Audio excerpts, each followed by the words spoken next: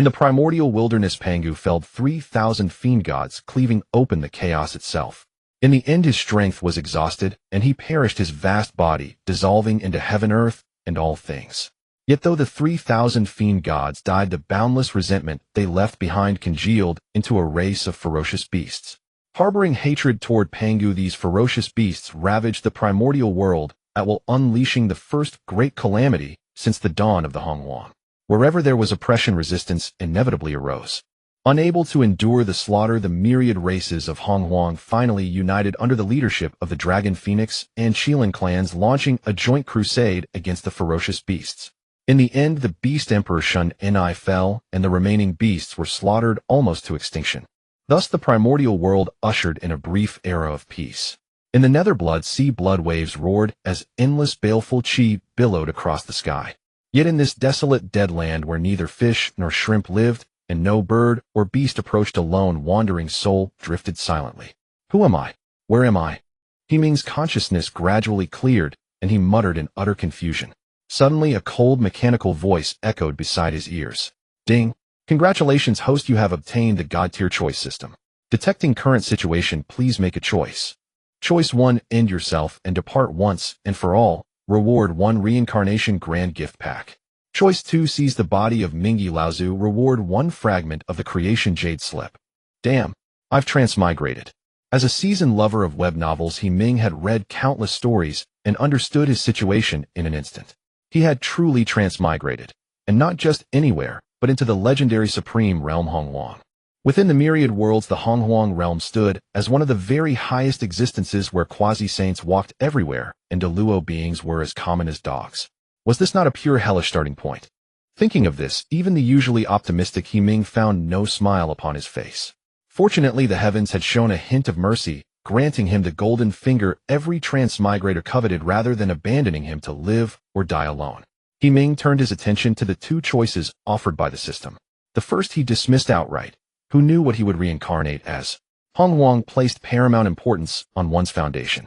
The great beings such as the Three Pure Ones and Nuwa all possessed peerless origins. Moreover, he recalled that in the early Hongwang there were, as yet, no humans. Should he reincarnate as an insect or a blade of grass only to be crushed under someone's casual step, would that not be an instant and ignoble end? And that so-called reincarnation grand gift pack looked dubious, no matter how he examined it. After weighing matters in his heart, Ming declared without hesitation, "System, I choose option 2, seize Mingi." Mingi it was then. Though later he would suffer miserably at the hands of the two Western saints, he was nonetheless a mighty being of eternal longevity, enduring myriad tribulations without extinction, a figure of genuine renown throughout Hongwang. The system released a stream of mysterious light that wrapped around Ming's soul and carried it deep into the boundless blood sea. In the depths of the nether blood sea, a blood-colored embryo pulsed with flickering spiritual radiance. Without a sound, the future Mingi Laozu, destined to shake the entire Hongwang, was quietly swapped. In Hongwang, no calendar was ever kept. 100 years passed in the blink of an eye. After a century of rest and recuperation, the great land of Hongwang regained its lively vitality. The myriad races of Hongwang flourished at a rapid pace, among which the Dragon, Phoenix, and Qilin clans grew most powerful. Fortunately, Hongwang was vast beyond measure. The three clans each focused on their own development, and for a time no major conflicts arose. In the northern reaches of Hongwang, however, the Blood Sea remained a desolate expanse, unchanged for 10,000 years. Suddenly, the nether blood waves surged violently as a black-haired, blood-robed Taoist slowly stepped forth from within the sea. His features were strikingly handsome, and a blood-colored divine sigil at his brow lent him an even more uncanny air. His brows were like twin swords, as though a god of slaughter had been reborn. From time to time, torrents of baleful qi rolled off his body. With the Taoist's emergence, winds howled and clouds churned over the blood sea. Billowing black tribulation clouds gathered from all directions, their terrifying might seeming capable of crushing the very heavens. With a thunderous roar, after brewing for a brief moment, a bolt of lightning as thick as a water barrel suddenly crashed downward. The lightning radiated violent fluctuations, descending like a world-ending tribulation. Its fearsome power shattered clouds across the 9 heavens and tore rifts through space itself. Facing such terrifying lightning, the blood-robed Taoist merely gave a faint smile. With a sweep of 2 long swords, one green, one white, in his hands, a sky-piercing sword light erupted. With a resounding boom, the dreadful tribulation clouds were blasted apart. Instantly the sky cleared, and the heavens stretched bright and cloudless for 10,000 miles. For innate divine spirits with such profound foundations, the lightning of transformation was nothing more than a formality incapable of posing the slightest threat. Ming gazed up at the sky and shouted loudly, "From this moment on, Hong Huang has only the blood sea Mingi, and no more Ming." The cry echoed across the heavens, yet for a long while no response stirred. Mingi felt a twinge of embarrassment. The system has already assisted the host in successfully seizing the body. Even the heavenly Tao cannot detect it. He rubbed his nose, realizing that the system was far more formidable than he had imagined. He had simply overthought things. Mingi had been born from the embryo of the blood sea itself, his foundation exceedingly high. Upon taking form, he already possessed the cultivation of a Tai golden immortal. The realms of Hong Huang were earth immortal, celestial immortal, true immortal, mysterious immortal, golden immortal, Tai golden immortal, Deluo golden immortal, quasi-saint, and saint. At birth, he also possessed two companion spirit treasures. The first was the swords Yuan-2 and Abi high-grade innate spirit treasures, unrivaled in slaughter, capable of killing without incurring karmic entanglement, their might comparable to that of top-grade spirit treasures. The second was a top-grade innate spirit treasure, the 12-petaled karmic fire red lotus. Seated upon this lotus dais, one enjoyed astonishing defense, and it could also unleash karmic fire to burn away karmic force. All living beings bore karmic force, differing only in degree. Once karma accumulated excessively, heavenly tribulation would descend, at once reducing one to ashes in an instant. Karmic force could not be erased, only washed clean through accumulated merit. This was why cultivators of great virtues seldom indulged in killing, and instead strove to perform good deeds, fearing karmic taint upon their bodies. From this one could see how precious a spirit treasure capable of burning karmic force truly was. Mingi sat cross-legged above the blood sea and began to cultivate. Though he possessed the realm of a Tai golden immortal in the vastness of Hong Huang, that was still far from sufficient. At present, Hong Huang was only at the onset of the Dragon Phoenix calamity. The 6 saints had yet to attain the Tao. Nevertheless, the clan leaders of the Dragon Phoenix and Qilan races had already reached the peak of the Deluo golden immortal realm. Set a small goal: I will not emerge from seclusion until I reach the Deluo golden immortal realm. Before him floated a single fragment exuding profound Tao aura, countless chains of law woven upon its surface. This was the fragment of the Creation Jade Slip, rewarded by the system. The Creation Jade Slip was a supreme treasure of chaos upon which 3,000 laws were inscribed. When Pangu split the heavens, it shattered into several pieces that scattered across Hong Huang. Hong Jun was able to become a saint precisely because he obtained most of the Creation Jade Slip's fragments. Though Mingi's piece could not compare to Hong Jun's for his current self, it was already more than sufficient. Extending his divine soul, he carefully comprehended the power of law upon the Creation Jade Slip. A subtle, wondrous sensation rose within him. The laws of heaven and earth seemed to open their doors, directly laid bare before his eyes for him to manipulate at will. In an instant, spiritual energy across hundreds of millions of miles surged violently, and the blood sea lifted waves 10,000 meters high. Just as Mingi was immersed in cultivation, a grand voice resounded throughout the entire Hong Huang. I am the ancestral dragon. I hereby proclaim to the heavenly Tao, from this day forth my dragon clan shall stand as the sovereign of all scaled beings beneath the heavens. As Zhu Long's domineering declaration fell, the heavenly Tao thundered in response. Golden blossoms cascaded chaotically from the skies, as golden lotuses erupted from the earth. It was as though the heavenly Tao had agreed to the dragon clan's petition. From the heights of the 9 heavens, an immense stream of fortune and destiny descended. Under the blessing of this mighty Qi Luck, Zhu Long's aura surged violently, breaking through in an instant to the quasi-saint realm.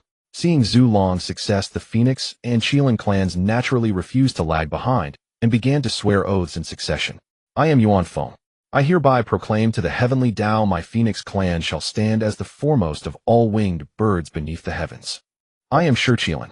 I hereby proclaim to the heavenly Tao the Qilan clan shall stand as the leader of all terrestrial beasts beneath the heavens. The heavenly Tao thundered twice more, and countless celestial phenomena descended upon the world.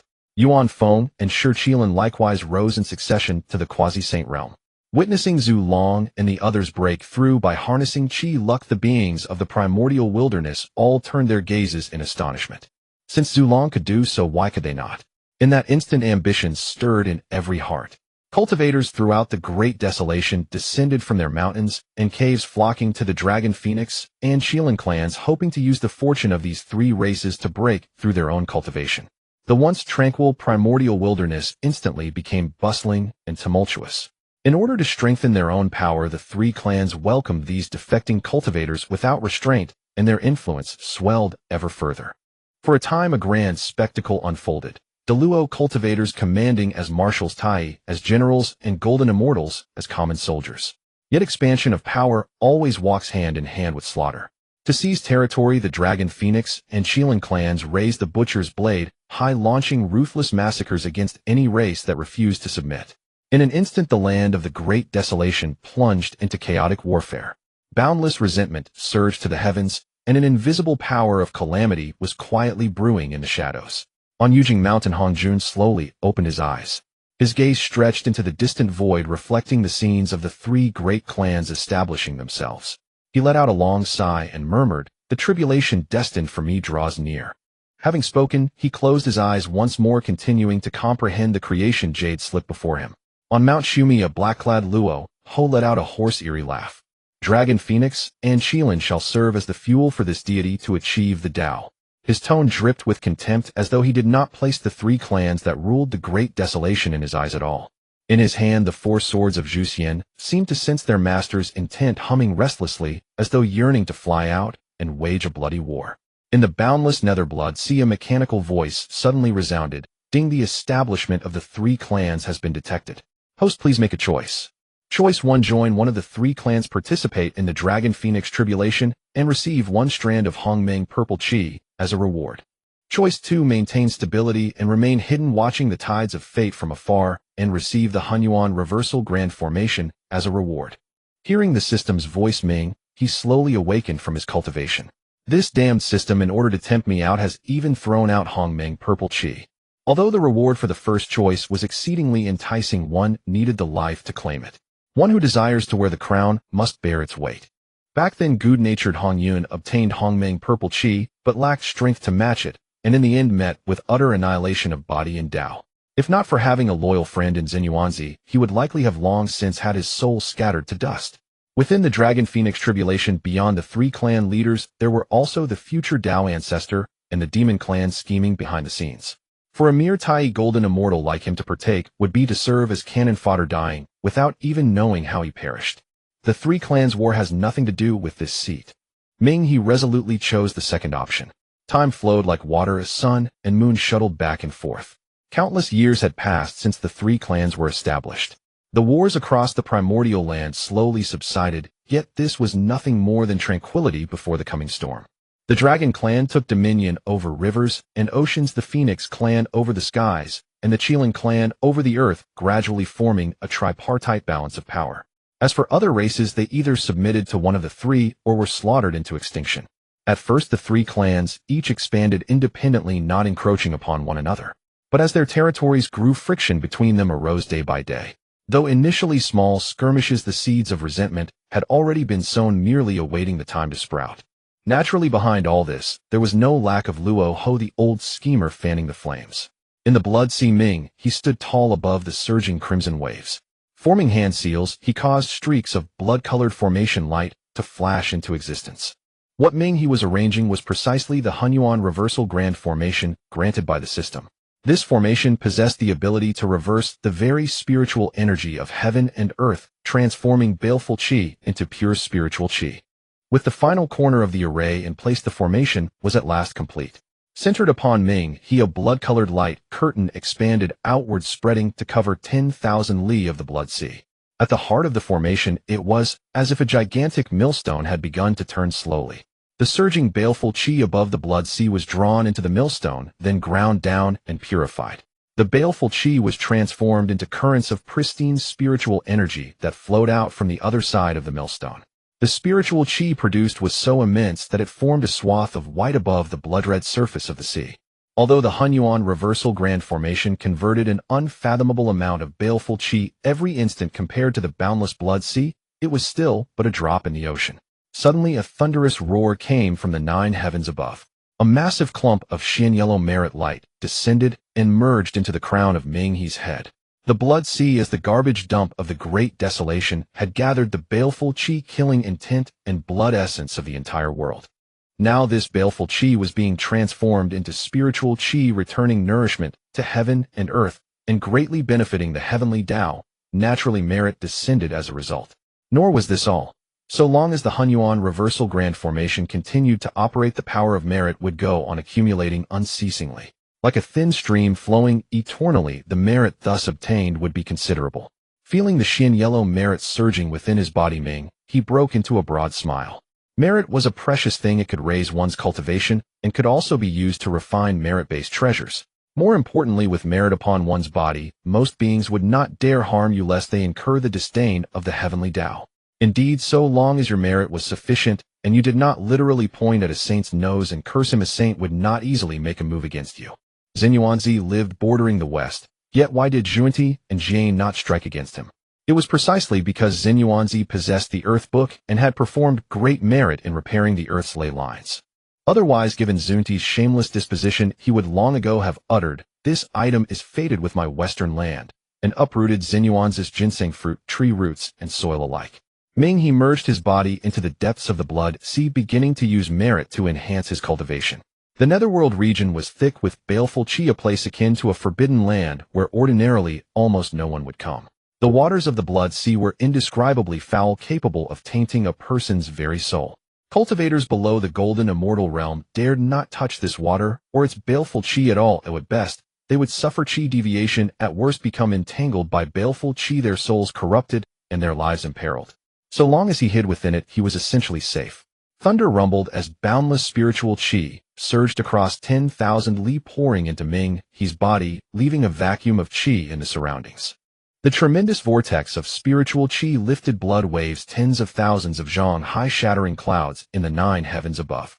Fortunately, spiritual energy in the Great Desolation was exceedingly abundant, and in the next instant countless streams of chi surged in to refill the void. In a lesser world, this single session of cultivation by Ming, he would have drained all spiritual chi from the realm. Ming, he was like a gluttonous Tao, yet endlessly devouring the spiritual energy. In the Great Desolation, time held no clear meaning and slipped away in the blink of an eye. Ming, his cultivation this time lasted a full 10,000 years. Over those 10 millennia, he refined all the merit and raised his cultivation to the mid-stage of the Tai Golden Immortal Realm. In the primordial Blood Sea, due to the constant battles among the 3 clans, the number of souls perishing each day is counted in the billions. Endless essence of blood flows through the earth veins, continuously seeping into the Blood Sea, causing the already vast area of the Blood Sea to keep expanding. On this day, the Blood Sea, which had been calm for centuries, suddenly stirred. Above the 9 heavens, a tribulation was brewing. With a thunderous boom, a bolt of destructive lightning descended.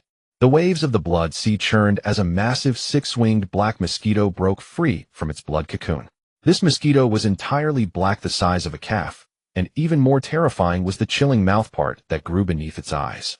As the transforming tribulation was about to strike, the 6-winged black mosquito flapped its wings. Instantly, countless swarms of mosquitoes flew out, darkening the sky, dense enough to scare anyone with a fear of crowds. The tribulation was incredibly violent. No cultivator in the primordial world was unafraid. Even if one had deep roots and blessings, if weighed down by excessive karma, there would still be the heavenly punishment awaiting. However, the swarm of mosquitoes surged forward, devouring the tribulation entirely. The dark clouds of calamity reluctantly dissipated as a beam of heavenly light descended. As the light faded, the gigantic black mosquito had vanished, replaced by a gaunt, lewd-looking figure draped in gray robes. Today I, the Mosquito Taoist, have transformed, and shall be the master of the Blood Sea. The Mosquito Taoist proclaimed to the heavens, his words filled with arrogance and dominance. He had the right to say such things, having originated from the Blood Sea, and could be considered a primordial divine being. With his innate mouthpart that could pierce anything, he would undoubtedly have a place in the primordial world in the future. Deep within the Blood Sea, a notification sounded. Ding. The Mosquito Taoist has emerged. Please make a choice. Choice 1. Resolve matters. Peacefully relinquish the Blood Sea. Reward, innate spiritual root, Huang Zhongli. Choice 2. Kill the Mosquito Taoist. Proclaim sovereignty over the Blood Sea. Reward, the cultivation method of the Blood God's Son. The eyes of the Ming, he flashed with astonishment. The Mosquito Taoist had actually appeared. Although the Blood Sea was a desolate land apart from Ming, he had birthed a renowned figure, the Mosquito Dao. Although the Mosquito Daoist did not gain recognition in the primordial realm until the great calamity of the gods, he became famous in a single battle. Not only did he kill one of the 4 disciples of the Jie sect, the Saint Mother of Turtle Spirit, but he also consumed the 12-petal Merit Golden Lotus from the west, reducing it to a 9-petal one. The Merit Golden Lotus and the Red Lotus of Karmic Fire from Ming, he originated from the same source, both being supreme, innate spiritual treasures, incredibly hard. Yet the Mosquito Daoist managed to consume 3 petals, proving his extraordinary abilities. As long as the Blood Sea remained Ming, he would not perish. The Blood Sea was his foundation, although he had not yet refined the entire Blood Sea, he viewed it as his own and would never allow anyone to covet it. Moreover, the reward for killing the Mosquito Daoist was the cultivation method of the Blood God Sun, which was what he yearned for. In his past life, the reason why Ming he could roam through the primordial world was due to the indestructibility of the Blood Sea and his ability to transform into 480 million Blood God Suns. As long as one of those 480 million Blood God Suns remained alive, Ming, he could resurrect through them, truly a method defying heaven. With both compelling reasons to act and enticing rewards, Ming, he naturally would not hesitate. Above the Blood Sea, as the Mosquito Daoist was about to flap his wings and survey his future territory, he saw a blood light flying in from the distance. The blood light descended, transforming into a handsome Daoist. The Mosquito Daoist was startled and cautiously asked, "Who are you?" Ming he examined the cultivation of the Mosquito Daoist. Initial stage of Tai Golden, immortal, manageable. "I am Ming he, the master of this Blood Sea." The Mosquito Daoist's expression suddenly darkened as he replied defiantly, "He, then I shall kill you, and I will naturally become the master of this Blood Sea." Before his words fell, a dark hook-shaped spiritual treasure appeared in his hand, striking towards Ming he with the might of thunder. This was his accompanying spiritual treasure, the Soul Hook. Once caught, one's soul would scatter, leading to death and obliteration. With a wave of Ming he's hand, the Yuan Tu and Abijna swords flew out with a chilling, killing intent. Boom. The 2 spiritual treasures collided, producing a tremendous buzzing sound. The spiritual energy surged violently across thousands of miles, becoming chaotic. The Blood Sea rose with towering waves, churning out an endless aura of blood and slaughter.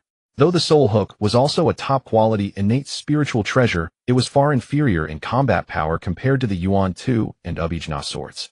With just one clash, the Soul Hook was sent flying. However, this was merely a distraction from the Mosquito Daoist. The real killing move was yet to come. The Mosquito Daoist transformed into a giant mosquito, darting towards Ming he with lightning speed. With 3 pairs of wings flapping, a tremendous whirlwind was conjured, tearing apart space. The Mosquito Daoist's speed was astonishing, and in the blink of an eye he was right in front of Ming he. The sharp mouthpart shimmered with a chilling light. Once in close proximity, even a Deluo Golden Immortal would be punctured with a bloody hole. Just as the Mosquito Daoist felt confident about his impending success, a lotus platform rose beneath Ming he's feet. The Karmic Fire Red Lotus bloomed with 12 petals, releasing blazing karmic flames that enveloped Ming he entirely. Ding! The sharp mouthpart hit a snag on the Karmic Fire Red Lotus. At that moment, the Mosquito Daoist had just transformed and was not yet strong. Naturally, his mouthpart could not breach the defenses of a supreme innate spiritual treasure. The Mosquito Daoist was stunned. He never expected that Ming he possessed a supreme spiritual treasure, and it was a square lotus platform, second only in defense to the innate supreme treasure. Standing atop the Red Lotus, Ming he wielded the Yuan Tu and Abijna swords mercilessly. With a whoosh, a sword aura soared to the heavens. A white light flashed across the heavens, ripping through infinite space and raising countless blood waves. Boom! With one sword strike, the Mosquito Daoist was utterly defenseless, directly obliterated into a mist of blood that fell into the Blood Sea. Unfortunately, the future renowned Mosquito Daoist fell even before leaving the Blood Sea in this life. Having slain the Mosquito Daoist Ming, he successfully obtained the long-desired method of the Blood God Sun.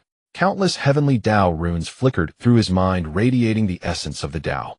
Ming he's talents and roots were exceptional. Without much effort, he fully comprehended the method of transforming into the Blood God Sun.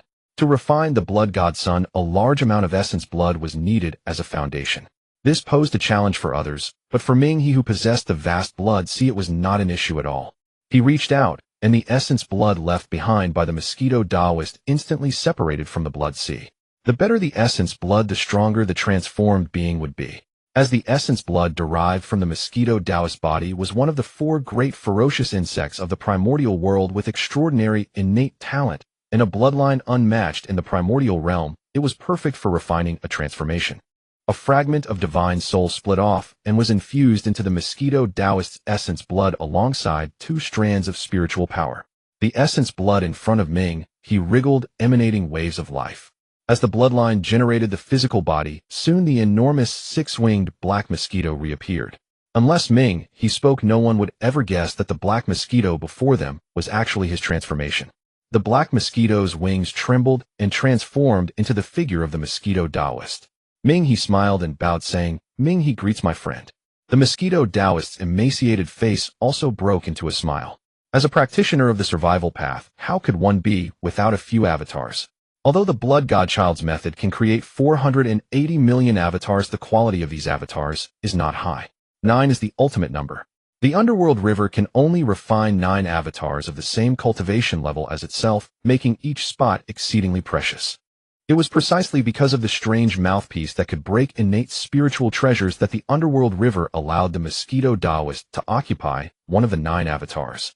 Moreover, the shameless duo from the west will undoubtedly lead to countless blood seas in the future. The Underworld River does not seek trouble, but is not afraid of it either. If Zhuan and Jiayin dare to come, he would not mind reenacting history, allowing the Mosquito Taoist to absorb the 12-grade Golden Lotus. Let the 2 saints from the west who often take advantage of others experience the pain of losing a treasured possession. Returning the soul lock hook to the Mosquito Taoist for protection, the Underworld River submerged back into the Blood Sea and entered seclusion for cultivation. Time flies like an arrow and the sun and moon pass swiftly. 10,000 years of time has vanished in an instant.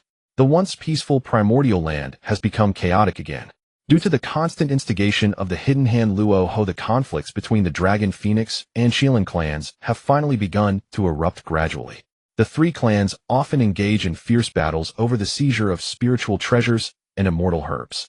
Moreover, these 3 clans are all celestial divine beasts, inherently proud. Even when conflicts arise, they disdain to explain, causing the disputes to escalate. Throughout the primordial land, chaos reigns and battles rage everywhere. In a moment, countless innocent beings have perished and many mountains and spiritual veins have been destroyed. The endless blood sea, the essence and blood from the great battles of the 3 clans all converge into the blood sea, generating an overwhelming aura of slaughter that rises into the sky.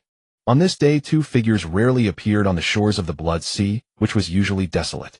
One of them was a beast with the head of a jackal and the body of a dragon, possessing the cultivation of an early golden immortal. The other was a fire phoenix draped in flames with the cultivation of a peak golden immortal. The 2 divine beasts engaged in a life-and-death battle by the Blood Sea. The fire phoenix spread its wings, unleashing endless flames to scorch the earth. "Yaji, hand over your spiritual root, and I shall spare your life."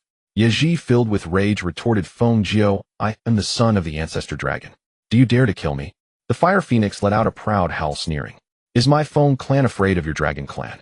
In the midst of their bloody battle, neither noticed the prying gaze from within the Blood Sea. As the Lord of the Blood Sea, the Underworld River had sensed the 2 as soon as they approached.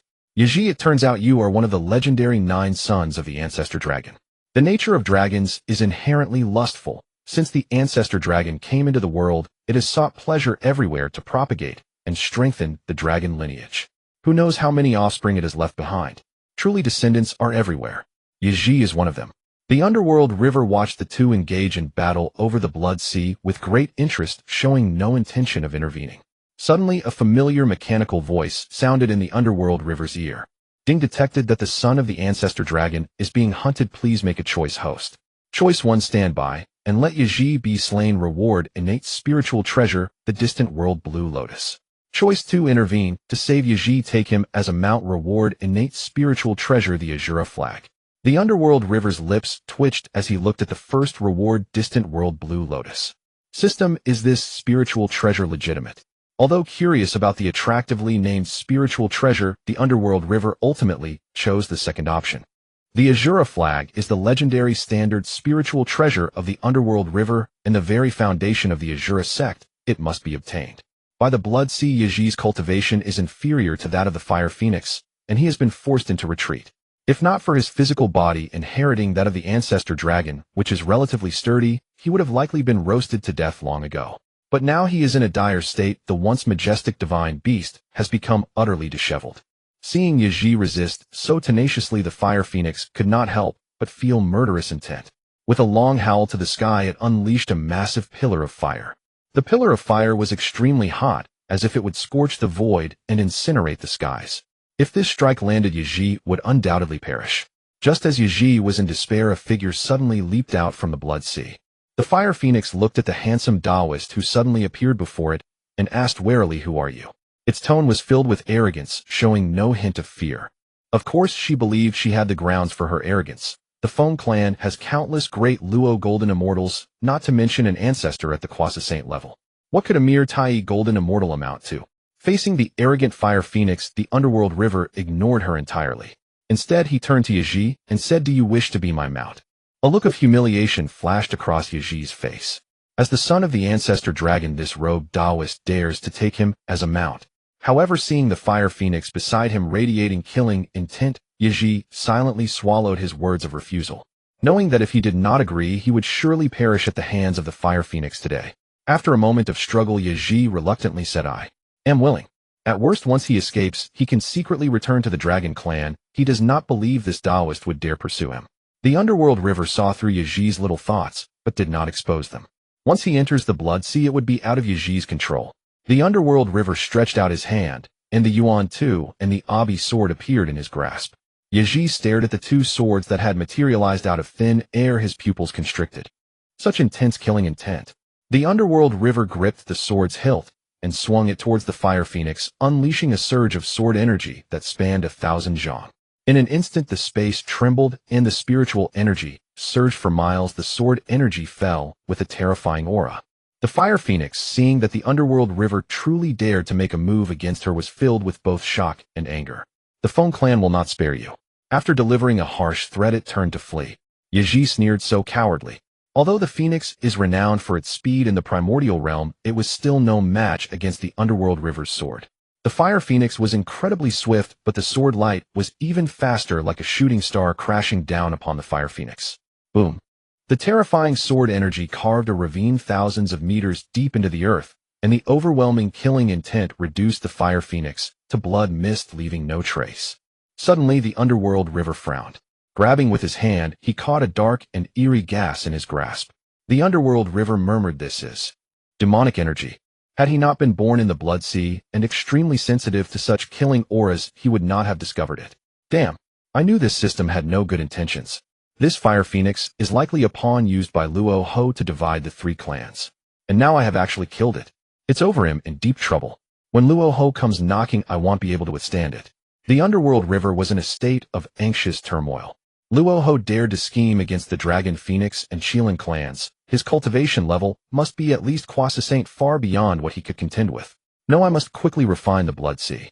With the blood sea unyielding, the underworld river will not die. The underworld river slammed his palm down in determination. I don't believe Luo Ho truly dares to bear the consequences of refining the blood sea. Immediately, he grabbed the bewildered Yaji and dove into the blood sea. In Shumi Mountain, Luo Ho slowly opened his eyes. The strange black gas around him surged as he sensed one of his golden immortal level pieces was dead. The sea of blood, within it the primordial reversal formation, churned ceaselessly day and night, transforming torrents of crimson blood into pure primordial spiritual energy. At the formation's heart, Mingi sat cross-legged in deep meditation. A small azure banner hovered before his chest, radiating layers of profound arcane light and scattering golden lotus blossoms into the air. The Azura banner, also known as the Northern Profound Primordial Water Control Banner, was one of the 5 directional celestial banners ranked among the supreme primordial divine artifacts.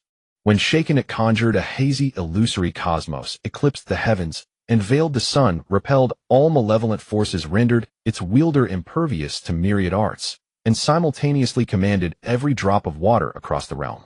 As for why it was called the Azura banner, much like how the Chaos Bell was renamed the Donghuang Bell, the name reflected its essence and legacy. With both the Lotus of Karmic Flame and the Azura banner now under his command, Mingi's defenses had become impregnable.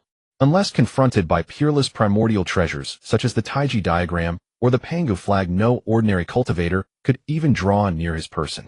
Suddenly, an overwhelming torrent of spiritual energy surged inward. Ming's aura erupted violently. His cultivation level soared unmistakably to the late stage of the supreme immortal of Tai. Waves of timelessness emanated from his being, rendering him infinitely more inscrutable and profound. Abruptly, Ming sensed something. His divine sense extended outward. There a furtive figure streaked through the sky, fleeing toward the outer reaches of the sea of blood. Ming smiled faintly and stretched forth his hand. A colossal ethereal palm, woven from condensed spiritual energy, ripped through space itself, spanning 10,000 li in an instant, and seized the fleeing Yaji.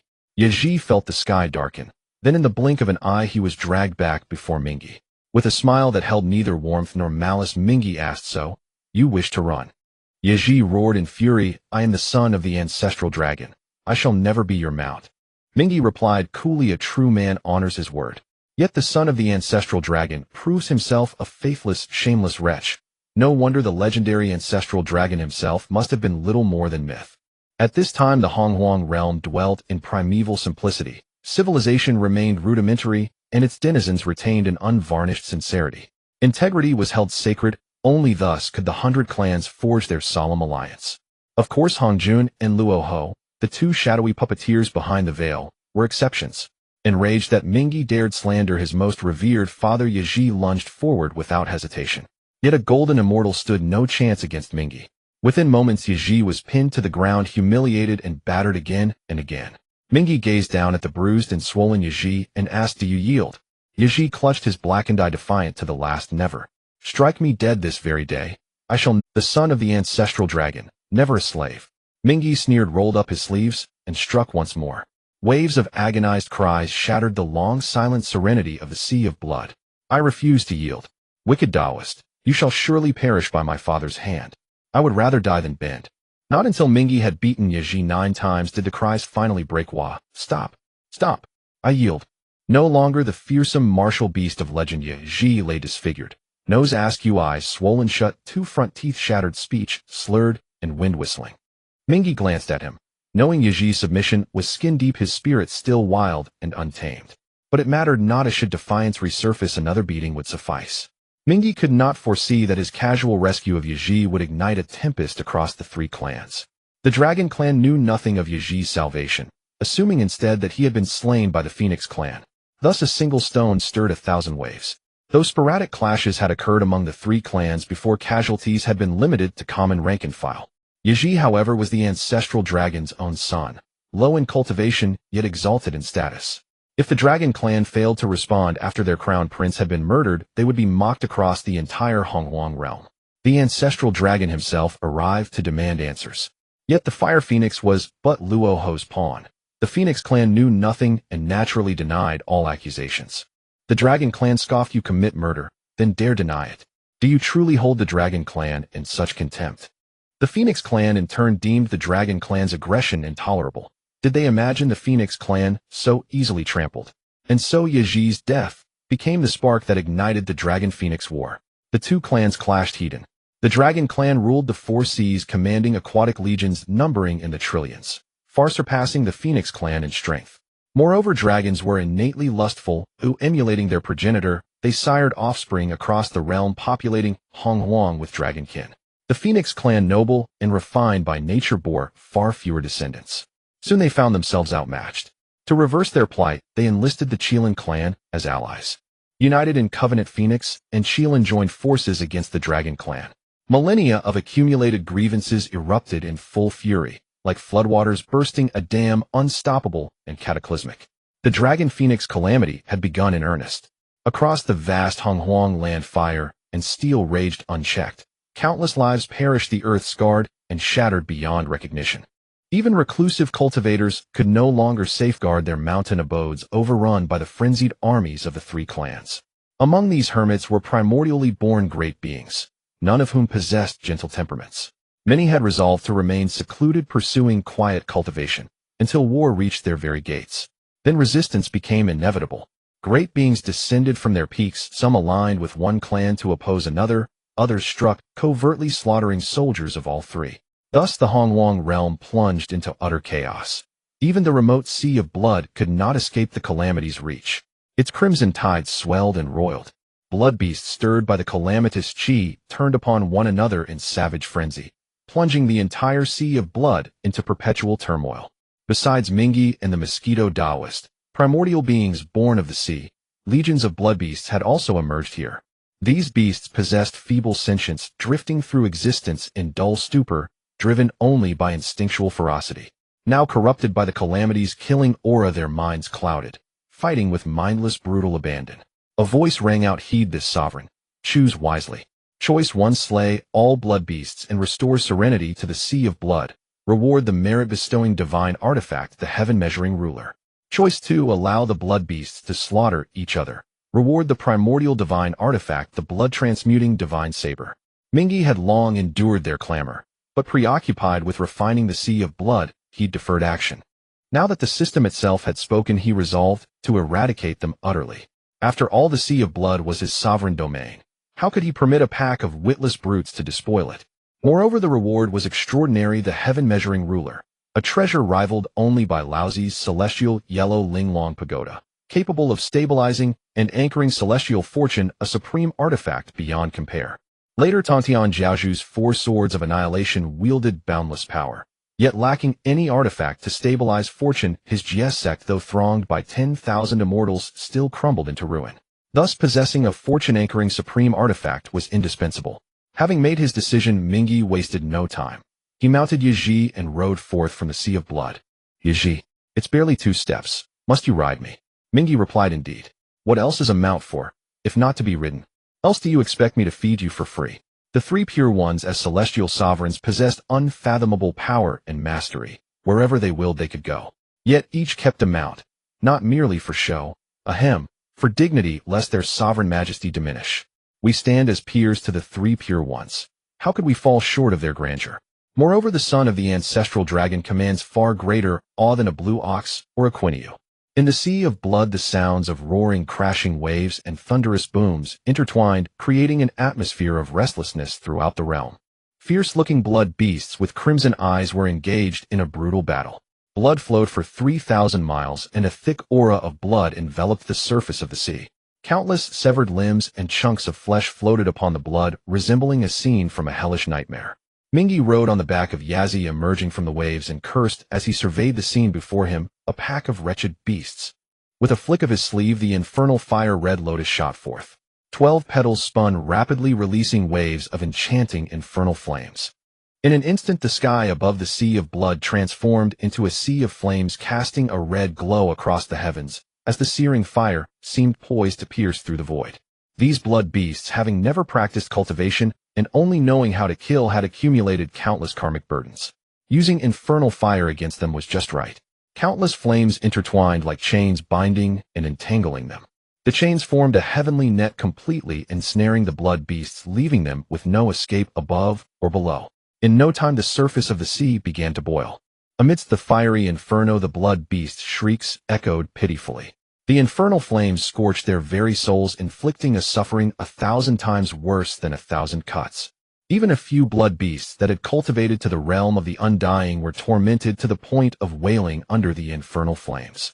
Yet the way has its 50, in the heavens its 49. One may escape one. There is always a glimmer of hope in every situation. If they could endure the searing of the infernal flames, they could cleanse themselves of their karmic burdens, which would indeed be a blessing. However, very few in the primordial world could truly withstand the pain of being burned by infernal fire. Yazi trembled as he listened to the continuous cries of agony around him. "It's terrifying. Even I probably couldn't bear such horrific pain." Seeing Yazi's expression of relief, Ming's lips curled into a faint, almost imperceptible smile. Using infernal fire to burn the blood beasts was not only to cleanse the sea of blood, but also to serve as a warning to others. For a long time to come, Yazi would likely not dare to have any ulterior motives. Moments later, the wails of the blood beasts gradually faded away. Under such terrifying infernal flames, none of the blood beasts could escape, all turning to ashes. Mingi retracted the infernal fire-red lotus and glanced toward the direction of the primordial land. He noticed a thin layer of grayish gas enveloping the once azure sky. That was the aura of calamity. Once it accumulates to a certain degree, the heavens and earth retaliate, and calamity arises. But what does this great calamity have to do with me and the Sea of Blood? Mingi chuckled nonchalantly as he steered Yazi back into the Sea of Blood. After resolving the blood beast, uprising Mingi began to continue refining the Sea of Blood. The matter of demonic energy kept Mingi on edge, fearing that one day Luo Ho would come knocking. Only by thoroughly refining and mastering the Sea of Blood would he have the confidence to not fear the other. The Sea of Blood not drying up means Mingi does not die, and this is no idle boast. The Sea of Blood is vast and boundless. A common person would not only fail to refine it, but would go mad from the endless malevolent energy within. Only Mingi, born within the Sea of Blood and naturally attuned to it, could refine it at such a rapid pace. Deep within the Sea of Blood, Mingi sat cross-legged upon the red lotus, focusing intently on refining the sea. Above him the Shura flag hung, casting down mysterious light to protect Mingi. The heavenly measuring ruler Yuan II and the abyss sword guarded him closely, ready to strike fiercely at the slightest disturbance. With these four treasures to protect him, even a great Luo Golden Immortal would find it impossible to launch a silent attack. Such caution showed just how much Mingi was taking care to survive. In the mountains no time passes, yet 1,000 years have gone by in the world. Even for Mingi, refining the entire Sea of Blood took a full 100,000 years. Suddenly Mingi opened his eyes wide, and a flash of lightning appeared out of nowhere. The billions of miles of blood sea surged at that moment, countless waves rising and crashing as if welcoming their master. A rumble echoed from the heavens, and in an instant flowers rained from the sky and golden lotuses erupted from the earth. Countless celestial maidens danced, and the celestial music floated through the air. It seemed the Tao was celebrating for him. Mingi let out a long breath. After spending so many years refining the Sea of Blood, there were benefits. His cultivation had risen to the peak of the Tai Golden Immortal, just one step away from the great Luo realm. Ding! Congratulations to the host for refining the Sea of Blood. Please make a choice. Option 1. Announce your sovereignty over the Sea of Blood to the Primordial World. Reward 36 Sea Stabilizing Pearls. Option 2. Remain silent and act discreetly. Reward the Blood God Palace. Mingi looked at the two options and decisively chose the second. Although he couldn't hide his identity as the master of the Sea of Blood for long, delaying exposure meant less risk. Moreover, with the Dragon, Phoenix, and Qilan clans currently in fierce conflict, he did not want to draw attention to himself. Stealthy development was the true way to success. After making his choice, a beam of light flew into his hand. Mingi looked at the miniature version of the palace in his palm, feeling quite pleased, as he was indeed a person from a later era harboring an inexplicable obsession with houses. Having spent so many years in the primordial world, although he had magical powers and did not have to worry about food and sleep, his life was essentially that of a wild man, using the heavens as a blanket and the Sea of Blood as a bed. In the entire Sea of Blood there were no living beings, not even a blade of grass, only desolation. Even the newly acquired Mount Yazi could not enter the Sea of Blood and had to stay outside. He tossed the palace into the depths of the Sea of Blood, and with a splash, the originally miniature Blood God Palace suddenly grew immensely large, creating towering waves. The Blood God Palace emitted a blood-colored barrier, isolating all the blood water from entering. Mingi stepped inside and saw that the palace spanned tens of thousands of acres, complete with mountains, rivers, pavilions, and everything one could imagine. It was as if it were a world of its own. Mingi pulled the chaotic reversal array from above the Sea of Blood into the Blood God Palace. The array's core revolved continuously, transforming the surging malevolent energy into spiritual energy and then channeling it into the Blood God Palace. With abundant spiritual energy, the Blood God Palace also thrived. Flowers bloomed and green grass flourished, resembling a paradise. Yazi, who had followed the sudden appearance of the array into the palace, looked around in confusion at the rolling blood water, frightened and shouting. Mingi shot a glance at him and scoffed. How unfortunate that you are the son of the ancestral dragon, yet possess such small courage. Yazi then realized that the blood water outside could not enter and finally felt relieved. He angrily shouted at Mingi. You thieving Taoist, I'm going to fight you. He waved his claws, ready to battle Mingi. A quarter of an hour later, Yazi was once again pressed down by Mingi. Do you dare to resist? Yazi, with a bruised face, hurriedly shook his head. I don't dare. In his heart he cried out, Father, come and save your child. This thieving Taoist is simply inhumane. If Mingi had the ability to read minds, he would surely mock him. Your father is currently caught in Luo house schemes and cannot even protect himself, let alone have the mind to care for you. In the sky above the primordial land, three colossal figures stood firm, their imposing presence akin to ancient divine mountains, majestic and weighty. The ancestral dragon swung its immense dragon body, releasing the aura of a Quasi Saint without reservation. Yuan Feng declared. Yuan Feng Shiqilan, the great battle of the three clans begins today. The ultimate victor shall be the overlord of this primordial land. Dressed in brilliant colors, Yuan Feng's enormous wings stirred, igniting a sea of flames. Hearing the ancestral dragon's declaration of war, Yuan Feng responded fearlessly, "What is there to fear?" Shiqilan stood firm on its four legs, seemingly the least conspicuous, yet its aura was no less formidable than that of the ancestral dragon and phoenix. It rumbled, "The victor shall be king, while the vanquished shall retreat from the primordial land." Clearly the three ancestors had not lost their rationality. They must fight to the death. They were well aware of the saying, "When the clam and the snipe fight, the fisherman benefits." The three ancestors shouted in unison, "Battle!" And with that command, the great war commenced. Across the primordial land, countless armies of the three clans were already arrayed. A glance revealed a dense mass numbering in the trillions, a magnificent sight. The overwhelming momentum even stirred the clouds of the nine heavens. In this battle, only the great Luo Golden Immortals would be the main fighting force. The Golden Immortals and Tai would merely serve as soldiers and cannon fodder. The elder of the dragon clan, Qinglong, channeled his power and bellowed, "Form the myriad dragon great formation." Instantly, countless true dragons soared into the sky, their vast bodies dancing in the air. Each true dragon possessed the cultivation of a Tai Golden Immortal, with the leading ones even at the great Luo level. The dragon horde moved in a specific trajectory, gradually forming a stunning formation. The myriad dragon great formation was a powerful array comprehended by the ancestral dragon during the time of worship from all beasts, possessing boundless might, and was the clan's ultimate formation. Once unleashed, its power was comparable to a Quasi Saint. The Phoenix and Xilan clans would not fall behind, each deploying their unique formations. Countless phoenixes soared and streams of southern Ming fire erupted, as if they sought to burn a hole in the sky. The blazing heaven great formation. The Xilan clan's formation was the myriad mountain suppression formation, capable of moving mountains and transforming seas into fields. The three extraordinary formations clashed immediately. Boom. The space shattered over billions of miles, and terrifying shockwaves rippled out in all directions. The spiritual energy trembled, mountains collapsed, rivers dried up, and vast lands turned to scorched earth. The powerful beings hiding in the shadows could not help but glance over, trembling at the might of the three clans' formations.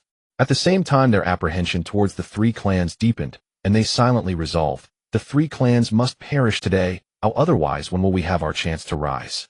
However, only a few paid attention to the battlefield below. Most focused their gaze on the battle among the three ancestors, for the outcome of the ancestors was the key to the war. Here in the primordial land, a single person's strength could rival thousands of armies. The ancestral dragon wielded the ancestral dragon pearl, casting countless rays of brilliance, traversing space as it hurled towards the enemy. Yuan Feng summoned the phoenix flag, stirring countless flames, as if the king of fire commanding authority over the world. Shiqilan stood tall on its four legs, howling towards the heavens. A surge of dark yellow earth energy rose, transforming into a great Qilan seal. The battle among the three Quasi Saints was incredibly terrifying, with a single shockwave capable of obliterating a great Luo Golden Immortal. The heavens were utterly shattered into a void, and the space had broken countless times, unable to repair itself before shattering again. Where they passed, the heavens collapsed, and the earth sank, with all living beings perishing. The land was like a canvas plowed with chasms 1,000 meters deep. The sky resembled a shattered mirror filled with cracks. In one corner of the battlefield, Luo Ho was enveloped in black energy, clapping his hands and laughing heartily. "Haha, well fought," he exclaimed. "My opportunity for enlightenment comes today. As long as I harness the endless killing intent generated by the battle of the three clans, my four swords of extermination can be fully refined." At that moment, the vast primordial land would have no one to stop him. In the blood sea, the blood god palace. Ming, he sensed the tumultuous calamity energy in the air, knowing that the great calamity of the dragon and phoenix had already begun. Just as he prepared to ignore worldly affairs and continue his cultivation, ding. Detected the battle of the three clans. Please make a choice, host. Option 1, stop the battle of the three clans, unveil Luo house, conspiracy, reward supreme, spiritual treasure, purple gold coffin. Option 2, pretend not to know, continue seclusion, reward spiritual root, enlightenment tea tree. Ming, he was furious. "Good for you, dog system. If you want me to die, just say it. You even prepared the coffin for me, huh?" he scoffed. Even if he were to break through to the great Luo Golden Immortal now, he would still be a mere chicken before Luo Ho. If he dared to expose Luo House plot, the latter might directly slap him to death out of anger.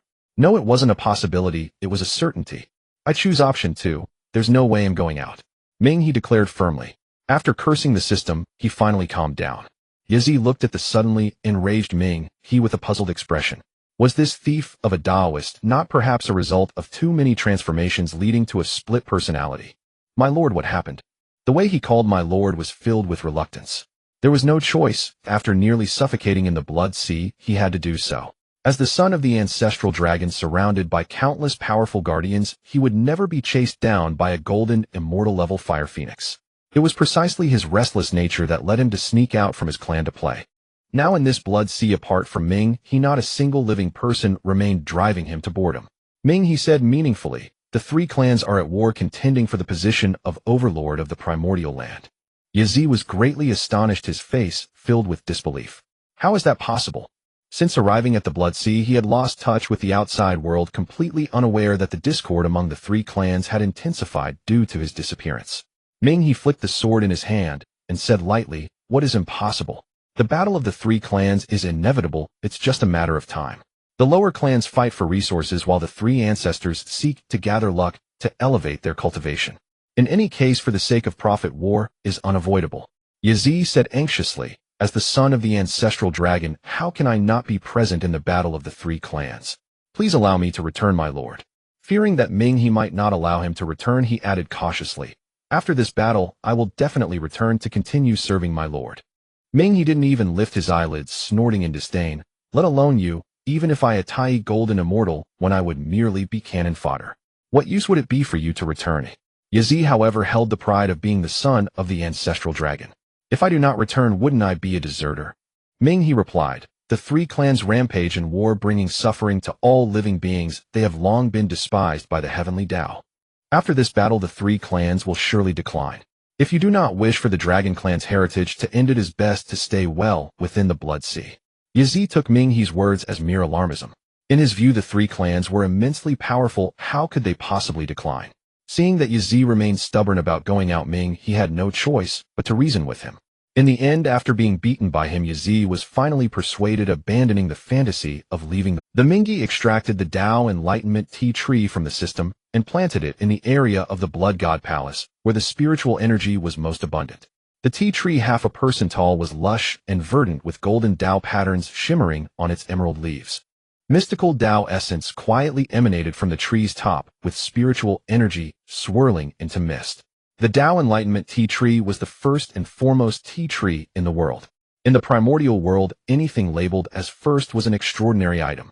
This Tao Enlightenment tea tree was a high-grade spiritual root, flowering every 2,500 years and sprouting again after another 2,500 years, with a total of 2,500 years required for harvesting. It would take a total of 7,500 years to harvest 49 leaves of tea. Although the Tao Enlightenment tea tree was not listed among the top 10 innate spiritual roots, it was still incredibly valuable. Thanks to the system's benefits, Mingi could taste the flavor of Tao Enlightenment tea without waiting for 7,000 years. He carved a set of tea utensils from innate spiritual jade, then scooped innate spiritual water from the Tao field and placed a tea leaf into it. In the later periods, when spiritual energy was scarce, innate spiritual jade and water were considered supreme treasures, but in the primordial era they were as common as ordinary stones and spring water. High-quality ingredients often require the simplest cooking methods. For top-tier spiritual items like Tao Enlightenment tea, any complicated steps would be superfluous. Simple brewing was all that was necessary. As the tea leaves were steeped in hot water, billowing mist rose like clouds. Surprisingly, this mist glimmered with hints of purple, and a rich aroma of tea wafted into the air. Mingi eagerly picked up the tea and drank it all in one go. Boom. He felt as if something had exploded on his tongue, and a refreshing and fragrant sensation penetrated his heart. A surge of clarity rushed through him, and his spiritual platform suddenly became clear. At the same time, a mystical Tao essence lingered in his heart, and the cultivation problems he had once found perplexing seemed to dissolve away, revealing the truth. This is Tao Enlightenment, Mingi exclaimed in surprise. Although he knew the effects of the Tao Enlightenment tea tree must be extraordinary, he never expected it could directly induce a state of enlightenment. This was a realm that countless people sought but could not attain. Now, just a single tea leaf had made it possible. If others were to discover such a miraculous object, they would surely be green with envy. Ming dared not hesitate and immediately summoned fragments of the creation jade tablet to begin his comprehension. Tao patterns flickered on the jade tablet, emanating a profound and mysterious aura. Uncertain how long had passed, the spiritual energy of the vast blood sea suddenly began to surge violently, rushing towards Ming like a torrent. Ming's aura was released unreservedly, and the overwhelming pressure forced the Yazi to kneel and tremble. 3 azure flowers slowly bloomed above his head, while colorful light swirled around his chest. With the gathering of 3 flowers and 5 energies, it indicated that Ming's Tai golden immortal realm was already perfected, just a step away from the Deluo realm. Now, with the assistance of the Tao Enlightenment Tea Tree, this bottleneck would no longer exist. Boom! A loud primal roar echoed in his ears. However, in reality, everything was completely calm, without a hint of sound. Great sounds are like whispers, and great forms are formless. Ming slowly opened his eyes, and an ethereal river began to flow gently before him. This river seemed to exist in another time and space, appearing to exist, yet also seemed non-existent. Invisible to the eye, unheard by the ear. This was one of the most mysterious rivers in the primordial world, the River of Time. It is called a river, yet is not a river. It represents the manifestation of the fates of all beings in the primordial age. The Deluo Golden Immortal does not transcend the Thunder Tribulation, but instead faces a life and death tribulation far more terrifying than the Thunder Tribulation. Ming felt his body become light and airy and his soul detached from his physical form, entering the River of Time. The River of Time flowed endlessly, just like time itself, never reversing. Ming felt as if he had transformed into a small fish in the river, with monstrous waves crashing towards him. Once overwhelmed by the waves, he would forever plunge into the River of Time, eternally submerged, and thus perished. The dangers within were countless times more terrifying than the Thunder Tribulation. Fortunately, Ming had deep roots and profound merits. These waves crashing against him felt like mere ripples against a mountain, unable to shake him in the slightest. Buzz! The Yuan Tu and Abi sword emitted a dragon's roar, releasing strands of murderous intent. Ming stood atop the river and swung 3 swords. 1 sword severed the past, 1 sword severed the present, and 1 sword severed the future. With the fall of the 3 swords, the past, present, and future were all cleaved away, returning the true self of myriad time and space to one. From that moment on, Ming's traces vanished in the River of Time, and even a sage could not return to the past to slay him. Of course, a sage wouldn't need to rewind the River of Time to kill a Deluo cultivator. A slap would. In a moment of daze, Ming realized he had returned to his physical body, and the River of Time before him had also vanished. He had become a Deluo Golden Immortal. With the cultivation of a Deluo Golden Immortal, he had gained a certain level of self-protection in the primordial world. Although in the later stages of the primordial age, Quasi-Saints would be abundant, and Deluo would be less than a dog at this moment. During the early stages of the primordial age, there were only a few Quasi-Saints, and a Deluo Golden Immortal's cultivation was sufficient to dominate a region. Moreover, Ming believed that with the system's assistance, becoming a saint was merely a matter of time. Meanwhile, Yazi felt the terrifying pressure emanating from his master, and couldn't help but feel a hint of respect. Though the Dragon clan was proud, they revered the strong the most. The reason Yazi did not submit before was that Ming's cultivation was too low. A Tai Golden Immortal was still not enough to be regarded in the eyes of the son of the ancestral dragon. But now that Ming had broken through to Deluo, he was considered a high-ranking elder among the Dragon clan, and Yazi's resentment lessened somewhat. Ming continued to drink several sips of the Tao Enlightenment tea to consolidate his cultivation. He regretted that the effects of the Tao Enlightenment tea were remarkable when first consumed, but subsequent uses would build resistance, causing the effects to gradually diminish. Seeing Yazi's envious expression, he smiled and said, "Shall I pour you a cup too?" Yazi turned his head with an expression of rejecting food offered from others. As the son of the ancestral dragon, I would rather die of thirst today than drink a single drop of tea. Ming chuckled, leaving the remaining half cup of tea on the spot and turning to leave. Watching Ming's disappearing figure, Yazi looked at the Tao Enlightenment tea with a conflicted expression. The rich aroma of the tea made him swallow hard. What if I just smell it? Yes, I'll just smell it, absolutely no drinking. Yazi persuaded himself, slowly leaning towards the tea. What if I just take a taste? That's right, I just want to taste what this tea is like. I definitely don't want to drink. Just one drop, I want drink more. One drop after another until the cup of tea was completely drained. So fragrant. The spiritual energy within Yazi surged, and with a pop, the bottleneck that had troubled him for so long shattered. He had broken through from a golden immortal to the Tai Golden Immortal realm. Yazi still wore a face of disbelief, blankly stating, I really broke through. Watching Yaz's face-slapping behavior from the shadows, Ming chuckled. Even the son of the ancestral dragon cannot escape the law of true fragrance. In the primordial chaos on the battlefield of the three clans, the Red Dragon, the Azure Dragon, and the Yinglong sword and twisted, exuding terrifying dragon might. The Fire Phoenix, the Ice Phoenix, and the Green Wand stretched their necks and swayed their tails, soaring through the nine skies. The five-colored Qilin roared as it stepped on the ground, enveloped in auspicious light.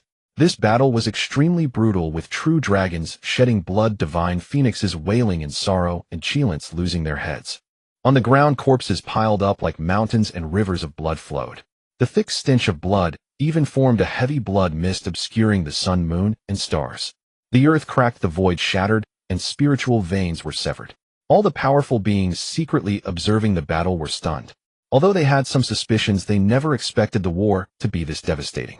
A few powerful beings with deep merits and vast fortunes sensed the clues. They saw that every member of the Dragon and Phoenix clans wore a deathly pallor, their eyes filled with bloodshot veins, yet they remained oblivious and continued to fight to the death. It was clear that they had been blinded by the calamity's aura and lost their reason. The ancestral dragon, the primordial phoenix, and the beginning Qilin were not faring much better. They were the primary targets of Luo Ho. At this moment, they had completely thrown caution to the wind. Each of them looked crazed, entangled in calamity's aura, every strike made with full force, aiming for vital points. The ancestral dragon's towering dragon body was covered in scales, blood flowing freely. A drop of golden essence fell onto the battlefield, obliterating a mountain peak. The primordial phoenix and the beginning Qilin were not much better off, their bodies riddled with wounds, looking extremely disheveled. Though the ancestral dragon possessed the strongest cultivation, it struggled to withstand the combined forces of the primordial phoenix and the beginning Qilin, gradually falling into a disadvantage. What was most terrifying about the calamity's aura was that while it could not harm you directly, it would confuse your mind, leading you to make foolish actions that would bring about your own demise step by step towards the abyss. At this moment, the ancestral dragon was drenched in blood, and his true dragon body was on the verge of collapse. He raged and roared, "Let us die together." With that, he resolutely self-destructed. The primordial phoenix and the beginning Qilin also seemed to have gone mad, each self-destructing. The power of the three Quasi-Saints self-destructing was tremendous, turning the area within 100 miles to ashes. This caused another wave of devastation among the already heavily wounded three clans. Boom! The heavens roared, and endless blood rain fell from the firmament. The sun, moon, and stars in the nine heavens also dimmed their brilliance, as if mourning the passing of the Quasi-Saints. In the sea of blood, Yaji felt a sharp pain in his heart, and tears uncontrollably streamed down. In his eyes was a look of confusion, not knowing what had happened. On the battlefield of the three clans, the powerful explosion also brought clarity to those who had been blinded by calamity's aura. The elder of the dragon clan, the Azure Dragon, looked at the fallen ancestral dragon, then at his heavily wounded and dwindling kin, tears streaming down his face. He cried to the heavens, "Heaven has destroyed my dragon clan." The Phoenix clan and the Qilin clan were also filled with sorrow, completely losing their fighting spirit. At this moment, a wild, boisterous laughter suddenly rang out. "Haha, my path is now established." From the northwest, a rolling black aura spread forth. A man wearing a black robe and exuding a sinister aura appeared out of thin air. His face was arrogant, with an air of menace, a person who seemed difficult to provoke at first glance. His powerful aura was overwhelming, clearly a top-tier Quasi-Saint in the primordial chaos. The three clans were alarmed. They knew that prior to this, the only visible Quasi-Saints in the primordial chaos were the ancestral dragon, the primordial phoenix, and the beginning Qilin. Now who was this suddenly appearing figure whom they had never heard of before? The Azure Dragon suppressed his grief and coldly asked, "What does the friend want?" "Do not think that my dragon clan is easy to bully just because we have lost our patriarch." The Zhuke of the Phoenix clan and the Wutu Qilin of the Qilin clan also spoke up in support. With Luo House appearance, the three clans had already united on the same front. However, despite their tough words, their confidence was clearly lacking. With all the clan leaders fallen and only a few de Luo golden immortals remaining, how could they withstand the Quasi-Saint Luo Ho? Luo Ho sneered contemptuously, "Do you think you can stop me with just this?" The three clans trembled with rage, yet could not find words to retort. In the primordial chaos, the law of the jungle prevails, and only the strong survive. Without the protection of the three ancestors, they were nothing but ants before the Quasi-Saint. Suddenly a grand voice echoed in the sky. "Mercy, mercy! Luo Ho, my friend, you have stirred the power of calamity, and the three ancestors have already fallen. Why must you be so aggressive? An old man with white hair dressed in a purple robe and holding a pure water bowl slowly walked out. With each step he took the Tao's essence rippled and countless strange phenomena surrounded him. His cultivation was refined and reserved, yet his extraordinary aura was still evident. The three clans were already numbed. One Kwasa Saint was enough, and now another had appeared. How many old schemers were hiding in the primordial chaos? Although the Mingi had remained hidden in the sea of blood, it had been keeping an eye on the situation in the primordial chaos. Fortunately, at this moment the calamity was occurring and the aura of death was rampant with the heavenly secrets and chaos. Even Kwasa Saints could not detect him. Seeing Luo Ho and Hong Jun appear, Mingi couldn't help but feel a chill in his heart. Indeed, these two had already reached Kwasa Saint cultivation, and they were not at the early stage of Kwasa Saint. When Hong Jun spoke, Mingi smiled. Truly the most deeply hidden old schemer of the primordial chaos. With just one sentence he exposed Luo House plot, placing Luo Ho in opposition to the three clans. Not only did he establish a good person image for himself, but he also garnered the goodwill of the three clans. He truly learned. The people of the three clans were not fools and quickly realized. The ancestral dragon Primordial Phoenix and beginning Qilin all possessed Kwasa Saint cultivation. How could they be easily deceived by Calamity's aura? It was evident that Luo Ho had secretly tampered behind the scenes. In an instant, countless members of the three clans glared at Luo Ho, their eyes seemingly spitting fire. Luo Ho admitted, calmly sneering. So what if I did it? It's just that the three clans are too foolish. Hong Jun, do not pretend to be a good person here. Since you have come today, let it be your end. With a wave of his hand, surging demonic energy surged. Four swords exuding a chilling aura of death appeared around the battlefield, one hovering in each direction: the Juxian sword, the Luxian sword, the Xianxian sword, and the Juexian sword. It turned out that Luo Ho had already set up the Juxian array around, waiting for Hong Jun to enter the game. This Juxian formation, refined through the endless killing intent and malice of the Dragon Phoenix and Qilin clans battle, had increased its power. Once this formation was unleashed, the heavens changed color and a murderous aura erupted. Even Hong Jun's expression changed. Looking towards the formation, he saw the pervasive killing intent, perilous dangers, and intricate transformations. The four swords hovered high, radiating a chilling killing intent, and just a glance sent shivers down one's spine. Mingi, watching the legendary formation, couldn't help but gasp in astonishment. Indeed, it truly deserves to be called the Primordial Chaos First Treasure of Slaughter. The four Juxian swords live up to their name, even stronger than my Yuan II and Ubi sword. However, Luo Ho is still too young. Look at Hong Jun's expression. If I didn't know the plot, I would really think he was unaware of the secrets of the Juxian formation. The Oscars owe you a little golden statue. Mingi couldn't help but exclaim, once again realizing Hong Jun's cunning. In his heart, he firmly decided it was best to stay hidden in the sea of blood and never actively provoke Hong Jun. Otherwise, with his meager skills, he would surely be schemed against and meet his demise. Just as the Mingi River was quietly enjoying the show, a cold mechanical voice suddenly rang out. Option 1: join Luo Ho and confront Hong Jun, reward the innate supreme treasure, the Godslaying. Option 2: join Hong Jun to deal with Luo Ho, reward the 12th grade world-destroying Black Lotus. Option 3: eliminate the chaos of heaven and earth to benefit the Hong Huang, reward the innate spiritual root, the Blood Spirit Banyan Tree. Ming's expression turned dark, even rolling his eyes seemed too much effort. System, do you think I can take on Luo Ho or Hong Jun? This isn't a game, it's pure suicide. Facing Ming's sarcasm, the system did not respond at all. Inside the extermination array, Hong Jun stood on a golden lotus of virtue, holding a pure water bowl, surrounded by an overwhelming aura of purple energy extending for 30,000 miles.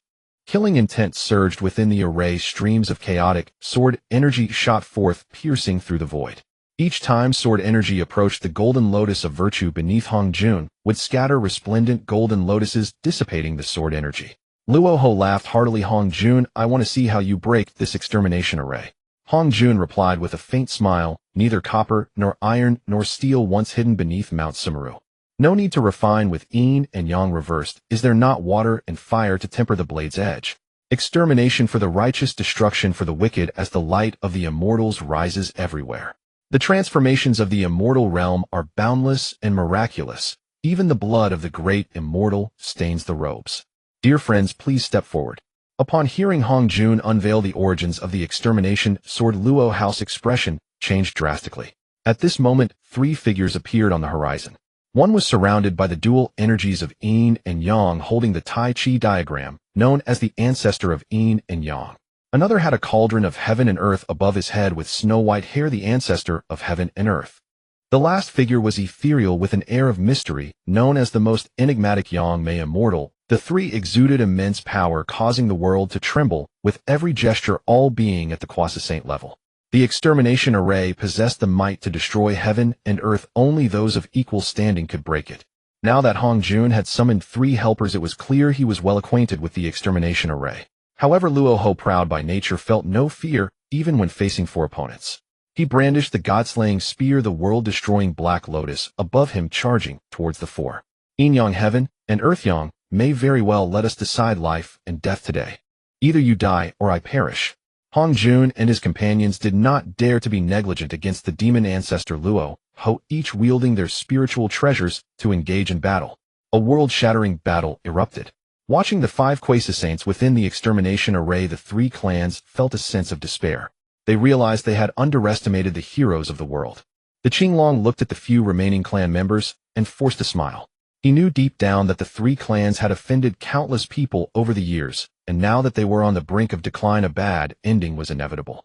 Thus he looked up to the heavens and swore, "Heavenly Tao, today our dragon clan acknowledges our grave sins and wishes to withdraw from the Honghuang forever to guard the 4 seas, eyes to atone for our sins." The Phoenix and Qilin clans exchanged glances, understanding this was their last chance. "Heavenly Tao, we Phoenix clan wish to forever suppress the undying volcano to atone for our sins. Heavenly Tao, we Qilin clan wish to forever guard the central land to atone for our sins." Boom. The Heavenly Tao thundered in a voice that seemed profound yet not echoed in the void. Very well. The 3 clans collectively sighed in relief. With the promise of the Heavenly Tao, though they would still face retaliation, they could at least preserve a trace of their lineage. From then on, the 3 clans withdrew from the Honghuang, disappearing without a trace, silently atoning for their sins. Their departure left a scene of devastation, and it would take many years to recover. No one dared to lay their hands on the corpses of these Dragon Phoenix and Qilin divine beasts. For all these corpses were tainted with calamity and malevolence. A single misstep could lead to calamity, leaving one to regret too late. Moreover, those capable of dispelling malevolence looked down on these corpses. As the view of the great powers focused on the extermination array, shadows of blood quietly appeared on the battlefield. Although Mingi was lurking, his blood god incarnation was able to emerge. Furthermore, calamity and resentment, which were toxic to others, were like honey to Mingi, who was born from the sea of blood. Mingi decisively rejected the system's scheme and chose the task of purifying the Honghuang. To purify the land of the Honghuang, the first step was to eliminate the corpses on the battlefield. In the current Honghuang, there was no underworld reincarnation, allowing those vengeful souls to linger uncertain of what kinds of monsters they would give birth to. Under the cover of the blood malevolence mist, the blood god incarnations worked diligently as transporters, moving enormous corpses. We do not create corpses, we are merely the transporters of corpses. In the blood god palace, Mingi gazed at the expanding sea of blood, a smile blossoming on his face. The sea of blood was his foundation. The larger the sea, the stronger he became. This time, during the calamity of the Dragon and Phoenix, he seemed to have stayed put yet profited greatly. This is the highest realm of survival, obtaining benefits without doing anything. The blood spirit banyan tree, a top-grade, innate spiritual root that can absorb the essence blood of living beings and bear the blood spirit fruit. Consuming the blood spirit fruit can enhance the bloodline quality of living beings. Looking at the description of the blood spirit banyan tree, Ming's heart began to burn with excitement. This is simply a spiritual root tailor-made for him. The sea of blood is filled with the essence blood of various beings. He can find any bloodline present in the Honghuang within the sea. Whether it be the Dragon or Phoenix clans, or the later Witch and Demon clans, what do they value the most? It is the bloodline. The 12 ancestral witches are so formidable, not just because they are transformed from the essence blood of Pangu. The higher the bloodline level, the higher the cultivation ceiling. Now that he possesses such a remarkable spiritual object as the blood spirit banyan tree, wouldn't he be able to gather a large following in the future? Suppressing his excitement, Mingi planted the blood spirit banyan tree in the sea of blood. As soon as the previously half% high blood spirit banyan tree touched the sea, it began to grow wildly. Thick roots plunged into the sea of blood, greedily devouring the essence blood in large quantities. 10 zhang, 100 zhang, 1,000 zhang. In just a few breaths, the blood spirit banyan tree had already grown to a height of 10,000 zhang. The canopy was lush and green, resembling a grand canopy with thick, twisting branches stretching out like soaring dragons. As the wind blew, glistening fruits swayed on the branches. The blood spirit banyan tree does not require time to grow. As long as there is enough essence blood, it can blossom and bear fruit immediately. The only limitation is that it can only yield 81 blood spirit fruits at a time. Ming noticed that the blood spirit banyan tree bore fruits in 4 colors: white, gold, red, and yellow. The white blood spirit fruits were as translucent as jade, while the other 3 colors had the ethereal images of the dragon phoenix and Chilan divine beasts appearing on them. Ming extended his hand, and the most resplendent golden fruit on the blood spirit banyan tree fell into his palm. An enchanting fragrance wafted through the air as immortal energy swirled around it, with the illusory figure of a true dragon roaming and roaring above. Just a whiff of it could invigorate one's spirit and rejuvenate one's appearance. If an ordinary person were to consume this fruit, they would immediately transform into the true form of a dragon possessing the innate talent of a prodigy. As the space rippled, the still drowsy Yazi appeared before him. Ming scolded with a laugh, "You lazy bum, you're in for a treat." He then handed the blood spirit fruit to Yazi. As a primordial innate divine being, his lineage was not inferior to that of the ancestral dragon, hence the blood spirit fruit was of no use to him. However, for Yazi, it was a temptation too great to resist. On ordinary days, faced with Ming's bribery, Yazi would undoubtedly scoff and refuse to accept free gifts. Yet at this moment, rationality was ultimately overwhelmed by the desire deep within his bloodline. However, as soon as he handed over the fruit Ming, he immediately regretted it. This blood spirit fruit was transformed from the essence of the ancestral dragon, who was also Yazi's father. Wasn't he just putting himself in a difficult position? But before he could stop him, Yazi lunged forward and swallowed the blood spirit fruit. In one bite, his face alight with pleasure. "Ancestral dragon, am dying of filial piety." Roar. A true dragon's roar echoed through the void. A burst of golden light erupted from Yazi, enveloping him in a radiant sphere resembling a giant egg. Ming knew that Yazi was absorbing the power of the blood spirit fruit, and when he awoke, he would undoubtedly undergo a tremendous transformation. In the following time, the blood godchild busily cleaned the primordial land like ants moving their home. He transported corpses, channeled blood essence, and collected malevolent energy, working tirelessly. After all this was merit. If other great beings knew that merely exerting effort could yield merit, they would probably be driven mad with jealousy. The Battle of the 4 Quasi-Saints was a rare sight. Such an opportunity was hard to come by. Even Ming, a great Luo golden immortal, greatly benefited from it. Especially from Luo Ho, his comprehension of the path of slaughter increased significantly. The Battle of the 4 Quasi-Saints was a rare sight. Such an opportunity was hard to come by. Even Ming, a great Luo golden immortal, greatly benefited from it. Especially from Luo Ho, his comprehension of the path of slaughter increased significantly. The only regret was that he couldn't casually beat up Yazi. He was somewhat unaccustomed to it. "Yazi, are you being polite?" This battle lasted for 1,000 years. 1,000 years is but a drop in the ocean for Quasi-Saints. On the primordial land, the situation of the battle had become clear. Though Luo Ho was powerful, he was ultimately outnumbered, especially as his trump card, the extermination array, was breached.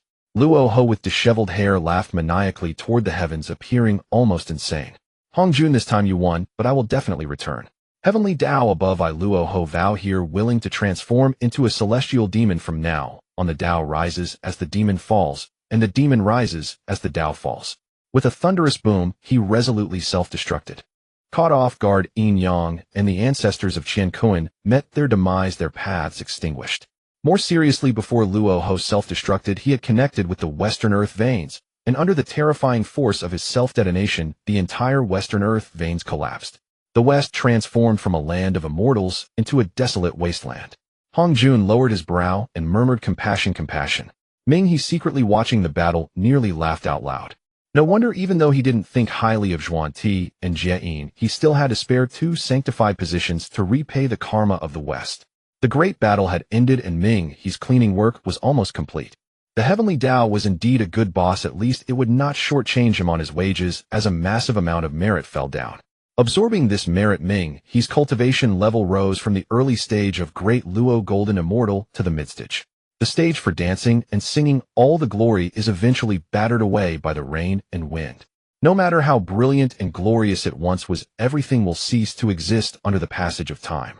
The once mighty 3 clans that struck fear in the primordial land have been worn away completely over 10,000 years, leaving only occasional legends to mark their existence. The primordial land welcomed a new birth as waves of great beings surged forth. Suddenly one day, three grand voices echoed across the primordial land. I am the Taishang, the true lineage of Pangu today. I established the Dao Kunlun.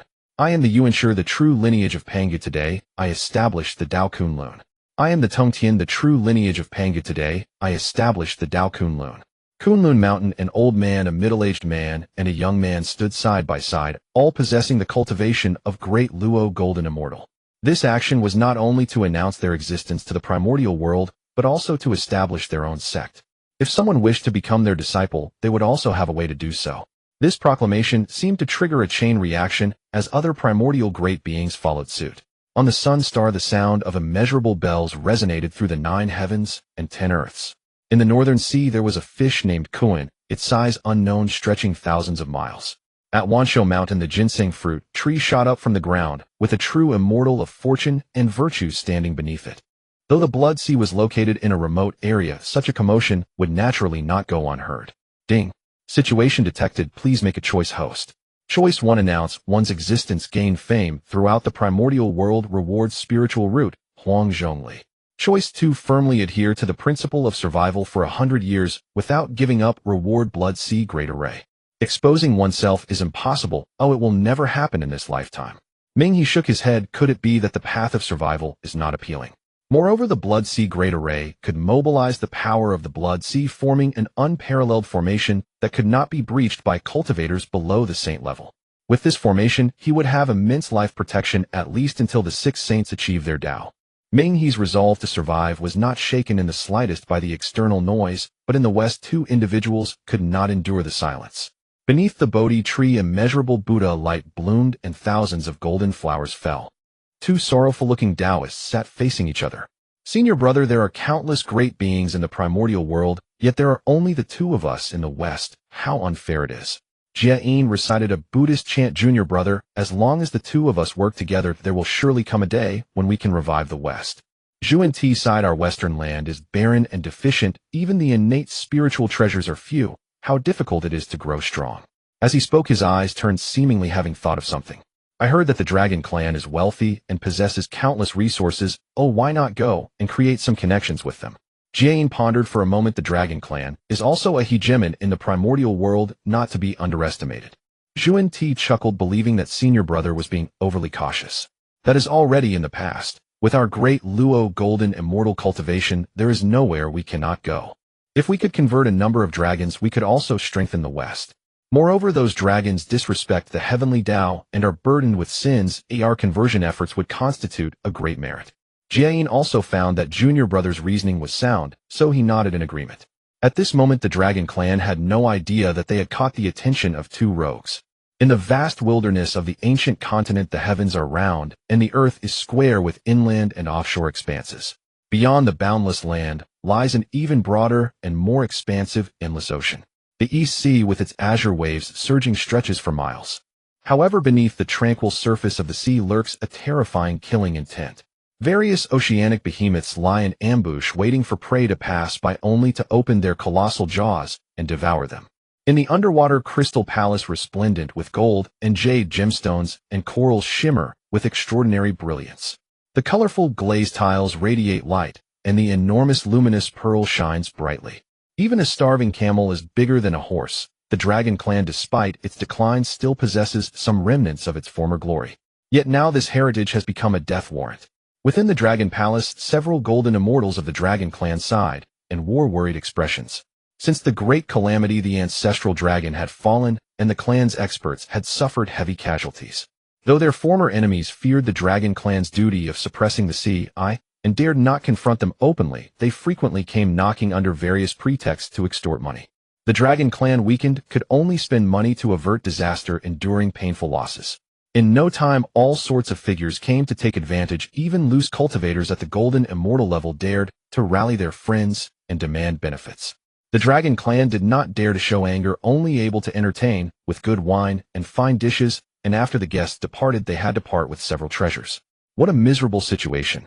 Suddenly, the voice of a shrimp soldier shattered the gloomy atmosphere of the great hall.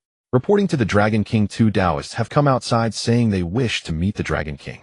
The Dragon King, Ao Guang, who was tasked with this urgent duty, rubbed his brow, looking utterly helpless. This infuriates me but simply too much. Do they really think my dragon clan is without defenders? Ao Qin could not endure this humiliation, slamming the table in anger. Second brother, our dragon clan really has no one left. Ao Shun spoke weakly.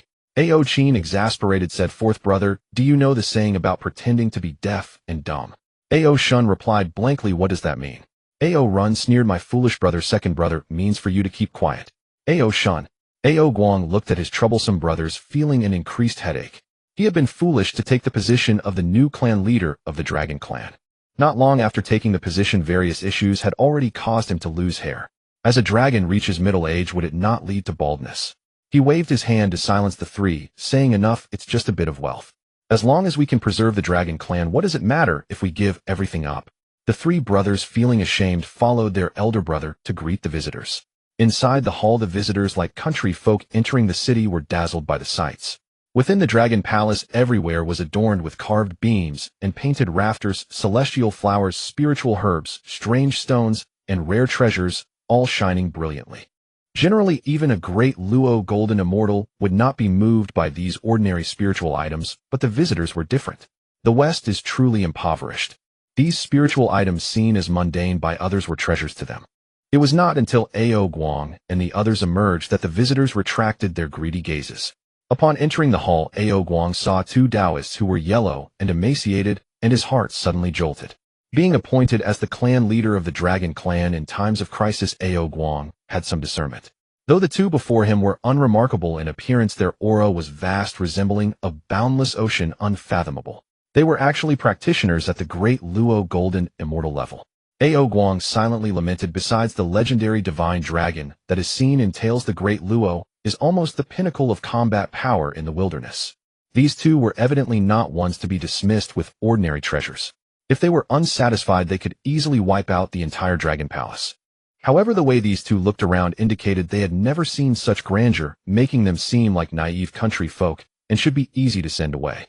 With a mind full of thoughts, Ao Guang instantly wore a warm smile. Esteemed Taoists, may I inquire where your celestial abode is? Your visit to my humble Dragon Palace truly honors our abode. The expressions of the visitors froze. Originally meant as a compliment, these words sounded like mockery in their ears. If this luxurious Dragon Palace is just a humble abode, then what does that make their West? A beggar's den. Ao Guang looked at the silent duo, feeling puzzled.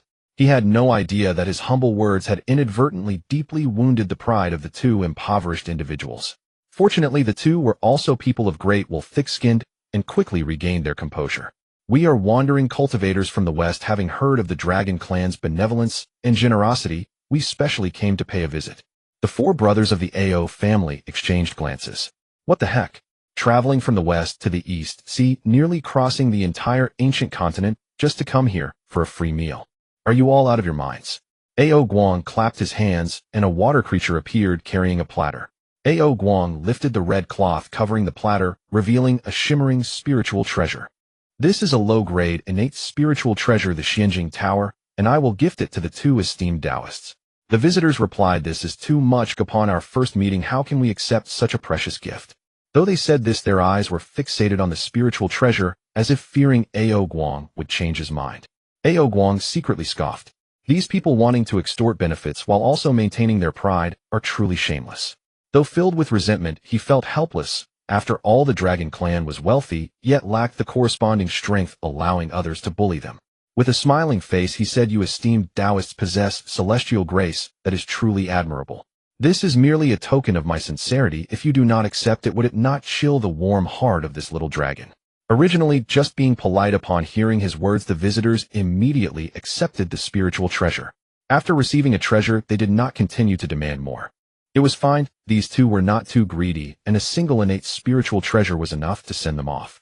However, the next words from the visitor made Ao Guang furious.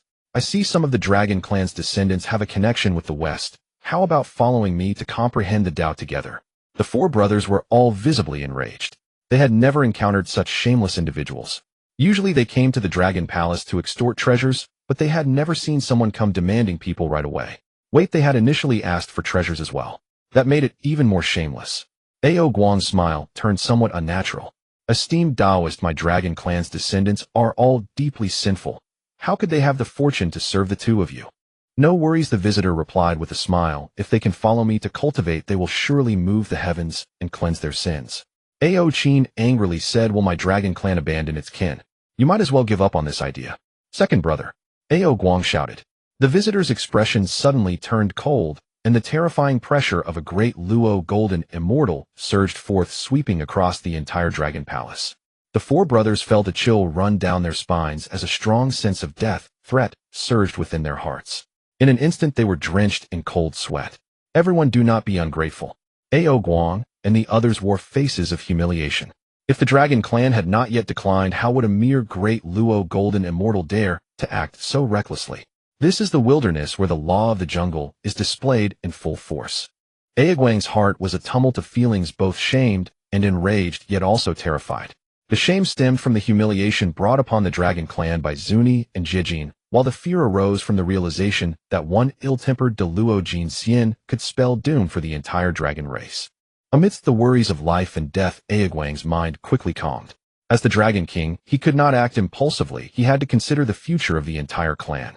Given the current predicament of the Dragon clan, offending two Deluo Jin Xian was clearly unwise. It was better to sacrifice some clan members to preserve the dragon race. As Ao Guang contemplated this, his knee involuntarily bent. Just as he was about to speak, a furious roar echoed from the horizon. Which rodent dares to act recklessly against the Dragon clan? A powerful dragon's roar resonated through the heavens and earth as a divine beast with the head of a wolf and the body of a dragon broke through the waves. Its golden scales shone brilliantly under the sunlight, showcasing the grace and majesty of the son of the ancestral dragon. Ao Guang's four brothers shouted in excitement, seventh prince. Yaji the seventh among the 9 sons of the ancestral dragon. All the dragons believed Yaji had perished at the hands of the Phoenix clan, yet here he was today. Having absorbed the blood spirit fruit, Yazi's cultivation soared, reaching the pinnacle of Tai Jin Xian. Such astonishing speed was comparable to Ming. This was the benefit of bloodline cultivation. A single elevation of bloodline could result in a leap in power. Ever since hearing Ming mention the war among the 3 tribes, Yazi had felt an unsettling sensation in his heart. Only after absorbing the blood spirit fruit and achieving a breakthrough did he wake up to find Ming still in seclusion, prompting him to sneak out. To his dismay, after merely a few tens of thousands of years, the primordial lands had changed beyond recognition. The moment he learned of the demise of the ancestral dragon and the retreat of the Dragon clan, Yaji felt as if the sky had fallen. In his heart, he believed his father, the king, was omnipotent. How could he have died? In a state of panic, he rushed back to the Dragon clan, only to encounter the shameless faces of Zuni and Jijin. With his naturally irritable temperament, Yaji could not endure such humiliation and exploded with rage. Ao Guang, with tears in his eyes, looked at the living Yaji and exclaimed, "Seventh prince, you are still alive." Yaji looked at the tearful Ao Guang in astonishment and said, "Xiao Guangzi, how is it you? What about the elders of the Dragon clan?" Ao Guang, also a member of the younger generation of dragons, had a good relationship with Yaji in the past, often playing together. However, no matter how devastating the war among the 3 tribes was, it was impossible for not a single elder to survive, leaving a few young dragon cubs to manage things. Ao Guang looked at Yaji with a hint of melancholy. After all, he was now the new clan leader of the dragons. Calling him by his childhood name was too shameful. Even if you were the son of the ancestral dragon. Well, you certainly can. Seventh prince, the grand elders of the Qinglong are suppressing the sea, eyes across the 4 seas. Otherwise, how could they dare to humiliate my dragon clan like this? Ao Qin said impatiently, glaring angrily at Zuni and Jijin. Although my dragon clan has declined, we must not be insulted, Yaji said coldly. Zuni, observing the imposing Yaji, secretly devised a plan. If he could seize the son of the ancestral dragon, the Dragon clan would be under his control in the future. The more Zuni thought about it, the more excited he became, and the more fervently he looked at Yaji. Jejin seemed to catch on to his junior brother's thoughts, and they exchanged a knowing smile. Zuni said, "This dragon child has a connection with our western region." Yaji was infuriated. "What kind of connection do you have?" The 4 brothers were stunned. Truly, he was the offspring of the ancestral dragon, fierce as ever. Ao Guang quickly shouted, "Seventh prince has just returned and is unaware of the situation. Quickly stop him." Ao Xuan timidly said, "But we are only at the golden immortal level and cannot stop him at all." Ao Guang, "Can't you just tell the truth?" The second brother was right. This brother must not remain for long. Meanwhile, Yaji revealed his true form and pounced fiercely at Zuni. Zuni sneered, "A mere Tai, how arrogant." He reached out and the spiritual energy in a radius of tens of miles gathered into a colossal Buddha's hand, blocking out the sun as it reached for Yaji. Yaji let out a long howl, opening his mouth to expel a stream of white energy. The innate metal energy of Gong. This was the supreme divine ability awakened by Yaji after absorbing the blood spirit fruit. Yaji, who already enjoyed slaughter, combined with this razor-sharp Gong energy, was unstoppable, killing gods and Buddhas alike. The Gong energy shot forth like a meteor, crashing into the Buddha's hand with immense force. Boom! The enormous Buddha's hand was instantly obliterated under the power of the Gong energy, dissipating back into spiritual energy in the air. In an instant, the terrifying shockwave stirred up boundless cerulean waves, and the once calm surface of the eastern sea suddenly surged into towering waves. The crystal palace swayed while shrimps, crabs, fish, and turtles scurried in panic. Zunti's expression darkened.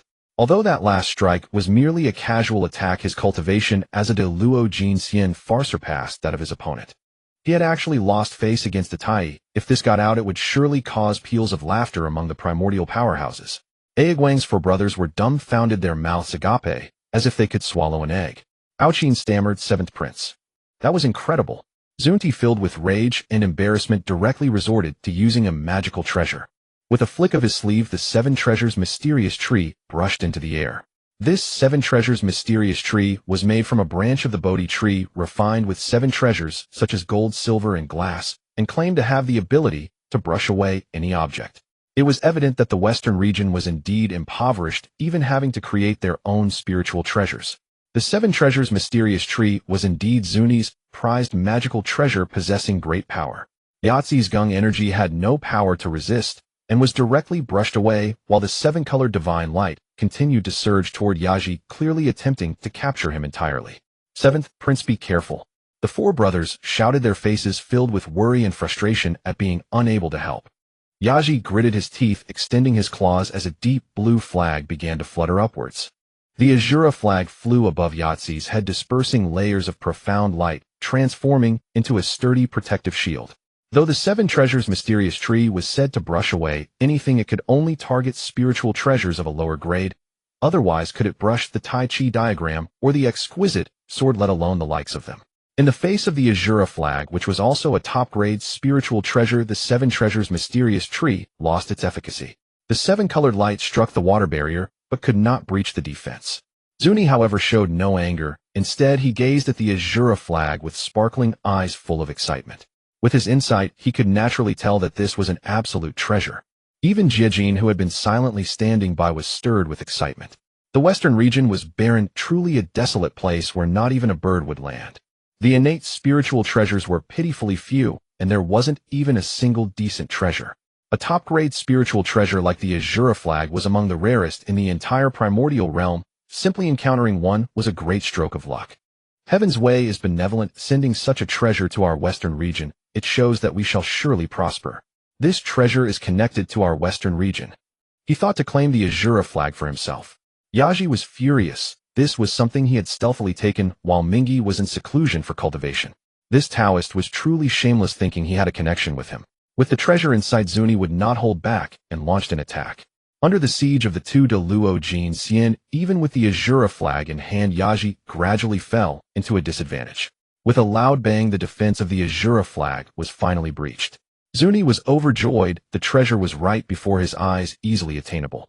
"Junior brother, I will hold this monster. You quickly seize the treasure." A notification sounded, detected that Zhuan Ti wishes to seize the Azura flag.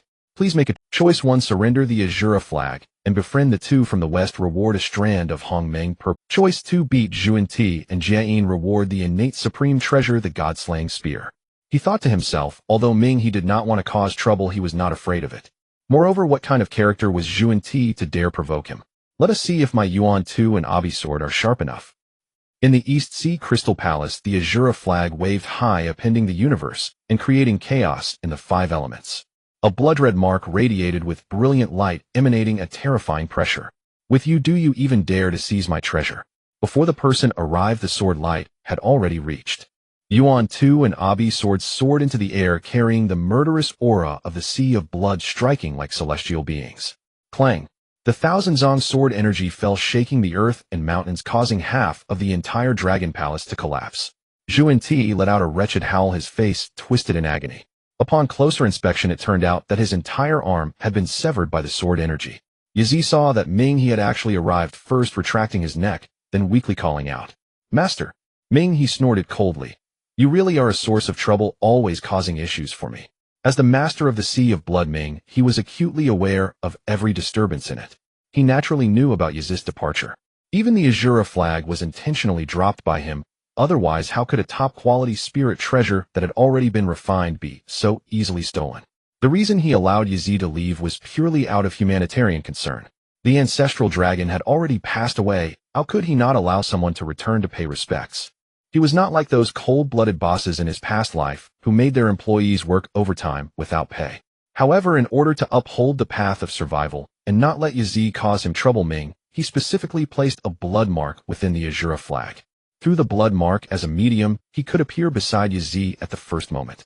He thought it would be an unnecessary backup since, after all, a Tai Golden Immortal like Yizi wielding the Azura flag could easily withstand even the average Deluo Golden Immortal.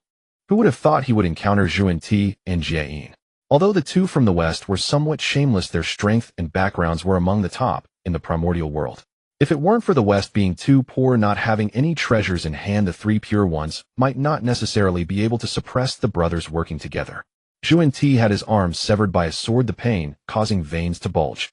The golden blood of the Buddha gushed forth like a fountain, and the agony of losing an entire arm was unfathomable. For a Deluo Golden Immortal, losing an arm was merely a minor issue. However, just as Zhuan-Ti was about to use his powers to regenerate a new arm, he found that the wound was entwined with sinister energy, continuously eroding his golden body. Clearly, getting rid of it was not something that could be accomplished in a short time. Jie-In saw his junior brother injured, his expression turning cold. He had not expected Zhuan-Ti's arm to be severed so quickly, too fast for him to even help. The two brothers supported each other, determined to revitalize the West, their bond deeper than ordinary people could compare. At this moment, the usually silent Taoist also developed a killing intent. This friend of the Tao strikes so heavily, is it not excessive? In bloodstained robes, the handsome Ming, he stepping on the void, scoffed at Jie-In's words. "You too humiliated my mount and attempted to seize my treasure, yet now you question me. This truly is shameless." Jie-In retorted, "The Dragon clan is deeply sinful. Killing them is to uphold the heavenly way." Ming, he laughed in anger. He had not intended to engage in battle. After all, fighting was common in the Primordial World. However, the shamelessness of these two was truly astonishing. The more he thought about it, the angrier he became. I have long heard of the renown of the two from the West, and to see them today truly exemplifies their shamelessness and flowery tongues. Clearly coveting another's treasure, yet insisting on fabricating other excuses to cover for themselves.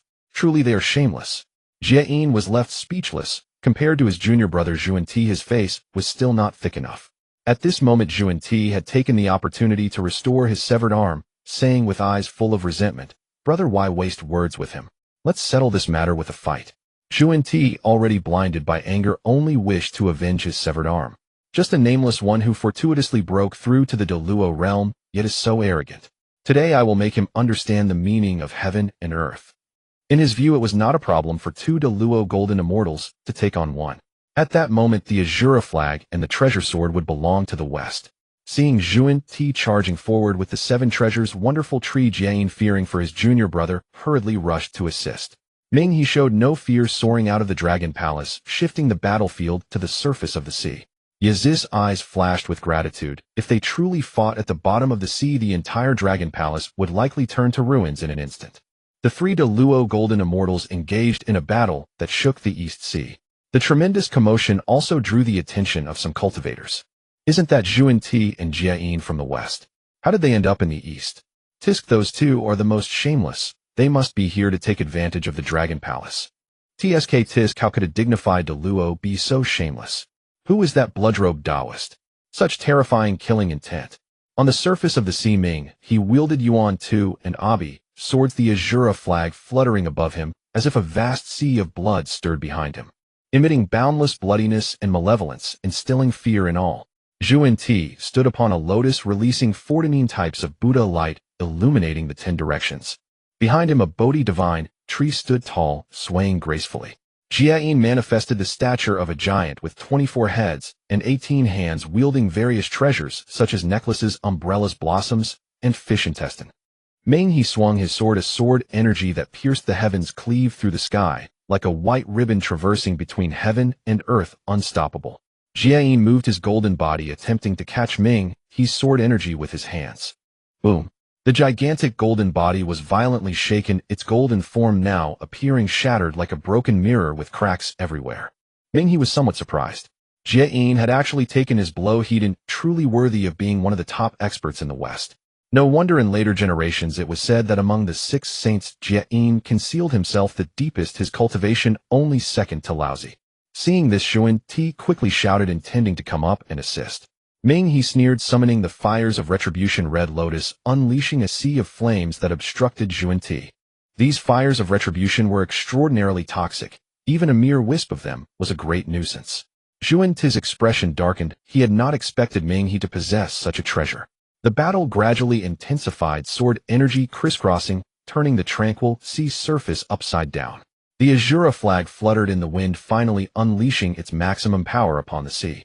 Linking with boundless water vapor, it blurred the universe, causing Ming he to repel all evils, impervious to all methods. No matter how hard the opponent tried, they could not harm him in the slightest. At the foot of the dark river, standing upon the Red Lotus and beneath the Azura flag, one is born to an undefeated position. He said with a smile that was not quite a smile, "Do you truly concede?" Xuan Ti forced a smile and said, "I admit defeat. It was my oversight to offend your mount, fellow Taoist."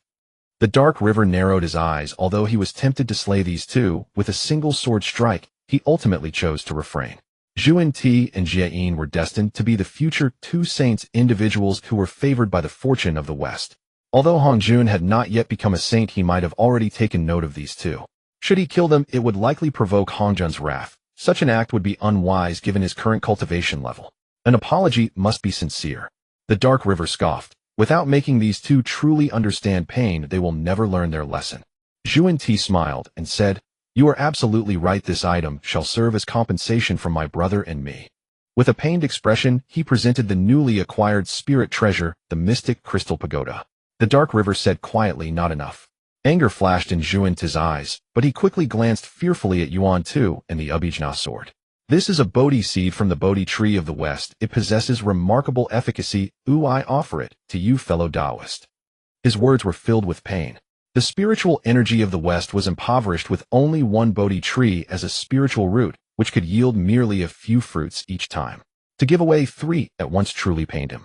Looking at the 3 radiant Bodhi seeds, the Dark River revealed a satisfied expression.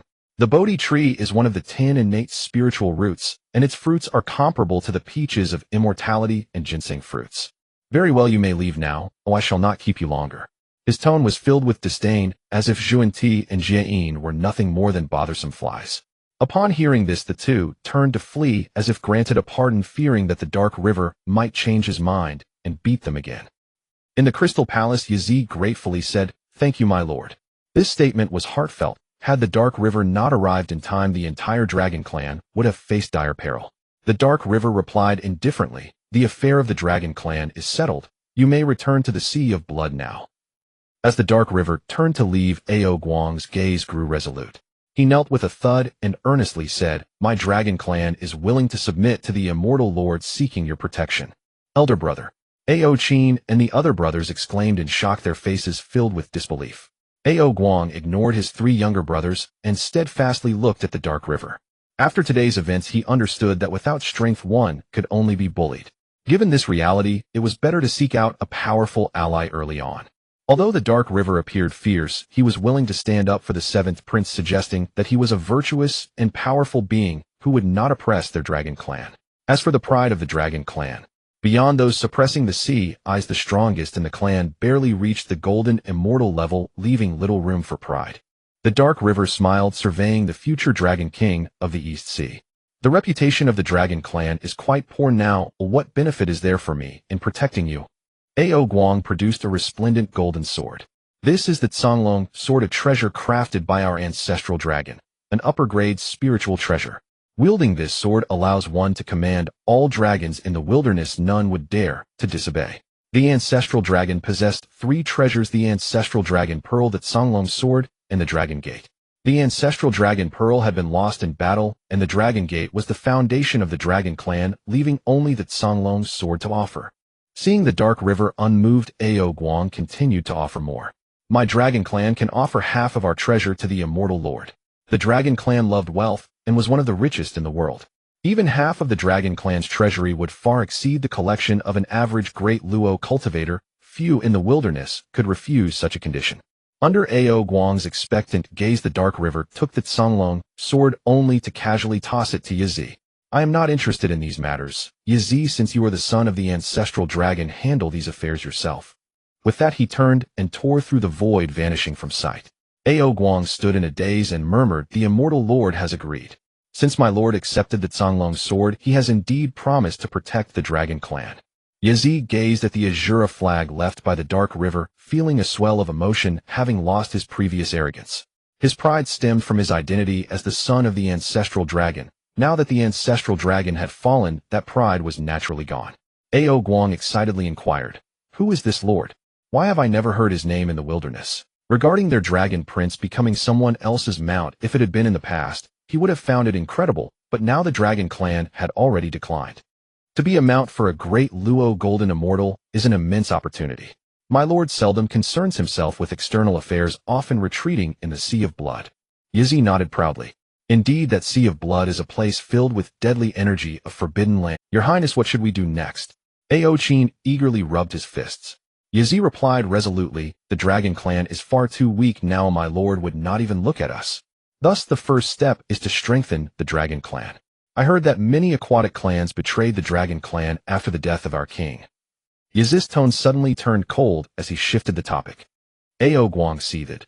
If they had simply left, it would be one thing, as our dragon clan has indeed declined, but they even attacked us and plundered a vast amount of our wealth. They truly are ungrateful wolves. Ao Qin and the other two were equally indignant. Yizi narrowed his eyes, finally revealing a hint of the fierce aura of a divine beast. What is their strength? They are not much better than our dragon clan, with the strongest being at most Tai golden immortal level. Ao Guang answered truthfully, clearly having harbored resentment towards them for a long time. Yizi slammed his palm down decisively, declaring, very well, let us first eliminate these traitors. Those who submit will prosper, while those who resist shall perish. On this day, the dragon clan, which had been silent for millennia, finally took action. The war drums thundered and banners fluttered. The seventh prince, Yizi, personally took command, recruiting 1 million shrimp soldiers and crab generals, and set his sights on the rebellious aquatic clans. The first to attack was the Pippy Shrimp clan. Yizi wielded the azure flag and engaged in fierce combat with the leader of the Pippy Shrimp clan for 100 rounds, personally slaying him. With his peak Tai golden immortal cultivation and equipped with a supreme innate spiritual treasure, he was indeed unstoppable, killing gods and Buddhas alike. Some great beings in the East Sea were aware that a ruthless great Luo golden immortal stood behind Yizi and naturally did not dare to confront him. They turned a blind eye to the dragon clan's actions. Fortunately, Yizi understood restraint after establishing his reputation by exterminating the Pippy Shrimp clan. The subsequent aquatic clans surrendered without a fight. In an instant, all clans came to pay their respects, and the dragon clan surprisingly regained some semblance of its former glory before the great calamity. In the sea of blood, the dark river had been observing Yizi's actions. Indeed, like father, like son, Yizi has truly not disappointed me. The dark river had his own plans in subduing the dragon clan. Having intervened in the affairs of the dragon clan, he had created a cause and effect, and various matters would surely arise in the future unless he could heartlessly abandon Yizi this mount. In that case, it would be better to take over the dragon clan directly, as fighting alone in the wilderness was evidently disadvantageous. The reason the Western teachings thrived in later generations was not only due to the two saints Zhuan-Ti and Jie-In, but also because they poached numerous talents from both the Chan and the Jie schools. And the dragon clan was the foundational force that the dark river built for himself. Above the sea of blood, a pitch-black spear imbued with the power of destruction seemed to strike against a realm. In an instant, the terrifying force of annihilation tore apart the space, revealing the dark chaos of the void. Above the sea of blood, a colossal starry pattern suddenly illuminated. The patterns of the heavenly Tao intertwined, exuding an ethereal and profound aura. Countless array patterns connected, forming an unparalleled formation, the Blood Sea Great Array. As soon as the Blood Sea Great Array emerged, it gathered the waters of the vast Blood Sea, condensing the endless malice above the sea of blood into a formidable offensive force. A giant of blood malice slowly appeared, towering like an ancient divine mountain. With a sharp howl, the giant reached out its massive hand to seize the spear of god-slaying that was breaking through the air. Boom! The spear of god-slaying was blasted away for 1,000 meters by the terrifying force, yet the giant's enormous body remained unscathed, blocking this horrific blow. Seated within the blood god palace Ming, he smiled with satisfaction upon witnessing this scene. As expected of a product from the system, it must be a masterpiece. With his cultivation as a great Luo golden immortal combined with the innate treasure, the spear of god-slaying, the power of his strike was enough to rival a Quasa Saint. Yet the Blood Sea Great Array easily withstood it, showcasing its extraordinary defensive capabilities. With the Blood Sea Great Array in place, Ming he no longer had to worry about his home being invaded. He gently stroked the spear, which emitted a delightful hum voicing its joy. Ming he was also quite pleased to have obtained this treasure. After all, it was the spear of god-slaying, the foremost killing treasure of the primordial era, akin to his Yuan II and Abi sword, capable of taking lives without incurring karmic retribution. With two offensive spiritual treasures at his disposal, he could now claim to be the foremost in offensive power within the primordial realm. A millennium had passed since Ming he had violently confronted Zhuan. Suddenly, a ethereal voice resonated from the horizon. Lying high among the 9 clouds, I shall teach the true Tao. O beyond the mysteries of heaven and earth, I shall take the helm of the teachings. Pangu gave birth to the Taiji, and the 2 elements and 4 symbols followed. 1 path transmitted to 3 friends, and the 2 teachings were split. The leaders of the Xuanmen I shall transform into Hongjun. I am Hongjun, now having attained the Tao. 3,000 years later, I will expound the Tao at the Purple Cloud Palace. Anyone with fate may come to listen. The grand voice echoed through the 9 heavens and 10 earths, reaching billions of miles in the primordial realm, allowing all beings to hear. The heavenly Tao roared, showering down golden flowers, while the earth erupted with countless golden lotuses, and the skies above were filled with radiant lights. In the skies, a faintly visible figure stood tall, with purple chi surging behind, extending for 90,000 miles. The immeasurable aura of Shen Huang and the golden light of virtue enveloped him. The laws permeated and the Tao essence lingered, astonishing all beings in the primordial realm. In the Blood Sea Ming, he opened his eyes filled with bewilderment. Damn, Hongjun has attained sainthood already so quickly. Just a few millennia had passed since the conflict of the Tao and the devil, and Hongjun had achieved sainthood so swiftly. Ming he's heart surged with tumultuous waves. Hongjun's attainment of sainthood meant a significant shift in the primordial pattern, and the legendary catastrophe of the witch and demon would not be far behind. In terms of battle power, the most formidable calamity was the Fengshen calamity, which even made saints clash, but if talking about the most brutal calamity, it would belong to the war of witches and demons. Countless beings suffered, and in the end, even heaven and earth were torn apart, illustrating how fierce the battle was. Ding. Detecting that Hongjun will expound the Tao, please make a choice. Choice 1. Rush to the Purple Cloud Palace to listen to Hongjun expound the Tao. Reward a strand of primordial purple chi. Choice 2. Refuse to listen to the Tao. Reward the attainment of the laws. Ming he shook his head violently, not going, not even if I die. While the benefits of attending the Tao would surely be substantial, after all he was the first saint of the primordial era, and listening to his teachings would undoubtedly be beneficial. However, it was not without risks, as he would owe Hongjun a significant karmic debt. Of course, attending someone else's teachings and incurring karmic debt was quite normal. It's a reasonable transaction, and those who went to listen wouldn't be unaware of this principle. But regarding Hongjun, who was known for his cunning Ming, he remained quite cautious, considering the various conspiracy theories that prevailed in later generations. Even if Hongjun wasn't the mastermind behind everything, he certainly wasn't a righteous person. Moreover, with the system by his side, Ming, he believed he had sufficient support, making it unnecessary to rely on Hongjun's teachings. The reward of attaining the laws from the system was something he could not refuse. There are 3 methods to attain the Tao in the primordial era.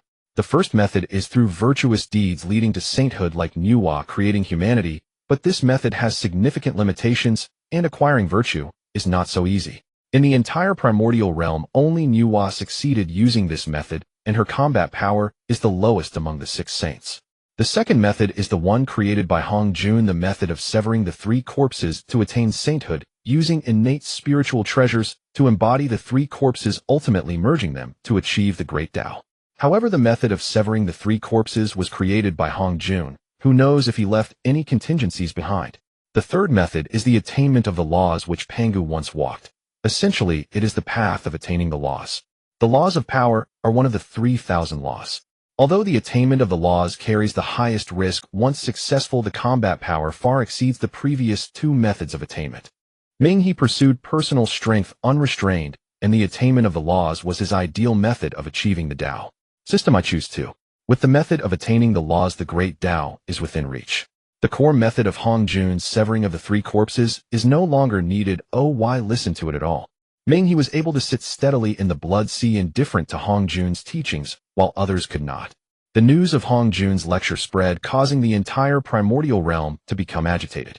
At Kunlun Mountain in the Zixiao Palace, the three Taoists, old, middle-aged, and young, were gathered discussing Hong Jun's attainment of the Tao. Who is this Hong Jun Taoist? What level is a saint? The youthful Tong Tian asked curiously. Tai Shang stroked his beard, his expression serious, as he said back, then the three ancestral beings of the Dragon Phoenix and Qilin reached the Quasi Saint level through luck. The saint level must be above the Quasi Saint. Then why don't we go to the Purple Cloud Palace to listen to the Tao? Tong Tian exclaimed excitedly. Yuan sure frowned, his tone haughty. Nonsense. We are the orthodox of Pangu. How can we go listen to others teach? There is no precedence in the Tao. The achiever is the foremost, Tai Shang advised. Hong Jun attained sainthood first. He must possess extraordinary qualities. What harm is there in going to listen? Tong Tian smiled in agreement. Elder brother makes a valid point. Seeing that both brothers agreed, Yuan Shi no longer objected. Not only the Sanqing, but also Nuwa Fushi Dijuan and Tai. Others also began to consider going to listen to the Tao. In no time, all the mighty beings of the primordial realm set out towards the Purple Cloud Palace, 33 heavens away. To hear the Tao at dawn is worth dying for. These great Luo golden immortals who usually stood supreme in the primordial realm appeared glorious, but faced an unclear future. Their roots were deep, and they had comprehended the cultivation of the great Luo realm, waiting to step forward gradually. However, they were utterly clueless about the realm above great Luo. Even the three ancestral beings of the Dragon Phoenix and Qilin only achieved quasi-saint status through their racial luck. Upon hearing that someone had attained the Tao, they naturally became ecstatic, eager to listen to the great Tao. Even if you did not wish to go, your enemies would. All creatures in the frost-laden sky compete for freedom. The primordial realm is a struggle, and if one cannot compete with others, it means death and the obliteration of the Tao. Countless array patterns connected, forming an unparalleled formation, the Blood Sea Great Array. As soon as the Blood Sea Great Array emerged, it gathered the waters of the vast Blood Sea, condensing the endless malice above the Sea of Blood into a formidable offensive force. The journey, while not as treacherous as the 81 trials of the journey to the west, is still exceedingly difficult. Without the cultivation of a Deluo golden immortal or a protective treasure, one would likely not even touch the gates of the Zixiao Palace. The saying goes that those who are fated may come to listen, but not just anyone can attend. 3,000 years is neither too much nor too little for the journey, so one must set out early. Above the 33 heavens, a gathering of mighty beings from the primordial era took place. All were Deluo strongmen, with only a few Tai golden immortals occasionally visible. The 9 heavens gales blow from the chaos, fierce and chilling. Even an immortal of the golden immortal realm, if unprotected by spiritual treasures, would suffer gravely from the gales penetrating their body, passing through their dantian, affecting their 9 orifices, causing their bones and flesh to dissolve, and their physical form to disintegrate, turning countless years of cultivation into ash. Just as everyone hesitated, the Supreme Elder spoke loudly. We, the 3 pure ones, represent the orthodox teachings of Pangu, and should lead the way for all. With the heavenly and earthly Huang and the Merit Tower shimmering above his head, layers of Huang light scattered around, protecting the 3 brothers as they ventured deeper into the gales. Seeing the treasure tower above the Supreme Elder, the crowd couldn't help but show envious expressions. Spiritual treasures are rare, and innate defensive treasures are even scarcer. However, no one dared to harbor any ill thoughts. The 3 pure ones inherited the legacy of Pangu and had great merits backing them. The 3 brothers were closely bonded, inseparable, and ordinary individuals would not dare to provoke them. As the figures of the 3 pure ones gradually receded, the other powerful beings were unwilling to fall behind. The 8 immortals crossed the sea, each displaying their magical powers with various treasures and supernatural abilities, dazzling the scene. Most astonishing was the ancestral witch Hutu, with a human body and a serpent's tail, wielding the serpent spear.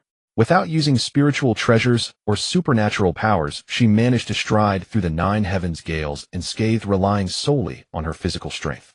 All the primordial beings were left in awe, having never seen such a fierce woman. Jane scanned the crowd and curiously asked, "Why hasn't the Mingi Taoist come to listen to the teachings?" Since the last time he faced a setback at the hands of Mingyi Zhuan, not only lost the spiritual treasure he had acquired, but also suffered the loss of 3 Bodhi seeds, leading to immense resentment in his heart. He coldly snorted and said, "Isn't it just as well that he hasn't come? We shall listen to the sage's teachings, and surely our cultivation shall grow, and then we can avenge our past disgrace." Jane nodded, agreeing with his junior brother's logic. The mighty beings crossed the 9 heavens gales and stepped into the chaos. This chaos is far more perilous than the gales, with earth, water, fire, and wind all abounding and chaotic currents rampaging. A single misstep could lead to death and the extinguishing of one's Tao. Other powerful beings had spiritual treasures for protection, but Jane and Zhuan were in dire straits. The West is barren, and neither of them possessed formidable spiritual treasures. With one foot in a pit of fire and the other in a chaotic current, they were thrown into disarray and appeared quite pitiful. Their originally troubled faces became even more grim. In a flurry of chaos, they finally arrived just before the Zixiao Palace closed. Upon entering the Zixiao Palace, Jane immediately noticed the difference among the 6 mats in front of them. The 2 began to wail and feign pity, prompting the good-hearted Han Yun to offer his seat, while the Kunping nearby was also drawn into the fray. Thus a spectacle of vying for a saint's seat unfolded in a chaotic manner, only settling when Han Jun appeared. His face was as calm as a still pond, and he spoke indifferently. "The seats have been decided, and future teachings shall follow this arrangement." The mighty beings looked at the quietly appearing Hongjuan, all feeling a profound shock within. The elderly man with white hair exuded a terrifying aura akin to the grandeur of heavenly might, making it difficult to gaze directly at him. Is this the realm of a sage? So terrifying.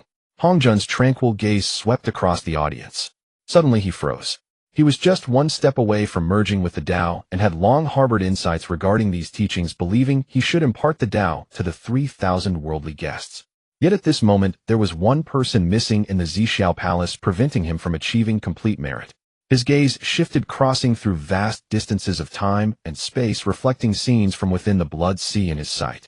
Having reached the cultivation of a Deluo golden immortal, why has he not come to the Zixiao Palace to listen to the teachings? Alas, in the affairs of the world, achieving perfection is the most difficult. It is only one person, and it is of no great significance. Thinking thus, he withdrew his gaze, preparing to begin his teachings.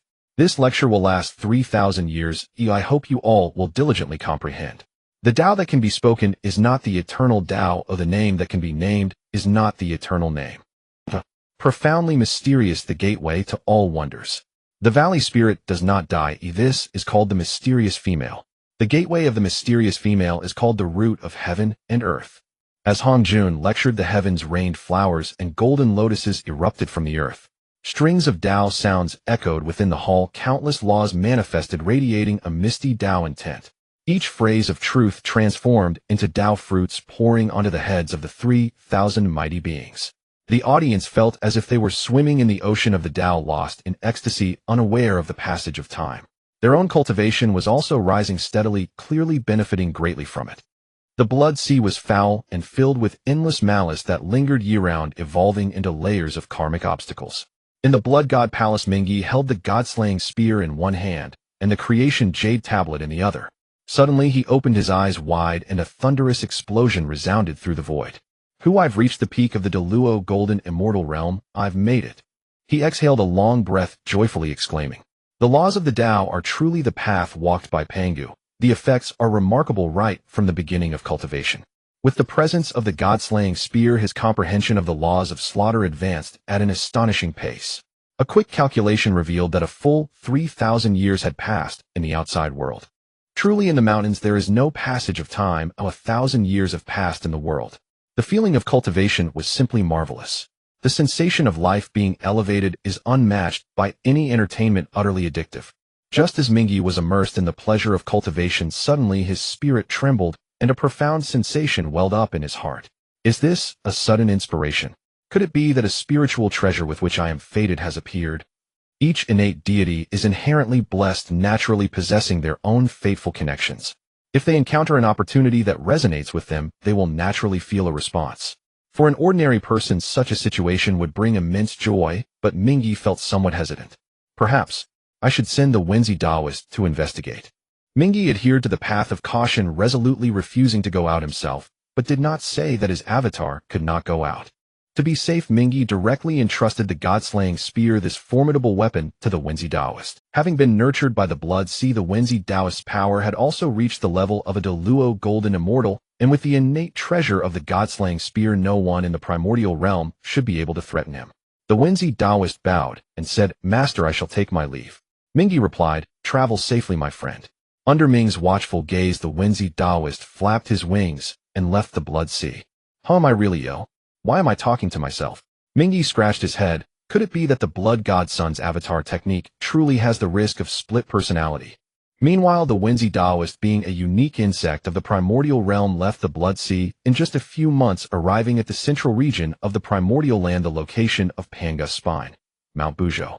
Mount Buzhou stands tall and majestic like a pillar piercing the heavens, stretching endlessly beyond. Even after the fall of Pangu, for millions of years, the terrifying oppressive force remains on Mount Buzhou, overwhelming low-level cultivators who cannot withstand its pressure upon entering.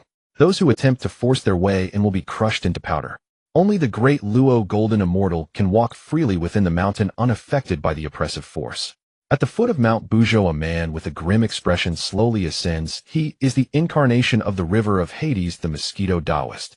Truly, Mount Buzhou deserves to be called the first divine mountain of the primordial era, with spiritual energy far exceeding that of ordinary blessed lands. Immortal flowers and auspicious herbs grow wildly, with spirit springs and precious stones scattered everywhere. This sight captivates the River of Hades, who has spent too long in the Sea of Blood.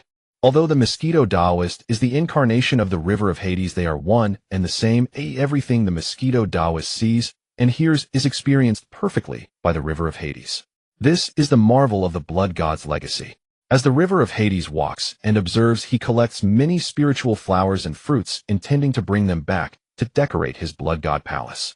Do not underestimate these spiritual herbs now. In the future, when the primordial era shatters, they will become rare treasures nearly impossible to find. Even if the River of Hades cannot use them, they can still be bestowed upon his disciples. The River of Hades walked slowly, guided by his spiritual sense, until he reached a mountain peak. This peak was rich in spiritual energy, yet it was devoid of anything substantial. Only ordinary spiritual herbs grew there. The River of Hades calculated with his fingers. This is not right, and my fated treasure should be here. Suddenly a flash of insight struck his mind. Could it be that there is an innate great formation concealing it?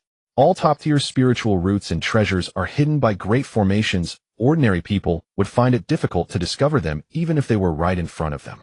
The River of Hades immediately summoned the Divine Slayer's spear and fiercely struck at the empty space ahead.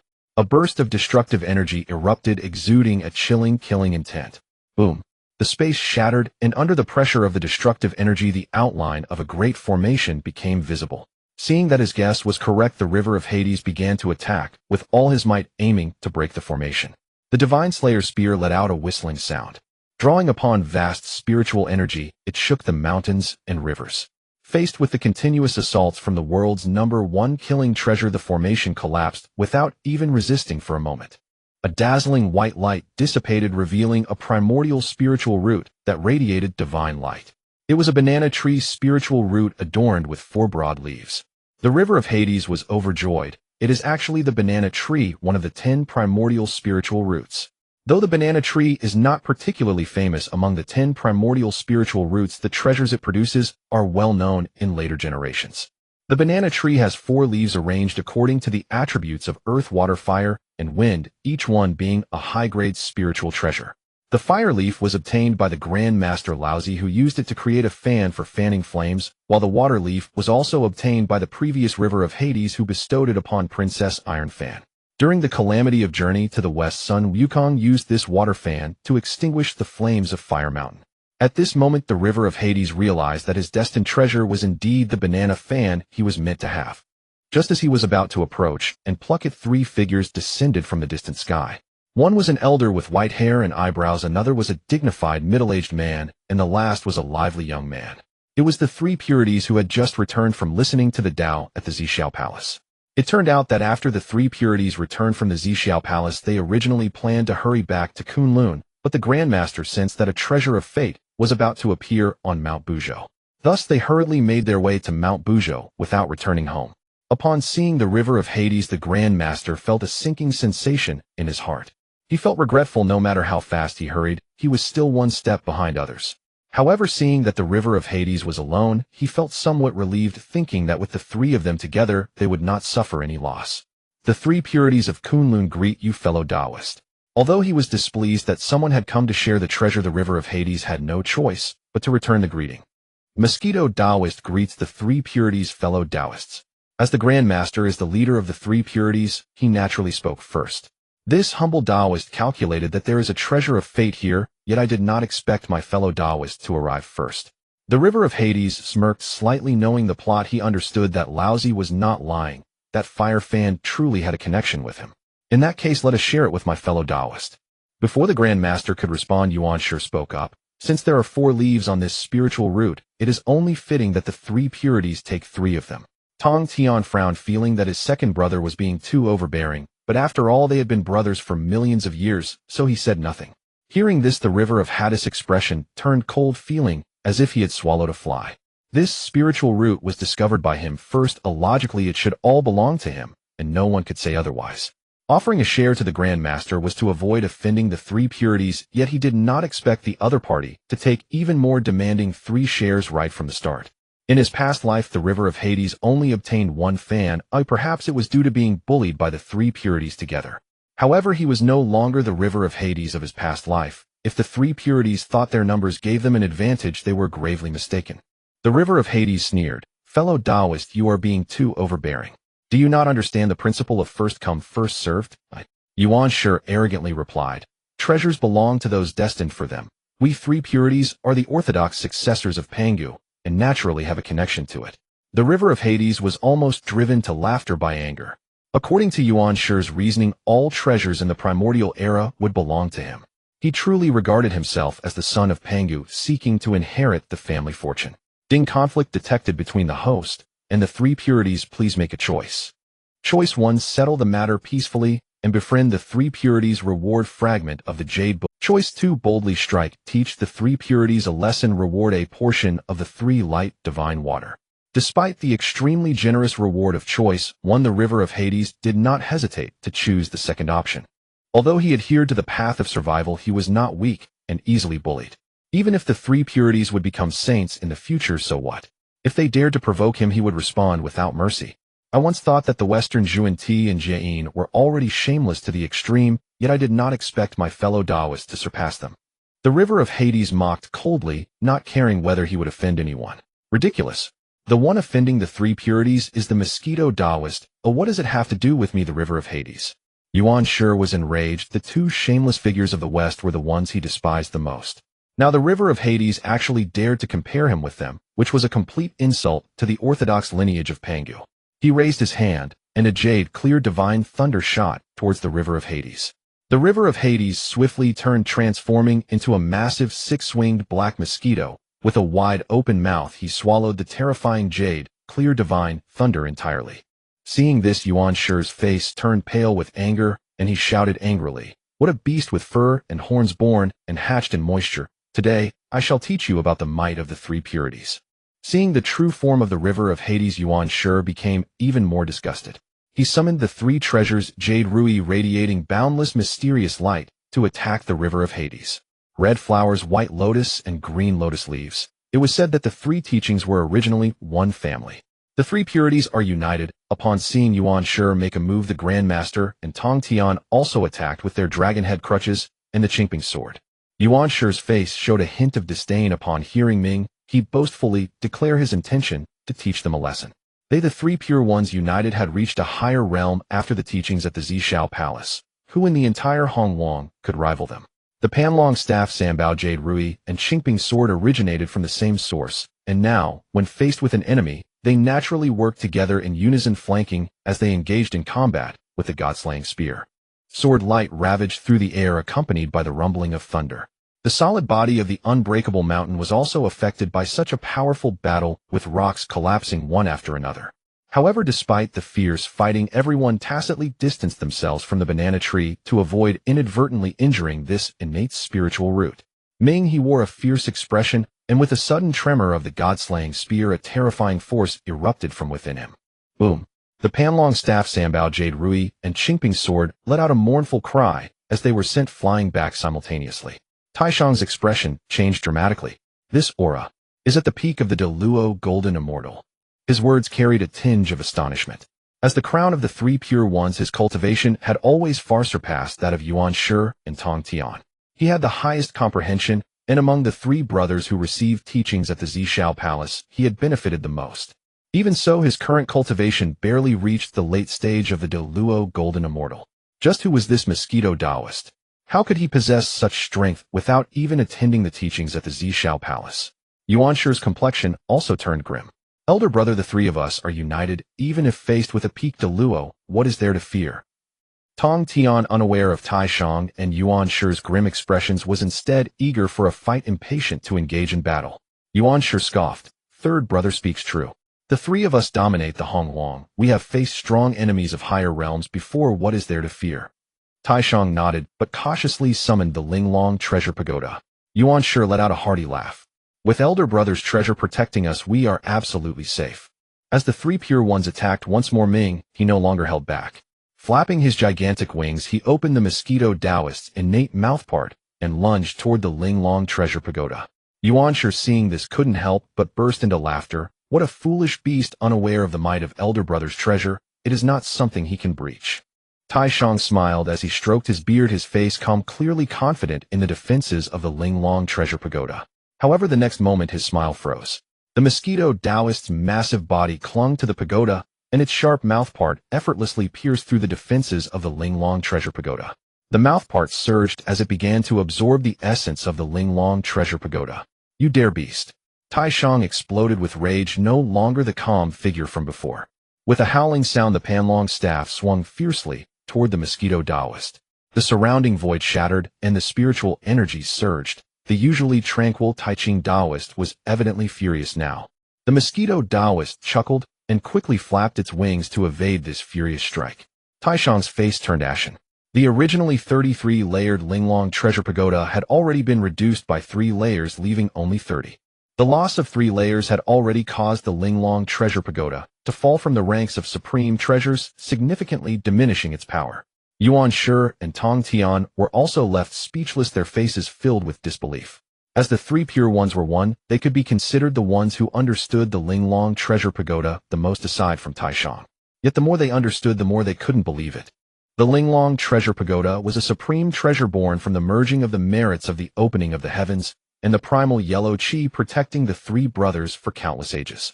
Today it had been breached so easily and had its essence absorbed. Ming, he sneered, though you are the legitimate lineage of Pangu, do not underestimate the world.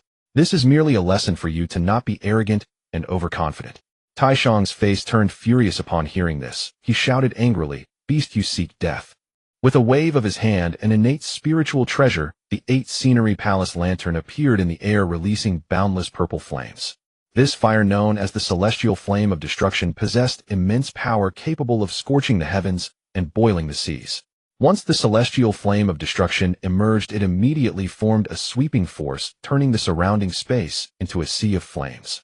The raging flames blotted out the sun like a massive fiery net, bearing down on Ming He. Clearly Taishang had learned from the previous loss with the Linglong Treasure Pagoda and did not dare to directly attack with a spiritual treasure. Instead, he aimed to use this intangible and formless flame to incinerate Ming He to death. Unfortunately, the body of the mosquito Taoist could even devour lightning tribulations. How could it fear these spiritual flames? With 6 enormous wings flapping violently, the mosquito Taoist slightly bent its body, its jaws opening wide like an ancient ferocious beast. In the blink of an eye, the once fearsome and blazing celestial flame of destruction was swallowed into Ming He's abdomen. As for whether the flames would scorch him from the inside, Ming He was not worried in the slightest. As his avatar, the mosquito Taoist also contained a vast amount of blood sea water within. Once the celestial flame of destruction entered his belly, it was immediately extinguished by the blood water, turning into nothingness. Taishang was greatly astonished, never expecting the mosquito Taoist to be so bizarre. Without any hesitation, he shouted to Yuan Shi and Tong Tian, "This person's methods are too strange. We must retreat quickly." Yuan Shi and Tong Tian, also alarmed by the mosquito Taoist's strength, hurriedly withdrew. Ming He sneered, "Want to leave? It's too late."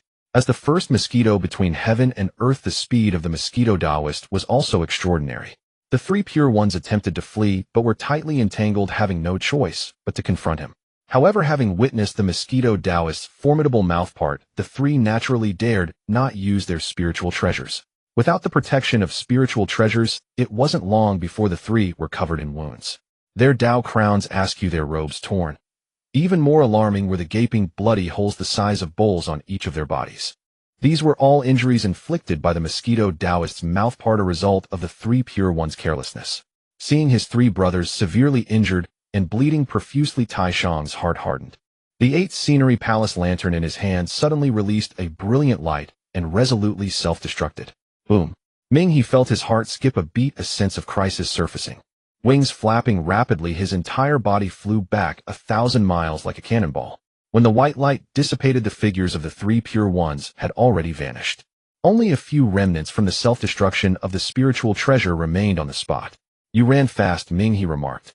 Tai Shang's decisive self-destruction of a spiritual treasure was something even Ming he hadn't anticipated. It could only be said that he was indeed worthy of being the future leader of the Six Saints, with a resolute and determined character. After the three pure ones fled Ming, he directly plucked 4 leaves from the banana tree and swaggered away.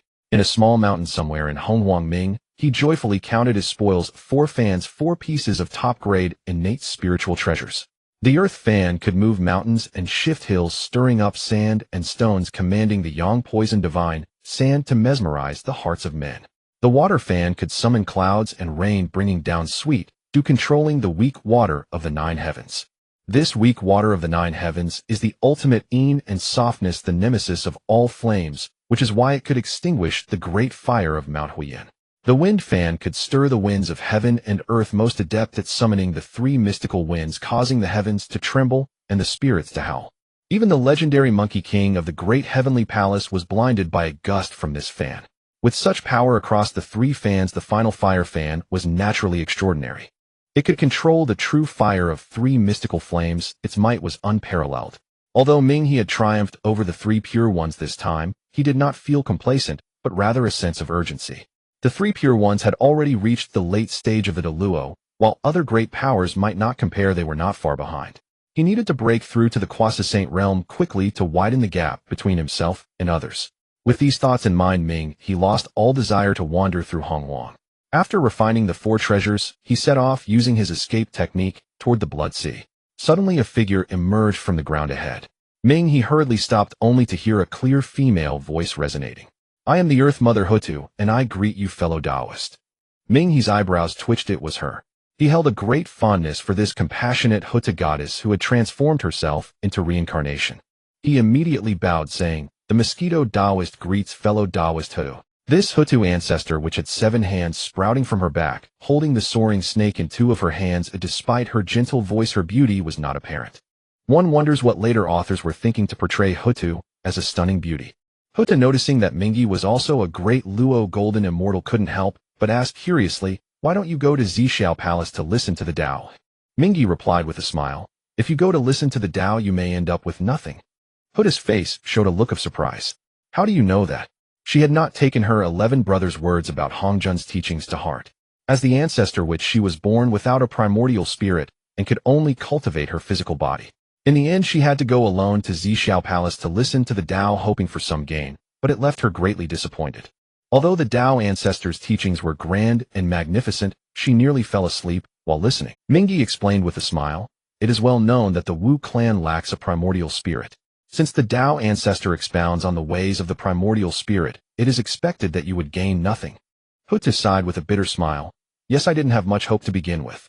Just as Mingi was about to take his leave, the system popped up again. Ding host encounters Hutu, please make a choice. Choice 1, enjoy the beauty and drunkenness, awake to control the world, seduce Hutu, reward 1 drop of Pangus blood. Choice 2, encourage the 12 ancestor witches to go to Zixiao Palace to listen to the Tao, reward innate treasure, the divine mechanism plate. The divine mechanism plate, an innate treasure that can manipulate causality and confuse the heavenly secrets even a saint cannot deduce or perceive it. Setting aside the cliched novel synopsis, Mingi looked at the introduction of the divine mechanism plate, and his breath quickened. A spiritual treasure that can conceal heavenly secrets is definitely a supreme treasure. Currently, he was not afraid of the 3 pure ones or other powerful beings. With the system by his side, he was confident he could always surpass them. But facing Hongjuan, he lacked that assurance. The gap in cultivation was just too great. Saints are omniscient. In the wilderness, almost nothing can escape Hongjuan's eyes. Every move he makes might be under the watchful gaze of Hongjuan. However, if he had the divine mechanism plate to confuse the heavenly secrets, it would give him the opportunity to slip through the cracks. The way of heaven is Hongjuan, yet Hongjuan is not the way of heaven. Not to mention that currently Hongjuan has not yet merged with the Tao. Even if he successfully merges, he won't be able to spy on his movements like before. Looking at Hutu, whose expression was fierce, Ming suddenly shook his head and discarded the terrifying thought of seducing Hutu. Hutu, the issue of the Wu clan lacking a primordial spirit is not without a solution. Ming smiled, gently showing no signs of the devious thoughts in his heart. Hutu, excited, said, "Does my friend have a solution? If you have a method for the Wu clan to give birth to a primordial spirit, my clan would be willing to forge a lasting friendship with you." Ming certainly did not have a solution. Even Hongjuan would probably not have one, but that did not stop him from deceiving her. Ming pretended to shake his head and said, "I naturally have no means, however the Tao ancestor of Zixiao Palace must have a way. Why not ask him?" Seeing that Hutu still had doubts, Ming continued to persuade. Cough advice. Saints are omniscient and omnipotent, living as long as heaven and earth. This small matter is certainly trivial to a saint. As long as you sincerely ask, I believe the Tao ancestor will surely show great mercy and inform you of the solution to the Wu clan's predicament. In order to make Hutu believe, Ming also praised Hongjuan to the skies. Hutu suddenly understood and bowed to Ming, saying, "Thank you for your guidance, I am eternally grateful." Ming said with a righteous expression, "Will you go to ask the Tao ancestor when he next delivers a lecture?" Hutu nodded in confusion, unsure of what was wrong. Ming immediately took on a dramatic tone and sighed loudly, "You are being foolish. If you go alone to Zixiao Palace to ask the Tao, what will the Tao ancestor think? The 12 ancestor witches are one body. If only you go, the Tao ancestor will think the ancestor witches are arrogant and do not respect the saint. At that time, how could he possibly reveal the method for the primordial spirit?" After hearing Ming's words, Hutu immediately felt a sense of dread. Yet she was somewhat troubled, as she knew her brother's personalities all too well. It would be easier to kill them than to make them listen to someone else teach the Tao. Sensing Hutu's difficulty, Ming continued to encourage her. "All the ancestor witches are wise and righteous. As long as you explain the pros and cons clearly, they will surely agree. After all, he was not the one acting as a mediator, so he could fool them as he pleased." Seeing Ming, an outsider, care so much about the matters of the Wu clan, Hutu couldn't help but feel somewhat moved. "Thank you, friend. You shall be an eternal friend of our Wu clan." Looking at the already deceived Hutu, Ming sighed inwardly. The Wu clan is still too naive. No wonder, despite their strength surpassing that of the monster clan, they ended up in a situation of mutual destruction. With such intelligence, who would they scheme against if not themselves? After Hutu left, Ming flipped his hand, and a palm-sized jade plate appeared in his hand. The divine mechanism plate radiated a mysterious aura with threads of causality connecting to it. Ming infused 2 strands of spiritual energy into the divine mechanism plate. In an instant, the entire sky and space became blurred, and the lines of causality connecting him and Hutu were forcibly pulled apart. After erasing all traces, Ming finally breathed a sigh of relief. Although his little scheme posed no threat to Hongjuan, it would at most only annoy him. Yet saints are heartless, treating all beings as mere fodder. For the sake of his own life, it is better to be cautious. Meanwhile, after parting from Ming, Hutu returned to the Wu clan, deeply troubled. Inside the Pangu Hall, 11 terrifying figures stood like ancient divine mountains, exuding a magnificent aura. Sitting at the forefront, Zixiao, with 6 legs and 4 wings, looked at the returning Hutu and smiled. "Sister, how was it? Did you gain anything from your visit to Zixiao Palace?" Hutu shook her head dejectedly. The most temperamental among them, Zhurong, shouted, "Haha, sister, I told you not to go, yet you insisted. We are descendants of the Father God. What need do we have to listen to the nonsense of Hongjuan?" Gong, who usually had a rivalry with him, mocked. "If sister wants to go, then go. What business is it of yours, you big oaf? Gong, do you want to fight?" Zhurong angrily slammed the table. Gong stood his ground. "Are you afraid of me?" The two were like fire and water, glaring at each other, ready to fight. As the eldest brother, Zixiao, felt a headache coming on. Although the ancestor witches were mostly bloodthirsty and combative, none were like Gong and Zhurong, who couldn't go a day without fighting. The problem was that these two didn't know how to hold back. They fought as if they were mortal enemies. "Both of you stop!" Zixiao shouted. The fierce Gong and Zhurong immediately wilted, hanging their heads dispirited. Hutu covered her mouth and chuckled. Only the eldest brother could rein in these two. Brothers, why don't you come with me to listen to the Tao next time? Zhurong scratched his head and said, Sister, it's fine if you go alone, why bring us along? Moreover, didn't you say it was useless? Why still go?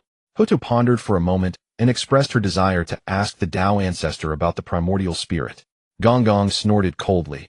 Our Wu clan only reveres the Father God and cultivates the physical body. Why pursue the elusive ways of the primordial spirit? Hutu remained silent, looking at her eldest brother Zixiao. She knew that as long as the eldest brother agreed, it would be useless for the other brothers to oppose. However, the final outcome still disappointed her. Zixiao was even prouder than the other ancestor witches. Time flows gently, and 1,000 years have passed since Hongjun's first sermon. With the return of the 3,000 earthly guests of the Zixiao Palace, the world of Honghuang has entered a period of explosive development. Among them, the most powerful and rapidly developing are the Witch and Lich clans. The Witch clan, led by the 12 ancestral witches, is divided into 12 tribes that span the vast land of Honghuang.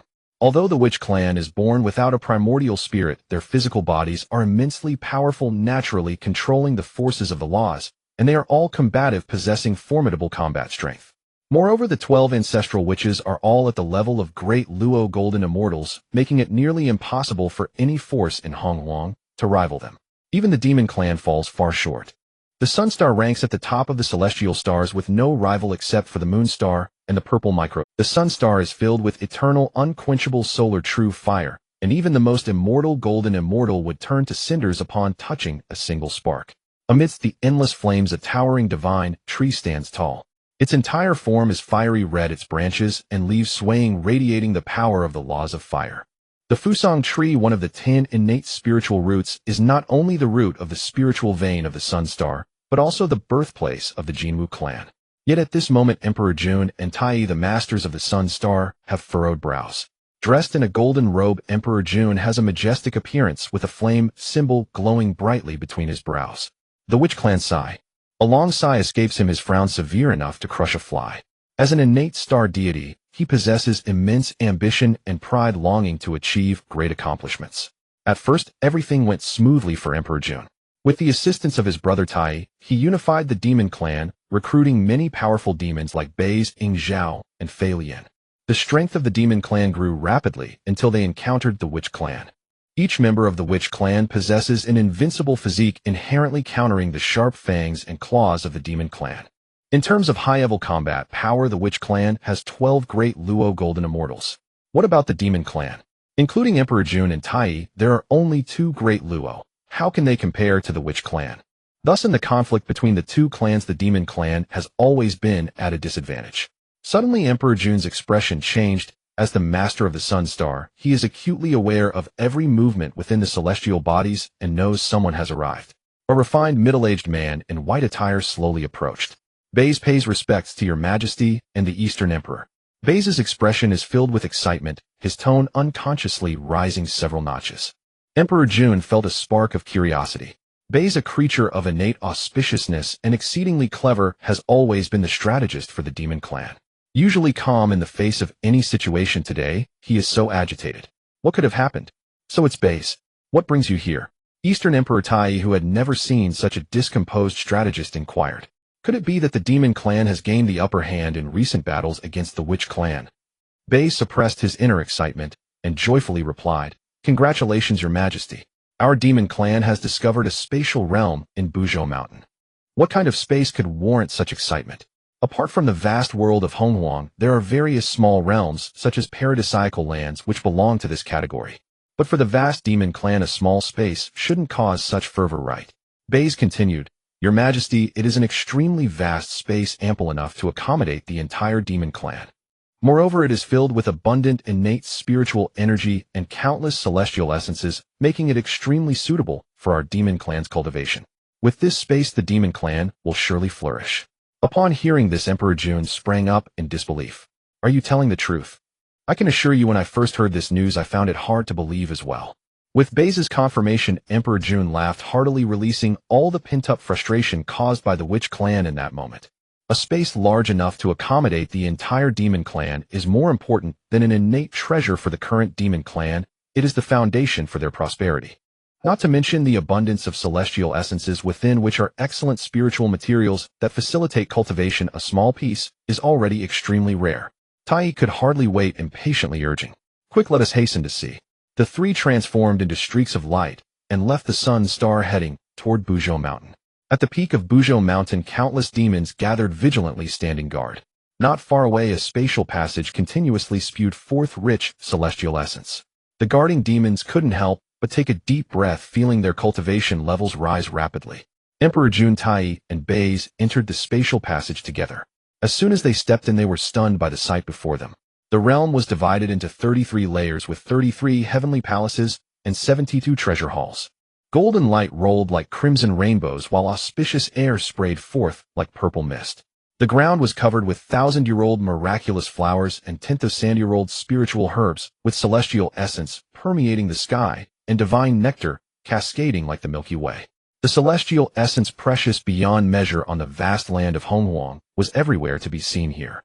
The three passed through the southern heavenly gate and made their way to the Lingxiao treasure hall. Emperor Jun clapped his hands in joy, exclaiming, "With this treasure land, the great flourishing of our demon clan is just around the corner. Congratulations, Your Majesty, your great undertaking is about to be achieved." Baze bowed and congratulated. "This realm has no name yet. Please bestow it a title, Your Majesty." "Then let us call it the Heavenly Court." Emperor Jun waved his hand.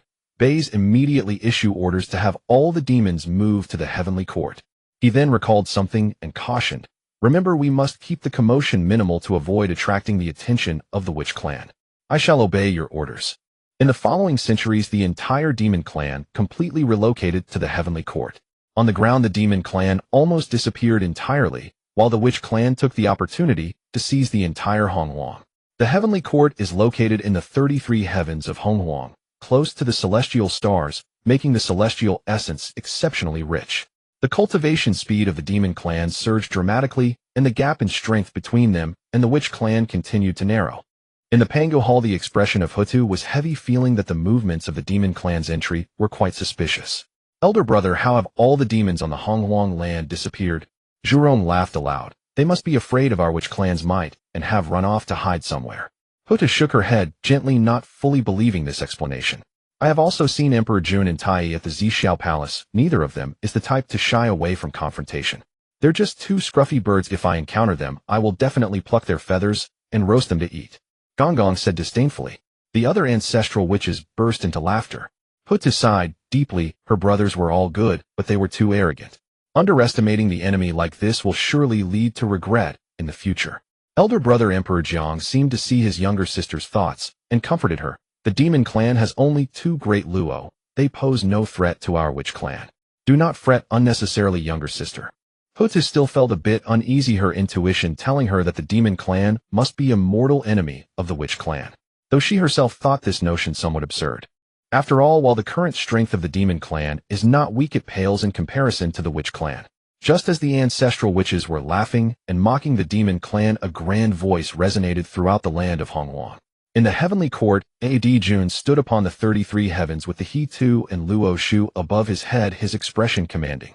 Behind him, countless demon soldiers gathered, with the 10 great demon generals arrayed to his left and right.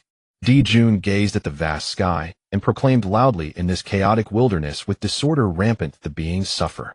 Today I, D. Jun, wish to establish the Heavenly Court to govern the myriad beings and restore order to the heavens and the earth. With the He Tu and Luo Shu as treasures to stabilize our reign, I shall become the Emperor of the Heavenly Court. I hereby appoint Tai Yi as the Eastern Emperor, and by Zai Ji Meng Ci Tai, Fei, Lianshan Yangqin Yuan Gui, Chaying Zhao Bai Fong, and Zhou as the 10 great demon generals. May the Heavenly Tao witness this." After speaking, he deeply bowed towards the Heavenly Tao. "May the Heavenly Tao witness this." Countless demon clans and the 10 great generals also bowed in unison. The grand oath echoed throughout the wilderness across the 4 seas and 8 desolations, catching the attention of countless mighty beings. Boom! The Heavenly Tao rumbled, signifying its agreement to D. Jun's request. At the same time, a massive pillar of profound merit descended from the 9 heavens. 70% fell upon D. Jun's head, while the remaining 30% was split, flying towards Tai Yi and the 10 great generals, with the last portion landing on all the demon clans. D. Jun's aura suddenly surged. Under the enhancement of the merit power, his cultivation astonishingly reached the peak of the great Luo Golden Immortal Realm. If it were not for Hong Jun not yet transmitting the method to sever the three corpses, Di Jun might have directly attained the Quasi-Saint realm. The 10 great generals also broke through to the great Luo Golden Immortal Realm. Although it was only the initial stage, they were indeed genuine great Luo powerhouses. The joy on Di Jun's face was almost overwhelming. Wonderful.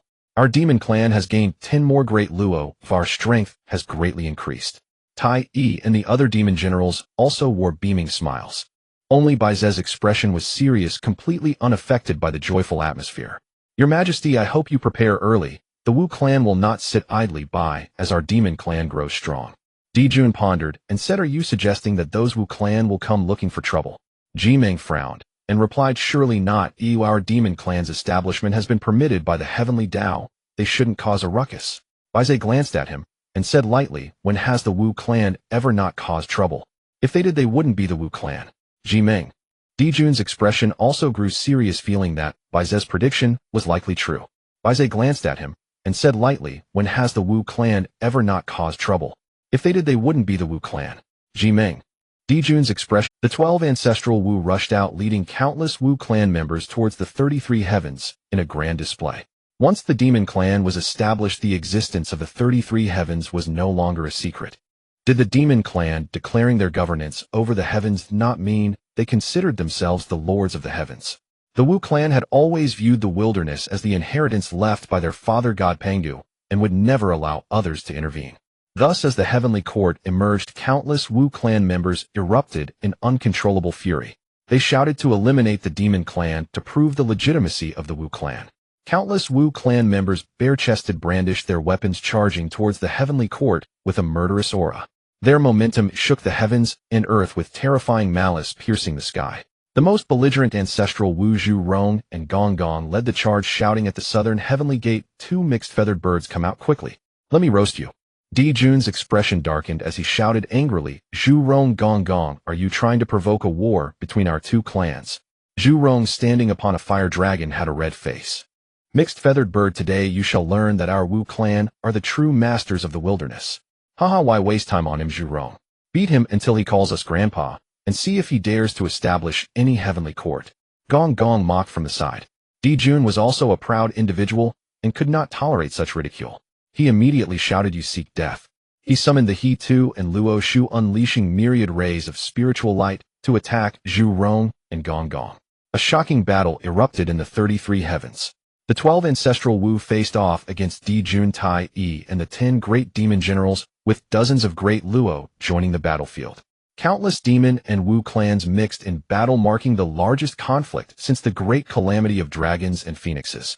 In the void, countless mighty beings secretly observed this battle, hoping to glean the true strength of the Wu and demon clans. In the northern part of the wilderness, a sea of blood. Ming, he sat high on a cloud bed with steaming Dao tea in front of him, exuding a faint aura of enlightenment. Ding, detecting that the first battle between the Wu and demon clans has commenced, please make a choice, host. Choice 1, join the demon clan to deal with the Wu clan, reward the spiritual treasure, Sun Moon Essence Wheel. Choice 2, join the Wu clan to deal with the demon clan, reward a drop of Pangus Essence Blood. Choice 3, refrain from helping either side and watch the battle between the Wu and demon clans, reward a miraculous remedy, the Ban Lan Gen. Ming, he leisurely sipped his tea, completely unfazed by the substantial rewards offered by the system. The battle between the Wu and demon clans is a meat grinder. Once you enter, it spells certain death. Not to mention that there are also Hong Jun's schemes behind it. The two clans will forever face the fate of annihilation. This concerns the inheritance of the Xian men. Although Hong Jun is about to become Dao integrated, it does not mean he will relinquish control over the wilderness. The future 6 saints will be his representatives in the wilderness, and the people of the wilderness revere the 6 saints out of respect for Hong Jun behind them. Now, with the Wu and demon clans being so powerful, they have nearly dominated the entire wilderness world. If these two clans are not eliminated, how can the Xianmen develop in the wilderness? After all, the current 6 saints are still far too weak compared to the Wu and demon clans. Thus, the Wu and demon clans must perish. Do you not see that after the demon clan's Nuwa became a saint, she was imprisoned in chaos and could not participate in the battle between the two clans? Ming, he adheres to the principle of survival, thus it is absolutely impossible for him to get involved. However, what on earth is this miraculous remedy, the Banlan Jin? Ming He raised his head, feeling quite speechless. Why does it feel like this system is becoming increasingly unserious? A flash of light passed, and a verdant spiritual root appeared before Ming He. Supreme Spiritual Root Banlan Jin, the first spiritual herb of the wilderness. After consuming it, one becomes immune to all poisons and possesses a certain healing ability for any injury, making it a panacea for healing. Ming He planted the Banlan Jin next to the Enlightenment Tree and casually dripped a drop of the previously obtained 3 light divine water onto it. The 3 light divine water is distilled from the essence of heaven, earth, sun, moon, and stars. If the 3 types of divine water are used separately, they are toxic substances that can corrode and wear down a person's spirit. However, when used together, they can revive the dead and restore them to life, possessing miraculous effects. For plants, the 3 light divine water is an ultimate supplement. As a drop of divine water fell, the Banlan Jin suddenly exploded with a dazzling brilliance. In the blink of an eye, a boy with fair skin and a youthful appearance sprang forth. Ming He, what is going on? The Banlan Jin really became sentient. The boy dressed in green approached Ming He and knelt in greeting. I pay my respects to my lord. Thank you for your enlightening grace. Ming He was deeply speechless. He had not expected that just a drop of 3 light divine water would cause the Banlan Jin to take form. However, now that it had taken form, he couldn't erase its intelligence. After all, it was incredibly difficult for a spiritual root to take form. Although he had seized Ming He's body, he was not a cruel and heartless person. Forget it, it is just a spiritual root. Ming He gently flipped his hand, and an invisible force lifted the kneeling boy. From now on you shall follow me as a child, and your name shall be Songlan. Songlan nodded obediently, though he was somewhat puzzled. Why does my lord insist on calling me Blue when I am so green? Songlan, I shall enter seclusion to cultivate. All affairs within the Daoist sanctuary are entrusted to you. In with the first war between the Wu and the Yao already underway, the second discourse at Zixiao Palace draws near, when Hongjun will impart the method of severing the mortal self. He must swiftly ascend to the rank of quasi-sage lest he fall behind his peers. Songlan nodded solemnly and replied, Rest assured, master. I shall guard the sanctuary with unwavering vigilance. The 33rd heaven lay in ruin, corpses strewn across the heavens, rivers of blood flowing, crimson mountains of fallen Wu and Yao warriors piled high. Once a celestial paradise, the heavenly court now lay shattered and desolate. Though the 10 Yao commanders had ascended to the great Luo realm, their cultivation was newly attained, weak and unrefined, far inferior to the peerless might of the 12 ancestral Wu. Yet the Yao held the strategic advantage of the heavenly court's terrain, resulting in a stalemate between the two forces. Even as the 12 ancestral Wu seethed with resentment, they had no choice but to withdraw their armies. Long accustomed to arrogance and tyranny, they had incurred the enmity of numerous mighty cultivators, and dared not remain away from their tribes for too long. For should their homeland be raided in their absence, the cost would far outweigh any gain. Zhirong fumed, Elder brother, must we retreat like this? You dare speak thus?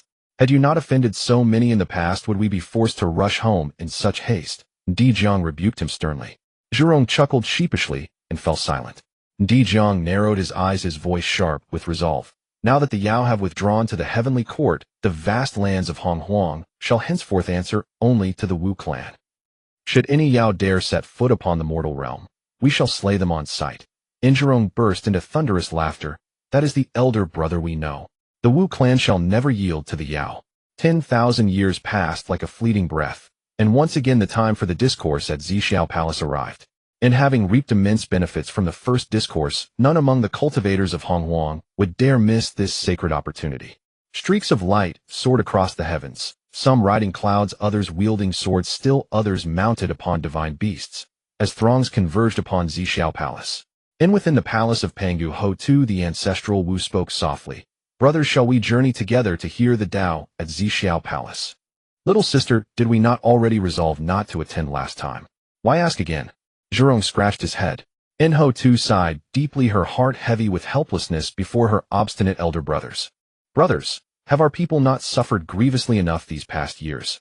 The cultivation of the spiritual soul offers a path forward. Why not seek it out? A heavy silence settled over the ancestral Wu. Recent millennia fortified by the heavenly court as their stronghold, the Yao's power had grown steadily. With secure rear lines, they avoided open confrontation with the Wu, and instead waged relentless guerrilla warfare.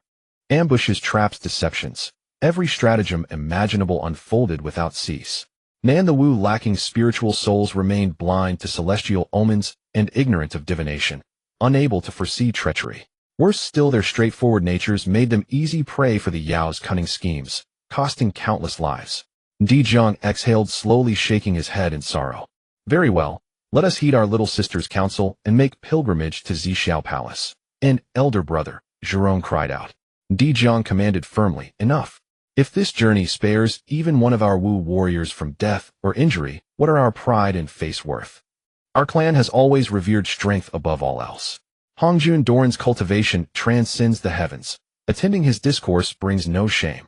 Nance Di Zhang spoke, the other ancestral Wu dared not object. Thus the 12 ancestral Wu strode forth toward Zixiao Palace, the terrifying aura radiating from their bodies, scattering countless cultivators along the way. In Ming, he had never imagined the 12 ancestral Wu would truly appear at Zixiao Palace to hear the Tao. He had merely deceived Ho Tu to fulfill a system task. And even the perilous ninefold celestial winds, which posed grave danger to great Luo immortals, proved trivial before the ancestral Wu. Without lifting a finger, the 12 ancestral Wu traversed the winds unscathed, relying solely on their indomitable physical forms. In their arrival drew astonished glances from countless mighty cultivators. All wondered, how could the haughty ancestral Wu possibly deign to attend a discourse? And Zhurong, ever the most fiery-tempered, bellowed defiantly, "What are you gawking at? Are we forbidden from being here?" His brazen tone stirred an almost irresistible urge to strike him down. Yet the sight of 12 towering figures, 12 great Luo immortals standing shoulder to shoulder, struck awe deep into every heart. Those who inwardly chafed swallowed their protests. You outnumber us. Best not provoke you. With swaggering strides the ancestral Wu entered Zixiao Palace, while lesser cultivators scattered like mice fleeing a cat. Inside Zixiao Palace, the 3,000 mortal disciples were already seated. And upon entering, the 12 ancestral Wu surveyed the hall, and scoffed, "No seats left." Into the Wu violence was the ultimate solution. No seat. Seize one. Zhurong strode up to Zhuanti and pointed imperiously, "You, move aside. This seat is mine."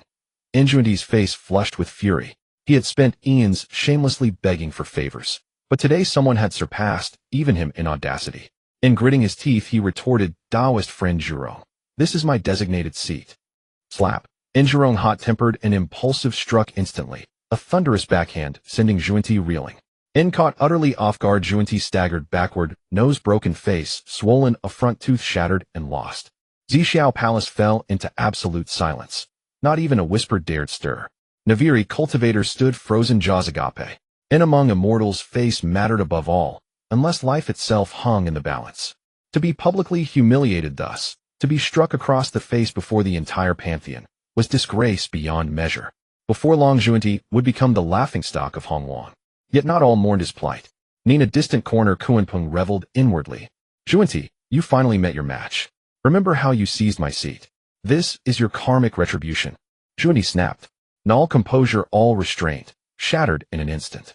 His sole desire now was to annihilate Zhurong and erase the shame of that slap. Seeing his junior brother about to erupt, Jane swiftly restrained him. "Brother, calm yourself." Ni's voice boomed like a temple bell, jolting Zhuanti back from the brink of madness. "Brother, do not act rashly. We stand no chance against the 12 ancestral Wu."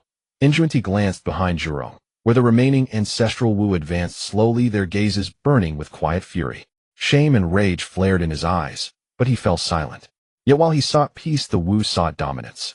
Zhurong pressed forward, voice dripping with menace. "Hey, staring like a fool. Your seat is mine too." Jane blinked, pointing dumbfounded at himself. "Yes, you. Do you think we didn't see you whispering with Zhuanti? Yield your seat, now." Jane smiled bitterly. "Though the Wu clan wields great power, it cannot oppress us without cause. And should you incite universal outrage, can your clan withstand the wrath of Honghuang's mightiest cultivators?" Jane's profound cultivation allowed him to bind others' grievances to his own, uniting the assembly in shared indignation. But such subtlety was lost on the blunt-minded ancestral Wu. Zhurong roared, "Go to hell, you pretentious windbag," and then with a leg thick as a wine bat he launched a brutal kick straight at Jane. Oof! And Jane had believed his warning had cowed them, only to find Zhurong daring 2 assaults within Zixiao Palace itself. Unprepared, he tumbled headfirst onto the floor. "Ha ha ha!" Kuanpeng, watching Zhuanti and Jane suffer successive humiliations, could no longer contain himself. He erupted in peals of laughter. Spurred by Kunping's mirth, even the most disciplined cultivators broke down. Such absurdity was simply irresistible. And they were professionals, normally impassive, unless of course laughter proved utterly unavoidable. Senior brother impulsiveness is the devil. Zhuan Ti tightly held onto the furious Jie-in desperately, trying to pull him back. Jie-in's eyes were bloodshot, filled with hatred as he glared at Zhu Rong. Junior brother, don't pull me. If I don't avenge this today, how can I face the vast wilderness? As a dignified Deluo powerhouse, he had been publicly humiliated, which enraged him to the core. Zhuan Ti ignored his swollen face and urged Jie-in to go fight the ancestor witches. Through divine sense, he advised senior brother a gentleman's revenge is not too late even after 10 years. Those ancestor witches are formidable. How can we be their match? For the great revival of the West, you cannot act impulsively. Watching this spectacle in the Zixiao Palace, the other powerful beings merely observed with cold indifference. No one spoke up for Zhuan Ti and Jie-in. One reason was their unwillingness to offend the 12 ancestor witches, and the other was that Zhuan Ti and Jie-in had a notorious reputation. The two often wandered about seizing spiritual veins and celestial herbs, earning a notorious reputation in the vast wilderness. As both sides were truly about to clash, the hidden figure of Hong Jun could no longer sit still. With Zhuan Ti and Jie-in's cultivation levels, if they truly faced the 12 ancestor witches, they would only end up being crushed beneath them. At the same time, he was puzzled why the ancestor Earth had come to listen to the teachings. Why were the other ancestor witches also present? And the Blood Sea and Dark River had not arrived this time. Hong Jun immediately calculated, seeking to uncover the heavenly secrets. However, the matter of the Dark River transforming into the Mosquito Taoist to deceive ancestor Earth had long been concealed by the heavenly secrets, and no matter how many times Hong Jun calculated, he found nothing amiss. Could it be that the poor monk thought wrong? The ancestor witches coming to listen to the teachings is merely a coincidence. He could no longer afford to ponder this. With a wave of his sleeve, Hong Jun appeared within the Zixiao Palace. Seeing Hong Jun appear, the powerful beings all bowed and paid their respects. We pay our respects to the Tao ancestor. Hong Jun glanced down, speaking indifferently. What is the commotion in the Zixiao Palace? Upon seeing the Tao ancestor appear, Zhuan Ti and Jie-in felt they had found their backer and began to weep loudly. Please, Tao ancestor, help us. The 12 ancestor witches are exceedingly arrogant. They came in wanting to seize our seats. These seats were established by the Tao ancestor. How can we just relinquish them? Naturally, we refuse. Unexpectedly, they directly resorted to violence against us. We respected this place as the Tao ancestor's domain and dared not act rashly, allowing the ancestor witches to repeatedly humiliate us. The two brothers cried so heart-wrenchingly, tears streaming down their faces, that the onlookers in the Zixiao Palace frowned in disapproval. They couldn't help but feel disdain. How could a dignified Deluo golden immortal act so pitifully?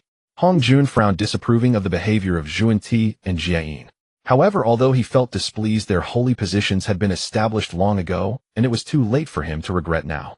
Hong Jun looked at the 12 ancestor witches and spoke. The seats in the Zixiao Palace have long been established. I do not blame others for your tardiness. If you sincerely wish to listen to the teachings, move aside. The ancestor witches were known for their arrogance. How could they compromise just because of a few words? Each of them wore a defiant expression. Hong Jun's heart surged with anger. His disdain for these ungrateful ancestor witches grew stronger. His aura suddenly transformed, shifting from the calm of a tranquil sea to the ferocity of a raging tsunami. A terrifying pressure of a saint surged toward the witch clan like a tidal wave. The others felt this immense pressure and were taken aback, harboring even more respect for Hong Jun. Beneath the saints, everyone else is but an ant. How much less so for mere Deluo golden immortals? Under the impact of this pressure, the 12 ancestor witches turned pale, cold sweat pouring down. Ancestor Earth hurriedly stepped forward, saying, Tao ancestor, forgive us, we did not mean to offend. He quickly led the other ancestor witches to retreat aside. Hong Jun nodded in satisfaction and began the teachings. This session will last 3,000 years, discussing the Tao of the saints. I hope you all will comprehend it carefully. Tong Tian could not help but ask, may I ask, Tao ancestor, what is a saint? Hong Jun replied, above Deluo is the Hunyuan Deluo golden immortal, also known as a saint. Saints perceive the vast world, master the cycles of time and space, endure through eons without wear, and remain untainted by cause and effect. They exist alongside the heavens and are one with the Tao. They are untouched by tribulations, avoiding the entanglements of cause and effect. Beneath the saints, all are but ants. The last sentence, spoken in a plain manner, stirred up tumultuous waves in the hearts of the listeners. Saints perceive the vast world, master the cycles of time and space, endure through eons without wear, and remain untainted by cause and effect. They exist alongside the heavens, and the crowd quickly bowed their heads and shouted, "We implore the Tao Ancestor to grant us the method to become saints." Hong Jun lightly tapped the bowl before him, the resonant sound echoing throughout the Zixiao Palace. There are 3 methods to become a saint. The first is to prove the Tao through strength. Penghu used this method back then, but it is exceedingly difficult. The crowd nodded in agreement upon hearing this. If Penghu couldn't succeed, it showed just how high the difficulty was. Could they be stronger than Penghu? They all began to abandon this first method in their hearts. However, the 12 ancestor witches showed anger, believing Hong Jun had disrespected Penghu. Fortunately, they were stopped by Ancestor Earth, and out of fear of Hong Jun's strength, they held back their fury. The second method is to prove the Tao through merit. One must make great contributions to the heavens and the earth. Only by achieving great merit can one prove the Tao. Upon hearing this, the crowd smiled bitterly. As great beings of the vast wilderness who didn't know that acquiring merit was not so easy. The merit sufficient to support proving the Tao was incredibly vast. They feared they could spend their whole lives accumulating it. The method of proving the Tao through merit was directly ruled out, and the crowd placed their hopes on the third method. Hong Jun slowly spoke. The third method of proving the Tao is to sever the 3 corpses. To become a saint requires immense wisdom, great opportunity, and great willpower. For an ordinary person, becoming a saint is akin to climbing to the heavens. Thus I have delineated a layer of realm between the Luo Golden Immortal and a saint known as the Quasi Saint. By leveraging innate spiritual treasures, one can sever the good, evil, and attachment of the 3 corpses. Ultimately, when the 3 corpses merge as one can prove the Tao of Hunyuan. Within the Zixiao Palace, Hong Jun, with the heavenly edict in his mouth, meticulously explained the method of severing the 3 corpses. The assembly was enraptured, absorbed in the principles of the heavenly Tao. Only the 12 ancestor witches were like a strange breed, each shaking their heads, as if they were listening to a heavenly book. Some even fell asleep, emitting loud snores. Only Ancestor Earth, though furrowing her brow, persisted, attracting Hong Jun's appreciative gaze. In the blood sea, swirling waves surged, and a hazy blood mist enveloped. In this eternally silent, forbidden area of the vast wilderness, a vibrant Taoist ground was situated within. The air was filled with the songs of birds and the fragrance of flowers. The mountains were clear, and the waters were beautiful, with ginseng and spiritual herbs growing everywhere. A delicate and charming little Taoist boy named Song Lan was casting spells, watering the plants and weeding. In the Blood God Palace, the dark river sat cross-legged in meditation, diligently cultivating. Before him, the chaotic jade tablet emanated a misty Tao intent enveloping the entire room. A dark, coldly gleaming divine pillar appeared above his head. The divine pillar was entwined with strands of blood-colored killing intent, and countless divine weapons manifested. Some were blades, some swords, some spears, and some halberds. The clashing of weapons rang out, accompanied by shouts of slaughter, and a strong aura of killing radiated from above. The void trembled, the Yuan Tu and Ubi sword chi crisscrossed, and the god-slaying spear pierced through the heavens. The entire space seemed to transform into a battlefield with mountains of corpses and rivers of blood everywhere, drenched in blood everywhere, filled with slaughter. This divine pillar was the manifestation of the killing laws that the dark river comprehended. There are myriad paths to the Tao, each capable of proving the Tao. Although there is no high or low in the Tao, there are significant differences in power. Time as king, space is revered. Fate does not emerge, and cause and effect reign supreme. Although the killing laws comprehended by the Dark River are not the most powerful, they are the most suitable for him. As the Dark River struck the top of his head, a large azure fruit materialized. The Tao fruit emanated an ethereal aura with intricate patterns of the great Tao intertwined upon it, a condensation of a grand Luo Golden Immortal's lifetime of cultivation. The Tao fruit had matured, its exotic fragrance indicating that his path to the grand Luo had reached perfection. The Tao fruit spun in the air before finally landing atop the Pillar of Laws. Boom! A thunderous sound of the great Tao resonated as the Pillar of Laws fused with the azure Tao fruit. After absorbing the insights of the killing laws from the Tao fruit, the Pillar of Laws suddenly swelled dramatically. 100 zhong, 1,000 zhong, 2,000 zhong, 3,000 zhong. The Pillar of Laws expanded rapidly as if it had been injected with a growth agent. The gigantic pillar reached from heaven to earth, resembling a towering white jade column spanning the realms. The aura of slaughter from the Pillar of Laws grew denser, with thick blood energy swirling around, shrouding the entire sky and dimming the light of the sun and moon. As the Pillar of Laws surged, the aura surrounding the dark river gradually ascended. The immortal Tao of the Grand Luo spread out, enveloping the dark river in a thick, bloodthirsty atmosphere. The spiritual energy surged violently, and the entire blood sea seemed to sense something boiling at that moment. The waves of blood soared high, raising a curtain of water before crashing down. The momentum finally reached its peak, and the aura emanating from the dark river erupted like a volcano that had been suppressed for too long. Endless pressure swept outwards like ripples. The Quasi-Saint realm had been achieved. The pillar of laws before him had stabilized at 3,000 zhang, signifying that the dark river had comprehended 30% of the killing laws. 3,000 zhang early Quasi-Saint, 6,000 zhang mid Quasi-Saint, 9,000 zhang late Quasi-Saint. Once the dark river comprehended the killing laws to full completion, the pillar of laws would swell to 10,000 zhang, marking his ascendance to the status of a mixed element, Grand Luo Golden Immortal. Indeed, it is a Grand Luo Golden Immortal, not a saint. A saint is a mixed element Grand Luo Golden Immortal, while a Grand Luo Golden Immortal is not a saint. What the Dark River sought was to become a carefree, unrestrained mixed element Grand Luo Golden Immortal, not a saint bound by a realm. He opened the system prompt, revealing that Hong Jun's second teaching had already begun. He had been in seclusion at the time and missed the choices presented by the system. Ding detected Hong Jun's second teaching. Please make a choice. Choice 1. Go to the Purple Cloud Palace to listen to the teachings. Reward 1. 9 Heaven's Resting Soil. Choice 2. Remain in seclusion. Reward Innate Spiritual Root, Huang Zhongli.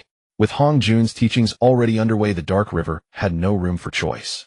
Fortunately, the outcome was not different. He had never intended to go to the Purple Cloud Palace to listen. The Dark River rose and exited the palace, heading to the medicinal garden.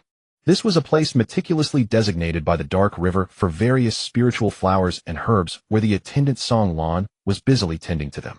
Upon seeing the Dark River's arrival, Song Lan hurriedly came forward to salute. I have seen the master. The Dark River looked at the neatly arranged medicinal garden, nodding in satisfaction. You have done well. As the first spiritual herb to take form in the primordial age, Song Lan was exceptionally skilled in managing plants. Song Lan shyly scratched his head, a bashful smile appearing on his face. The Dark River waved his large sleeve, and a beam of white light flew out, adding a wondrous spiritual root to the center of the medicinal garden. The flower resembled a lotus, its fruit shaped like pearls, exuding a rich aura of wood. Among the branches and leaves, 9 fist-sized fruits were faintly visible, each bearing the words, Huang Zhong. This was the foremost of the innate top 10 spiritual roots, Huang Zhongli. As soon as Huang Zhongli appeared, all the plants in the medicinal garden trembled. Even the enlightenment tea tree couldn't help but bend its branches slightly in respect to this supreme spiritual root, the king of all trees. The spiritual energy in the entire area of the medicinal garden quietly thickened. This was the benefit of a top-tier spiritual root capable of nourishing a land with its essence. The Dark River reached out towards Huang Zhongli, and a fragrant fruit landed in his hand. Huang Zhongli flowers for 10,000 years, bears fruit for 10,000 years, matures for 10,000 years, yielding 9 fruits in 30,000 years, each of which is exceptionally precious. The Dark River handed the Huang Zhongli fruit to Song Lan, speaking slowly. Since you are my attendant, your cultivation cannot be too low. Consume this fruit to enhance your cultivation. Having taken Song Lan as his attendant, he naturally treated him well. Song Lan, having taken form from a spiritual root, naturally understood the value of Huang Zhongli. At this moment, he was full of excitement and hurriedly bowed 3 times to the Dark River. Thank you, master. He then eagerly swallowed the Huang Zhongli. Song Lan's original profound immortal cultivation soared after consuming the fruit. Profound immortal golden immortal Tai golden immortal. In the blink of an eye, he was approaching the Grand Luo Golden Immortal realm. A level that countless cultivators couldn't reach, even after cultivating for millions of years, was easily achieved through a small fruit. Just as Song Lan's cultivation broke through to the peak of Tai Golden Immortal, the Dark River acted decisively. A pure white finger pointed at Song Lan's forehead. The previously surging cultivation came to an abrupt stop, as if hitting the brakes. The tribulation of the Grand Luo is too perilous. With your current state of mind, you will definitely be unable to transcend it. I have sealed part of Huang Zhongli's power. You may break through later when you are better prepared. Song Lan nodded gratefully, knowing that the Dark River spoke the truth, having the innate heritage. The Dark River's expression grew serious. Since you are my attendant, I will naturally not mistreat you. However, I do not support waste. Though I have helped you elevate your cultivation with spiritual fruits, you must also diligently cultivate and cannot be slack. Song Lan nodded like a chick pecking at rice. Thank you for your guidance, master. I will definitely cultivate hard. At the Purple Cloud Palace, Hongjun narrated the 3,000 great Daos golden lotuses emerged, and an exotic fragrance wafted through the air. Time flew and 3,000 years passed in the blink of an eye. After the teachings concluded, the crowd understood that Tao Ancestor had something to say as they observed him not leaving immediately. Hongjun slowly opened his eyes, his indifferent gaze sweeping across the room. With the conclusion of this teaching, I have two important matters to discuss. The first matter: since the Dragon and Phoenix great calamity, the universe has blurred, yin and yang reversed, and the order of heaven and earth has become unstable. I wish to select the foremost among the immortals to govern the primordial world and maintain the order of all beings. As soon as Hongjun's words fell, the crowd erupted into a commotion. To hold dominion over the primordial world would mean immense power, regarded as the foremost being beneath the saints. Anyone with a hint of ambition would be stirred. However, Jun's expression turned grim. They had just announced the establishment of the heavenly court to oversee the primordial world, and immediately after Hongjun wanted to select the foremost immortal. Was this not a direct challenge to their demon clan? Yet a glimmer of hope arose within. Oh, what if the Tao Ancestor chose one of them? In an instant, everyone's thoughts diverged. Only the 12 ancestral witches remained calm, showing no concern for the matter. Amidst the expectant gazes of the powerful, Hongjun looked towards the inconspicuous Dong Wanggong within the crowd. Dong Wanggong, you are the embodiment of the first pure yang energy in heaven and earth, destined to be the foremost among male immortals. Upon hearing this, Dong Wanggong's heart surged with joy. He had not held much hope, as he did not consider himself outstanding among the crowd. Not to mention the 6 individuals on the mat, even figures like Jun Tai Yi and Jun Yuan Zi were far superior to him. He never expected that this position would fall upon him. Forcing down the joy within, he quickly stood up and stepped forward. Feeling the jealous gazes of the crowd behind him, Dong Wanggong felt a wave of satisfaction in his heart. I never thought there would come a day when Dong Wanggong would be in the spotlight, soaring high. Hongjun then turned his gaze to a female immortal dressed in palace attire. Shi Wangmu, you are the embodiment of the first pure yin energy in heaven and earth, destined to be the foremost among female immortals. Shi Wangmu was also stunned by this sudden surprise. With a wave of his hand, Hongjun summoned a dragon head staff and a small flag that floated in midair, exuding mysterious waves. Dong Wanggong, I grant you the innate supreme spiritual treasure, the dragon head staff. Shi Wangmu, I grant you the innate supreme spiritual treasure, the Western Plain Cloud Banner. Use them wisely to govern the male and female immortals and maintain the order of the primordial world. We will abide by the sage's decree. Dong Wanggong and Shi Wangmu both bowed in thanks, their joy almost impossible to conceal. Among the crowd, Jun's expression suddenly darkened. He clearly could not accept this outcome, and a trace of killing intent rose within him. The other powerful beings were nearly driven mad with jealousy. Those were supreme innate spiritual treasures, and there were hardly a few in the entire primordial world, yet 2 had just appeared at once. They wanted them too. Looking at the spirited Dong Wanggong, the powerful beings scoffed inwardly. Although appointed by the Tao Ancestor, how could the position of leader among the immortals be so easily held? Everyone was used to being unrestrained. How many would willingly accept being governed? The second matter: I wish to take in several disciples to pass on my Tao lineage. Boom. The entire Zixiao Palace erupted, even more shocking than the previous announcement of the leader among the immortals. For a sage to take disciples was an immense opportunity. Everyone looked eagerly at Hongjun, who sat high on the platform, their faces full of anticipation. Hongjun maintained a calm expression.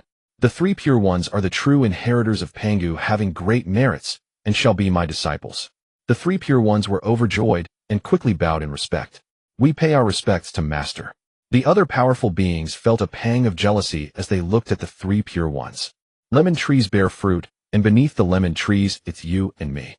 Hongjun continued, Niwa will have a great merit in the future and shall be my disciple.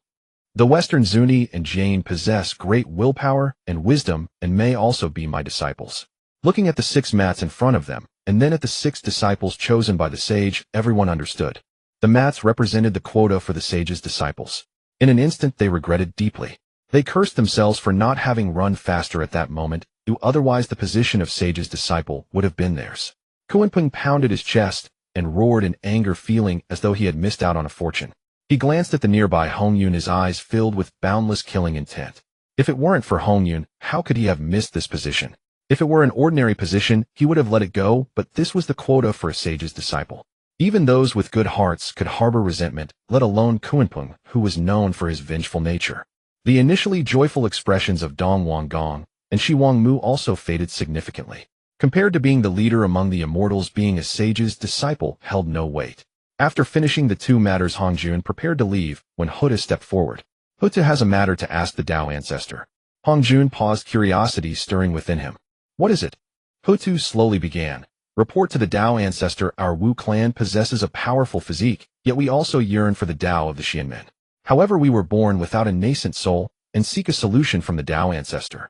Upon hearing this, Dijun and Tai Yi's expressions changed drastically. The Wu clan was already stronger than the Yao clan. If they resolved the issue of the nascent soul, how would the Yao clan have any chance to rise? Hongjun was also stunned. He wondered why all the 12 ancestors of Wu had come. It turned out to be to inquire about the nascent soul issue. However, with the proud nature of the ancestors of Wu, how could they lower themselves to ask him? Moreover, according to his previous calculations, this situation should not exist. Where had things gone wrong? Di Jiang, as the eldest brother, clearly did not act as recklessly as the other ancestors of Wu. I have heard that the sage knows everything and can do anything. He should be able to solve the great dilemma of our Wu clan. Our Wu clan has always admired the Tao of the Xianmen. I hope the Tao Ancestor will grant us our wish. This statement was impeccable, elevating Hongjun while showcasing the wisdom of the leader of the ancestors. Dijun cursed inwardly. You are full of nonsense. The Wu clan is just a bunch of brutes who know nothing but to fight with their muscles. When have they ever admired the Tao of the Xianmen? Moreover, they did not even come last time when the teachings were given. Well, this burly ancestor has learned to lie. Hongjun frowned, feeling very conflicted. If he answered this question, the strength of the Wu clan would undoubtedly increase significantly, so what would happen to the battle between the Wu and Yao clans? The Yao clan might even be wiped out by the Wu clan. But if he said he did not know, wouldn't that be a loss of face? And where would the dignity of the sage be? With the blood-soaked river of the underworld, he unknowingly posed a great dilemma for Hongjun with his casual inquiry. Looking at the 12 ancestors of Wu's predatory gazes, Hongjun felt a headache. If they were anyone else, he would have struck them down in an instant. But these ancestors were the protagonists of the next calamity. He could not move against them, which made him feel extremely uncomfortable. Emo. Hongjun sighed deeply and said, under the heavens, all beings are equal. Disasters lie where fortunes depend and fortunes hide where disasters lie. Yu Wu clan are descendants of Pangu, naturally possessing powerful physiques, controlling the forces of the laws, which is indeed against the heavens. Thus the defect of the nascent soul is a balance of the heavenly principles, and I cannot alter it. Upon hearing Hongjun's words, everyone involuntarily let out a sigh of relief. The Wu clan was indeed too abnormal, and no one wished to see them grow stronger. Huta's face revealed disappointment. Zhurong shouted loudly, Elder brother, I told you that this Hongjun Taoist is unreliable. This trip was a waste of time. Gonggong chimed in beside him. Exactly, our Wu clan is the offspring of the Father God, naturally extraordinary. Why should we cultivate a nascent soul? There's no point in wasting time here. Let's leave quickly. A group of ancestors of Wu left the Zixiao Palace in a huff. The others were left speechless. It truly is the Wu clan. They are so real. Huta's face was full of helplessness as she followed her brothers out. Hongjun's expression was also grim, his eyes flashing with anger. A bunch of miscreants, arrogant and proud, they deserve to be exterminated. With a wave of his sleeve, he turned and vanished from the Zixiao Palace. Upon seeing the Tao Ancestor leave, everyone also departed, exiting the Zixiao Palace and returning to the Primordial World. Dijun and Tai Yi took to the skies, heading towards the Heavenly Court. In the Heavenly Court, within the resplendent Grand Hall, the 10 great demon commanders stood on either side. Emperor Jun sat high on his throne, laughing heartily as he said, the Wu clan truly does not know its place, daring to offend the Tao Ancestor. They are simply asking for their own demise. Tai Yi also laughed, saying, the Ancestor Wu is proud and unruly today. I genuinely thought they might have changed their ways. Baizhe lightly waved his feather fan, appearing wise. Your Majesty, do not underestimate them. Although the Ancestor Wu is rash, their strength cannot be overlooked. In the Primordial World, strength reigns supreme. All schemes and tricks are powerless before true might. Emperor Jun sighed upon hearing this. The 12 Ancestor Wu are born to wield the laws. Their power is extraordinary. Even with your assistance, our demon clan would struggle to match them. Though the 10 great demon commanders have all broken through to the Great Luo, there are distinctions among them. Compared to the unparalleled combat strength of the Ancestor Wu, our demon clan must send 2 or 3 commanders to contend with a single Ancestor Wu. Baizhe stepped forward, saying, The demon clan now has the support of the heavenly court, for our mid-tier combat strength is not inferior to that of the Wu clan, but we lack top-tier experts. There are countless powerful beings in the Zixiao Palace, why not recruit one or two? Emperor Jun frowned, replying, I have thought about it, but which of those powerful beings is not proud and arrogant? How would they be willing to submit? Baizhe with a knowing look seemed to have already thought of a strategy. Your Majesty, are you aware of Fushi and Nuwa? Nuwa and Fushi. They are top-tier experts in the Zixiao Palace. Nuwa is now even a disciple of the Dao Ancestor. How could they easily join our demon clan? Emperor Jun expressed deep skepticism about this. Baizhe calmly replied, how would we know unless we try? Nuwa and Fushi are also of the demon clan. As long as your Majesty appeals to their emotions and reason and promises them high positions, the likelihood of success should be greater than with others. Emperor Jun rose from his seat and looked at Baizhe, saying, all right then, I will personally invite Dao friends Fushi and Nuwa. Suddenly Baizhe asked, your Majesty, how should we deal with Dong Wanggong and Shi Wangmu? Upon hearing this, Emperor Jun sneered, no need to worry about them. If Dong Wanggong does not know his place and truly believes he can command the primordial world with the Dao Ancestor's decree, let him awaken to reality. His words were filled with disdain, showing no regard for the so-called leader of the immortals. Tai Yi declared domineeringly, at that time I will ensure he knows the might of my Eastern Emperor Bel. In the west, beneath the Bodhi tree, Zhuan Ti and Jia Yin were plotting revenge. The status of being disciples of saints seemed to grant them boundless courage. The Ming Daoist insulted us last time. This time we must repay the humiliation in kind. Zhuan Ti gritted his teeth, harboring a deep grudge over the loss of his arm. Junior brother, a gentleman does not seek revenge hastily. Do not be impulsive, Jia Yin said with a smile. Zhuan Ti did not understand, asking, senior brother, that Ming Daoist is arrogant and proud. He even refuses to attend the Dao Ancestor's teachings. With our current cultivation, why should we fear him? Jia Yin sighed. If it were just about cultivation, we would naturally have no fear. However, that Ming Daoist possesses many spirit treasures, and if we attack directly, we might not necessarily prevail.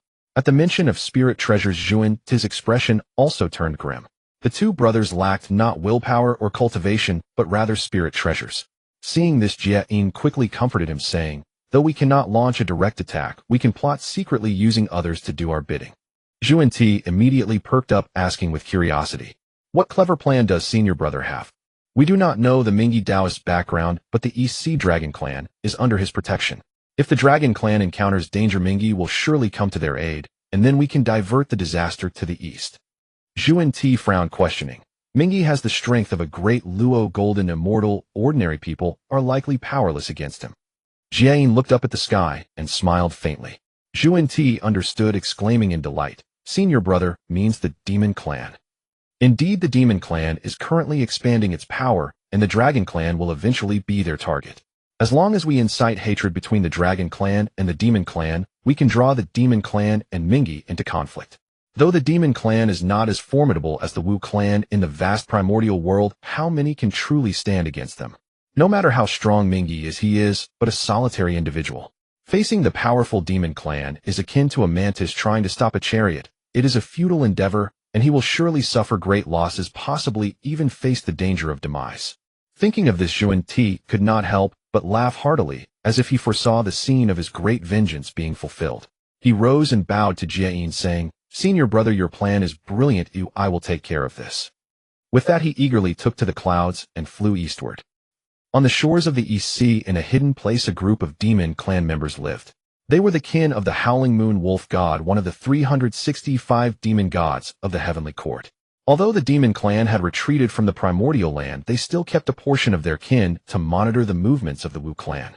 However, the primordial land is vast and boundless, and the Wu clan does not have enough manpower to cover everything. Thus, this part of the demon clan remained hidden. Though this wolf clan tribe was concealed, how could it escape the watchful eyes of Zhuan Ti, a great Luo golden immortal? Zhuan Ti chuckled and transformed into a true dragon. The true dragon shook its head and tailed, charging towards the tribe below. Faced with a great Luo golden immortal, a mere demon clan tribe naturally had no power to resist. In the blink of an eye, they were nearly all slaughtered. The corpses of giant wolves lay in pools of blood, the thick stench of blood blotting out the sky, presenting a scene of hell on earth. Zhuan Ti's gaze was indifferent. He cared not for the deaths of these demon clan members, and continued flying towards the next demon clan tribe. In less than 3 days, more than a dozen demon clan tribes along the East Sea had been completely slaughtered, leaving no survivors. To make the demon clan suspect, the dragon clan Zhuan even deliberately left behind a dragon scale in the slaughtered tribes. In the heavenly court, Emperor Jun was in high spirits. After heeding Bai Ze's advice to invite Nuwa and Fuxi to join the demon clan, he had surprisingly succeeded. Nuwa as the Empress of Hua and Fuxi as the Emperor of Xi had instantly added 2 great Luo golden immortal powerhouses to the demon clan. Although they were still inferior to the top experts of the Wu clan, the gap was steadily narrowing. Suddenly a demon soldier entered and reported, "Your Majesty, the heavenly wolf demon god seeks an audience." "Admit him," Emperor Jun said with authority. After the heavenly wolf demon god entered and bowed, he spoke with a look of grief and indignation, saying, "Please help me, Your Majesty." Emperor Jun furrowed his brow, unsure of what this was about. "What is the matter?" "Your Majesty, my kin in the lower realms were all slaughtered a few days ago. Not only the Heavenly Wolf clan, but also a dozen other tribes, both large and small, suffered the same tragic fate." Emperor Jun's expression turned furious, and he sprang up shouting, "Who dares to do such a thing, killing my demon clan at will?" A thunderous roar echoed in the hall as the curtains were blown up by a powerful wind. Feeling the terrifying pressure from above, the Heavenly Wolf demon god trembled, lowering his head even further. It was the Dragon clan. "What evidence do you have?" Dragon scales were found at the site of the slaughtered tribes. Dong Huang stepped forward, cupping his hands, his face filled with murderous intent. "Brother, let me lead the troops to destroy the Dragon clan and avenge our demon kin." Emperor Jun waved his hand, the golden imperial robe on him enhancing his majesty. "Tai, you lead 100,000 demon soldiers and definitely sweep through the East Sea for me." In the 33 heavens, the sound of drums echoed and dark clouds surged into the sky. The million-strong demon army swiftly gathered under the leadership of Tai, charging towards the East Sea with an air of murderous intent. Wherever they passed, birds and beasts vanished, and living beings retreated in fear, afraid of being caught in the wake of the demon army. In the East Sea Dragon Palace, Yaji sat high on the dragon throne, while his subordinates reported on the recent status of the aquatic tribes they had subdued. Suddenly a grand bell tolled through the Crystal Palace. "Dragon clan come out to die." Yahtzee's expression turned stern as he transformed into his majestic true form and flew out of the Crystal Palace. At the horizon of the East Sea, 1,000,000 demon soldiers formed formations surrounding from all directions like a heavenly net. Seeing such a formidable scene, Yahtzee's face turned grim. With the current strength of the Dragon clan, if a battle broke out, the losses would be devastating. "Who are you and why are you besieging my Dragon clan?"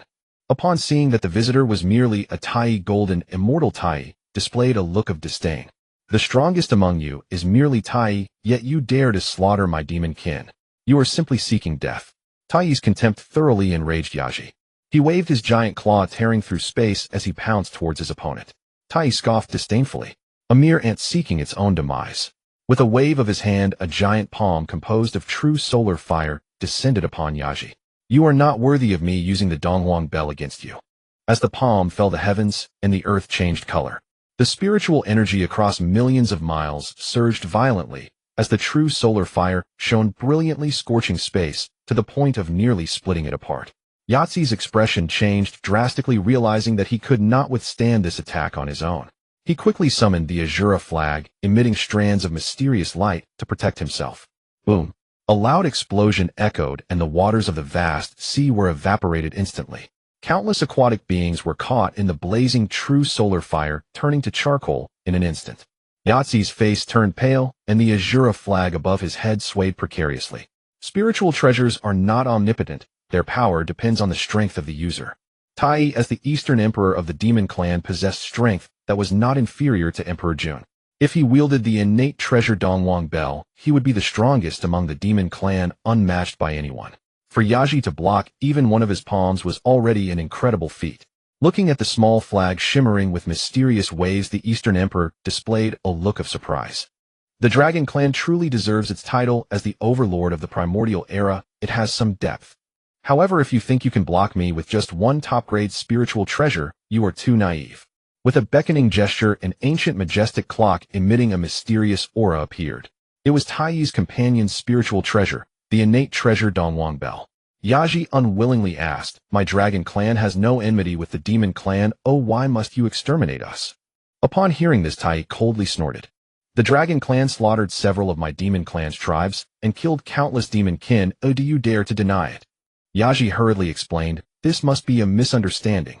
The Dragon Clan has remained in the East Sea, never venturing out, and would never slaughter the Demon Clan without reason.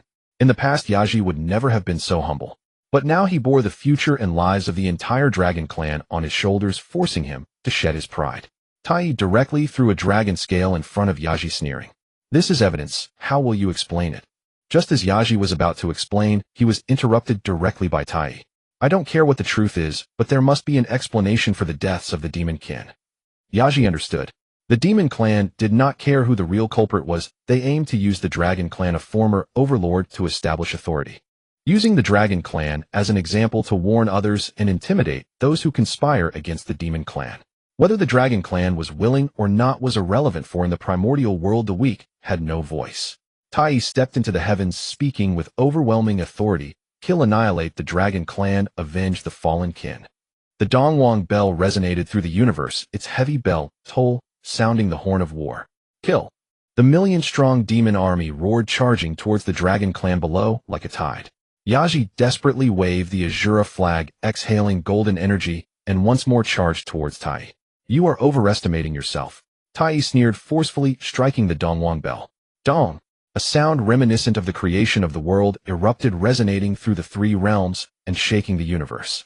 The terrifying sound waves rippled outward, causing the void to crack inch by inch like a mirror filled with cracks. The spiritual energy across millions of miles resonated, and the stars in the sky trembled. Boom! The Azura flag was directly blown away by this terrifying sound wave, its divine light dimmed, clearly suffering a heavy blow. Ao Guang and his three brothers looked on in terror, exclaiming loudly, Your Highness! Just as they were about to assist, a wave surged in, sending all four of them flying backwards, spitting blood, their lives uncertain. The might of a great Luo Golden Immortal is not something a mere Golden Immortal can resist. At this moment, Yaji could not care about anyone else. As the primary target of Tai's attack, he bore the brunt of a fearsome assault. Even with the Azura flag shielding him from most of the attacks, the remaining force severely injured him, leaving him unable to resist. Tai, filled with murderous intent, shouted fiercely, Kill all the Dragon Clan, leave not a single one alive. In the sea of blood, the cold voice of the system awakened Ming, he who was in meditation. Ding! Detecting that the Dragon Clan is being besieged by the Demon Clan, please make a choice. Choice 1, ignore it, and continue to hide. Reward top grade, innate spiritual treasure Chilan seal. Choice 2, strike immediately and rush to the East Sea to support the Dragon Clan. Reward a strand of innate spiritual light. Ming, he sighed. What is wrong with this Yaji? As my mount, he hasn't grasped even a bit of the survival spirit, only bringing me trouble. Yet despite saying this, Ming, he still stood up and walked out. Only he could bully his mount. Oh, what were the Demon Clan to him? Ming, he held no goodwill towards these beasts that slaughtered humans to create artifacts. Song Lan, I have matters to attend to outside, but take good care of the house. At this moment, Zhuan Ti was engrossed in watching the Dragon Clan and Demon Kin slaughter each other, completely oblivious to. With Ming, his current Quasisane cultivation, as long as he concealed his presence, even a great Luo Golden Immortal would be unable to detect any trace of him. Just as Ming, he was about to intervene and stop Tai, he caught sight of a sneaky figure. In a void, the Zhuan Ti Daoist secretly observed the situation on the battlefield. Ming, he raised an eyebrow, a cold smile forming at the corner of his mouth. The heavenly machine plate appeared in his hand, beginning to deduce the events that transpired. Divine light flickered, and causality emerged. In Ming, his eyes, the scene of Zhuan Ti disguising as the Dragon Clan to slaughter the Demon Kin was reflected. What is Zhuan Ti daring to scheme against me, truly seeking death? It seems the lesson from the last incident did not teach him anything. Ming, he narrowed his eyes, suppressing his aura, quietly approaching Zhuan Ti's direction. At this moment, Zhuan Ti was engrossed in watching the Dragon Clan and Demon Kin slaughter each other, completely oblivious to someone approaching. Ming, he gathered all his strength and suddenly kicked Zhuan Ti's rear end. Ouch! Unprepared, Zhuan Ti felt an immense force come from behind, sending him flying into the battlefield. Zhuan Ti smiled awkwardly. Friend Tai, this humble Taoist was just passing by. Tai, with a murderous expression, angrily retorted, Are you treating me like a fool? Zhuan Ti was taken aback, instinctively reaching out only to find the Azura flag that had fallen aside was now tightly grasped in his hand. This was not done by me, do not misunderstand, my friend. He hurriedly discarded the flag and waved his hands to explain. To secretly pick up spoils while others were fighting was simply to look down upon them. Although he often did such things. Cough cough, but he absolutely could not be caught on the spot. Tai could no longer contain his anger, shouting sternly. If it wasn't done by you, did the spiritual treasure just run into your hands by itself? Ming, he hiding in the shadows, almost couldn't suppress his laughter. Congratulations, handsome, you got it right. The Azura flag actively came into Zhuan Ti's hands under his control. An eye for an eye, a tooth for a tooth. Since Zhuan Ti dared to scheme against him, he must be prepared to be schemed against in return. Seeing that Zhuan Ti still stubbornly refused to admit it, Dong Huang Tai, he was convinced that Zhuan Ti was mocking him. In an instant, rage surged from his heart. He strode forward, wielding the Dong Huang bell, charging towards Zhuan Ti. Watching Tai Yi's fierce approach, Zhuan Ti felt a pang of distress, but could only brace himself for battle. Both were among the 3,000 guests of the Purple Cloud's palace, exceptionally talented individuals, and their strengths were nearly equal. However, Tai Yi's greatest advantage was wielding the innate treasure, the Dong Huang bell. Apart from the creation jade plate in Hong Jun's possession, the strongest spiritual treasure in the entire wilderness was the innate treasure. Although Tai Yi's Deluo golden immortal cultivation could not unleash the full power of the Dong Huang bell, he was not someone Zhuan Ti could contend with. Within a few exchanges, Zhuan Ti was beaten to the point of collapsing, his golden body blood flowing like a river. His hair was disheveled, and his Dao robe had several large holes burned by the true sun fire. His imposing presence as a Deluo expert utterly shattered. Yi and the Dragon Clan were bewildered. Were they not here to attack the Dragon Clan? Why were they now fighting someone else? Was the Dragon Clan not concerned about their face? No, it's better that you guys fight, but it's best if you forget about us altogether. The true sun fire burned across the sky, shaking the Dong Huang bell through the heavens and the earth. Tai Yi, feeling humiliated by the mockery, had already developed murderous intent towards Zhuan Ti. Zhuan Ti, after being thoroughly beaten by Tai Yi, felt his heart trembling and quickly pleaded for mercy. My friend, it was a misunderstanding, all a misunderstanding. It must be that Ming, he is scheming against this humble Taoist from behind.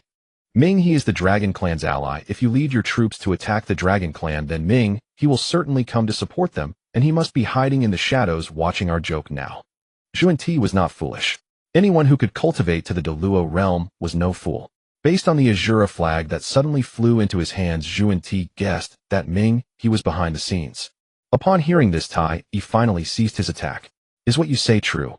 Zhuan Ti hurriedly replied, absolutely true, I would never deceive my friend. If not, why would this humble Taoist hide in the dark? How could I suddenly come out? Tai Yi focused and looked around, but found no trace of Ming He. Feeling somewhat alarmed, he was astonished by the person's concealment technique, which was so high that even he could not detect it. Speaking to the void, he proclaimed loudly, since Ming He, my friend, has arrived, why hide? Suddenly the void rippled, and a handsome figure in black hair and blood-red robes stepped through the air. Zhuan Ti, haven't you learned enough from our last encounter? How dare you scheme against me? Ming He coldly questioned.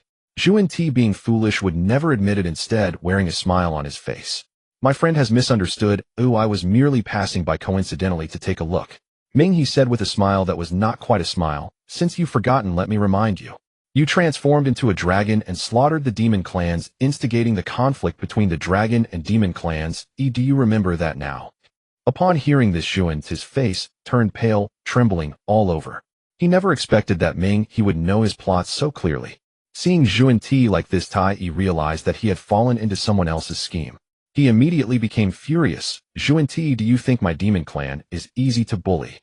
Seeing his scheme exposed, Zhuan Ti felt a surge of anger in his heart and harbored even more resentment towards Ming He. However, as the most outstanding cultivator of the West, he quickly devised a new plan. He bowed to Tai Yi, saying, this humble Taoist offers my apologies to you, my friend. With a glint in his eyes, he transmitted a message to Tai Yi's divine sense. The demon clan's power is currently at its peak. Shouldn't you think about subduing the Dragon Clan? Although the wilderness is vast, the four seas are boundless. If the demon clan subdues the Dragon Clan, will not the water clans of the four seas submit one after another? At that time, the demon clan's strength will further advance, and contending with the witch clan will not be a problem. As long as you and I join forces to eliminate Ming He, the Dragon Clan will be at our fingertips. Zhuan Ti smirked, casting a malicious glance towards Ming He.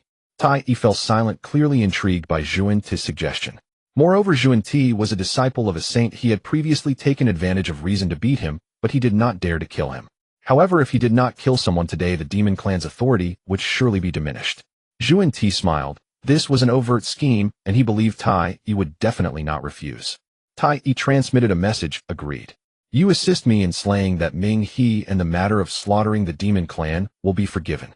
The two believed they were speaking behind Ming He's back, unaware that their words were being heard verbatim by Ming He. Zhuan Ti and Tai Yi exchanged glances and slowly surrounded Ming He from both sides. In an instant, the Donghuang bell traversed the sky, ringing loudly, shattering the void for thousands of miles. The Seven Treasures' wonderful technique unleashed a colorful brilliance, sweeping towards Ming He like a torrential flood. Ming He scoffed, standing firm in the sky, showing no intention of fighting.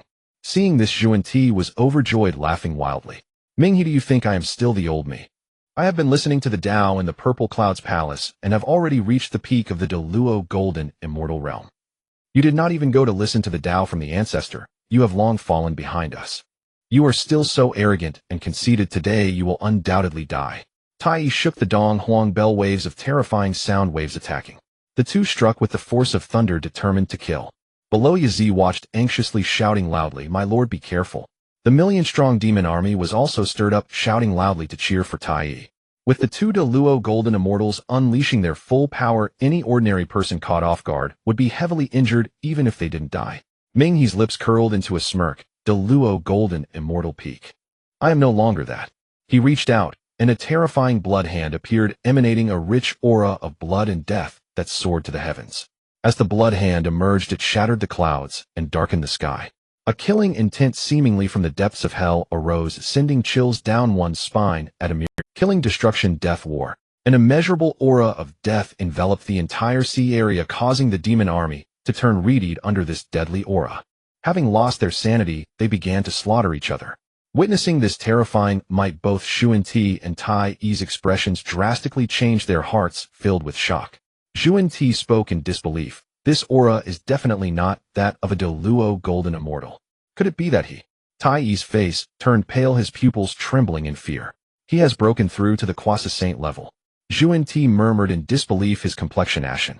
Impossible, he hasn't even attended the Tao Ancestor's teachings. How could he break through to Quasi Saint? Boom. A thunderous sound echoed through the void.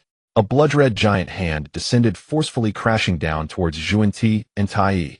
Tai Yi desperately shook the Donghuang bell, transforming into the true form of the three-legged golden crow, howling at the sky, unleashing a blaze of true fire to protect himself. Zhuan Ti roared, Ming He, I am a disciple of the saint. Do you dare to harm me, without fearing the Tao Ancestor's wrath? Ming He sneered, indifferent to the status of a saint's disciple. Even if you cannot be killed, I can still turn you into a dead dog. In the face of a Quasi Saint's strike, all resistance is futile. As the blood-red giant hand struck down, the Donghuang bell was sent flying. The sun's true fire, capable of burning all things, was rendered ineffective, instead extinguished by the flowing blood. Tai Yi's massive golden crow form coughed up blood, one of its wings shattered, exposing its ghastly white bones. It looked utterly tragic, devoid of the former might of the demon race's Donghuang. In comparison to Tai Yi, Zhuan Ti, without a treasured artifact to protect him, fared even worse. Half of his body was directly shattered, exploding into a mist of blood that scattered in the air. The Seven Treasures' mysterious technique suffered a heavy blow, its divine light dimming. Most alarming was the large crack that split down the center, causing Zhuan Ti's heart to bleed with pain. The entire battlefield fell silent, so quiet that even a pin dropping could be heard. All the demon race stood in stunned silence, their faces filled with shock. Lord Donghuang has actually been defeated.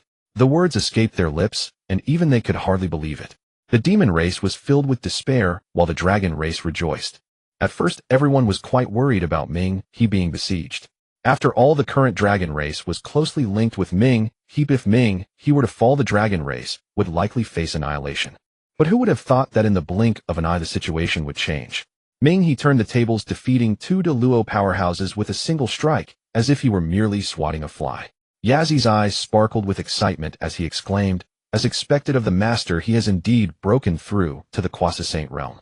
Now, apart from the Tao Ancestor, the master is probably the foremost Quasi Saint in the wilderness. In the void of the East Sea, Zhuan Ti and Tai Yi appeared, disheveled, fear etched on their faces as they looked at Ming He. Suddenly, at that moment, two streaks of light flew in from the horizon. One was a blazing red, the lord of the demon race, Dijun. The other was a radiant golden light accompanied by the soft sounds of Buddhist chants belonging to the Western Jijin Taoist. Dijun looked at Tai Yi's tragic state, anger flashing in his eyes, but wary of Ming He's strength, he suppressed his fury. Tai Yi, feeling guilty, spoke, "Elder brother, I am sorry." Dijun replied with concern, "We share the same roots and are as close as brothers. There is no need for such words."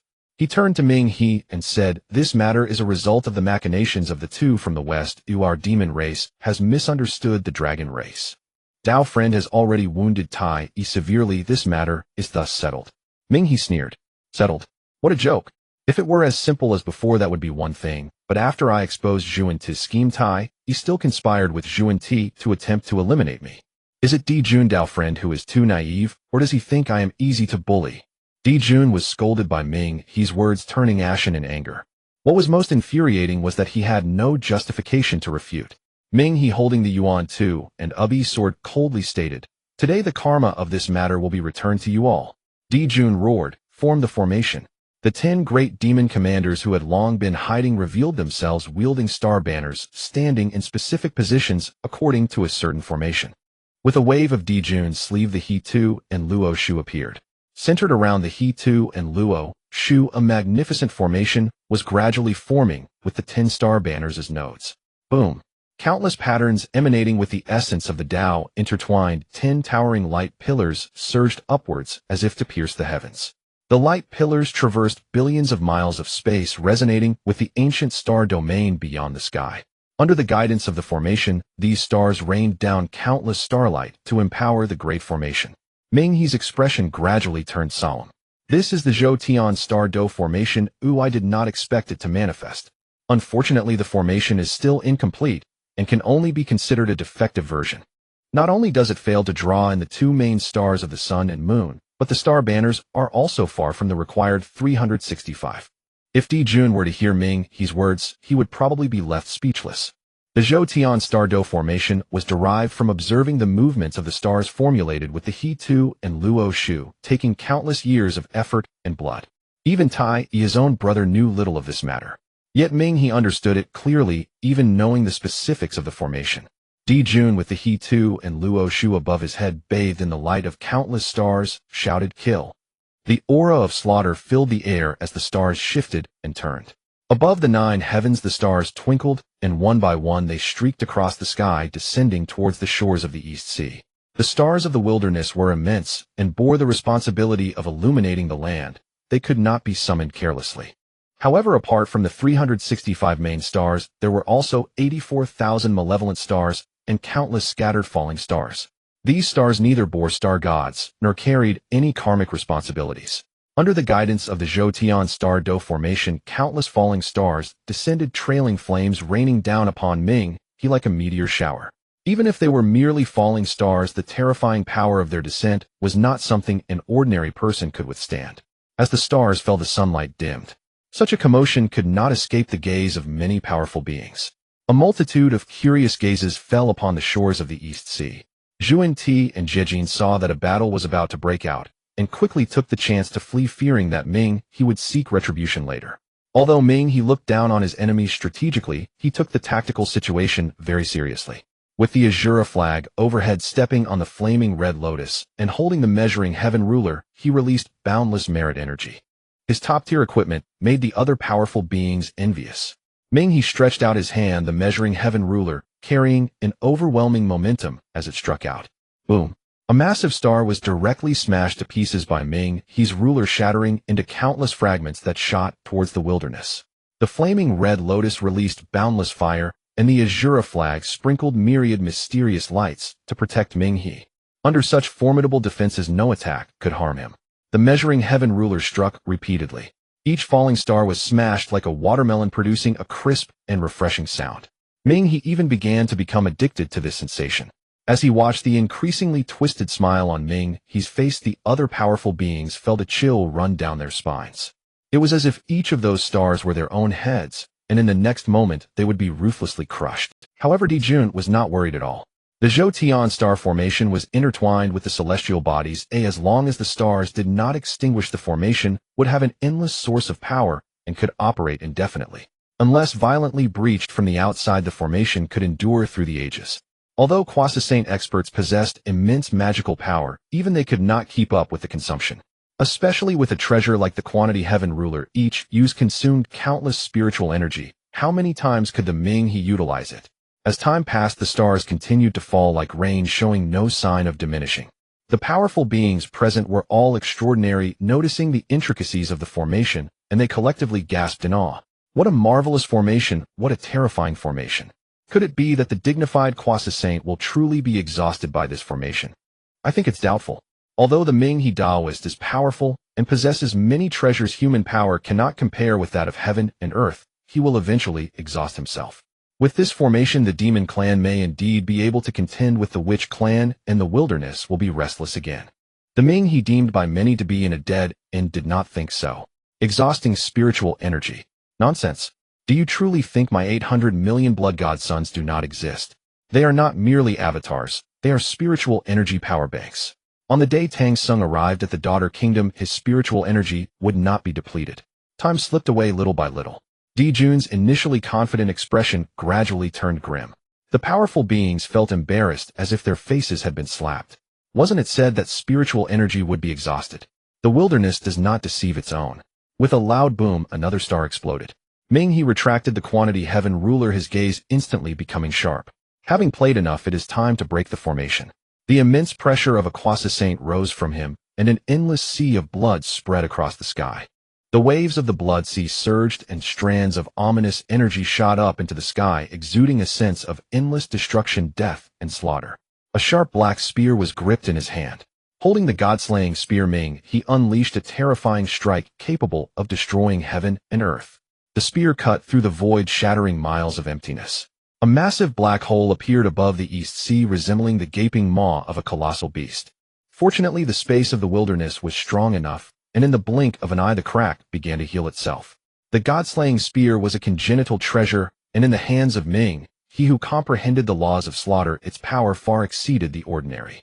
As the spear fell, countless stars shattered. A chasm thousands of feet deep was carved into the earth, and countless mountains and spiritual veins were destroyed. The Zhoutian star formation emitted a creaking sound, finally, seeming unable to withstand the terrifying attack, bursting apart with a bang. The 10-star banners suffered backlash, tearing apart and turning into scrap. The 10 great demon lords were also heavily injured, spitting blood continuously. Di Jun, as the formation master, turned pale and spat out a mouthful of golden essence blood. "Elder brother," Tai exclaimed, rushing forward to support Di Jun. Ming he retracted the god-slaying spear, mockingly smiling. "You didn't really think I couldn't break this formation, did you? I was merely playing with you all before." A silence fell between heaven and earth as all looked on in fear at the handsome Taoist clad in blood-colored robes. The powerful beings were left speechless. After a long moment, someone slowly spoke. "Is this the power of a Quasi-Saint?" Some among them began to feel fear and quietly slipped away, no longer daring to watch. There were quite a few such people. After all, the bloodthirsty Ming, he did not seem like someone easy to talk to. At this moment, two figures flew in from the horizon. The man had sword-like eyebrows and bright eyes with an elegant countenance. The woman possessed a beauty that could topple nations, her figure delicate and graceful. Both were among the 3,000 guests of the Zixiao Palace, now the demon clans, Shi Huang and Nu Hua. Upon their arrival, they witnessed the scene of the Zhoutian star formation being breached. Fushi, well-versed in innate divination, had contributed significantly when Di Jun established the Zhoutian star formation, so he naturally understood the formation's power. However, such a powerful formation had been broken in a single strike, demonstrating the opponent's formidable strength. The siblings exchanged glances, revealing a bitter smile. As royal members of the demon clan, they had to step forward at this moment, otherwise their reputation in the wilderness would be tarnished. Fushi sighed helplessly. "Had I known, I wouldn't have coveted the luck of the demon clan dragging my sister into this predicament." When Di Jun first came to invite them out of seclusion, Nu Hua had refused, not wanting to get involved in the conflict. It was only through Fux's earnest persuasion that Nu Hua emerged for her brother's sake. Nu Hua gently comforted, "Elder brother, there is no need to blame yourself.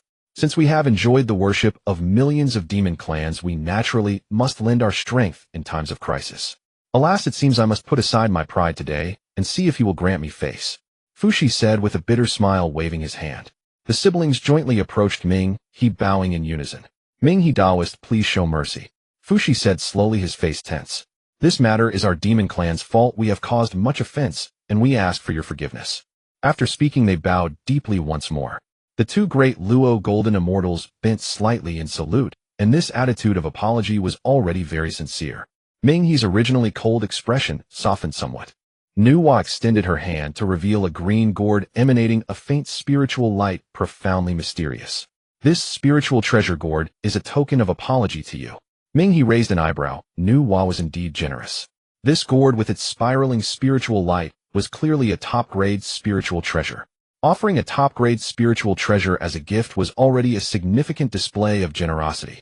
Moreover, if Ming He was not mistaken, the gourd in front of him was not an ordinary item, but one formed from the 10 innate spiritual roots of the gourd vine on Buzhou Mountain. When it comes to the most famous spiritual roots in the wilderness, none can compare to the gourd vine. Each of the 7 gourds it produces is renowned and famous throughout the wilderness. One is destined to become a saint of humanity, while the other is one of the 3 sovereigns of humanity. Regardless of the conspiracy theories, both have indeed contributed immeasurably to humanity. Based on this alone, Ming, he who was once part of humanity in a past life, would indeed give them face. Of course, he knew it was fundamentally impossible to kill Di Jun and Tai Yi. After all, these two were the main characters of the calamity between the witch and demon clans, and Hong Jun would not sit idly by while they were slain. Therefore, Ming, he decided to proceed cautiously, at least until he achieved sainthood. He would never confront Hong Jun. Seeing Ming He accept the gourd, Fushi and Nu Hua both breathed a sigh of relief, feeling somewhat surprised that the bloodthirsty Ming He was so easy to converse with. Ming He, sensing the prying gazes around him, coldly stated, "I am the Blood Sea Ming He. The Dragon Clan is under my command. Henceforth the Demon Clan may not step into the East Sea, lest you wish for me to show no mercy." His words were filled with dominance and forcefulness. Yet whether it was the Demon Clan or other powerful beings, no one dared to retort. This was the might of a Quasi Saint. After delivering this statement, Ming He disregarded the crowd's reactions and directly turned to leave. The grand spectacle concluded, and everyone began to depart. The demon army surrounded the injured Di Jun and Tai Yi as they made their way back to the heavenly court, their once mighty aura now diminished, lacking the previous grandeur. Kunlun Mountain Yushu Palace. Who is that Ming He who has managed to be the first to break through the Quasi Saint realm? Taishang's expression was solemn. Yuan Shi scoffed. Filled with resentment and bloodshed, he is even worse than those who are merely the offspring of aquatic beings with scales and armor. He must have relied on some dark and twisted methods to have fortuitously broken through to the Quasi Saint stage. Zhuan Ti and Jiayin are also useless. A dignified disciple of a saint has been forced to flee in disgrace, losing our face. Tong Tian scratched his head. Second brother, but he is a Quasi Saint. The 3 of us combined wouldn't stand a chance against him. Yuan Shi. Taishang said, the spear-type spiritual treasure used by Ming He is identical to the one held by the Mosquito Taoist back then. If I am not mistaken, this treasure is the god-slaying spear, a supreme treasure of the demon ancestor Luo Ho from back in the day. Taishang's words instantly enlightened the two, allowing them to understand the main point of their elder brother's speech. Recalling the day they had been forced to flee in embarrassment from the Mosquito Taoist, the expressions of the 3 pure ones turned grim. Yuan Shi pondered. Could it be that these two are actually one and the same? No, their auras are not the same. As long as it is an avatar, there will be a connection with the true self. Even if this connection is minuscule in the eyes of a Deluo Jin, Xian capable of perceiving all things, it will be impossible to hide. What they never expected was that Ming's blood god technique was a reward from the system, and there was no connection between the true self and the avatar. Ordinary people could not discern it at all. Tong Tian speculated. It's also possible that the Mosquito Taoist encountered Ming He and killed him to seize his treasures. In any case, this matter is closely related to Ming He. We must seek him out for an explanation in the future. A hint of gloom flashed in Laozi's eyes. Remembering the Linglong treasure pagoda which had yet to be repaired, he could not help but feel a pang of heartache.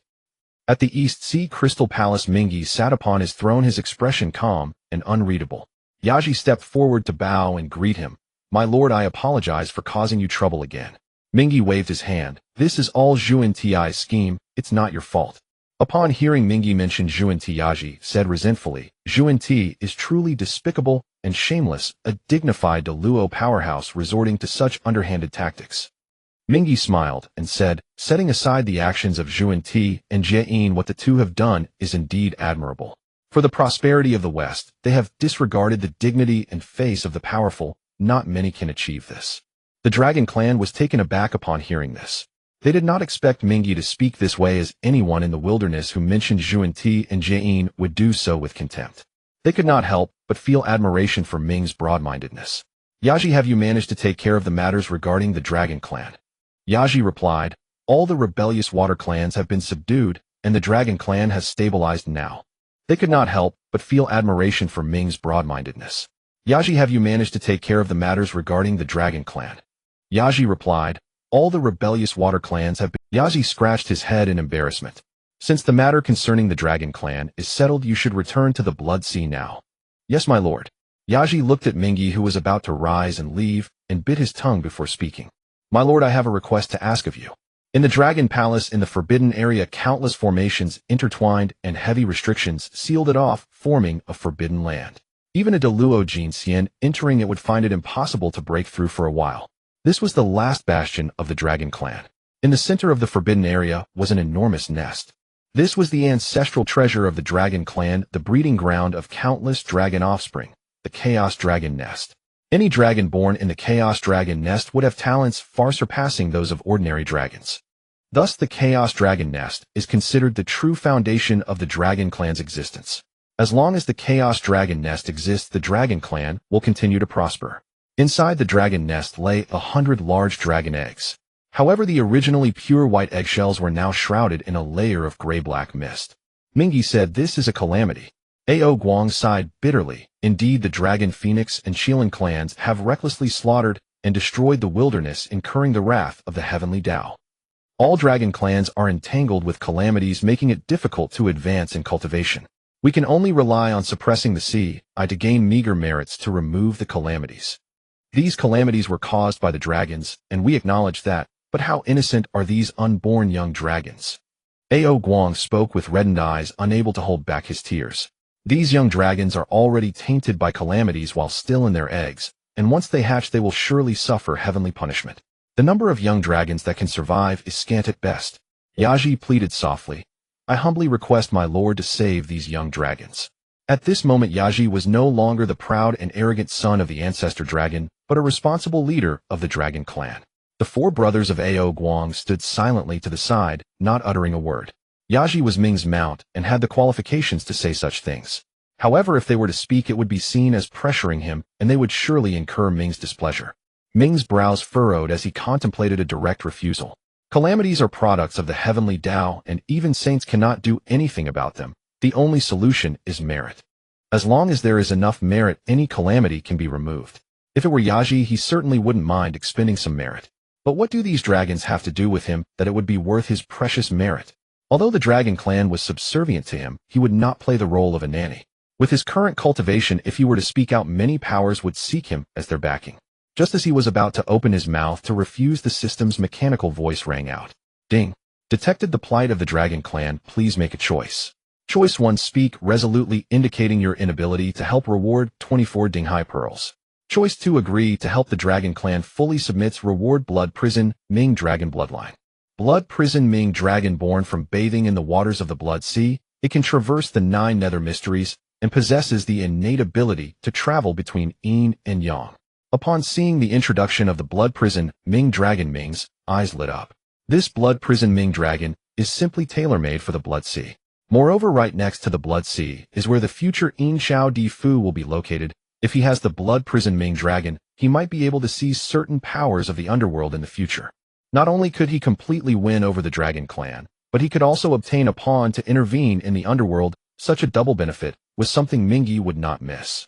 Looking at Yaji, whose face was filled with expectation and pleading, Mingyi smiled and said, I agree to this matter, but these young dragons must be brought back to the Blood Sea. Yaji, Ao Guang, and the others were ecstatic upon hearing this, each one bursting with excitement. As for the fact that these dragons were to be taken back to the Blood Sea, they could not be more eager for the dragon clan to be further bound to the Blood Sea. Thank you, my lord. The heavenly lord is benevolent. Everyone knelt in unison to express their gratitude, their faces filled with appreciation and admiration. Previously, they had submitted to Mingyi merely to seek protection, but now it was a true heartfelt submission. Above the horizon, Ming, he rode Yazi like a shooting star, piercing through the clouds, heading towards the Sea of Blood. The clouds follow the dragon, and the wind follows the tiger. As a son of the ancestral dragon, Yazi was incredibly fast. Ordinary cultivators would never dare to fly so recklessly. However, for Ming, such concerns were unnecessary. The overwhelming aura of Yazi at the peak of the Tai Golden Immortal Realm was enough to deter everyone. Though the current era was that of the Great Luo Golden Immortals, there were only a few powerful Great Luo beings. Scattered across the vast wilderness, they couldn't even stir a drop of water. The Tai Golden Immortal cultivation was sufficient to dominate a territory. Suddenly Ming, he felt a twitch in his eyelid, a surge of inspiration. Looking down, he saw a mountain peak ahead. The mountain was steep and majestic, rich in spiritual energy. If placed in later generations, it would surely be a top-notch cave dwelling, a divine abode, but in the wilderness, it could only be considered ordinary. Ming, he patted Yazi on the neck, saying, "The mountain ahead shines with treasure light. There must be a spiritual treasure born there." Yazi immediately descended. Although this mountain seemed unremarkable, it was shrouded in mist that concealed its entirety. Yazi excitedly exclaimed, "Master, let's hurry inside to search for treasure." Aside from their fondness for beauty, the Dragon clan also treasures treasures. Among the three clans, the Dragon clan was the wealthiest, amassing a vast fortune. Ming, he gave him a flick on the head. "How did you cultivate to the Tai Golden Immortal level without noticing the formation in front of us?" Yazi replied nonchalantly, "Can't we just break the formation?" Ming, he said, "If we break the formation violently, what if we damage the treasures inside? That would be a waste of effort. Then what should we do?" Yazi scratched his head. Ming, he slowly stepped forward, forming seals with his hands. Mysterious symbols flew out, landing in the mist. After a while, with a loud bang, the mist dispersed, revealing the true form of the mountain. With the unparalleled formations of the Hunyuan Reversal Formation and the Blood Sea Formation, Ming, he had reached a high level of mastery in formations. A mere mountain guarding formation was naturally not a challenge for him. Looking at the dumbfounded Yazi, Ming, he said lightly, "Let's go." Upon entering the mountain, Ming, he saw a stone tablet with the three large characters Wui Mountain inscribed on it. A look of surprise flashed in Ming's eyes. Aside from the two unfortunate souls, Xiao Sheng and Qiao Bao, there was also a rare treasure known as the Falling Treasure Coins. Falling Treasure Coins are the finest innate spiritual treasures, round, with a square hole featuring wings on both sides and faintly inscribed with heavenly path inscriptions. It could surpass all treasures beneath innate supreme treasures. It was akin to a game bug. With this spiritual treasure, who would dare to summon artifacts in future battles? In situations where strengths were comparable, possessing a handy spiritual treasure greatly influences the battle. Zhuan Ti and Jia Yin are prime examples. They were often bullied. The two were not weak, yet they lacked supreme treasures. The only downside was that they could not take weapons. Ming, he never expected that a casual encounter would lead him to such a supreme treasure. Could it be that with enough merits one's luck would genuinely improve? "Master, there's a cave here." Yazi, who had proactively gone ahead to explore, suddenly shouted loudly. The cave was located at the peak of Wui Mountain. Inside the cave, the rocks were ancient, entwined with green vines revealing marks of time. As soon as Ming, he stepped inside, he felt a rich, innate spiritual energy greet him. The source of this spiritual energy was a pool of spiritual spring within the cave. Water flowed from the crevices of the mountain, dripping steadily. This was not ordinary spiritual water, but rather innate Kuei water. Kuei water is the essence of water, and it takes the water from a lake to condense a single drop of Kuei water. This pool of Kuei water must have taken countless eons to accumulate. The spiritual spring was clear and blue, and within the water lay a copper coin emitting a treasure light. The coin was round with a square hole adorned with wings inscribed with profound runes that radiated mysterious vibrations. Yazi reached into the water, picked up the copper coin, and handed it to Ming, he smiling widely, saying, "Congratulations, Master, for acquiring a spiritual treasure." Ming, he accepted the falling treasure coins, a smile revealing itself at the corner of his mouth. "You are a member of the Dragon clan, born with the ability to control water, perfect for absorbing the Kuei water in the pool." "Thank you, Master." Yazi was already impatient upon hearing Ming's words. He immediately jumped into the pool to begin absorption and refinement. Ming, he looked around and did not find Xiao Sheng and Qiao Bao of the future. However, he guessed that if they truly emerged during the calamity of the witch and the lich, only to be killed by Zhao Gongming in the era of the sealing gods, it would be too pathetic. After checking the surroundings and finding no one, Ming, he began to refine the falling treasure coins. Falling treasure coins were supreme innate spiritual treasures, and even for Ming, he at the Quasi-Saint realm, it took quite some effort to refine. In the timeless wilderness, 100 years passed in the blink of an eye. Ming, he gradually opened his eyes. Aside from the inability to take weapons, the falling treasure coins had another drawback. That was, it could only be used 3 times a day, and each use consumed a certain amount of luck. The better the quality of the spiritual treasure, the more luck it consumed. Ming He's expression darkened. Luck is crucial for every cultivator. The deeper the luck, the smoother everything goes, with deep blessings and misfortunes turn into advantages.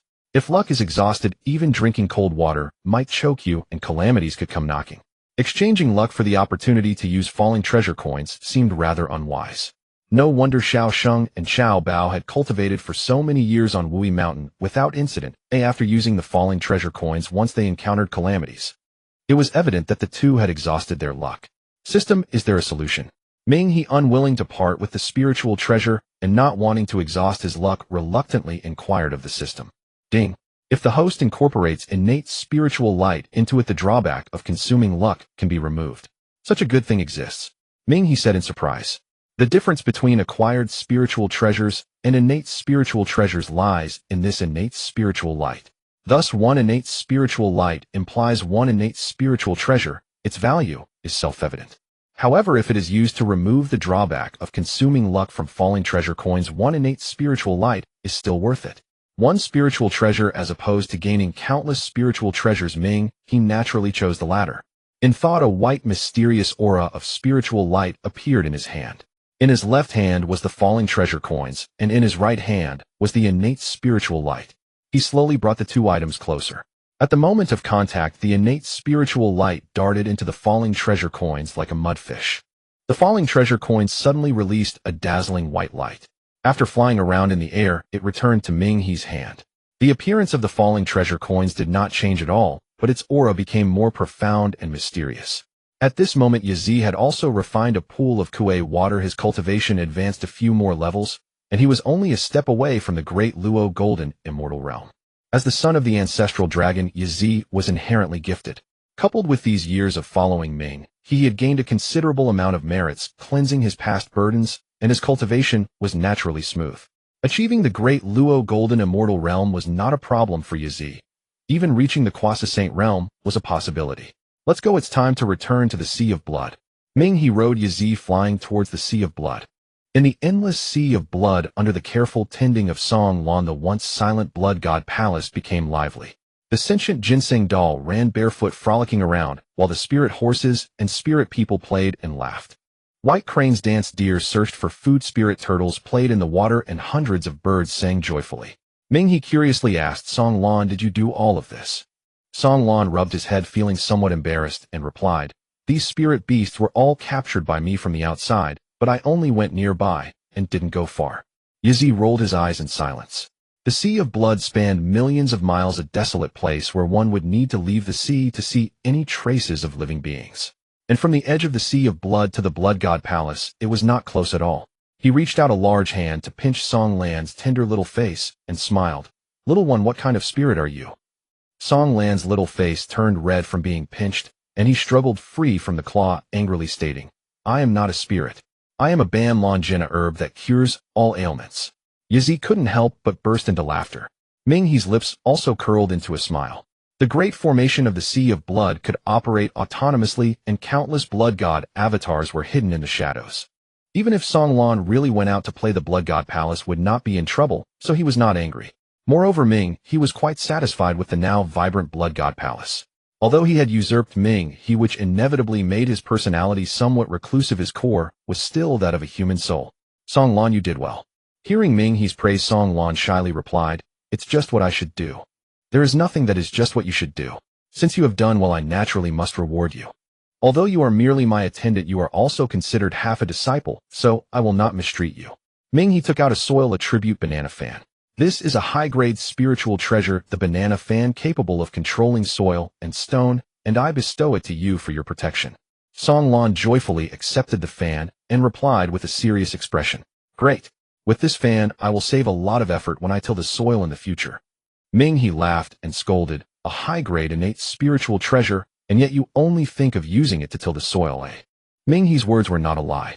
Innate spiritual treasures were limited in number in the primordial world. Losing one was genuinely a loss. If others knew that Ming He rewarded his disciple with a high-grade spiritual treasure, those beneath the Deluo realm would probably rush forward willingly, becoming Ming He's attendants. The temptation of innate spiritual treasures was immense, especially for those cultivators who hoped to break through the Quasi-Saint realm. In the blink of an eye, he noticed Yazi beside him filled with envy. All right, you won't be left out. He took out the remaining wind fan, water fan, and fire fan, saying, there are 3 left to choose for yourself. Yazi looked left and right unexpectedly, choosing the wind attribute fan. The dragon clan has plenty of water attribute spiritual treasures, so I will choose the wind fan instead. After distributing the spiritual treasures Ming, he took down the green gourd from his waist. The 7 gourds on the vine were innate spiritual treasures, each with its own unique use. The Jiao Hun gourd contains scattered soul red sand which when deployed can dissolve bones and transform souls. The purple gold red gourd once something is taken in will turn into putrid water in a short time. The green gourd given to Ming He by Nu Hua is called the creation gourd, which has the ability to nurture all things. If a low-grade spiritual root is placed inside the creation gourd, can nurture it into a mid-grade spiritual root in effect that is considered extraordinary. Its only drawback is the nurturing time is a bit long. In fact, this gourd was originally not Nu Hua's. At that time, the gourd vines on the Buzhou mountain had ripened, and the 3 pure ones, Emperor Juntai, Nu Hua, and Hong Yun, 7 people, each received a gourd. Nu Hua received the yellow gourd, which is famously known in later generations as the demon summoning banner. The creation gourd was a gift from Emperor Jun to invite Nu Hua to join the demon clan. However, before the treasure could even warm up in his hands, it was passed to Ming He. Lifting the gourd, a flash of light appeared, and 100 dragon eggs appeared before Ming He. Release the seal, Ming He instructed Yazi.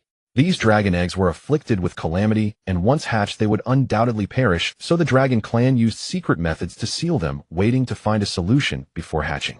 Yes, my lord. Yazi complied, stepping forward to use the dragon clan's secrets to break all the seals on these dragon eggs. In that instant the seals were lifted, all the dragon eggs trembled violently. These dragon eggs had long since matured, and now that the seals no longer constrained them, they were eager to begin hatching. With a wave of Ming He's hand, all the dragon eggs fell into the sea of blood. My lord, Yazi was alarmed. The water of the sea of blood was poisoned to golden immortals. Even the slightest touch could be fatal, let alone these dragon eggs. Not yet born, they had no resistance.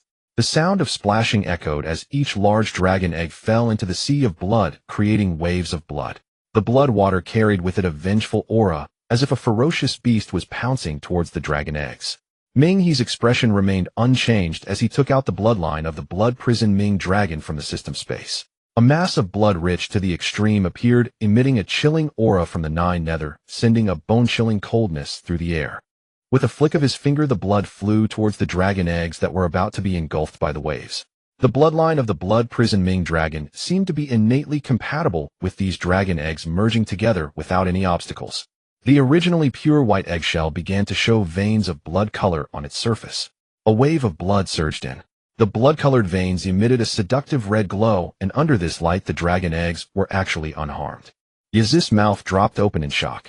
The water of the sea of blood was known to be the filthiest substance in the world. Apart from beings like Ming, he who were born from the sea of blood, no one else could possibly come into contact with it.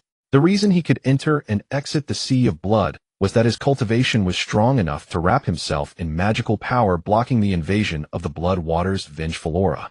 If a Deluo golden immortal were to lie in the sea of blood without any resistance over time, they would be corrupted by the endless malevolence and blood tainting their magical power until their soul became filthy, leading to death and disappearance. Thus the fact that these dragon eggs could come into contact with the blood water at close range was what left him so astonished. Crack, crack. In the silent sea of blood the sound of eggshells breaking echoed. Under Yazi's excited and expectant gaze the first blood prison Ming dragon was born. Roar. A tremendous roar resonated throughout the entire sea of blood. A blood-red Ming dragon with fearsome scales leaped out of the sea of blood, soaring through the sky, letting out a cry of new life. The roar of the first blood prison Ming dragon seemed to be the sounding of a horn, and soon one after another the hatchling dragons broke free from their shells. 100 mighty dragons circled and roared, creating massive waves of blood. Yazi's eyes turned red with excitement. All the dragon eggs have hatched, and not a single one has perished.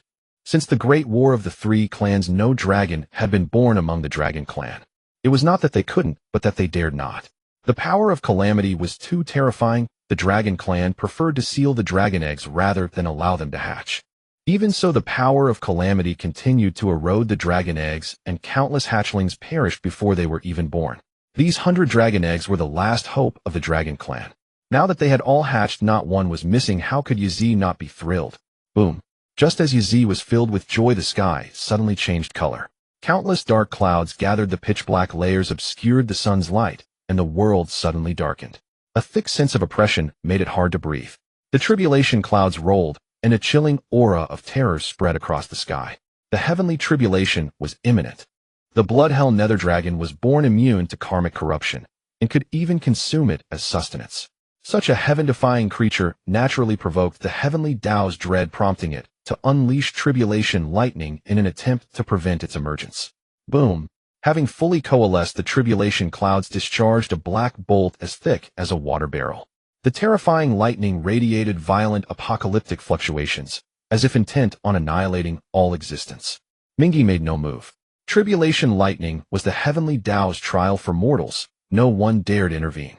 Moreover, he wished to witness the blood-hell nether dragon's true prowess. Unfazed by the descending cataclysm, the blood-hell nether dragon coiled its massive body and lunged straight into the lightning. 100 colossal dragons brandished their razor-sharp claws, shattering the tribulation in an instant. The dragons reared back and roared toward the heavens, a brazen challenge to the lightning itself. Enraged, the ink-black tribulation clouds churned violently, unleashing wave after wave of lightning without pause or mercy. Yazi's expression darkened with concern as he ground his teeth. These reckless whelps have no sense of heaven's height or earth's depth. They dare defy heavenly tribulation. Lightning fell like rain, illuminating the sky with blinding flashes. Compared to ordinary dragons, the blood-hell nether dragons were fiercer, more savage, unrelenting in their ferocity. Even as their flesh split and blood streamed beneath the lightning's wrath, they bellowed defiantly, wild, untamable, indomitable. In the end, the tribulation failed utterly against them, dissipating in reluctant surrender as the sky cleared. 100 blood-hell nether dragons soared in unison before Ming and bowed deeply. "We pay homage to our master." Ming had forged their very bloodline. He was their sovereign by right of creation. Ming nodded in quiet satisfaction. Having survived the tribulation, each dragon attained the cultivation realm of Golden Immortal, a pivotal force within any major sect or faction. Unlike the Wu and Yao clans, Ming had no ambition to build a vast, sprawling empire. He valued quality over quantity in his followers. In essence, he pursued an elite path. Why did the Jia sect, once host to 10,000 immortals, ultimately fall? Because its disciples multiplied beyond control, diluting excellence with mediocrity. One rotten grain spoils the entire pot. Ming refused to let his own legacy suffer such a fate. These 100 were the firstborn, their bloodline purest, their potential greatest. Given sufficient auspicious opportunities, ascending to the rank of Great Luo Immortal was not beyond reach. Henceforth you shall serve as guardians of the Blood Sea. Your sole purpose, its eternal protection. Ming fused the dragon eggs with the blood-hell nether dragon's primordial bloodline, thereby birthing an entirely new race. To create a sentient race in the Hongwang world, Ming fused the dragon eggs with the blood-hell nether dragon's primordial bloodline, thereby birthing an entirely new race. To create a sentient race in the Hongwang world was by cosmic law an act of immense merit. Nuwa earned boundless merit through humanity's creation, merit so vast she ascended to sagehood instantly.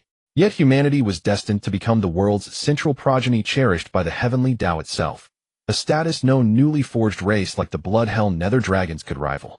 Few ancient sages attempted such creation, not because they lacked ambition, but because forging a new race demanded near impossible conditions. Nuwa succeeded only through her mastery of the creation law and a sliver of ineffable celestial fortune.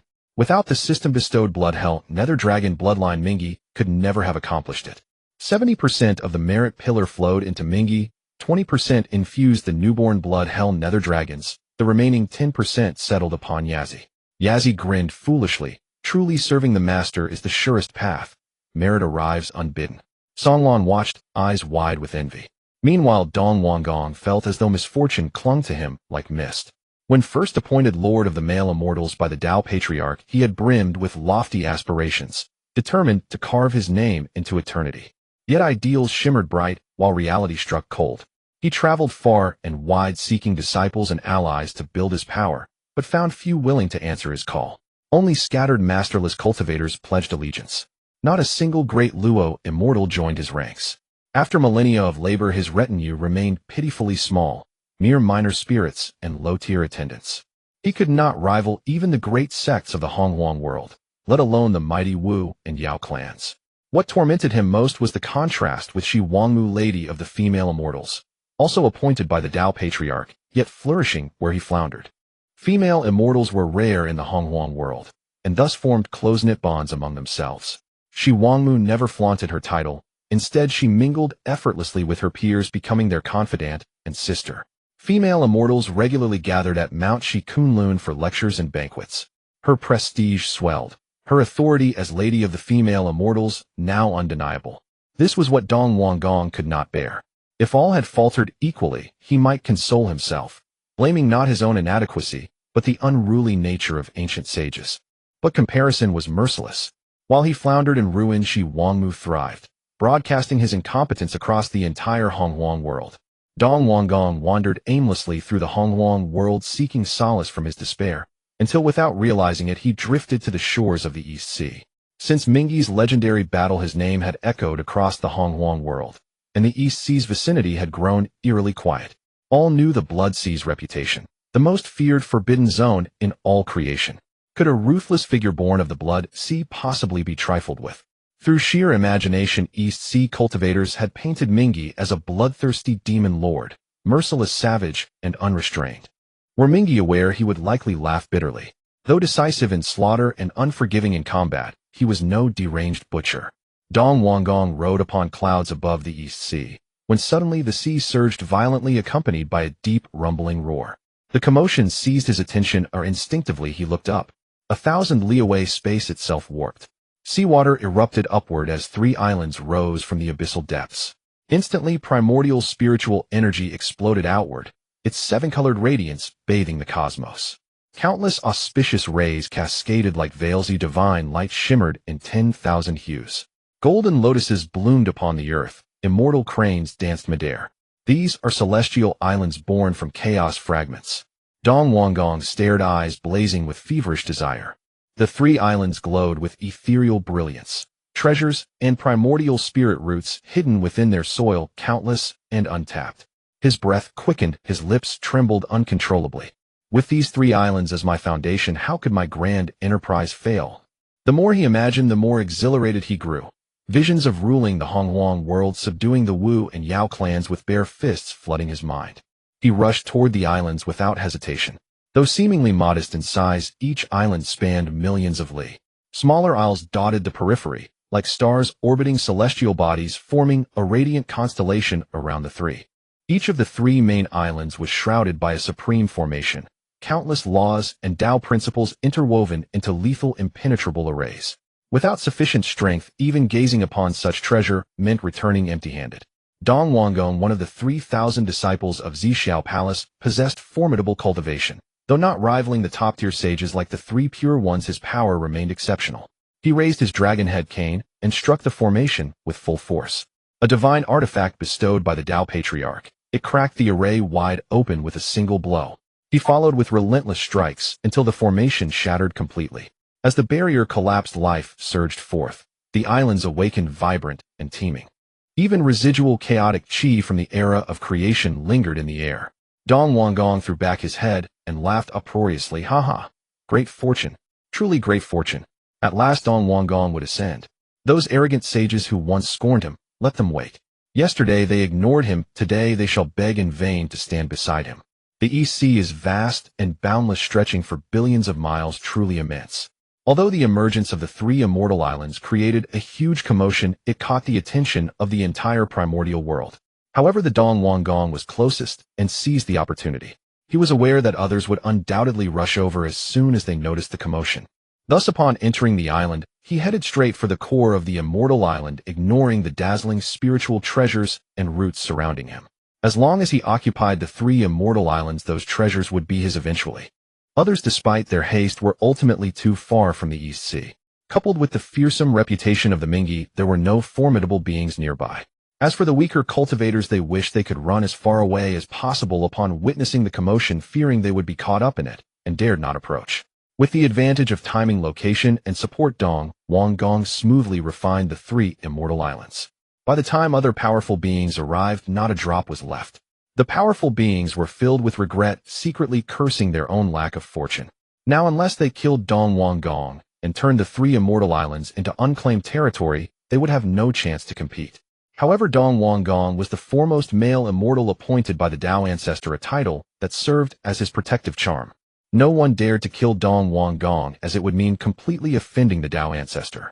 Offending a saint was clearly something no one would dare to do. After all, no matter how good the immortal islands were, one must have their life to enjoy them. Watching the group of powerful beings leave with sighs and shakes of the head, Dong Wang Gong laughed heartily. He relished the sight of them, unable to tolerate him, yet unable to do anything about it.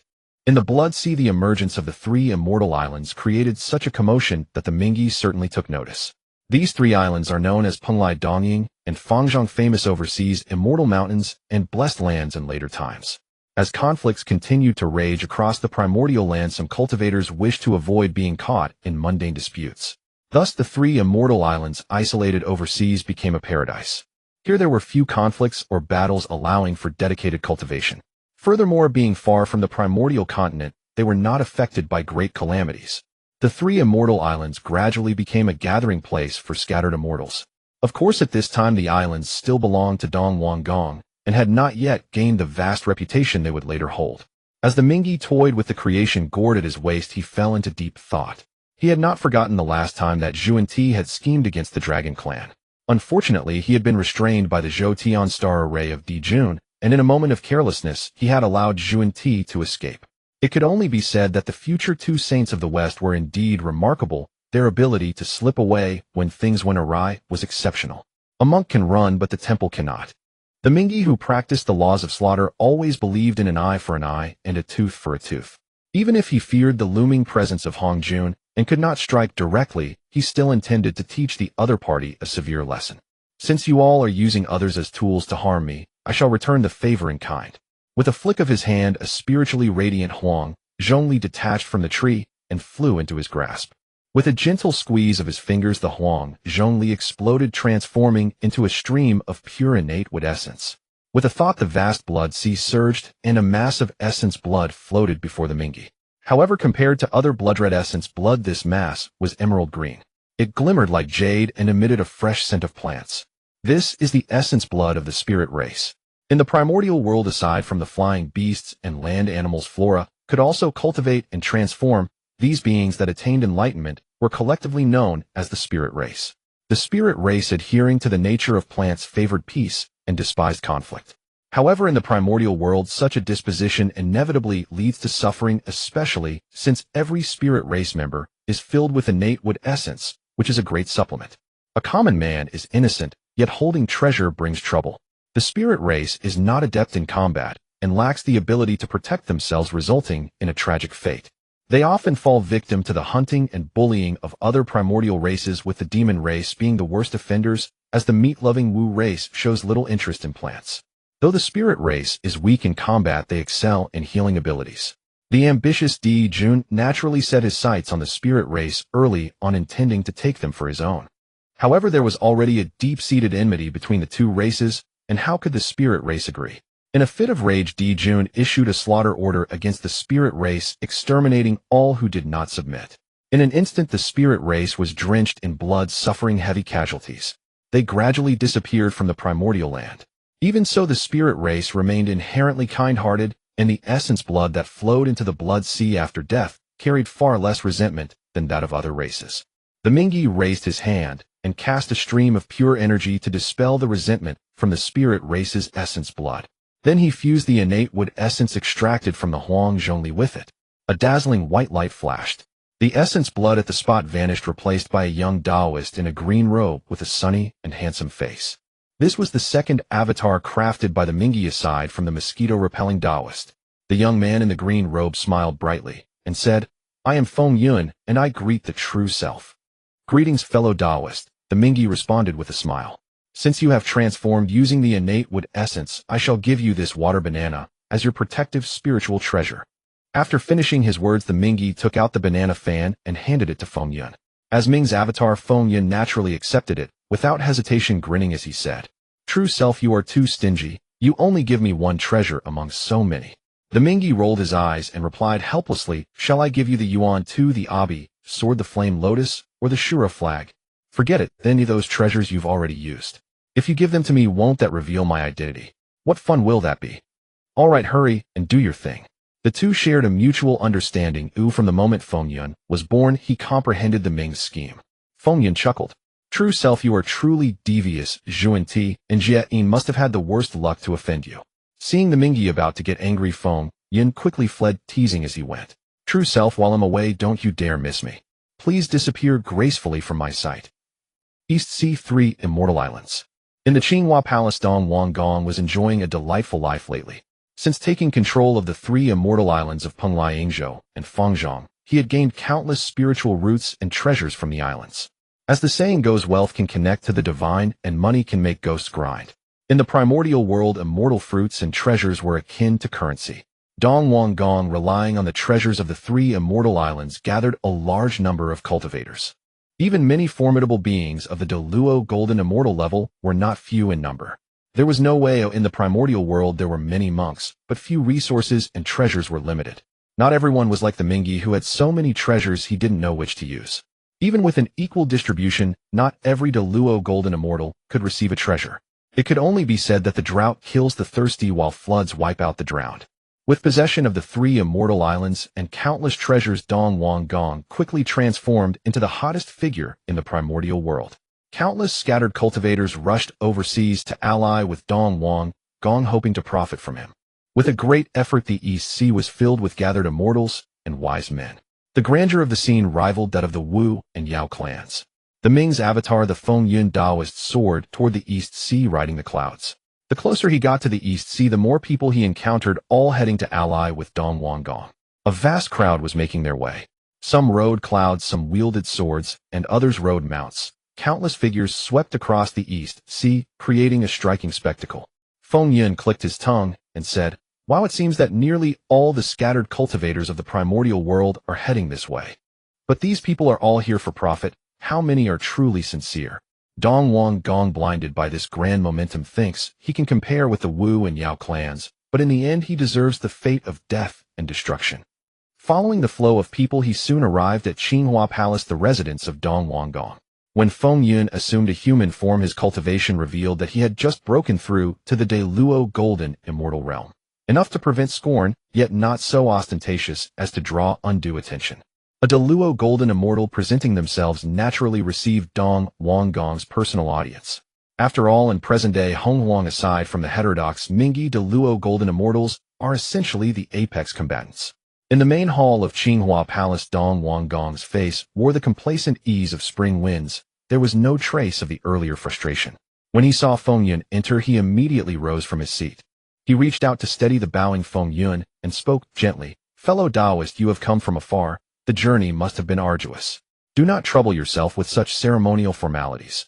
Feng Yun thought inwardly, indeed, none who carve out renown in Honghuang are simple men. The artful balance of flattering humility, neither icy nor presumptuously intimate, had been judged to perfection. Excellent. Now to begin my Academy award-worthy performance. Excitement flushed Feng Yun's features as he assumed the look of one overwhelmed by favor. "I have heard the Emperor greets others with kindness and courtesy. Seeing you today, it is truly so. In Honghuang, only those of the highest power and status are worthy of the title Emperor. Throughout Honghuang, only Di Jun could truly be called Emperor." Though Dong Wanggong had cultivated for countless ages and possessed a steadfast Tao heart, Feng Yun's flattery nevertheless lavished him with pleasure. Though inwardly delighted, he feigned modesty and said, "Ah, Feng Yun, you flatter me. How could I possibly shoulder the title of Emperor?" Feng Yun rolled his eyes in private. "Keep playing the part. Don't think I haven't noticed the smile creeping to your lips. That is mistaken. Emperor is a title the Tao Ancestor personally bestowed upon the foremost of the male immortals. The name is entirely justified. And now he generously shares paradises such as Sanxian Island with us. Such nobility of character is truly admirable. How could one not deserve the title of Emperor?" Feng Yun's praise flowed without restraint. Compliments spilled from his mouth as if they cost nothing, turning Dong Wanggong's smile into full bloom. It felt as though every phrase had struck him at the heart. "You, Emperor, reside by the East Sea and take Qinghua Palace as your abode. You are rightly the Donghua Emperor. Your subordinate pays respects to the Donghua Emperor." Feng Yun shouted solemnly and bowed with exaggerated reverence toward Dong Wanggong. Those nearby were stunned. Where did this sycophant come from? Damn, the bootlicking is excessive. You're at least a Deluo golden immortal, one of the pinnacle existences in Hongwang. Can't you keep some dignity? Yet because Feng Yun had already performed the ritual, if they failed to follow suit, they would surely displease Dongwang Gong. Reluctantly, they had to join in calling together, "We pay respects to the Donghua Emperor. We pay respects to the Donghua Emperor." Their voices were amplified with spiritual power, booming so loudly that the sound rolled across the entire Sanxian Island. Feng Yun's expression shifted. Bad. He had met rivals. These people were even more shameless than he was. Dongwang Gong looked over the kneeling crowd and felt an exquisite delight, as if he had bitten into an icy melon on the coldest day, utterly refreshing. Yet being a deity born with innate gifts, though pleased, he did not lose his head. With a probing gaze he asked, "The Yao forces strike fear across Hongwang. Why did you not join them, and instead come to my humble Sanxian Island?" Feng Yun's face hardened into righteous anger. "I will not lie to the Emperor. I am of the Ling clan. The Yao have wantonly butchered my Ling people, committing crimes too numerous to recount. I stand implacably opposed to them. I seek refuge with the Emperor in the hope that one day this blood debt may be repaid." He spoke through clenched teeth, fury written on his face. To prove his identity, he even released the Jiawood aura from his body. The suspicion in Dongwang Gong's eyes vanished at once. Over the years, the Yao had grown in power and behaved with increasing arrogance, stirring the suppressed resentment of many Hongwang cultivators. Not least, many cultivators of his Sanxian Island already bore grudges against the Yao. Sensing the pure Jiawood essence about Feng Yun, Dongwang Gong's last misgivings were dispelled. "Haha, rest assured, fellow Daoist, once you join Sanxian Island, the Yao will not dare touch you. Aid me in strengthening Sanxian Island, and in due course we will avenge you and demand justice from the Yao." Feng Yun's face immediately assumed an expression of grateful devotion. With fervent words he declared, "I am thankful for the Emperor's patronage. I shall devote myself wholly until death to repay this grace." Beneath the surface, a triumphant smile tugged at his lips. Soon thereafter, Feng Yun formally joined Sanxian Island. Attracted by the three isles of Pengliangzhou and Fangzhong, countless itinerant cultivators gathered here. Sanxian Island was less a unified power than a loose confederation. Within the alliance, there were no strict regulations or organizational structures. It held together largely by the person of Dongwang Gong. Feng Yun shook his head inwardly. The alliance only seemed formidable. In truth, it was a heap of scattered sand. Once Dongwang Gong fell, the whole alliance would disintegrate. As Feng Yun wandered about, a guard approached. "Lord Feng Yun, the Emperor requests your presence." Unmoved in expression, Feng Yun rode the clouds to the main hall of Zixiao Palace. Inside the hall, besides Dongwang Gong, stood 4 or 5 cultivators of the Deluo realm, obviously his trusted aides. By virtue of his consummate acting, Feng Yun had earned Dongwang Gong's trust, and thus gained entry to such a core meeting. "Come, let me introduce you. This is Feng Yun of the Ling clan." The assembled greeted one another, and the meeting's main topic began. Dongwang Gong opened. "Friends, I called you here to put our heads together on how to expand Sanxian Island." Those below exchanged awkward glances. Most had joined Sanxian Island for leisure and the occasional spirit treasure, never expecting to contemplate a grand development plan. A flicker of disappointment crossed Dongwang Gong's eyes as he looked to Feng Yun. Feng Yun rejoiced inwardly. His chance had come. He stepped forward and in a low voice said, "I report to the Emperor, I believe Sanxian Island's greatest deficiency lies in the shortage of true experts. Though the Emperor is formidable, he is but one. Sanxian Island should recruit more top-tier powers." Dongwang Gong replied, "Strength lies in numbers. Feng Yun's proposal is sensible." His tone shifted into concern. Yet those great powers of Hongwang would not even deign to consider the Wu and Yao clans. How could we entice them to join Sanxian Island? Feng Yun smiled faintly. "I have 2 candidates to recommend to the Emperor, Zhuan and Jiayin from the west." Surprise flickered across Dongwang Gong's face, and he hesitated. "Well, Zhuan and Jiayin do not have the best reputations. Exactly because Zhuan and Jiayin are ill-regarded in Hongwang, we have a chance of success." Dongwang Gong frowned, evidently finding the suggestion dubious. Those beside him wore puzzled expressions as well. It must be known that the reputations of Zhuan and Jiayin in the Primordial era are not just poor, they have reached a notorious level. For any faction, recruiting 2 individuals with such a bad reputation is clearly an unwise decision. It may even affect the faction's reputation. Feng Yun argued with reason. Firstly, although Zhuan and Jiayin have bad reputations, their strength is formidable. Moreover, they are now disciples of the Tao Ancestor, holding exceptional status. No one present refuted this point. Even Dong Wanggong upon introspection could not claim to be stronger than Zhuan-Ti and Jia-yin. Secondly, these two are the easiest for us to persuade. Zhuan-Ti and Jia-yin often come to the east to seek fortunes. If the emperor is willing to part with treasures, he can definitely convince them. Thirdly, Zhuan-Ti and Jia-yin have such a bad reputation that they have almost no connections with other powerful beings. This actually becomes a benefit. There is no need to worry about them colluding with outsiders or occupying our territory. After stating these 3 points, Feng Yun secretly wiped away a bead of sweat. He had exhausted his brain power to find advantages for Zhuan-Ti and Jia-yin. It was no easy task for him. Hearing Feng Yun's well-reasoned arguments, Dong Wanggong's expression brightened with joy. The others also nodded in agreement, fully endorsing this idea. Dong Wanggong patted Feng Yun on the shoulder and laughed, saying, "Feng Yun truly is my right-hand man. If this matter can indeed be accomplished, I will surely remember your great contribution." Feng Yun quickly bowed and replied, "This is my duty. Your Majesty is too kind." Seeing Feng Yun still display such humility, Dong Wanggong felt even more satisfied. With the Three Immortals Island and a talent like Feng Yun, he felt that destiny was on his side, and his ambitions burned like a raging flame. Looking at the complacent Dong Wanggong, Feng Yun appeared respectful on the surface, yet his heart was indifferent. Dong Wanggong was merely a pawn of the underworld river, aiming to draw Zhuan-Ti and Jia-yin into the game. Despite the impressive facade of the Three Immortals Island, it was merely a show without substance. Once Dong Wanggong was killed by Emperor Zhuan-Ti, the entire Three Immortals Island would face a purge from the demon clan, and Zhuan-Ti and Jia-yin would not escape. Though the cunning of the two would not put their lives in jeopardy, a bloody lesson was undoubtedly unavoidable. This was the advantage of the underworld river. As a time traveler, he knew the future trends. By leveraging the information gap, he could prepare for the storm before it arrived. No one could have expected that the demon clan would truly dare to kill Dong Wanggong, the Tao Ancestor's appointed male immortal. As for whether Zhuan-Ti and Jia-yin would fall for the trap, the underworld river had ample confidence. As long as Dong Wanggong was willing to spend resources, Zhuan-Ti and Jia-yin would definitely be intrigued. The two of them traveled tirelessly, aiming to revitalize the West. Now that a prime opportunity presented itself, how could they refuse? In the Western Spirit Mountains, seeing Zhuan-Ti's pale face, Jia-yin couldn't help but feel guilty. This matter is all my fault for allowing my junior brother to suffer such a calamity.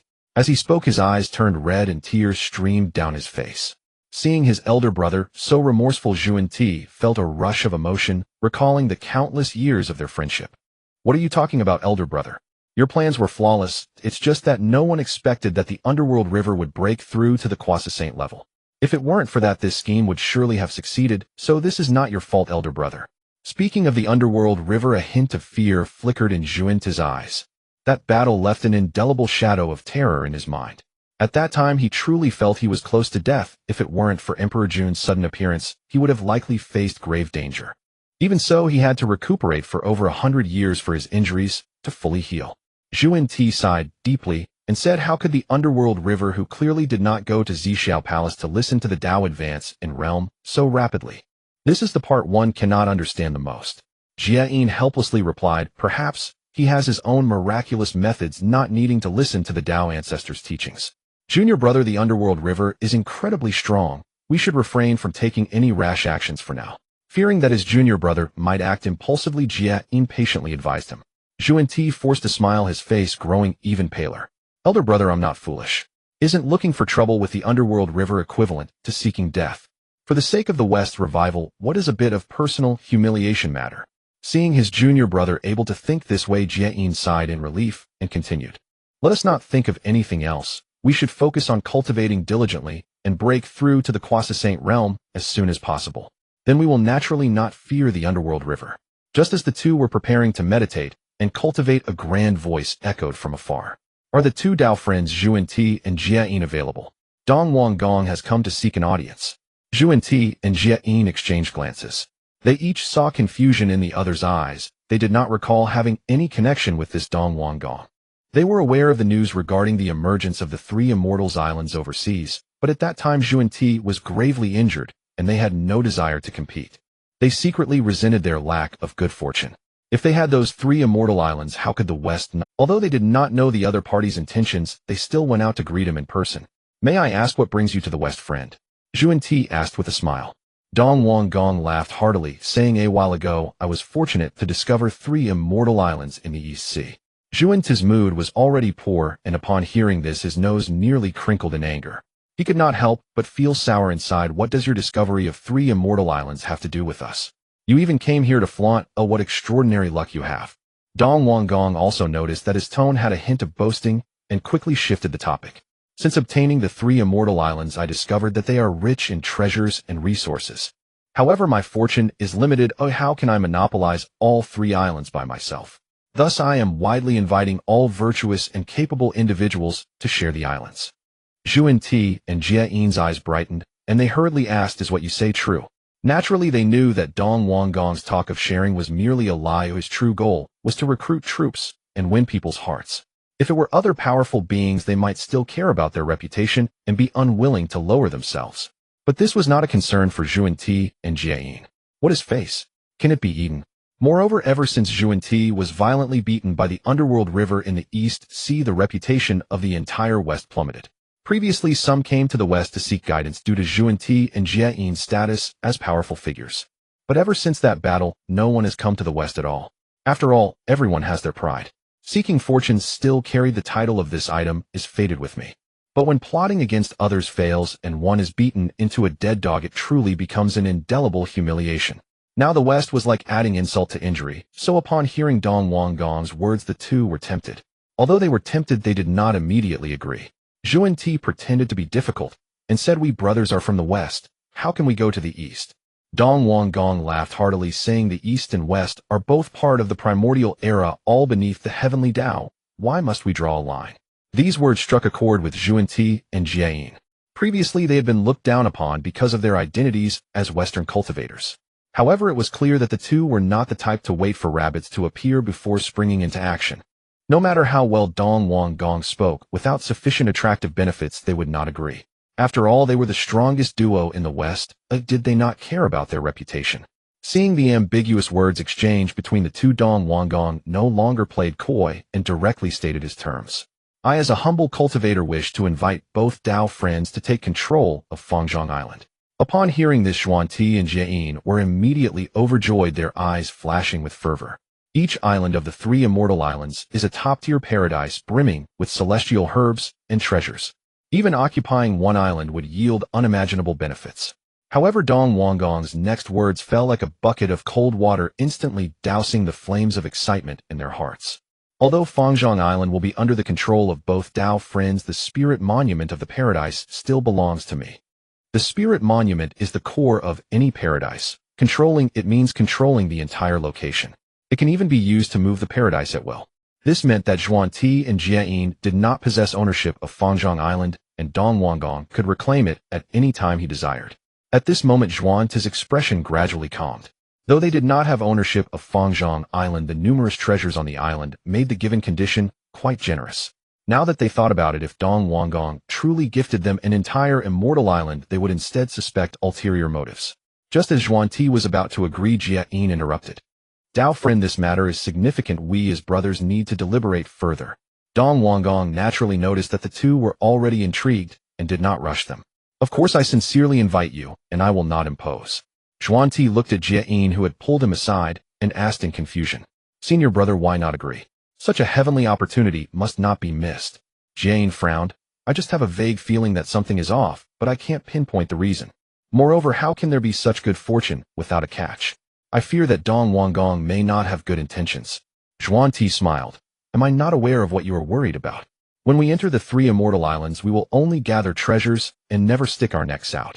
Even if Dong Wanggong attracts a formidable enemy one day, we will simply retreat at the first sign of trouble. Jia Yin nodded and said, Junior brother indeed possesses great wisdom. Fortunately, Dong Wanggong did not hear this shameless conversation, otherwise he would have been furious. Zhuan-Ti turned back to Dong Wanggong and said, since you sincerely invite us, we are not those who lack awareness of the situation.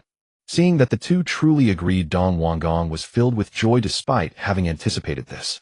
Excellent. With the assistance of both Dao friends, great things can be achieved. Then I shall await your arrival at the 3 immortal islands. After sending off Dong Wanggong, Zhuan-Ti and Jia Yin called upon their disciples. Methria, Medicine Master, and Xidagarba, come see me at once. In the blink of an eye, 3 figures flew in from afar. They arrived before Zhuan-Ti and Jia Yin, respectfully bowing their heads in greeting. Disciple pays respect to master.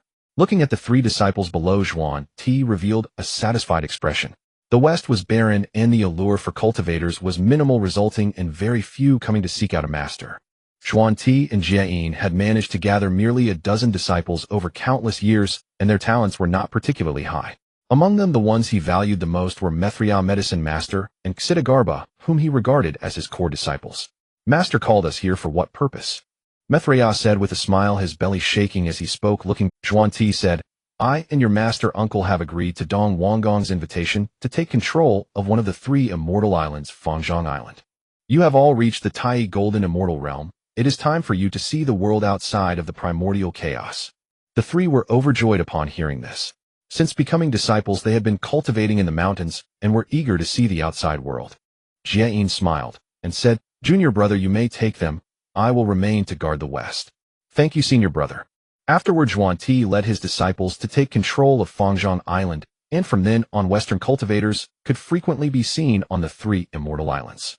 Although Zhuan Ti and Jiayin had a bad reputation, they were indeed top-tier powers in the primordial chaos, and their addition greatly enhanced the prestige of the three immortal islands.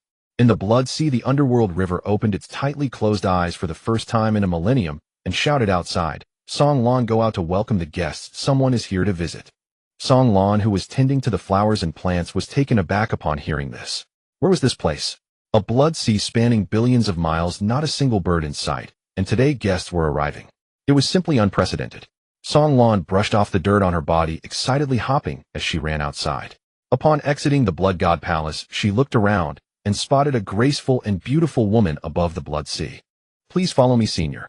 Song Lan guided Nuwa into the Blood God Palace. Looking at the great formation that isolated the surging Blood Sea, Nuwa exclaimed, What a marvelous formation. I didn't expect that Dao Friend of the Underworld River was also adept in this art. The Underworld River smiled and said, It is merely a trivial matter I pondered out of boredom. You flatter me. Song Lan, go brew a pot of enlightenment tea. Soon 2 cups of steaming tea emanating an aura of profound understanding were brought in. Nuwa picked up the tea and took a delicate sip. Instantly, she felt a fragrant burst on her tongue, with waves of profound insights flooding into her mind. Nuwa, disregarding any manners, quickly cross-legged sat down to grasp this insight and break through. The surrounding spiritual energy began to boil violently, like boiling water, and Nuwa's aura surged, moving from the late stage of the great Luo Golden Immortal to its peak. Moments later, Nuwa opened her beautiful eyes and looked gratefully at the Underworld River. Thank you, Dao Friend. The Underworld River waved his hand and smiled. No need to be courteous, it was just a cup of tea. Nuwa said earnestly, A cup of tea from you has saved me hundreds of years of arduous cultivation. How can such kindness go unrewarded? If you ever need help in the future, as long as Nuwa can assist, I will do my utmost. The Underworld River was at a loss, feeling that it was unnecessary. He merely offered a cup of tea to a guest.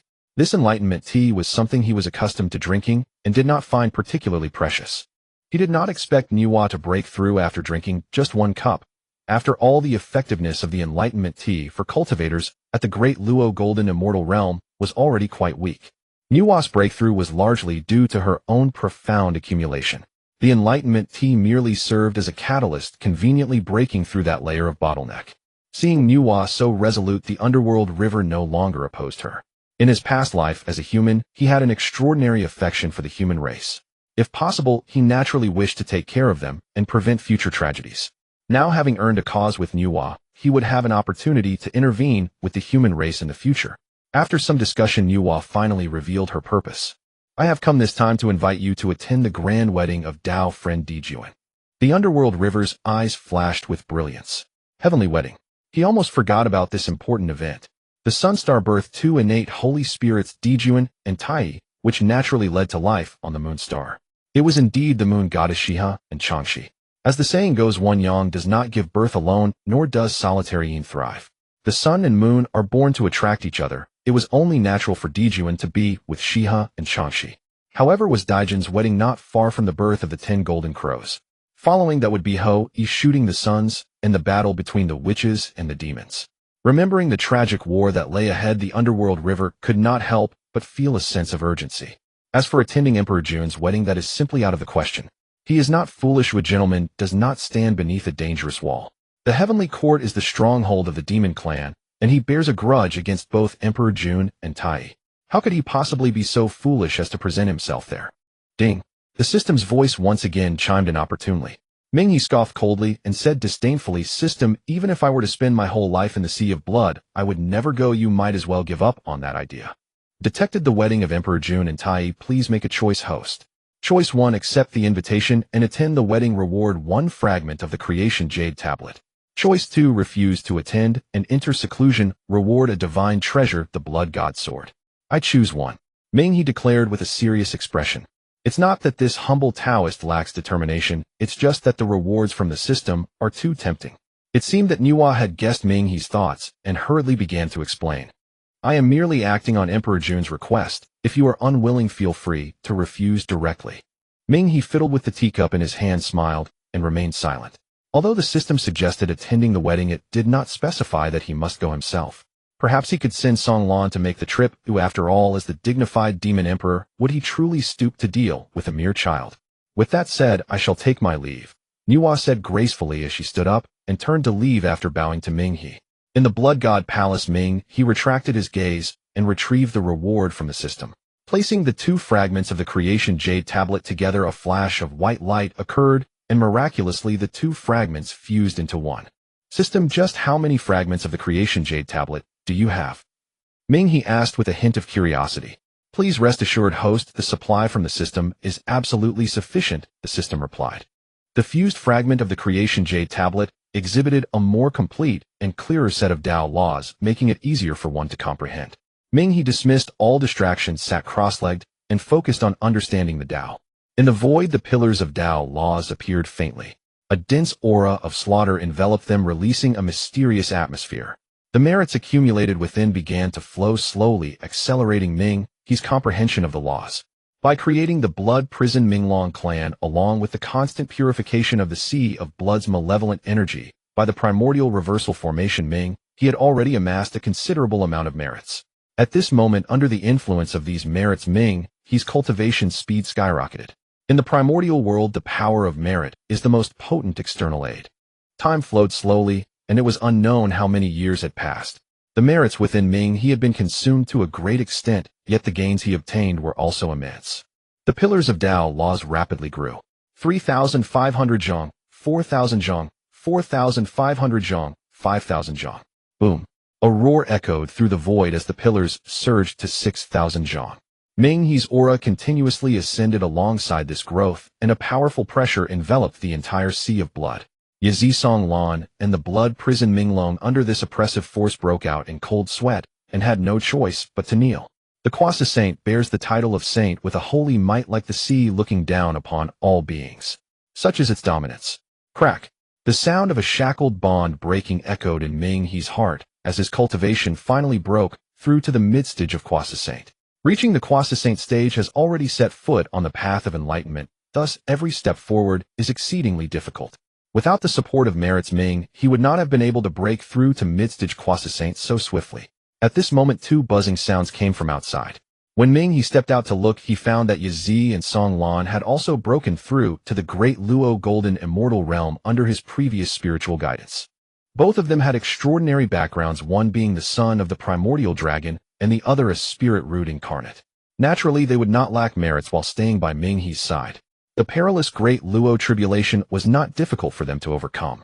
Within a single day, all 3 of them had broken through, greatly enhancing the strength of the Blood Sea lineage. Ming he was naturally very pleased. Good, you have not disappointed my expectations. Yazi and Song Lan knelt in gratitude, saying, all thanks to the Lord's teachings. In a few days it will be the wedding day of Emperor Jun. You 2 shall go to the heavenly court on my behalf. Yazi and Song Lan exchanged smiles. Sending a child or mount to congratulate others at their grand wedding is simply a blatant humiliation. However, they were pleased. The Sea of Blood and the Demon Clan have long had enmity, so there was no need to be courteous to them.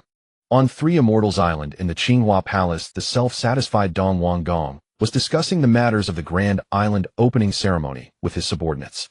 Indeed, this so-called Grand Island opening ceremony was the idea of Feng Yun. The official reason given was to showcase the strength of 3 Immortals Island, intimidating the small fry and inviting the heroes. However, the true purpose was known only to Feng Yun and Ming he. Dong Wanggong sat high on his throne looking at Feng Yun and asking, Feng Yun, when do you think it would be appropriate to hold the Grand Island opening ceremony? Since Feng Yun successfully proposed the recruitment of Zhuanti and Jane, Dong Wanggong had increasingly valued him. Feeling the envious and jealous gazes all around, Feng Yun stepped forward with a calm expression. Reporting to the Emperor, I believe the Grand Island opening ceremony should be held 10 years from now. At these words, everyone's expression changed. They all knew what day it would be 10 years later, the joyous day when the Demon Clan's leader Emperor Jun marries the two fairies of the lunar star. Choosing to hold the Grand Island opening ceremony on that day is essentially a deliberate provocation against the Demon Clan, isn't it? Has this kid lost his mind? While everyone hated the Demon Clan intensely, behind that hatred lay in extreme fear. After all, the Demon Clan's reputation is not built on mere words, but on the lives and heads of countless enemies. Dong Wanggong did not wish to provoke the Demon Clan and asked why. Feng Yun smiled faintly. Does the Emperor think that if we do not provoke the Demon Clan they will let us go? The Demon Clan is tyrannical and Emperor Jun is even more ambitious. In the primordial world, any race that does not submit to the Demon Clan has been slaughtered to the last. Though Three Immortals Island is located far offshore, its influence has been growing stronger in recent years. How could the Demon Clan not notice? Dong Wanggong's expression finally changed. However, Feng Yun appeared not to see it, and continued, however, the Emperor is the male immortal appointed by the Tao Ancestor, and even the Demon Clan, no matter how bold, would not dare to go against the Tao Ancestor. To uplift first, and then flatter secretly, Feng Yun played this tactic expertly. As expected, upon hearing the name of the Tao Ancestor, Dong Wanggong regained his confidence. Feng Yun shifted his tone, but if so, Three Immortals Island will always be suppressed by the Demon Clan. As he spoke, his expression suddenly grew excited. Bestowed by heaven, may our longevity bring prosperity. We may be fine, but the Emperor's cultivation is boundless and his character is noble. He is destined to command the primordial world. How can he remain beneath others for long? Why should the Emperor not strive for the position of the primordial overlord? Why not use the Grand Island opening ceremony to elevate the reputation of our Three Immortals Island? At this moment, Feng Yun appeared as if possessed by Zhuge Liang, filled with fervor and loyalty to his lord. He was just short of drafting a memorial for the expedition. The ancient primordial world was simple, and Dong Wanggong could not withstand such incitement. In a moment of passion, he banged the table and made a decisive decision. Very well, let the Grand Island opening ceremony be set on the day of Emperor Jun's wedding. Let the beings of the primordial world know the might of our Three Immortals Island. In the 33 heavens, today marks the day of Emperor Jun's grand wedding, and the entire heavenly palace has become lively. Lanterns and colorful banners are hung everywhere, creating a scene of joyous celebration. Famed powers from the primordial era have received invitations and come to witness the ceremony. Countless Demon Clan maidens and guards hustle about, each treading carefully, fearful of offending the guests. Before the southern heaven gate, the ceremonial officer shouted loudly.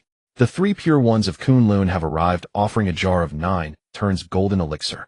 Zhen Yuanzi from Wuzhuang Temple and Hong Yuan have arrived, offering 3 Rinchen fruits. The Queen Mother of the West has arrived, offering a stock of postnatal spiritual root. Countless great powers arrived gracefully, bestowing respect upon Emperor Jun, the leader of the Demon Clan. Baizhe gently waved his feather fan, moving among the crowd to arrange the seating. Such matters are the most likely to offend people.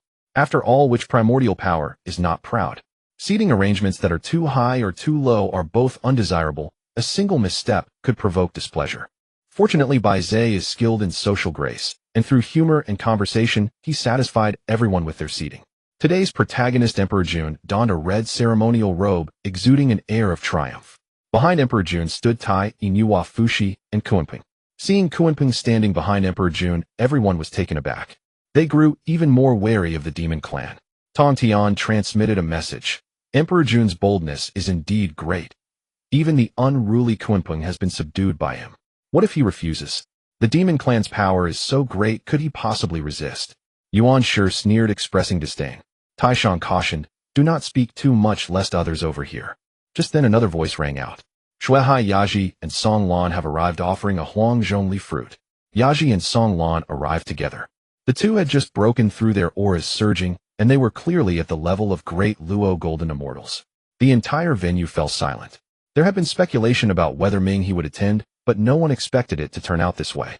They sent a child and a steed to pay their respects. This Not only Emperor Jun, but even the great powers present felt a sense of indignation. They held such noble status, yet today they found themselves seated alongside a child and a steed. However, Yaji and Song Lan were also at the level of great Luo golden immortals existing in the same realm as the others. They could only grit their teeth and swallow their resentment. Emperor Jun's face turned ashen. Feeling the mocking and derisive gazes around him, his anger surged. As the dignified demon clan emperor, he could not believe the other party had only sent a child and a steed to pay their respects. This was simply too much of an insult. Baizhe quietly advised, "Your Majesty, calm your anger and consider the bigger picture." Emperor Jun took a deep breath, regaining his dignified demeanor. "Let the grand ceremony continue." Baizhe gestured, and in the next moment countless demon clans shouted loudly, "Welcome Heavenly Empress and Heavenly Consort! Welcome Heavenly Empress and Heavenly Consort! Welcome Heavenly Empress and Heavenly Consort!" Billions of demons shouted in unison, their voices shaking the heavens. This grand sound echoed throughout the 33 heavens, leaving countless people in awe. In the distance, a magnificent palanquin slowly approached. 9 colorful true phoenixes moved in unison, trailing 7-colored rainbow light, showering countless auspicious signs. On either side stood 81 female immortals at the level of Tai golden immortals, holding flower baskets, musical instruments, silken ribbons, and magical artifacts. Inside the palanquin, 2 stunningly beautiful women dressed in festive clothing sat side by side. They were none other than the Heavenly Empress Shi He and the Heavenly Consort Chang Shi. The palanquin carried the 2 immortals accompanied by the 7-colored rainbow light. Seeing such a grand wedding, some female immortals in the seating area couldn't help but show envious expressions. Noticing that the attention of the crowd had shifted, Emperor Jun finally breathed a sigh of relief. He stepped forward to assist Shi He and Chang Shi down slowly, making his way to the center of the great hall. Nuwa stood in the center, acting as the matchmaker to preside over the wedding. Just as she was about to speak, a profound voice echoed throughout the 33 heavens. "I am Dong Wang Gong, and today we hold the grand ceremony to open the 3 immortal islands, inviting all Dao friends to participate." Although Dong Wang Gong had initially agreed readily, he still lacked confidence. Once a word is spoken, it is hard to take back.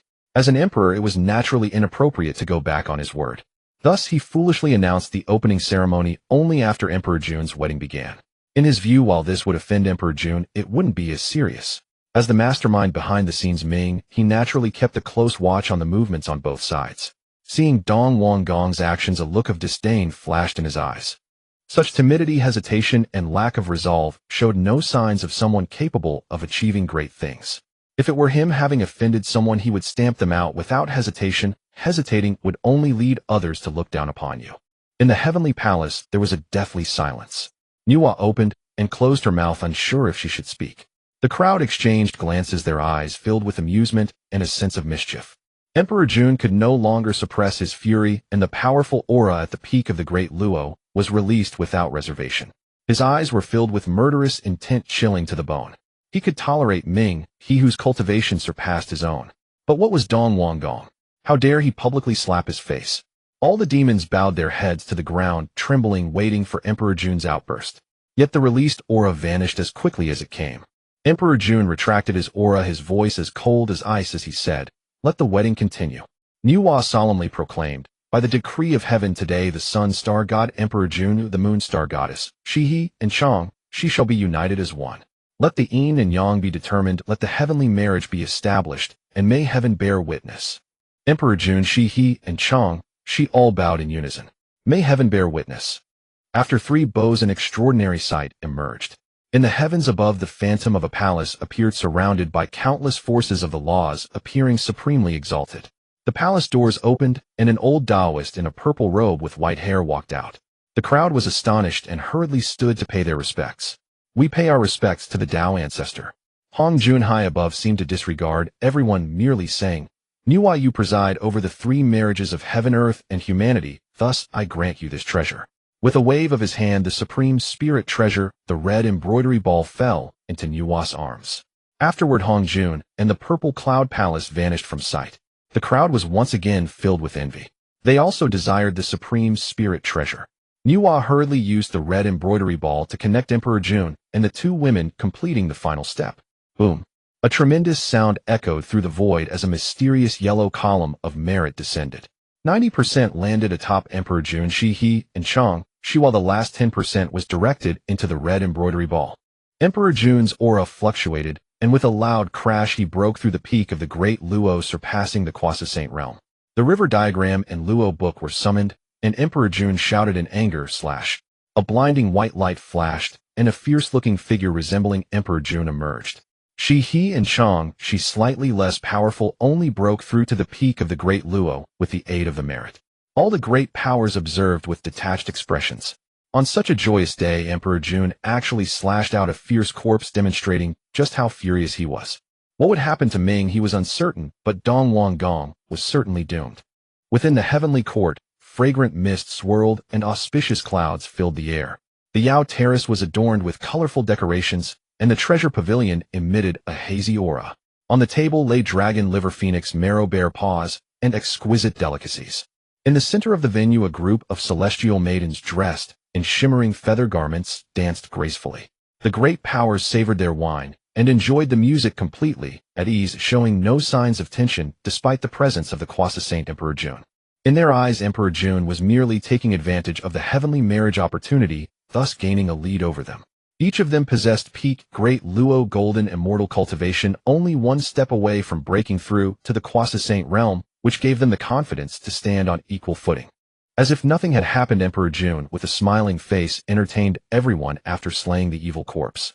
After several rounds of drinks and various dishes, the guests merrily drank till dawn before beginning to depart. Once all the guests had left, the atmosphere in the heavenly court suddenly grew heavy. Tai, with a face full of anger, said, "Elder brother, the East King dared to insult my demon clan today. He must pay the price." Around him, millions of demon soldiers brandished their swords, shouting to annihilate the 3 immortal islands and wash away today's humiliation. Emperor Jun's expression turned cold. His earlier calmness was merely a facade to uphold the dignity of the demon clan. When the Son of Heaven was enraged, millions would fall. Even the grudge against the River of Oblivion was set aside. The person he resented most at that moment was the East King. Seeing the bloodthirsty crowd, Baizé quickly stepped forward to persuade. "Your Majesty, please calm down." Emperor Jun immediately roared in fury. "How can I calm down? The East King dared to provoke me publicly. I have lost all face. This grudge will not be avenged. I swear not to be a demon." The terrifying pressure of the Quasi-Saint enveloped the world, causing everyone to tremble as fear gripped their hearts. Faced with such enraged Emperor Jun, even the usually rational Baizé dared not offer further counsel. Just as everyone fell silent, a cold, eerie voice echoed.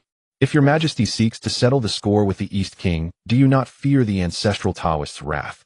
Everyone looked up to find that the speaker was the usually taciturn demon master Kunping. Kunping invented the written language of the demon clan, allowing their civilization to be passed down, earning him great respect. Even Emperor Jun had to show him some deference. "What do you mean by that, demon master?" Emperor Jun replied, coldly, consumed by rage and only thinking of revenge, disregarding any concerns about the ancestral Taoist.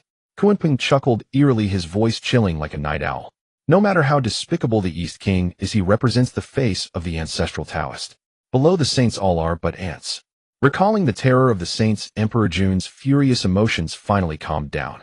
Tai, filled with resentment, remarked, "Are we truly powerless against the East King?" Kunping stood with his hands behind his back, smiling, without speaking. Emperor Jun took a deep breath, bowed deeply, and sincerely said, "Please guide me, demon master." Seeing Emperor Jun bowing in person, Kunping could no longer maintain his aloofness and quickly helped him up. "Your Majesty, although the East King is the male immortal personally appointed by the ancestral Taoist, he is not invincible. The East King held a grand ceremony today. Although he provoked the dignity of the demon clan, it was not unjustifiable. After all, he was merely hosting a ceremony. What business was it of yours? There are many who conduct affairs in the wilderness every day. How can your demon clan with its dominance manage them all? Therefore, your Majesty cannot use this reason to attack the 3 immortal islands. If you wish to kill him, you will need to find a legitimate reason. As for what constituted a legitimate reason, reasons such as seizing spirit treasures or competing for blessed land were very justifiable and reasonable." Upon hearing this, Emperor Jun smiled and said, "The demon master is indeed wise. I have learned a great deal from you." Kunping humbly waved his hand, a smile appearing at the corners of his mouth. The reason he stood up today was merely to accept his fate. As Kunping, the ancestral master roaming the North Sea, unrestrained, who would dare to control him? He was simply too weak to resist the demon clan. Emperor Jun and Tai personally led millions of demon soldiers to the North Sea, forcing him to join the demon clan. Either submit or perish. For a petty character like Kunping, naturally his own life was more important. However, even after joining the demon clan, he remained silent and indifferent towards all clan affairs. However, today he had come to a realization. It was not that he truly submitted to Emperor Jun. Kunping's nature was rebellious, and he would never kneel to anyone in his lifetime. He merely placed his hopes on the demon clan. Although Emperor Jun was currently the ruler, the demon clan was not without rivals. If one day Emperor Jun fell, he would have the chance to usurp the throne. Now what he needed to do was to strengthen his power within the demon clan and increase his renown. After Emperor Jun's heavenly marriage and the slaying of the corpse, it seemed to have stimulated other great powers. They all began to enter closed-door cultivation, seeking to break through to the Quasi-Saint realm.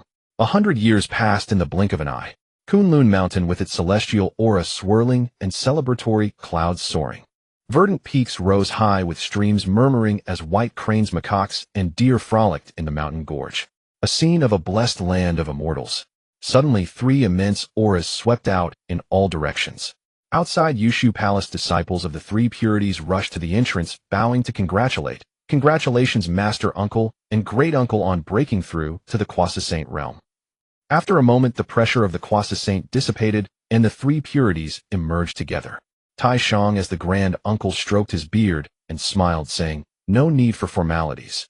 Only then did the disciples straighten up. However, the 12 golden immortals under Yuan Shi still maintained a serious demeanor, adhering strictly to the rules of propriety. In contrast, the disciples under Tong Tian had no such restraint, whispering and behaving recklessly. Yuan Shi looked at his respectful 12 golden immortals, nodding with satisfaction. Then he glanced at the mischievous crowd under Tong Tian, his brows furrowing tightly. Displeased, he said, "Third brother, I have long advised you to pay attention to the character of your disciples. Do not accept just anyone into the sect. It will only tarnish the reputation of our 3 purities." Tong Tian dismissed it, saying, "Second brother, you worry too much. My disciples are merely a bit mischievous, nothing serious." Yuan Shi sneered, "A bit mischievous?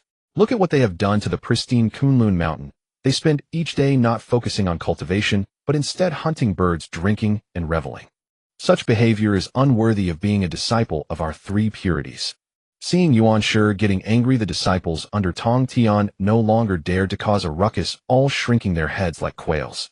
The youngest of the 3, Xiao's Qiong Xiao, apologetically said, "Second Uncle, I'm sorry, I didn't mean to roast your celestial crane for food." Yuan Shi, furious, was about to scold when he saw Tong Tian waving his hand to disperse the crowd. "Third brother, your lax discipline in accepting disciples will inevitably lead to future troubles with these slippery, scaly, and soft-boned brats." Tong Tian, who usually cared for his disciples the most, could not tolerate their humiliation and immediately retorted. Watching the 2 argue again, Tai Shang felt a headache coming on. The 3 purities had always had a good relationship, but since each took on disciples, Yuan Shi and Tong Tian often clashed over their philosophies, disturbing the peace of the entire Zixiao Palace. "Enough, do not let a small matter damage the bond of brotherhood," Tai Shang scolded the 2. Yuan Shi and Tong Tian snorted and left in silence. Aside from Kunlun Mountain, the pressures of Quasi-Saints spread across famous mountains, rivers, and blessed lands throughout the wilderness. The Ancestral Witch Palace, the West Wuzhuang Temple, and the Heavenly Court. A number of top-tier powers in the wilderness broke through, marking the official arrival of the Quasi-Saint era. Kunlun Mountain, a place of extraordinary beauty and the origin of the spiritual veins of the 9 provinces. Although Mount Buzh's reputation precedes it, Kunlun is also one of the world's premier paradises. Countless powerful beings are hidden here, and on any given day, many cultivators come seeking immortals and wisdom. On this day, the once tranquil Kunlun's sacred mountain suddenly erupted with a burst of dazzling radiance. 7-colored divine light soared into the sky, and countless golden lotuses emerged. In the void, numerous otherworldly beings were born. Celestial maidens danced, white cranes cried in unison, and the sounds of grand music resounded. All beings around Kunlun Mountain were drawn to this commotion, their expressions ablaze with excitement. "This is a spiritual treasure is about to emerge," exclaimed a powerful being joyfully. Moreover, such a great commotion can only indicate a top-grade spiritual treasure. The news of the treasure's emergence spread through the wilderness like it had grown wings. Countless powerful beings rushed over, eager to get a share. The strange phenomenon was merely a prelude to the treasure's protection array revealing itself, and there was still some time before the treasure truly appeared. Within a few days, Kunlun Mountain was teeming with people, their voices like the roar of the tide. Many renowned powerful beings from the wilderness gathered, including the three pure ones Zhuan and Jie Nu Hua, and Fu Shi Di Jun, and Tai Yizhen Yuan Zi, and Hong Yun Dong Wang Gong, and Shi Wang Mu. Even the rarely seen great Luo golden immortals had shown up for the treasure. Di Jun, still resentful over previous events, shot a sarcastic remark at Zhuan Ti, and Jane, you too are from the west. It seems you might find it difficult to compete for treasures from the east. Hearing this, the crowd's eyes lit up. As long as they could drive the two from the west away, their chances of seizing the treasure would increase. Zhuan Ti, whose skin was thicker than a city wall, would not be easily deterred by mere words. He smiled and said, the wilderness is one entity. How can there be a division between east and west? Dong Wang Gong chimed in, what my friend Zhuan Ti says is true. We are all beings of the wilderness, so why should we distinguish between east and west? Shi Wangmu looked at Dong Wang Gong, as if he were a fool, quietly shifting aside to keep a distance from him. Although Zhuan Ti and Jie Yin were disciples of the saints, their reputations did not improve in the slightest. Now all the powerful beings in the wilderness tacitly agreed not to involve Zhuan Ti and Jie Yin in their affairs. However, Dong Wang Gong, an Eastern cultivator, spoke up for the West. Oh, was he not a blatant traitor? As expected, once Dong Wang Gong spoke, everyone fell silent, their gazes coldly fixed on him. Yet Dong Wang Gong remained oblivious, still smiling as he greeted Zhuan Ti and Jie Yin. Di Jun, seeing his plans thwarted, felt his expression darken. He recalled the humiliation Dong Wang Gong had inflicted on him during his wedding, and a surge of murderous intent erupted within him. Just as everyone's thoughts diverged, an unexpected event occurred. In the depths of Kunlun Mountain, a beam of spiritual light shot up into the sky. Within the light, a seal of brilliance appeared, adorned with intertwining dragons, inscribed below with the words Kong Tong in great characters. The magical artifact was sentient and sought to escape as soon as it was born. Someone exclaimed in alarm, quickly chase after it. The spiritual treasure is about to run away. Everyone hurriedly took flight, pursuing the direction of the Kong Tong seal. The Kong Tong seal shot through the sky like a bolt of lightning, racing across the distance. The crowd transformed into streaks of rainbow light, each utilizing their divine powers and spells to vie for this spiritual treasure. Tai Yi swung the Eastern Emperor bell, and the magnificent bell sound resonated across the heavens, actually freezing the space where the Kong Tong seal was located. Big Brother, quickly seize the treasure. Tai Yi shouted towards Di Jun. Just as Di Jun summoned the He Tu and Luo Shu, a three-treasure Jade Rui, intercepted by Yuan Shi. This treasure was born in Kunlun, and it is fated to be with us three pure ones. Di Jun was furious and commanded the He Tu and Luo Shu to engage in battle with the three-treasure Jade Rui. As various spiritual treasures clashed in space, they emitted brilliant light and tremendous rumbling sounds. As the battle intensified, more and more powerful beings withdrew from the competition. Though a spiritual treasure is precious, it is not worth fighting to the death over it. That would be too trivial. Tong Tian wielded the Qing Ping sword and wreaked havoc, his sword energy spanning 30,000 miles. Although his strength was not the greatest among them, his mastery of the sword path made him unparalleled in offense, and he truly forced everyone back for a time. Big Brother, I will hold them off. You go take the treasure. Ever since the last incident where the Xian Huang Ling Long Pagoda was damaged by the mosquito Taoist, Tong Tian often felt guilty and now sought to earnestly create an opportunity, viewing a spiritual treasure as compensation. Tai Shang's eyes flashed with emotion. He quickly waved his Panlong staff, channeling his power to seize the Kong Tong seal. Just as the spiritual treasure was about to fall into Tai Shang's hands, a large net flew out from the side. The net directly ensnared the Kong Tong seal, and then fell into Dong Wang Gong's hands. Dong Wang Gong laughed triumphantly, saying, haha, it seems this item is fated to be with me. All of you need not compete anymore. The large net in his hands was called the Qian Kuan net, capable of encompassing the universe, and it was a spiritual treasure he obtained from the three immortal islands. Di Jun stepped forward, his voice low and commanding, Dong Wang Gong hand over the spiritual treasure. The expressions of the crowd changed, their looks turning meaningful. Once someone secures a spiritual treasure, the others would not dare to fight for it again. After all, they were all powerful beings and had their own dignity. They would not bicker over a single spiritual treasure, as that would seem too petty. Of course, this was the normal case. If it were a congenital supreme treasure, no one would care about face. Now Di Jun openly broke this unspoken rule, clearly not just for a spiritual treasure. Yet at this moment no one stood up to speak for Dong Wang Gong. Even Shi Wangmu hesitated, ultimately remaining silent. Firstly, it was due to Dong Wang Gong's blatant betrayal of the eastern camp, which displeased many. Secondly, it stemmed from jealousy. After all, the vast territory of the three immortal islands was monopolized by Dong Wang Gong alone, which was hard not to incite envy and resentment. If Dong Wang Gong were a bit more modest, it would be fine, but he was full of himself, showing off everywhere, as if afraid others did not know how many treasures he had. He even came here to compete for treasures with them. If a person attracts public anger, they are naturally not far from death. However, at this strange silence, Dong Wang Gong had yet to realize it, staring angrily at Di Jun. Friend, do not bully me too much if this treasure is already in my hands. Di Jun's expression darkened, his tone icy as he said, then let this treasure become a masterless object. At this moment, even Dong Wang Gong slowed as he was sensed that the situation was turning unfavorable. However, recalling his status as the foremost male immortal appointed by the Tao Ancestor, he felt reassured. Di Jun, do you dare to kill me? Tai shouted, big brother, why waste words with him? Just strike. The Eastern Emperor bell shook the heavens, descending upon Dong Wang Gong with the might to destroy worlds. What audacity! Dong Wang Gong, seeing Tai truly dare to attack him, immediately grew furious. He hurriedly summoned his dragon head staff to defend. A thunderous explosion echoed and a massive mushroom cloud erupted in the sky. Although the dragon head staff was a supreme magical treasure bestowed by the Tao Ancestor, how could it compare to the Eastern Emperor bell, a congenital supreme treasure? Moreover, since Dong Wang Gong acted hastily, he naturally found himself at a disadvantage.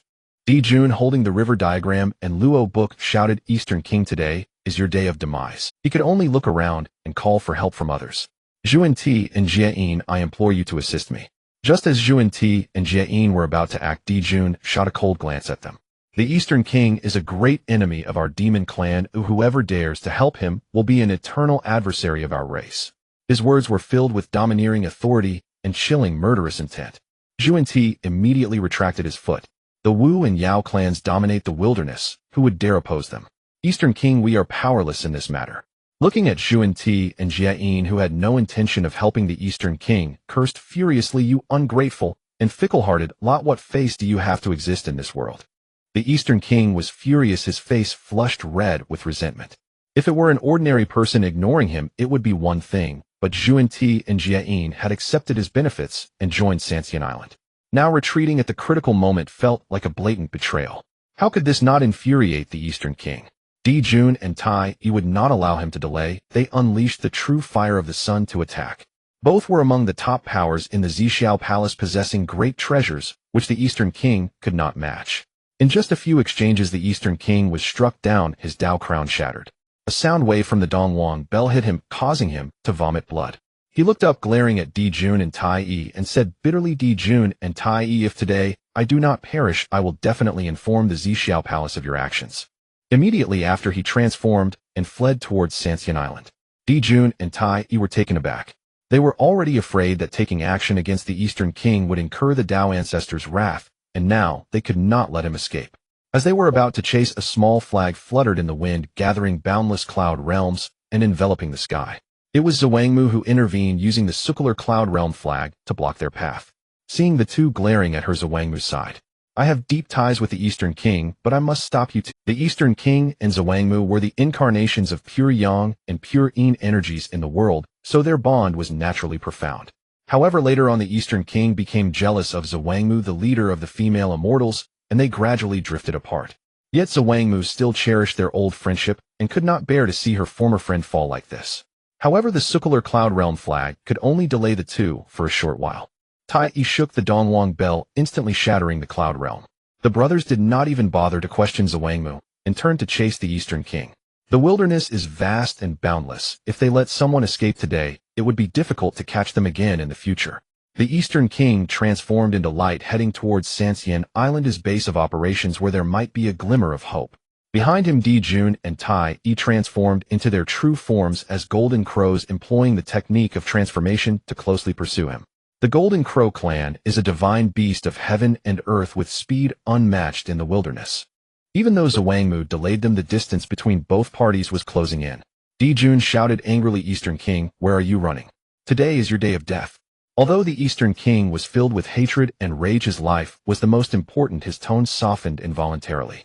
You two, we have no grievances in the past and no animosities recently. Why must you be so aggressive? At worst, I will give you the Kong Tong seal.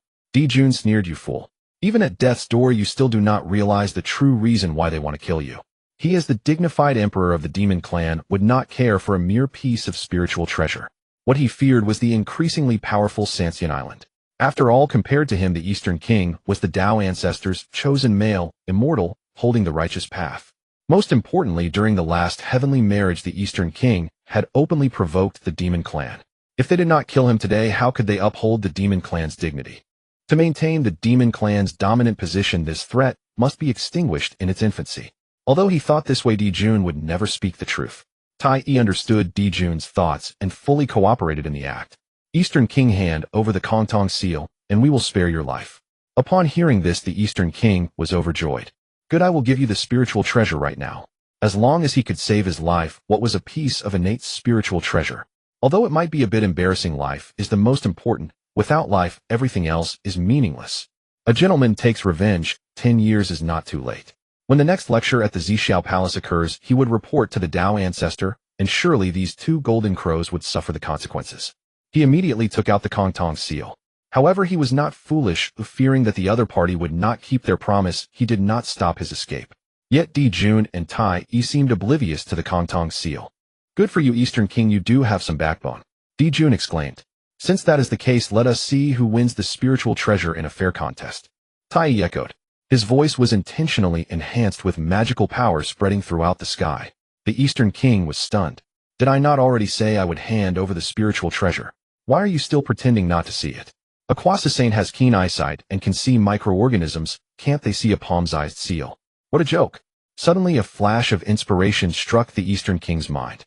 He understood that they were not after the spiritual treasure, but genuinely wanted to kill him. Realizing this, his anger gradually subsided, replaced by endless fear. He hurriedly threw the Kongtong seal towards Dijun and Tai Yi. Dijun slapped it back with a great hand. Tossed back and forth. Tossed back and forth. This cycle continued, as if they were throwing sandbags. The onlooking cultivators were dumbfounded. Were their eyes deceiving them? How could an innate spiritual treasure be thrown away? Shouldn't they be fighting to the death over it? They were convinced. No wonder they are Quasi-Saint level beings. This level of humility they would never learn in their lifetime. The Eastern King was already becoming numb, knowing that Dijun and Tai Yi would never let him off. Seeing Sancian Island was right ahead, he stopped wasting time and flew towards Zixiao Palace with the Kongtong seal. Quick, activate the island's protective formation. The Eastern King shouted desperately. Sancian Island is a top-tier paradise inherently equipped with a protective array. Although it was initially shattered by the Eastern King after occupying the Immortal Island, he had repaired and upgraded the formation. With a whoosh, a massive silvery white barrier rose, enveloping the entire Sancian Island. At Zixiao Palace, a group of people hurriedly arrived, and upon entering the hall, they saw the Eastern King looking anxious. Emperor, what happened? The Eastern King, seeing the formation had been activated and his subordinates had arrived, felt a little less anxious. He said with a face full of rage, Dijun and Tai Yi are bullying me too much. They couldn't defeat me in Kunlun for the treasure, and now they are relentlessly pursuing me. Upon hearing that the Eastern King had provoked two supreme beings of the demon clan, everyone was panicked. The wind and cloud pearl spun round and round before stepping forward to speak. There is no need for the Emperor to panic. Although the demon race is powerful, our three immortal island is not without strength. Moreover, there is also the witch race eyeing us closely. They do not dare to truly attack three immortal island. Upon hearing this, Dong Wang Gong found it reasonable. Previously, he was hunted down because he was all alone. Now that he has returned to the base camp, would Dijun Tai Yi really dare to mobilize the demon race to besiege him? The panic and fear in his heart gradually faded, replaced by boundless confidence.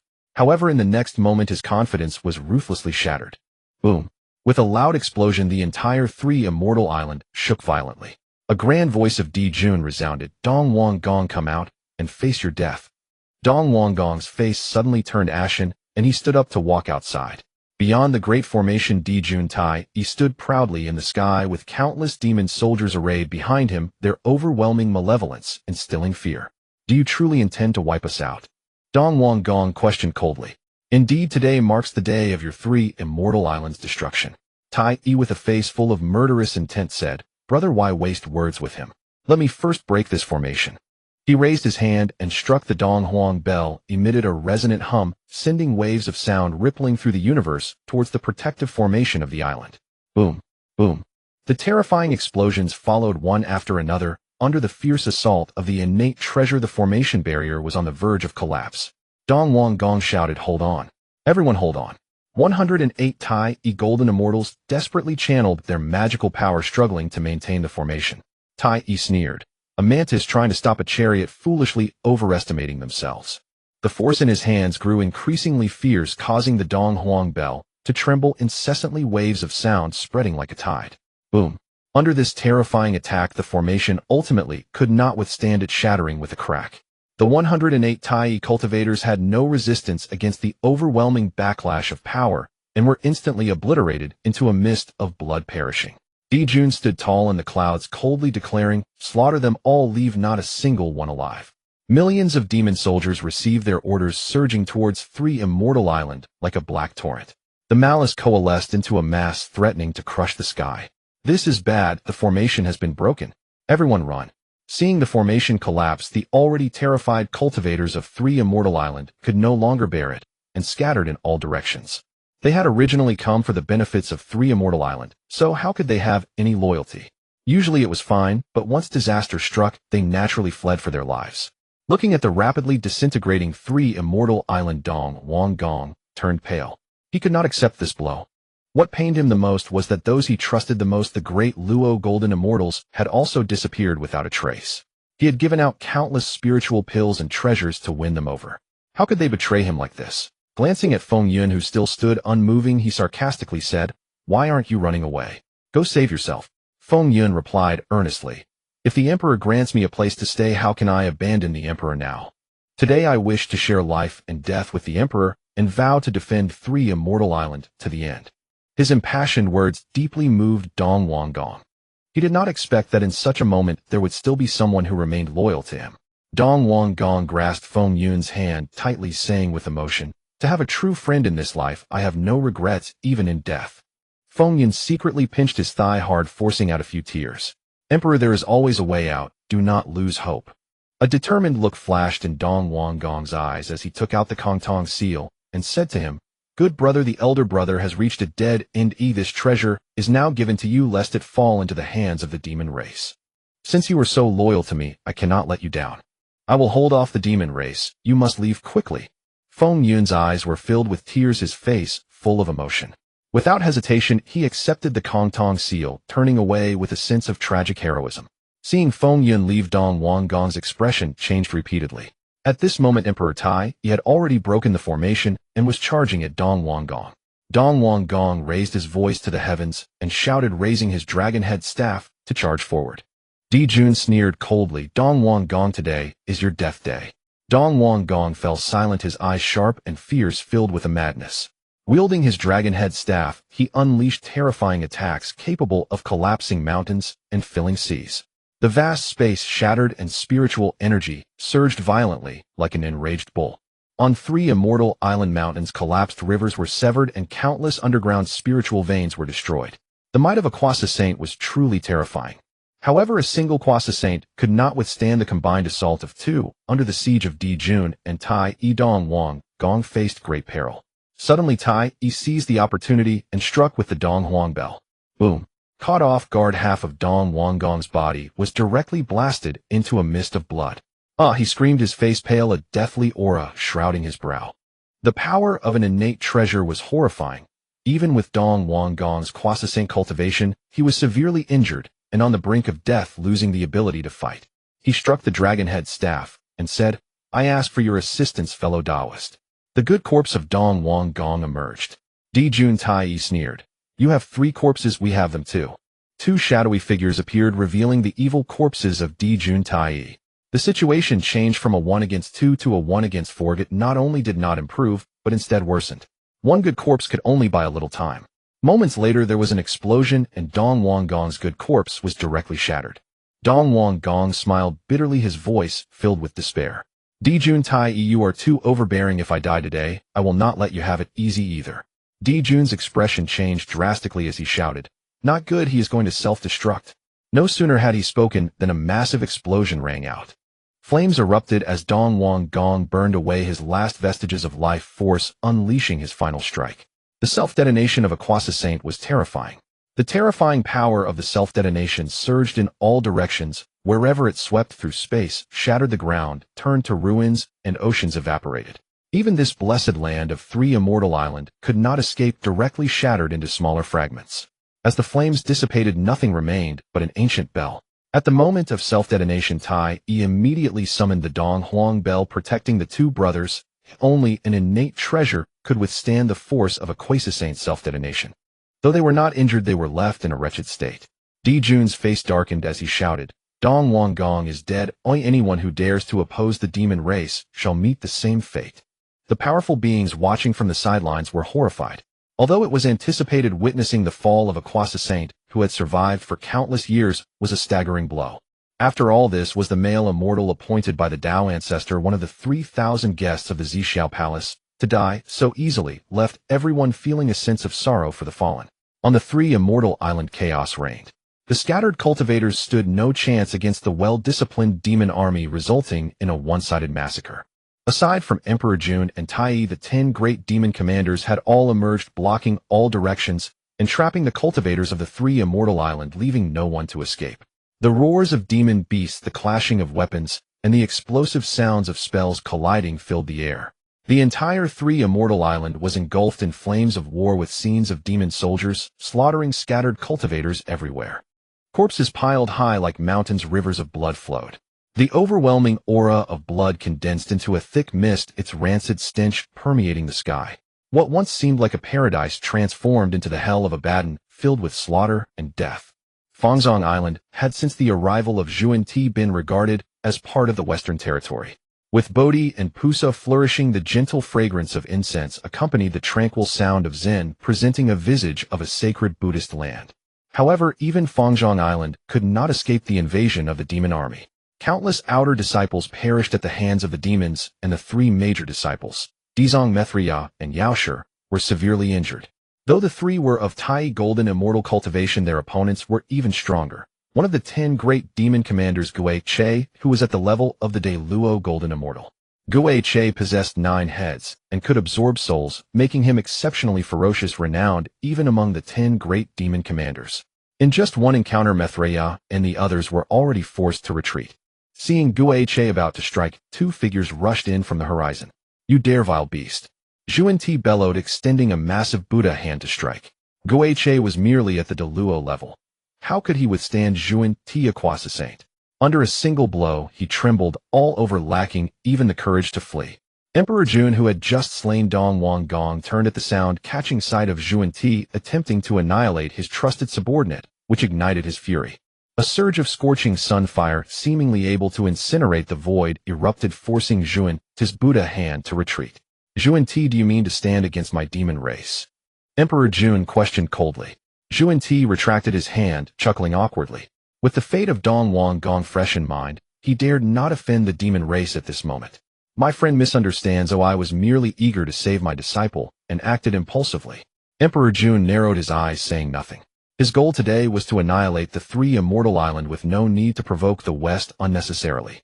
Just as the atmosphere began to lighten, our Oscar-winning actor Feng Yun made a dazzling entrance. Teary-eyed and filled with righteous indignation, he fell to his knees before Zhuan Ti. Sobbing profusely, he lamented, "2 great immortals, our emperor has died. The friends on the island have all been killed by the demons. You must take a stand for us." Zhuan Ti froze, sensing the increasingly dangerous gaze of Emperor Jun, and hurriedly explained, "I have no connection with the 3 Immortal Island. You have the wrong person." Feng Yun, feigning realization, quickly covered his mouth. "Oh, can I say that?" Emperor Jun's expression darkened, his aura becoming increasingly menacing. Zhuan Ti, flustered, exclaimed, "I am not who I did not say that. I do not speak recklessly. The 2 immortals share a brotherly bond with the emperor. Surely you intend to endure humiliation and wait for the right moment to avenge him." Feng Yun feigned a sudden realization, hastily covering his mouth again. "Oh, is this something I can say?" Emperor Jun's expression grew increasingly sinister, his aura seething. Zhuan Ti, on the verge of tears, wished he could eradicate this detestable man before him. However, they could not, as such actions would only make their situation more conspicuous. Zhuan Ti quickly clarified, "We are not familiar with Dong Wang Gong, nor have we joined the 3 Immortal Island. We came here merely to watch the spectacle." Feng Yun's lips twitched. He never expected their shamelessness to exceed all bounds.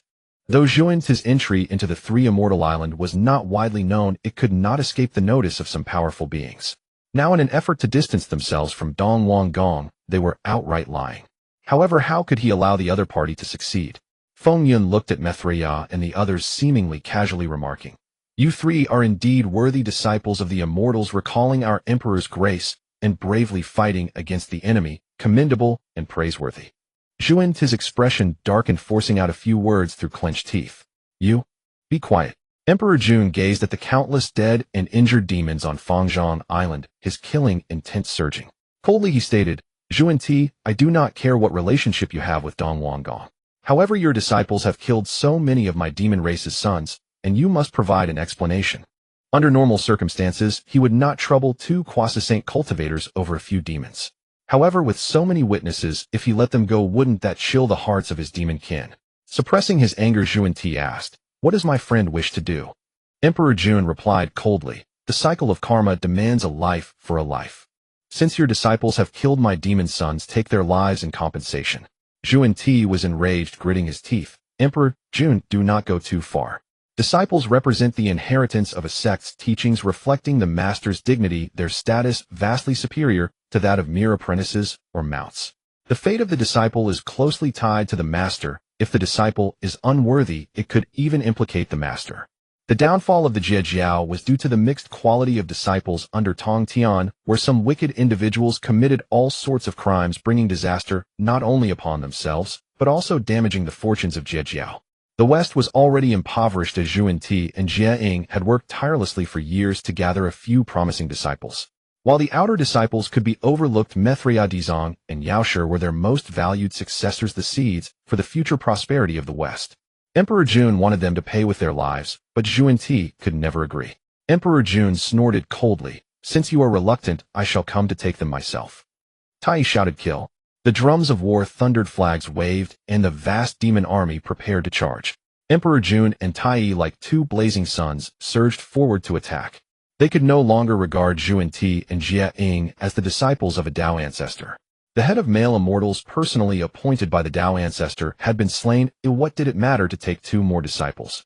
In order to protect their disciples, Zhuan Ti and Jie Ying could only steel themselves and advance. Some powerful beings who had originally planned to leave now found themselves unable to depart, transforming into spectators watching the grand spectacle.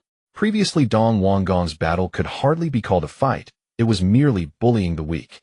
However, Zhuan Ti and Jie Ying were different. Among the thousands of guests in the Purple Cloud Palace, they could rank among the top, being disciples of the Tao ancestor. Their strength and cultivation were far beyond that of the likes of Dong Wanggong.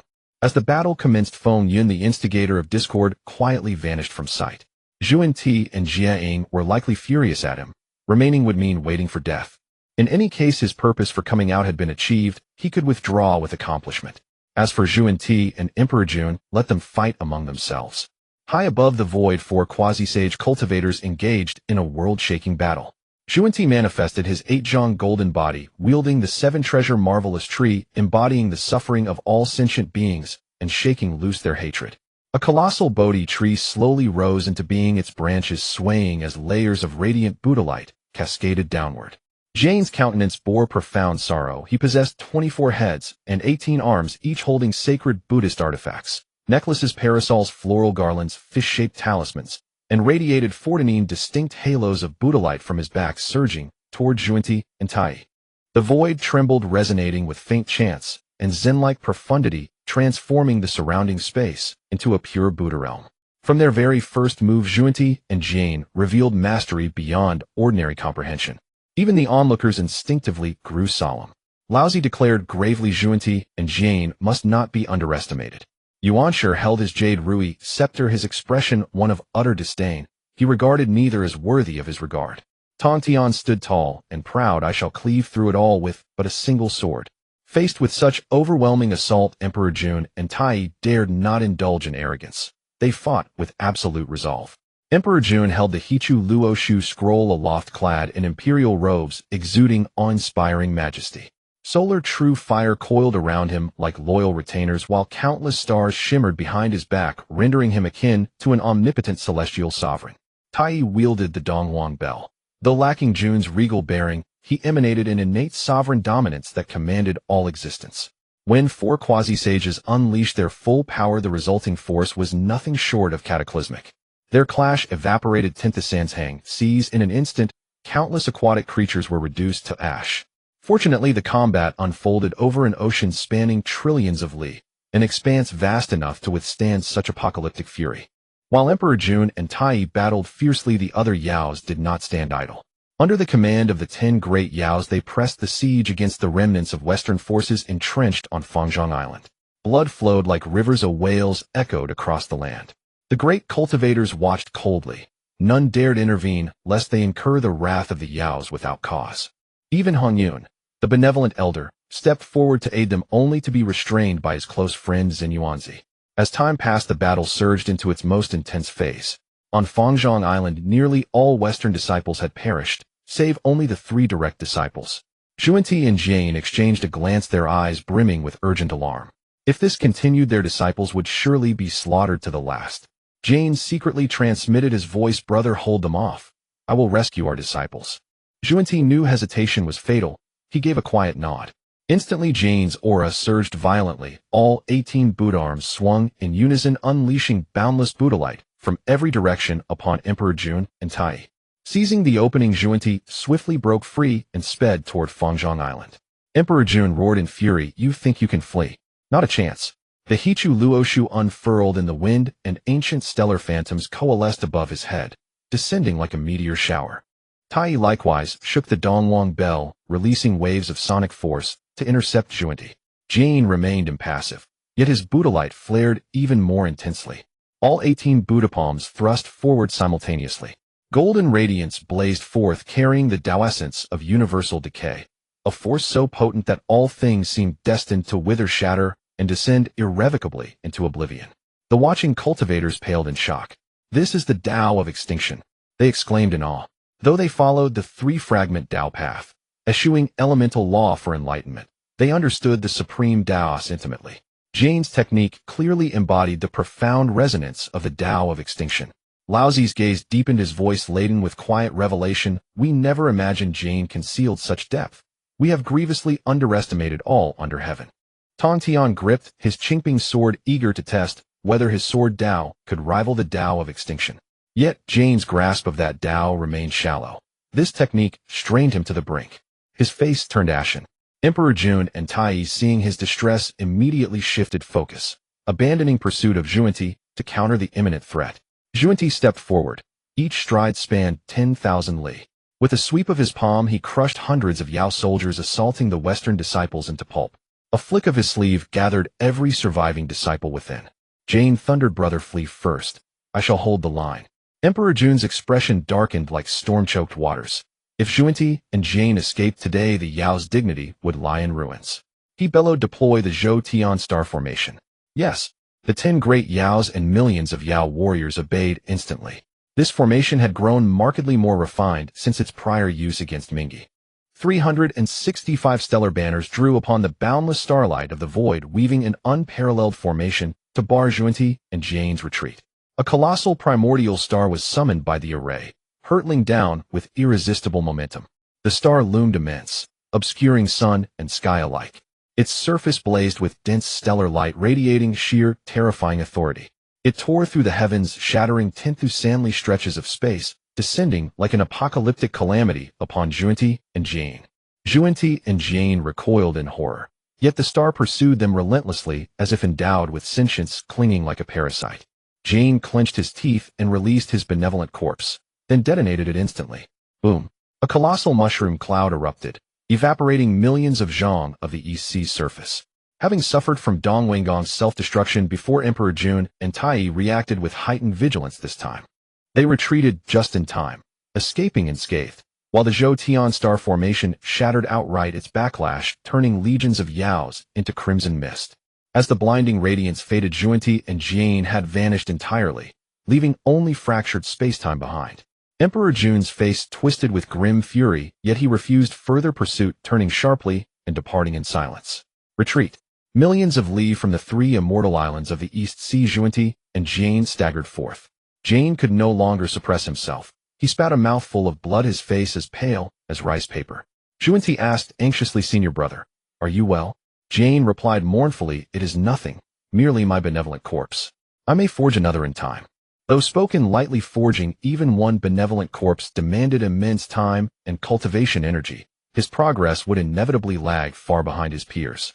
One misstep meant perpetual delay. The cost was devastating. Yet our Western disciples suffered grievous losses. Xuanti sank to the ground in despair, weeping uncontrollably. It is all my fault. Had I not coveted the 3 immortal islands, none of this would have transpired. For mere spiritual treasures on Fangzhong Island, he had lost half his outer disciple ranks, and his direct disciples lay gravely wounded. This venture had been an utter catastrophe. Jane gazed upward and sighed bitterly. How unjust heaven has been to us in the West, just as we seized our chance to rise. Yet, overwhelmed by bitterness, he coughed up another torrent of blood. Xuanti's fury surged to heaven. I, Xuanti, swear this oath. I shall not rest until the Yaos are utterly eradicated. Emperor Jun slew my disciples. I shall annihilate his bloodline, exacting vengeance for this ocean of blood. After mourning together in shared anguish, the 2 brothers departed westward, broken, desolate, and heavy with sorrow. In the sea of blood, a handsome man in green robes walked gracefully atop the waves, exuding an indescribable elegance. He is one of the avatars of the Ming Fengwujian Daoyuan. The surging waves of blood revealed the grand and majestic blood god palace beneath. Ming sat cross-legged upon a rocky cliff, speaking with annoyance. What's the matter? After having enough fun outside, you finally realize it's time to return. Fengyun lazily sat opposite Ming, lifting his robe. Is it really that serious? I was just playing outside for 2 days. He continued. I executed the tasks you assigned excellently. Those 2 fools, Xuanti and Jiejing, were thoroughly tricked. Huh? Fengyun laughed with glee. Ming replied indifferently, since they dared to scheme against me, they naturally must pay the price. But you, unaware of the schemes laid upon you, still sit here smugly. Ming reached out with a large hand, extracting a faint shadow of the soul from Fengyun. Fengyun's expression darkened at the sight. Damn it. That guy Dong Wanggong isn't a good fellow either. He actually left a remnant soul within my body. Ming chuckled. You tricked others into death, yet you don't allow them to retaliate.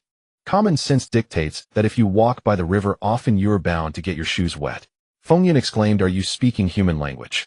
You and I are one. Weren't all these schemes devised by you? Now you wish to turn the tables. Besides, I am merely at the level of a great Luo golden immortal. How could I possibly sense the methods of a quasi-saint? Ming ignored the playful Fengyun. With a swift motion, he extinguished the remnant soul in his hand, leaving only a pure spirit. He then took out the creation gourd to nurture it. Dong Wanggong is the incarnation of the first ray of supreme yang energy in the universe, a being of extraordinary origins. Ming, adhering to the principles of frugality, planned to refine it into an avatar of his own. However, the future 8 immortals might lose such a dashing sword immortal as Lu Dongbin. Hand over the Kongtong seal. Fengyun grimaced, but still passed the Kongtong seal to Ming. Ming gazed at the grand seal, filled with imperial aura. His heart stirred. If the Kongtong seal were merely an innate spiritual treasure, it would not have stirred him so deeply. The key was that it was the imperial seal of the human race in the primordial age. The Kongtong seal could consolidate the luck of the human race and control the rise and fall of the human emperor. Taishang became the leader of the human religion and enjoyed the luck of the human race precisely because the Kongtong seal was in his hands. Even Ming did not expect that Dong Wanggong could seize such a treasure. With the Kongtong seal, Ming's future plans for the human race would proceed much more smoothly. In his past life as a member of the human race, he naturally did not wish to see them become mere playthings and livestock for the witch and demon races.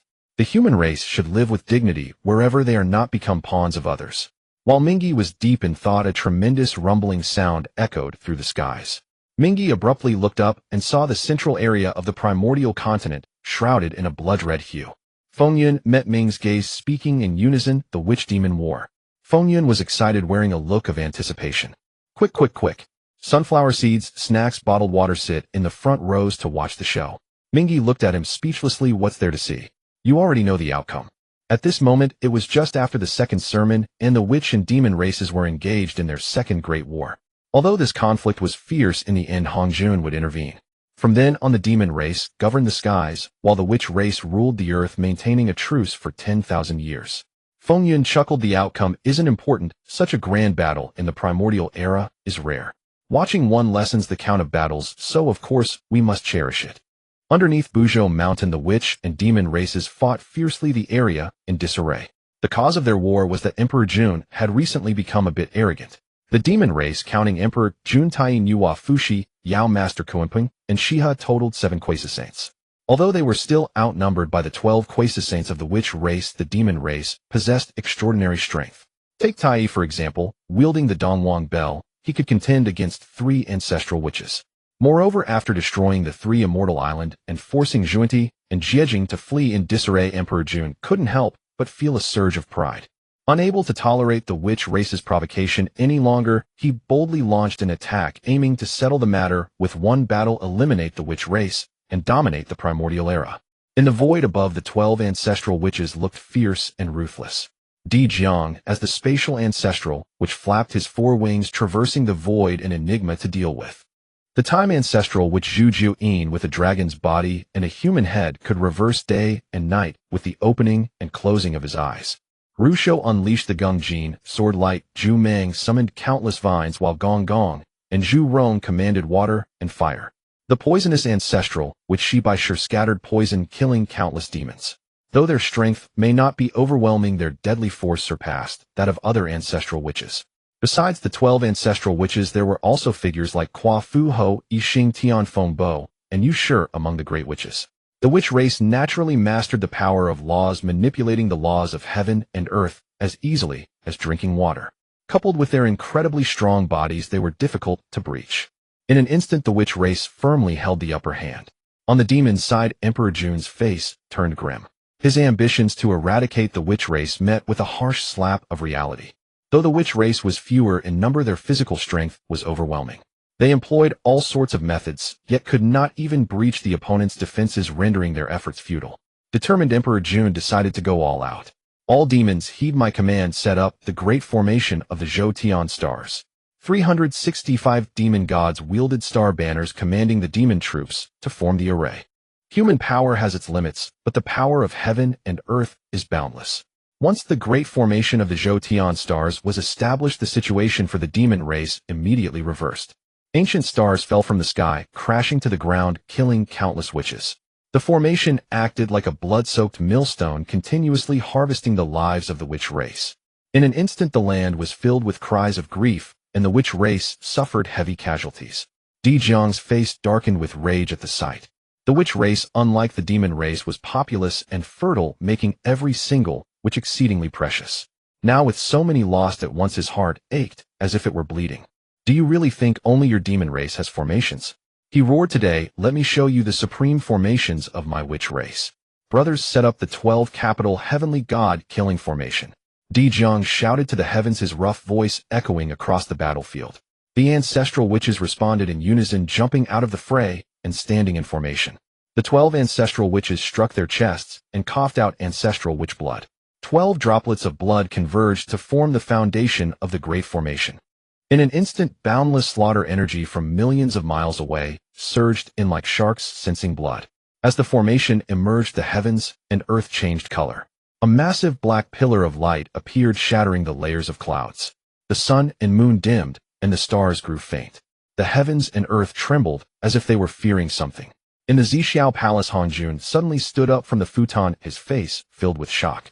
This aura is Pangu. Impossible. Pangu has long since fallen. He cannot possibly be reborn.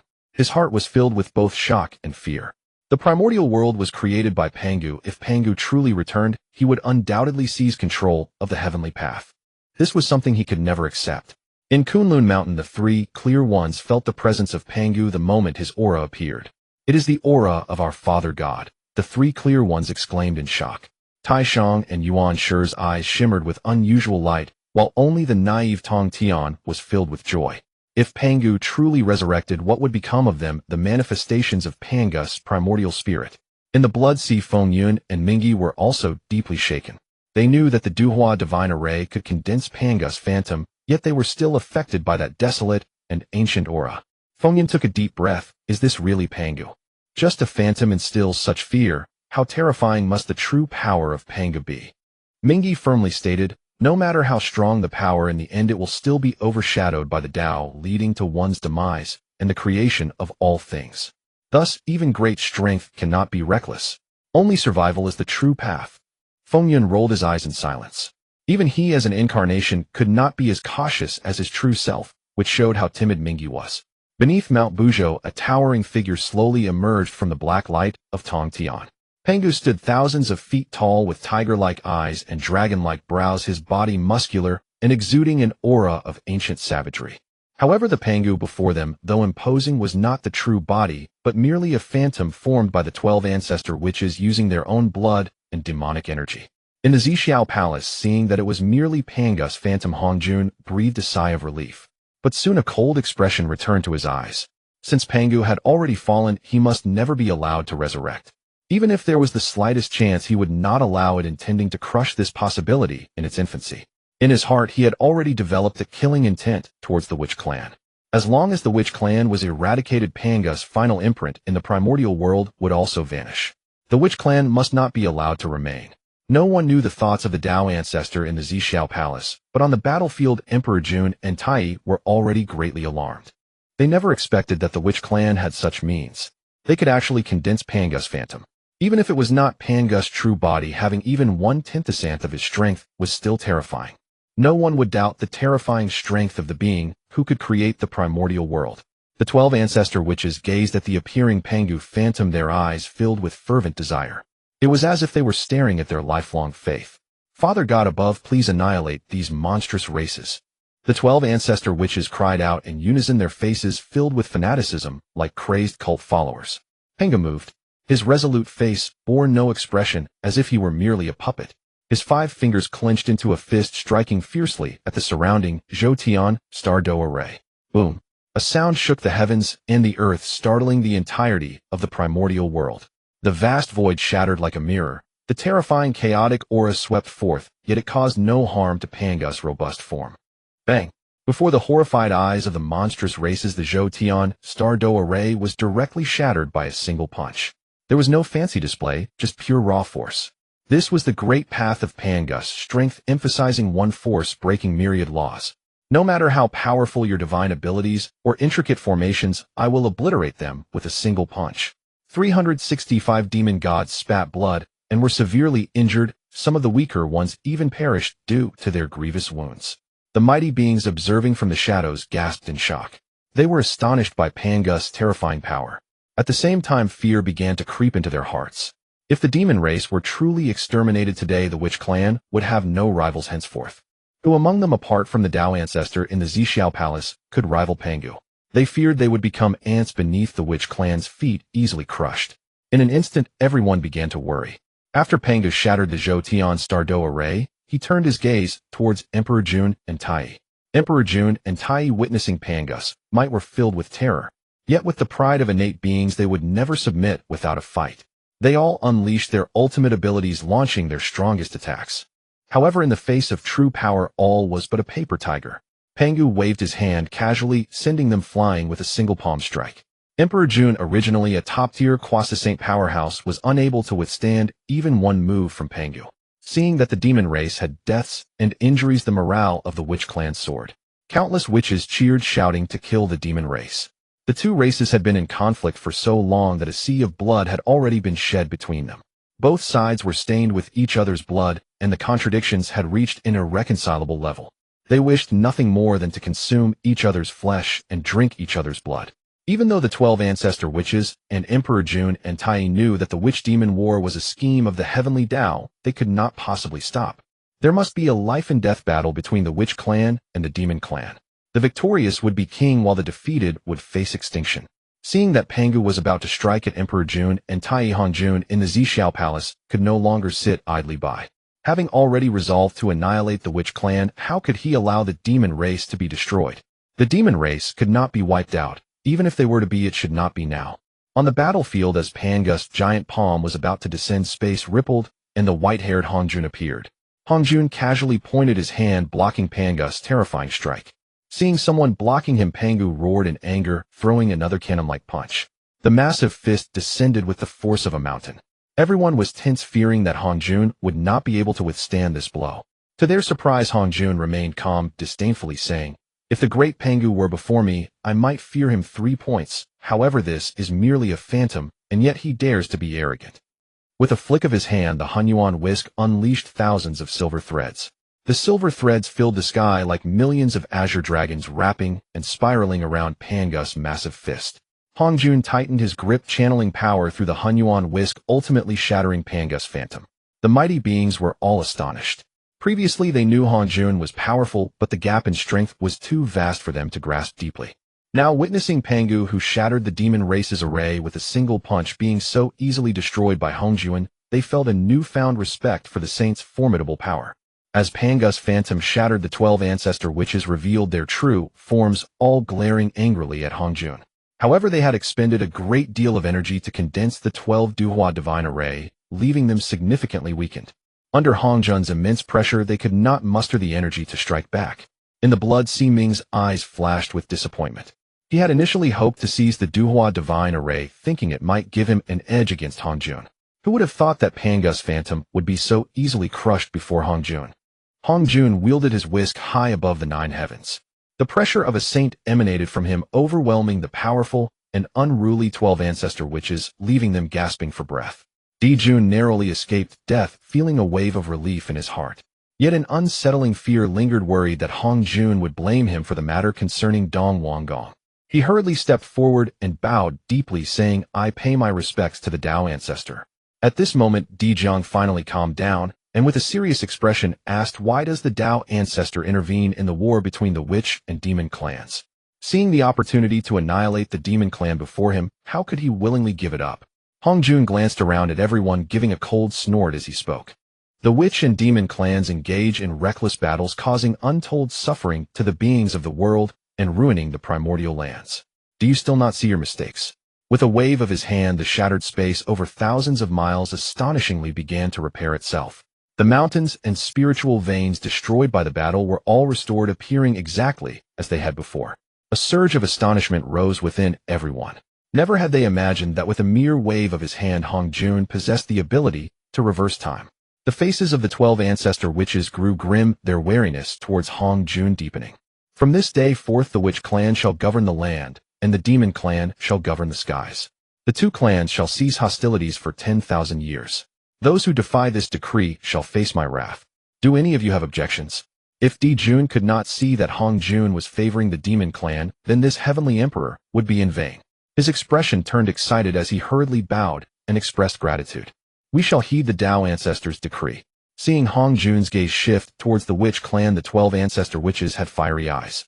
Dijun by the side wished the witch clan would speak recklessly and defend the Dao ancestor, thus allowing the demon clan to win without a fight.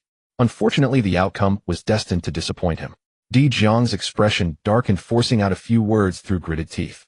"We comply."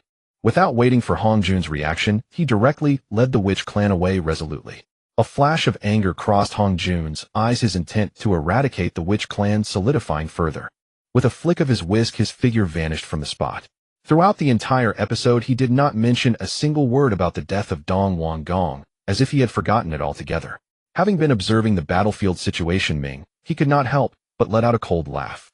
Dong Wanggong was merely a chess piece pushed forth by Hongjun, meant to divert the firepower from his disciples in the Xianmen, to attract the hatred of the witch and demon clans. The poor Dong Wanggong truly believed he was appointed by heaven and favored by Hongjun. In the end, he met with a fate of death and oblivion, no one caring for him. Truly pitiful. Dijun sighed in relief, turning to look at his severely wounded subordinates, and managed a bitter smile. He led the remaining demon soldiers back to the heavenly court. In the heavenly court, within the Lingxiao treasure hall, Dijun sat upon a high platform, his face filled with sorrow, evidently deeply affected by this defeat. Below, a group of demon clan members appeared, dispirited, resembling defeated soldiers. Baizhe stepped forward with a serious expression, passionately stating, "Your Majesty is the lord of the demon clan, bearing the fate of countless demon beings. How can you be so despondent? Moreover, victory and defeat are commonplace in battle.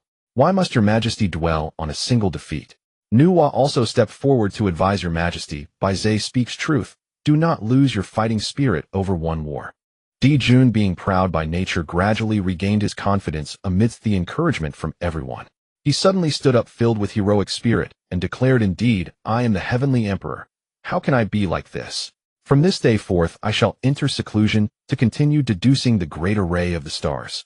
At that time I shall compete with the 12 heavenly gods of the witch clan in strength, and see who is truly superior." Inspired by June, the morale of the demon clan was restored. In the Ancestor Witch Palace, the imposing figures of the 12 ancestors stood tall. Zhu Rong, known for his fiery temper, was the first to lose patience, cursing angrily, "Hong Jun, you bully too much." The expressions of the others changed slightly, but they did not speak. The Ancestor Witch Palace was covered by the might of Pangu, making it impossible for even Hong Jun to eavesdrop, so they need not worry about being overheard. Gong Gong, being more rational than Zhu Rong, asked with a begrudging expression, "Elder brother, are we just going to let this go? The primordial world was created by our Father God. How can we tolerate Hong Jun's usurpation?" The other ancestor witches continued to murmur, their hearts filled with discontent. Di Jiang's expression shifted between dark and light. "What can we do if we are weaker than him? If we wish to take revenge, we can only strive to cultivate. Once we achieve the Tao of the primordial, will we still fear Hong Jun?" Speaking of achieving the Tao, the other ancestor witches immediately wilted. For the ancestor witches who were born to control the power of laws, even reaching the Quasi-Saint realm posed no challenge for them. However, the heavenly Tao is impartial and cannot allow anyone to monopolize all the benefits. The greatest difficulty for the ancestor witches lies in achieving the Tao. Even with a system Ming, he felt pressure when it came to law-based attainment, let alone the ancestor witches. In the days that followed, under the Tao ancestors' decree, the witch and demon clans dared not stir trouble. They all fell into a period of silence, secretly accumulating strength. The primordial world returned to a state of peace. Time passed like a fleeting white horse, and in the blink of an eye it was time for the third sermon at the Zixiao Palace. As this was the final sermon, no one would dare miss it. Everyone qualified to listen hurried en masse towards the Zixiao Palace. In the Blood Sea, after plotting against the Zhuan Ti and Jian Ming, he had been cultivating in the Blood Sea. Ding detected Hong Jun's third sermon. "Please make a choice." Choice 1. Rush to Zixiao Palace to listen to the teaching reward Book of Life and Death Judge's pen. Choice 2. Firmly refuse to go, reward a strand of chaos purple chi. Upon seeing the Book of Life and Death, Ming, his eyes brightened. The Book of Life and Death is one of the 3 books between heaven and earth, a supreme innate spiritual treasure. It is a predetermined treasure of the underworld capable of controlling the lifespans of countless beings and the cycles of life and death. Although he was tempted by the Book of Life and Death, he hesitated about going to Zixiao Palace to listen to the teachings. After all, according to his previous plans, he aimed to minimize contact with Hong Jun. If he were to be exposed, the consequences would be dire. Forget it, he'll take the risk for the sake of the spiritual treasure. Hong Jun likely does not harbor killing intent towards me now, otherwise hiding in the Blood Sea would be of no use. Having thought this through, Ming, he no longer hesitated. He instructed Yazi to keep watch, and then set off on a blood cloud towards the Zixiao Palace beyond the heavens. In the boundless chaos, Ming, his appearance undoubtedly shocked many. They murmured to themselves, "Isn't this person usually hiding in the Blood Sea and never going out? This time he actually came." Some were puzzled, some indifferent, some disdainful. Ming, he was a unique existence in the primordial realm, and he had no ties with the many great powers, only enmity. Nuwa, due to Di Jun and Tai Yi's presence, did not dare to step forward to greet him. Even the kind-hearted Hong Yun was hesitant to approach Ming, he who was emanating a chilling aura of blood. After all, Ming, he was notorious in the primordial realm. In a short while, the doors of the Zixiao Palace slowly opened under the expectant gazes of the crowd. The 2 attendants, Hao Tian and Yao Qi, stood at the entrance to welcome guests. The crowd formed small groups, not even glancing at the 2 attendants. Even the Tao ancestors' attendants were merely attendants.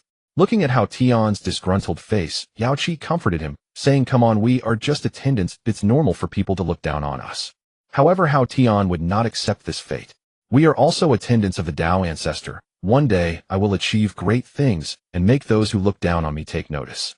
Hurry and close the door. The master is about to give his sermon." Yao Qi did not take his words to heart and urged him eagerly. Within the Purple Cloud Palace, Tao ancestor Hong Jun sat calmly on a mat. Upon seeing the figure of Mingyi, he felt a hint of surprise. Suddenly his eyes widened. This was because he sensed the aura of the laws of the Tao emanating from Mingyi. Although Mingyi hid himself, while he was still unable to escape the gaze of a saint. No wonder this child did not come to listen to the Tao the last 2 times. It turns out he seeks to achieve the laws of the Tao. Truly young and unaware of the heights of heaven and depths of the earth. However, recalling that he was about to merge with the Tao and gain complete control over the primordial chaos, he no longer harbored intentions of killing Mingyi. After all, beneath the saints they were all but ants. He then no longer looked at Mingyi and said indifferently, "This will be the last time I expound the Tao, lasting for 3,000 years. I hope you all cherish it." After saying this, Hongjun disregarded the crowd and began to preach. What Hongjun was expounding was the path of the saints. Not only the crowd, but even the 6 disciples sitting on the front mats were listening in a daze. The Tao is transmitted to those with affinity. How much one comprehends depends entirely on one's own fortune. The expressions of the crowd varied, revealing the myriad states of existence. Some frowned deeply, others looked sorrowful, some wept in anger, while others suddenly realized. Hongjun preached his words infused with celestial laws. Each sentence of profound truth spilled forth, transforming into golden lotuses that were absorbed by the crowd below. The golden lotus is the manifestation of true principles, and the more one obtains, the deeper their understanding of the Tao. The 3 pure ones were closest to Hongjun, thus they received the most golden lotuses, inciting envy among others. But there was nothing to be done. After all, they were disciples of the Tao Ancestor. Ming was also immersed in Hongjun's teachings. As expected of the first saint of the primordial chaos, the Tao he preached benefited even Ming greatly. Moreover, it encompassed countless teachings, not just methods of cultivation, but also artifact refinement, alchemy, formations, talismans, and more. However, Ming did not accept everything blindly, but rather selected what was useful to him, discarding the rest. Regarding those magical golden lotuses, Ming did not absorb them either. Who knew if they had been tampered with by Hongjun? The primordial chaos had no reckoning of years. 3,000 years was merely a period of cultivation for great powers. Hongjun sat high on the mat, slowly opening his eyes and ceasing his teachings. Instantly, the golden lotuses vanished. The crowd awoke, realizing that the teachings had concluded. Although they felt a lingering desire for more, wishing the Tao Ancestor could preach for a few more millennia, they knew it was impossible. Hongjun scanned the crowd and said calmly, "I am about to merge with the Tao, and I need several saints to govern the primordial chaos and manage the universe." The Supreme One respectfully inquired, "May I ask what merging with the Tao means, Master?" The crowd below also looked on with curiosity. When Pangu opened up the heavens and the earth, the heavenly laws were incomplete. "I wish to merge myself to mend the heavenly laws." After merging with the Tao, the heavenly laws will be Hongjun, and Hongjun will no longer be the heavenly laws. Upon hearing this, the crowd quickly bowed their heads and wept. "Tao Ancestor, please reconsider. The primordial chaos cannot exist without you." Hongjun's expression darkened. He wasn't dead, yet why were they crying so sorrowfully? He could only explain impatiently, "After I merge with the Tao, I will no longer concern myself with matters of the primordial chaos, unless under a calamity. If you have matters, you may come to the Purple Cloud Palace to seek me." Only then did the crowd stop. Ming, sitting to the side, couldn't help but chuckle at their pretentious expressions. These people were merely putting on an act. After all, once Hongjun merged with the Tao, they would have one less powerful deity above them, allowing them to be even more carefree. Not to mention others, just look at Dijuan. The joy in his eyes was almost overflowing. Even if the demon clan won the struggle against the witch clan, there was still a saint above them, Hongjun. As long as Hongjun existed, Dijuan could never become the heavenly emperor ruling over the primordial chaos with absolute authority. Now that Hongjun proposed merging with the Tao, Dijuan's heart was probably filled with joy. Jane asked, "Master desires to select saints to manage the primordial chaos. I am willing to serve." With this statement from Juanti, the crowd finally remembered Hongjun's intention to select saints. Their hearts immediately surged with joy. Beneath the saints, they were all mere ants. This simple statement thoroughly illustrated the position of the saints. Hearing that Hongjun was to select saints, such a tremendous temptation was hard for anyone to refuse. Suddenly, the powerful beings reacted and angrily cursed Juanti. "Damn, trying to seize the good fortune for yourself? How shameless." In the next moment, everyone bowed their heads and pleaded, "We are willing to serve the Tao Ancestor." Faced with the fervent gazes of the crowd, Hongjun still remained indifferent, unmoved. 3 represents the beginning, 5 represents prosperity, 9 represents the extreme. There should be 9 saints in the primordial chaos. The Tao is 50, the heavenly changes are 49. Removing 1 we cannot monopolize, and there should be 7 saintly positions beneath me. You call this not monopolizing? After Hongjun finished speaking, he waved his hand, and 7 strands of purple energy appeared before him. The purple energy shimmered, exuding profound fluctuations, instantly capturing the attention of all. Gazing at the mysterious purple energy, everyone felt as if the Tao was right before their eyes, within reach. Hongjun said, "This is the primordial purple energy, the opportunity for becoming a saint." Boom! The entire Purple Cloud Palace exploded. Everyone greedily stared at the 7 strands of primordial purple energy. Had it not been for Hongjun's presence keeping them in check, they would have likely rushed forward to fight for it. Only Mingi sat cross-legged, completely unfazed. Though the primordial purple energy appeared beautiful, it was actually honey wrapped around poison. Once refined, one would become a vassal of the heavenly laws. Normally it was fine, but if one day the world of the primordial chaos were to be destroyed, these saints would find it impossible to escape. Where could one compare to being a carefree and unrestrained Hunyuan Daluojixian? At this moment Dijuan was the first to stand up. I am the lord of the heavenly court, and should occupy a saintly position.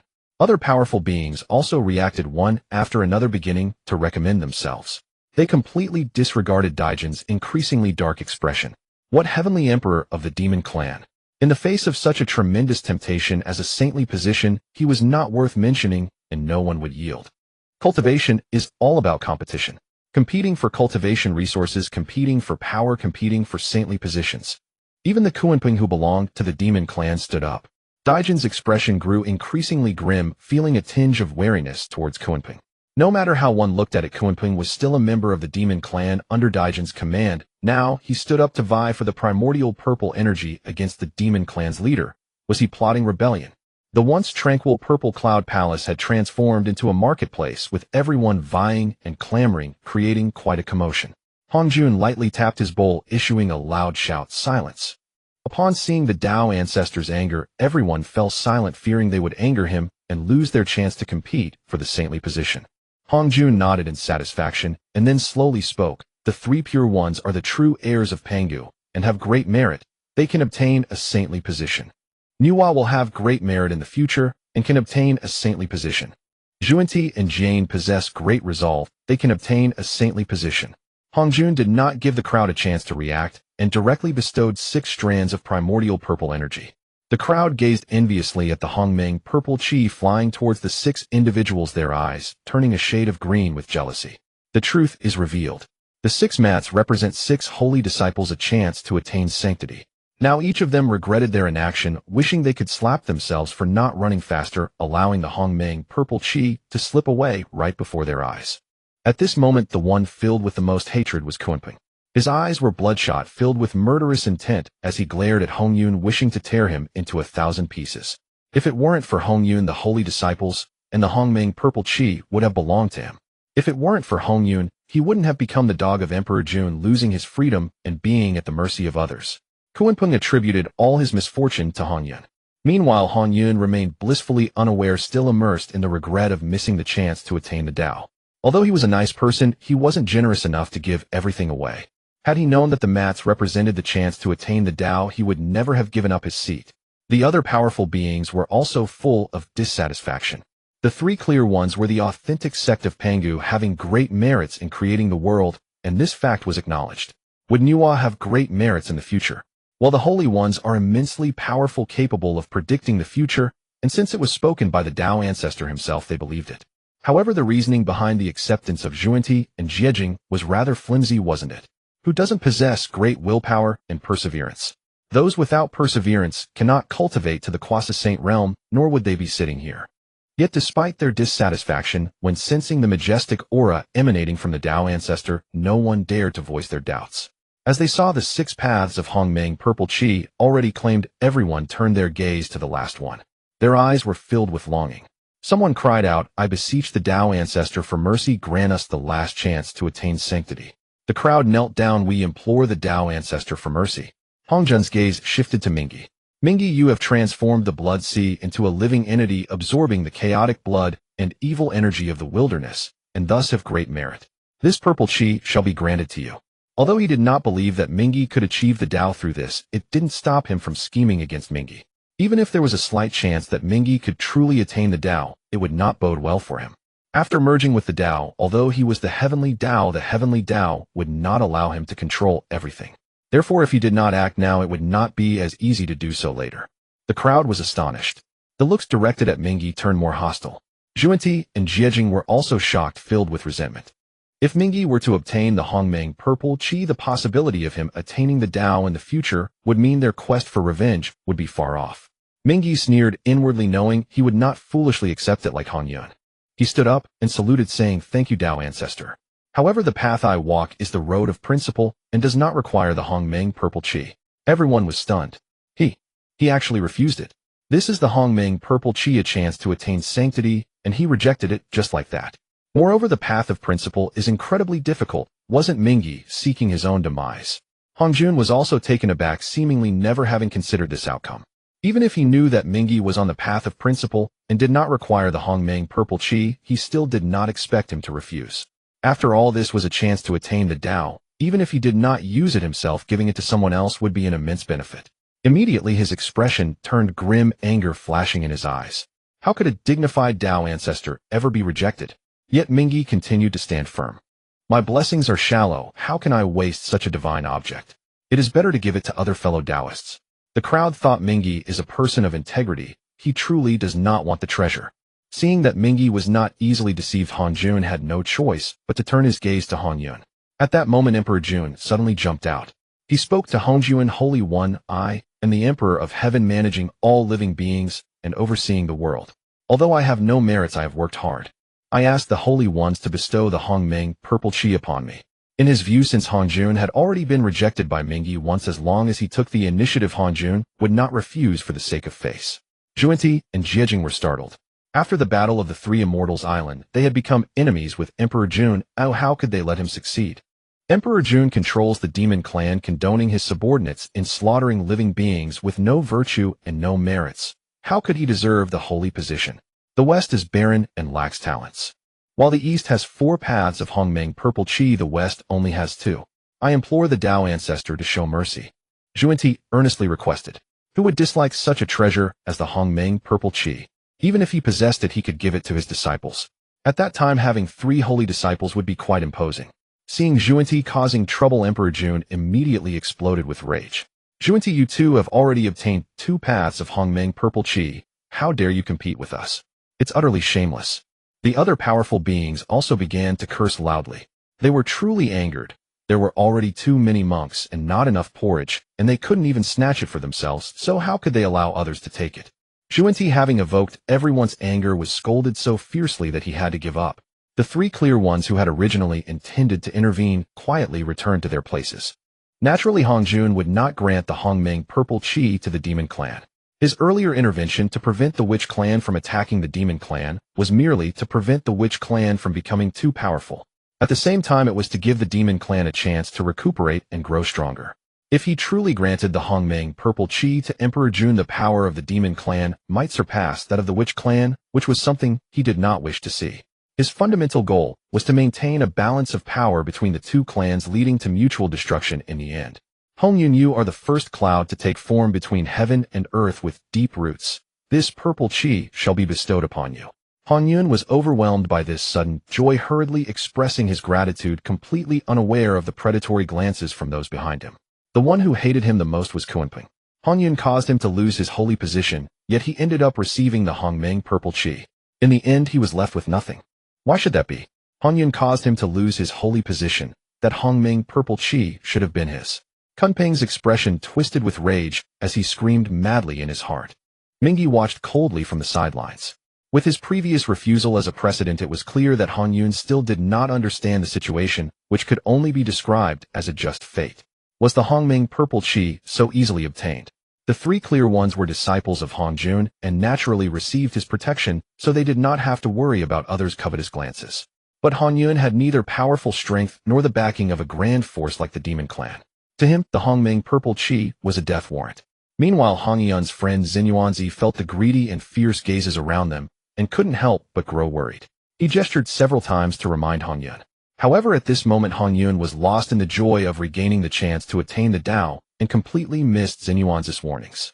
Invisible calamities were already swirling around Hongyun's face, a clear omen of great misfortune. After Hongjun distributed the sacred positions, he looked at the 6 disciples before him and said, I am about to merge with the Tao, and some protective talismans have become useless, so I shall distribute them to you all.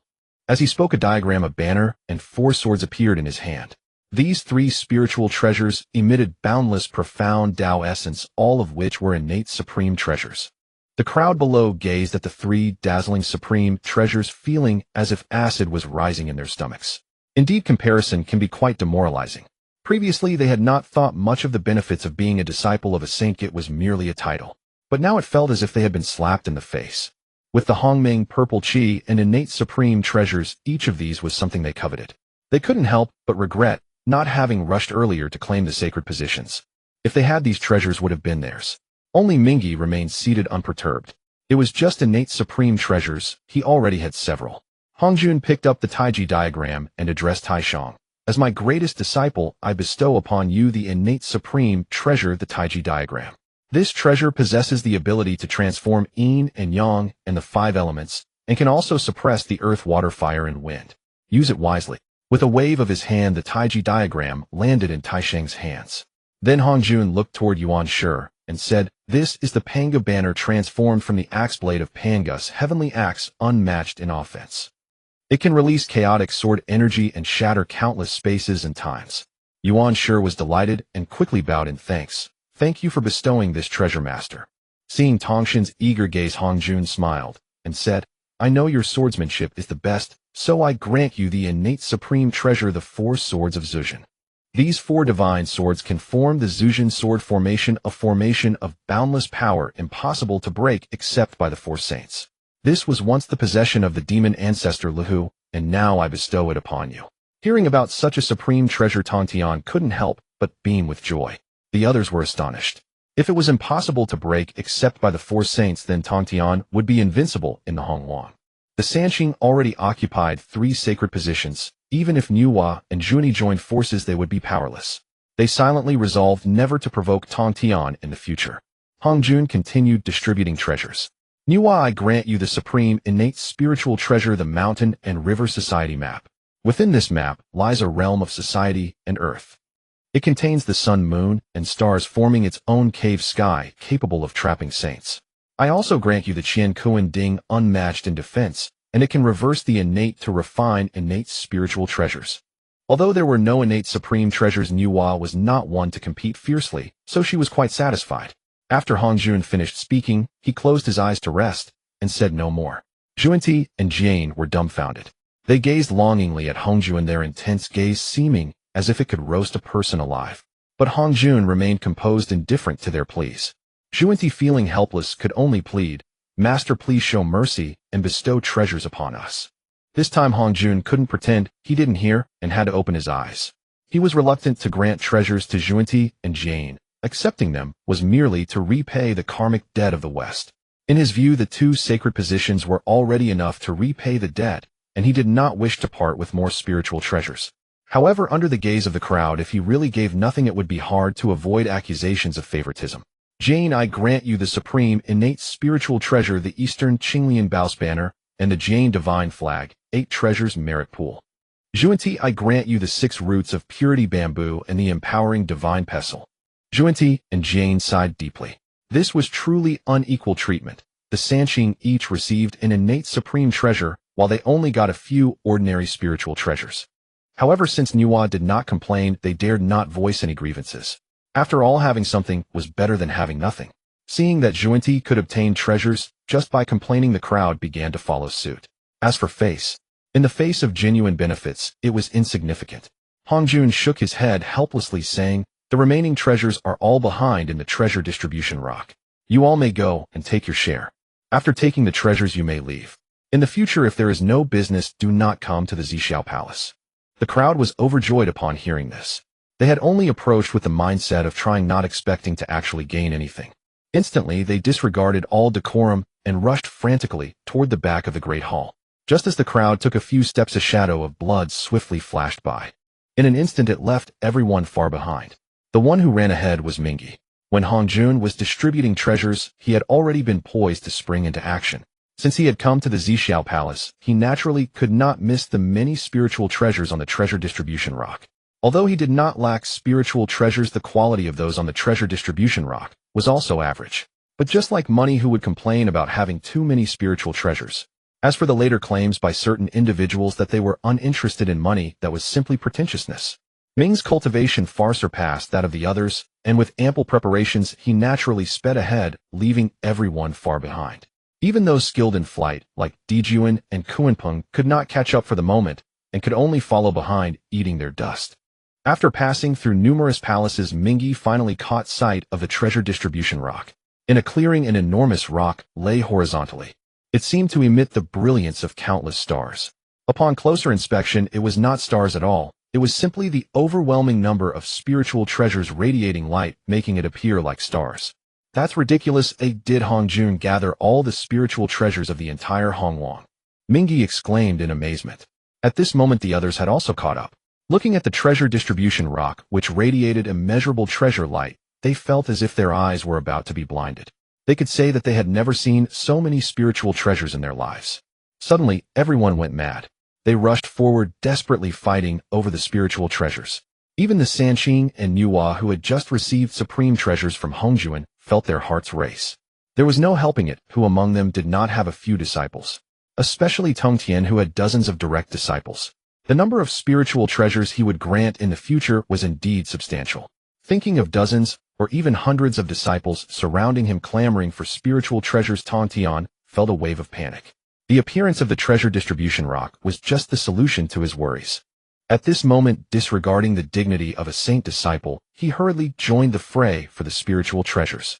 However, spiritual treasures were not so easily taken. Spiritual treasures have spirits and adhere to fate. If there is no fate, they cannot be forcibly taken. As for what constitutes fate, it naturally relates to one's compatibility. Mingyi arrived first and spent most of the day at the treasure distribution rock, yet he only managed to snatch 7 or 8 spiritual treasures. He obtained the Shura underworld scythe, the Shura destruction mirror, the Naiha Gui, the Chime lamp, and 7 soul-seizing knives. Most of them were spiritual treasures aligned with the paths of blood, slaughter, and death. The small number of treasures led Mingyi to suspect that Hongjun was secretly sabotaging him. Otherwise, with his luck, the haul shouldn't have been so meager. Moments later, the crowd began to emerge from the treasure distribution rock, each face brimming with joy, clearly having reaped significant rewards. Among them, Tongtian had gained the most, acquiring over 100 spiritual treasures from the rock. The sheer abundance of his harvest was astonishing. Seeing that everyone was about to leave, Ming's eyes flickered, and with a wave of his hand, he took the treasure distribution rock away. The others, seeing this, were filled with regret. Especially Zhuanti and Jane, whose faces were filled with dismay as if they had missed out on billions. They had been busy seeking treasures all around. How had they not thought that the treasure distribution rock could hold so many supreme treasures, and that it was itself a treasure? They had let Mingyi take advantage of them without realizing it. When everyone returned to the Great Hall, Hongjun's figure had already vanished without a trace. The crowd had no choice but to leave. The Sanqing, Nuwa, and Jane, possessing precious treasures, naturally did not dare to linger, hastily returning to their own sanctuaries after exiting the Zixiao Palace. Mingyi remained a solitary figure, driving his blood cloud towards the sea of blood. In the heavenly court, within the Lingxiao treasure hall, Emperor Jun and Tai sat facing each other. Since returning from the Zixiao Palace, Emperor Jun's expression had been rather grim. As the ruler of the heavenly court, and the heavenly emperor of the primordial era, why do I not have the right to obtain a strand of Hongmeng purple qi? The Dao ancestor is indeed too biased. And that Kunping, how dare he contest with me for the Hongmeng purple qi? Does he intend to rebel? Tai also expressed indignation on behalf of his elder brother. Elder brother Kunping is notoriously unruly. It would be better to take action early and eradicate him to prevent future troubles. Emperor Jun's eyes flickered, but he ultimately shook his head. No, Kunping is a demon master. If we kill him, it will certainly incite panic within the demon clan. He continued, moreover, there's also the Wu clan, our deadly foes. If we kill Kunping, it will undoubtedly weaken our demon clan's strength. Seeing that Tai was still reluctant to give up, Emperor Jun stated decisively, rest assured, as long as I am here, Kunping will not be able to turn the tides. Upon hearing Emperor Jun's confident words, Tai also felt reassured.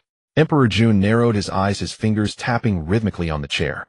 Since others won't provide it, we shall seize it ourselves. Tai revealed a look of astonishment. Elder brother, the Hongmeng purple qi was granted by the Dao ancestor. Will he not hold us accountable for this? Emperor Jun chuckled lightly. Who said we have to act ourselves? Tai scratched his head, looking puzzled. Emperor Jun explained with a smile, we won't need to lift a finger. Kunping will impatiently make a move against Hongyun. At that time, we can simply wait for the clam and the snipe to fight, allowing the fishermen to profit. Hongyun's death won't fall on us, and we can still obtain the Hongmeng purple qi. It's a plan that kills 2 birds with 1 stone. Tai beamed with joy at these words. This plan of elder brothers is wonderful. We can pin the blame on Kunping, and the Dao ancestor won't hold it against us. Meanwhile, Mingyi was racing towards the sea of blood. Suddenly, a massive multicolored light pillar shot up into the sky ahead. Golden lotuses erupted, releasing an enchanting fragrance. Mingyi exclaimed joyfully, Could it be that another spiritual treasure has emerged before me? The last time he went out he obtained the falling treasure money, and now he encountered such a wondrous phenomenon. Mingi pondered whether he should not be so timid and should venture out more often. Suppressing his inner thoughts for the moment, he descended from the clouds. Following the position of the multicolored light pillar, Mingi landed in a valley. This place was rich in spiritual energy, and there was a faint aura of auspiciousness emanating from the surroundings. The valley was enveloped by a massive formation faintly radiating multicolored brilliance. However, due to the passage of time, the formation had developed a crack, and the earlier multicolored light pillar had emerged through this crack, which is how Mingi had discovered it. Seeing this, Mingi felt somewhat disappointed, for this was not an innate formation, but a man-made one. This meant there would be no spiritual roots or treasures inside. However, since he was already here, Mingi wouldn't leave empty-handed, and still planned to see what was within the form. With a wave of his hand, the measuring heaven ruler flew out, radiating profound yellow light, scattering brilliant golden lotuses. It struck fiercely at the weak point of the formation. Boom! The formation, already on the brink of collapse, shattered under Ming's powerful blow. Mingi put away the spiritual treasure and stepped inside.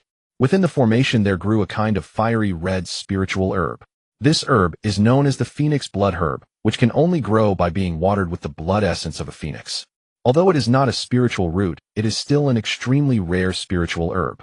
In the midst of a cluster of phoenix blood herbs there lay a brilliantly colored bird egg. The egg was enormous, covered in cracks, and there was life within, ready to break free from its shell. The multicolored light pillar in the sky was a manifestation of this egg's birth. Mingi did not move, but quietly waited by the side for the egg to hatch. After a long while, the entire eggshell completely shattered. At that moment, the transformation tribulation descended quietly. Boom! A thick purple lightning bolt struck down with tremendous force, as if carrying the might to annihilate the world. As the eggshell shattered, a gigantic peacock flew out, gazing proudly at the heavens. The peacock was adorned with 5-colored divine light, representing the 5 colors of blue, yellow, red, black, and white. Upon seeing the terrifying lightning tribulation descend, a trace of disdain flashed in the peacock's eyes.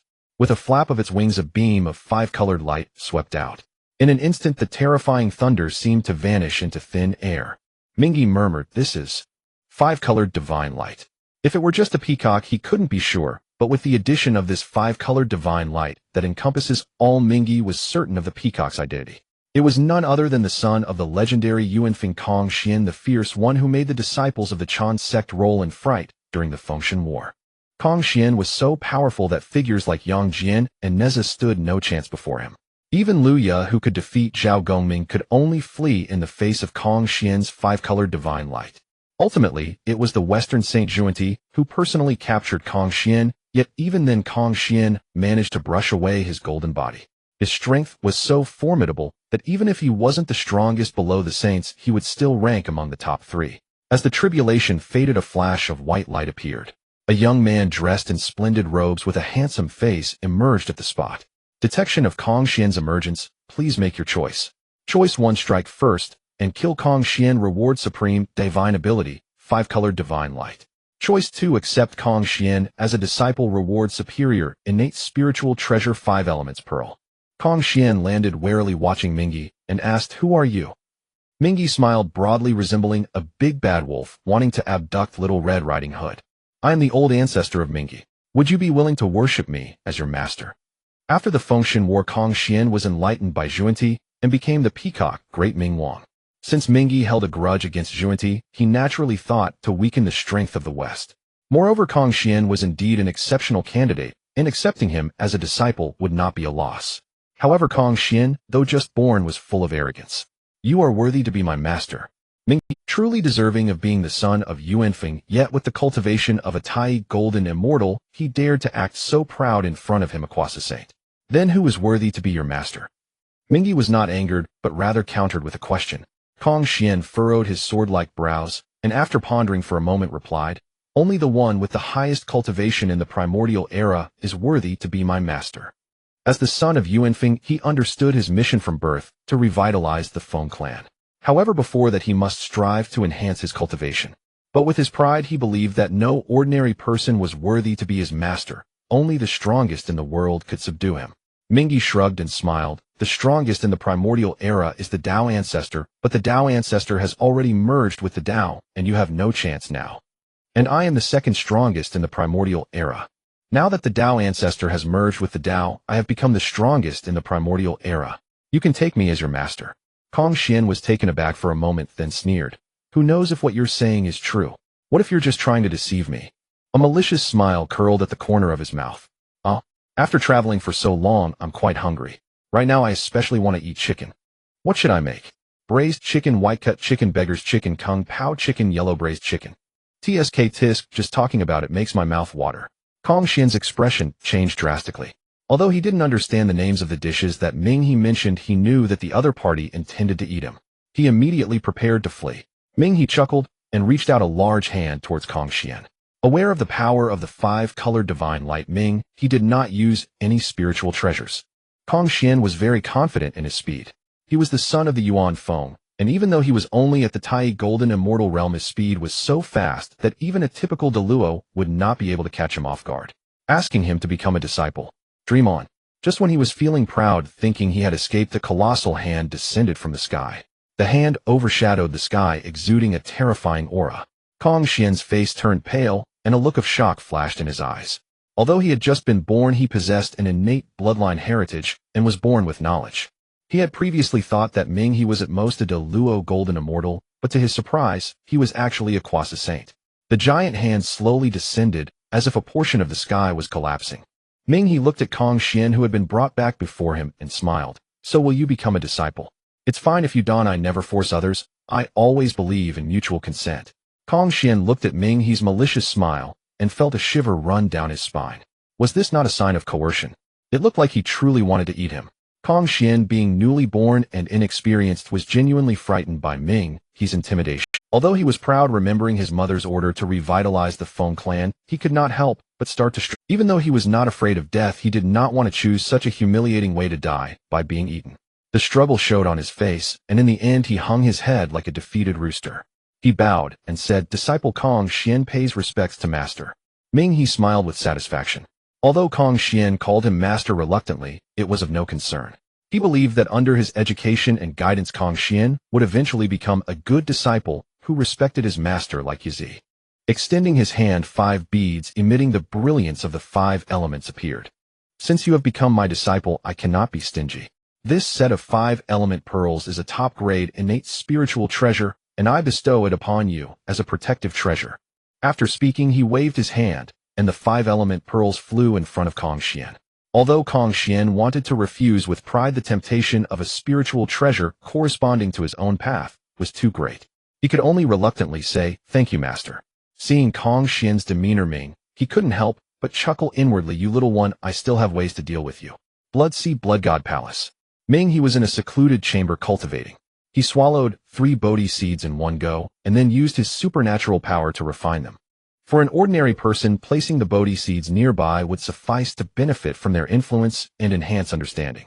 However, Ming, he being at the Quasi Saint level, found this method ineffective. He had to swallow them whole to truly harness their effects. Above his head, the Taoist jade tablet released the power of laws enveloping Ming he. The Bodhi seeds were indeed the fruits of the top 10 innate spiritual roots, and for Ming, he who was taking them for the first time, their effect was extraordinary. After refining, streams of medicinal power transformed into wisps of wisdom and spiritual light that burst forth in Ming he's mind, quickly allowing him to enter a state of enlightenment.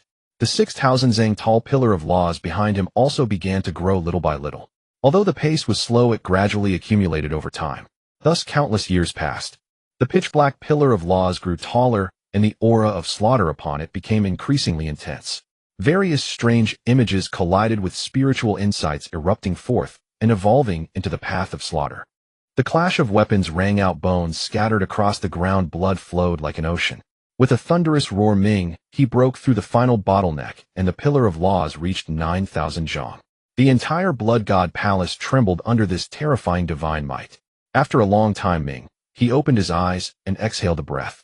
The breath transformed into a blood-colored sword, light sharply shattering the void and revealing the pitch-black chaos. His robe billowed, and the pressure of the late Quasi Saint stage retracted, revealing not the slightest aura. As Ming he exited his secluded chamber, he saw Yizi and Kong Xian arguing. Ming he instantly felt a headache coming on. Ever since Kong Xian arrived at the Blood God Palace, he had been arguing with Yizi every few days. The Dragon clan and the Phoenix clan were natural enemies. Moreover, one was the son of the ancestor dragon, and the other was the son of the Yuan Feng, making them inherently opposed. Poor young Song Lan was caught in the middle, suffering from both sides. Seeing the two in front of him performing respectful greetings, yet still glaring at each other, Ming, he couldn't help but rub his temples. Tell me, what is the cause this time? Kong Xian sneered. Haha. It's because someone lost and refuses to admit it. Hua Kong, who do you say lost? Yazi retorted angrily. Whoever jumps the most is the loser, four-legged snake. Although Kong Xian was at a lower cultivation level than Yazi, he showed no fear, speaking without holding back. Ming, he coldly reprimanded. Now both of you apologize to each other immediately and guarantee that this will be the last time. Yazi and Kong Xian exchanged a glance, then immediately turned their faces away, falling silent. Ming, he rolled up his sleeves and grinned fiercely. In the terrified gaze of Song Lan, he gave both of them a good beating. Looking at their faces swollen like pig heads, Ming, he said with a smile that was not quite a smile, will you still fight in the future? If you still want to fight, your master can accompany you. Kong Xian and Yazi quickly shook their heads. Seeing the two subdued under his virtue, Ming, he revealed a pleased smile. Suddenly his eyes narrowed. In his perception, three powerful auras appeared above the blood sea. All three were at the Quasi Saint level, one of whom even reached the level of a Quasi Saint of the second corpse. One was elderly, one was middle-aged, and one was young, and they were none other than the three pure ones of Kunlun. Above the blood sea, Yuan Shi looked at the filthy blood below and revealed a look of disgust. Living in such a filthy and stinking place, Ming, he must not be a good person. Tong Tian couldn't help but retort. I think that someone who can endure in such a perilous place must possess great willpower and determination. Tai Shang remained silent while stroking his beard. The three brothers had come today to inquire about the whereabouts of the Mosquito Taoist. Ever since they suffered a loss against the Mosquito Taoist at Mount Buzhou, the three pure ones had been harboring thoughts of revenge. However, the Mosquito Taoist seemed to have vanished without a trace in Hongwang. Later they saw the Mosquito Taoist using the divine weapon God-slaying spear in Ming He's hands. The Supreme Elder stood atop the sea of blood and spoke aloud. The three pure ones from Kunlun have come to pay a visit. Please allow Dao friend Mingyi to come forth for a meeting. In the next moment, the entire sea of blood began to boil. Mingyi, clad in blood-stained garments, broke through the heavy waves of blood and stepped forth on the surface. Unfazed by the arrival of the three pure ones, he appeared quite gracious. What does the Mosquito Taoist's actions have to do with me, Mingyi? I have met the three pure ones. Facing the future saints designated by the Tao ancestor, Mingyi remained neither humble nor haughty. This caused Yuan Shi to frown in displeasure. Ever since the three pure ones occupied the three sacred positions, others would show respect and deference, if not flattery. Only Mingyi maintained a cold demeanor, treating them as if they were ordinary people. This irked Yuan Shi, who had been in the limelight recently. However, recalling that he had matters to inquire, he could only suppress his feelings. The Supreme Elder stroked his beard and smiled, saying, the reason for our visit is actually to inquire about a matter. Mingyi feigned ignorance and asked curiously, oh, what matter is it? If I know, I will surely tell you the truth. Seeing Mingyi so accommodating, the smile on the Supreme Elder's face grew even brighter. Do you happen to know the Mosquito Taoist? I do, and he, like me, was born from the sea of blood, Mingyi replied earnestly. The Supreme Elder was overjoyed and hurriedly asked, Dao friend Mingyi, do you know the whereabouts of that Mosquito Taoist? If you could inform us of his whereabouts, the three pure ones shall reward you handsomely. Ever since his exquisite treasure pagoda had its essence devoured by the Mosquito Taoist, the Supreme Elder had been consumed with thoughts of revenge. To repair the pagoda, he had been tirelessly traveling the vast wilderness to accumulate merits. Even so, the exquisite treasure pagoda had only just been restored to 32 layers, and the final layer remained unrepaired. Every time he thought of it, he wished to turn the Mosquito Taoist to ashes to relieve his hatred. Ding. Please make a choice, host. Choice 1, be honest, and tell the three pure ones the truth. Reward, innate spiritual root, wind, and thunder, immortal apricot. Choice 2, absolutely deny it. Reward, 1 chance to refine a magical artifact in the great Tao furnace. Ming's expression remained unchanged as he pretended to be troubled and shook his head. I must disappoint you, Tao friends. The Mosquito Taoist has long been slain by me. His protective spiritual treasure, the God-slaying spear, has also fallen into my hands. However, the Supreme Elder did not believe this and showed a hint of suspicion in his eyes. Yuan Shi interjected, since Tao friend has already slain the Mosquito Taoist, might I ask where his body is? Mingyi pointed to the sea of blood below and smiled, saying, naturally, it has transformed into essence to fill the sea of blood. Yuan Shi pressed further, Then please extract his essence so that we may verify its authenticity. The Supreme Elder's expression shifted slightly, and he did not speak, clearly indicating his agreement with Yuan Shi. Although Tong Tian had conflicts with his second brother, he would not cause internal strife in front of outsiders. Ming retracted his smile and spoke bluntly. The essence of the Sea of Blood is boundless and infinite. To find the Mosquito Taoist's essence within it is akin to searching for a needle in a haystack. Your request is quite burdensome, Dao friends. Yuan Shi sneered. As the Lord of the Sea of Blood, this task should be easy for you. Such evasion suggests that you may have something to hide. The Supreme Elder, having already developed an obsession with the Mosquito Taoist, certainly wouldn't give up easily. If it is inconvenient for you, we can handle it ourselves. Ming became furious. The Sea of Blood is my domain. How can you act so recklessly? The Mosquito Taoist has long since perished, slain by my own hand. If you continue to be unreasonable, do not blame me for turning hostile. Seeing Ming's firmness, the Supreme Elder couldn't help but hesitate. Could it be that what Ming said was true? Had the Mosquito Taoist really died? Yuan Shi, having no good impression of Ming, naturally did not believe him and insisted, then let us have a contest. If we lose, we shall cease this matter. If we win, you will allow us to search the Sea of Blood. Even the straightforward Tong Tian felt a bit embarrassed. His second brother's words clearly indicated a 3-and-0 scenario, which was somewhat unfair. The Supreme Elder also felt that this was inappropriate, but for the sake of finding his enemy, he still tacitly approved. Ming angrily replied, I will not compete with you. I possess a great formation. If you 3 pure ones can break it, I will voluntarily concede. If not, I kindly ask you to leave. With a wave of his grand sleeve, the Blood Sea formation manifested. The vast Sea of Blood surged violently, and countless brilliant light pillars rose, forming a formation in a specific arrangement. The formation roared. It seemed as if an invisible force emerged, creating a massive whirlpool. Endless malevolent and resentful energy surged upward, continuously feeding into the formation, providing it with power. Ming stood with his hands clasped behind his back. Free Dao friends, please enter the formation. The 3 pure ones looked up and saw a hidden killing intent within the formation, fraught with danger. Yuan Shi laughed heartily and summoned the Pangu banner, stepping into the formation. I will break your formation. The Blood Sea formation before him was exceptionally perilous. Had it been the Yuan Shi of the past, he might have hesitated. But now, with the innate supreme treasure Pangu banner, granted by the Dao Ancestor in hand, he felt no fear. The Supreme Elder and Tong Tian had no choice but to follow him into the formation. Both of them were filled with confidence. The Supreme Elder believed that the 3 brothers possessed 3 innate supreme treasures and had no reason to fear a mere formation. Tong Tian was confident in his mastery of formations. Besides being proficient in the sword path, his greatest strength lay in the art of formations. The future formations, like the 10,000 Immortals formation and the Extermination of Immortals formation, all originated from his hands, and even the 10 Absolute formations and the 9 Curves Yellow River formation created by his disciples were unrivaled in the vast wilderness. Seeing the confident expressions of the 3, Ming couldn't help but sneer. This Blood Sea formation was obtained from the system, possessing boundless power that even saints could not break. Though the 3 pure ones were powerful, they still fell short of breaking the formation.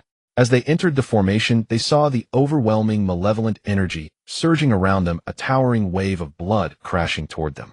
The waters of the Blood Sea were murky and filthy, capable of tainting the souls of men. Even with their extraordinary cultivation, the 3 did not dare to be submerged by the endless blood. The Supreme Elder unleashed the Xianhuang Linglong Treasure Pagoda to protect everyone. Though the Linglong Treasure Pagoda had lost its essence, it still held remarkable power. It firmly protected the 3 brothers, allowing them to withstand the raging blood waves without a scratch. Seeing this, the Supreme Elder threw out the Taiji diagram. The Taiji diagram released boundless rays of light, transforming into a golden bridge that spanned across the heavens and the earth. The previously surging blood waves instantly calmed under the suppression of the Taiji diagram. This was the first time the Supreme Elder used a supreme treasure, and he couldn't help but smile with joy. Such a wonderful treasure.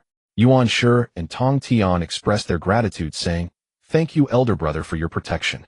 Yuan Shi arrogantly said, If your formation has such little power, it would be better to concede early. Tong Tian also felt a bit disheartened. Originally, he had approached this with an attitude of learning and observation, but he hadn't expected the formation to be so weak. Outside the formation, Ming chuckled softly. The previous blood wave was merely a prelude. The real killing move was yet to come. Before Yuan Shi could finish his words, an abrupt change occurred. Endless blood surged, coalescing into enormous, menacing blood beasts. These blood beasts exuded a fierce aura, with each one possessing the cultivation of a quasi-saint. Hundreds of blood beasts roared and charged toward the three pure ones. Hundreds of blood beasts at the quasi-saint level advanced together, their combined aura capable of altering the colors of the heavens and the earth. The terrifying might induced a suffocating feeling. The expression of Yuan Shi suddenly changed dramatically. First there was shock, followed by disbelief. Taishang's face also turned serious as he exclaimed, "What kind of formation is this?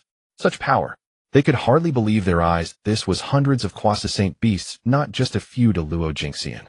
Even the entire primordial chaos does not have this many quasi-saints. Yuan Shi shouted in disbelief, "This can't be real, it must be an illusion." Taishang and Tong Tian also woke up, finding Yuan Shi's words to have merit.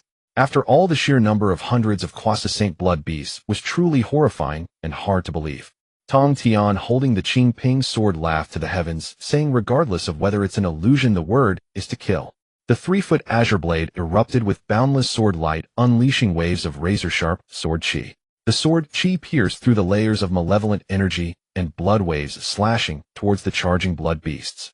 The blood beasts roared, their massive claws stained with blood extended out. Boom!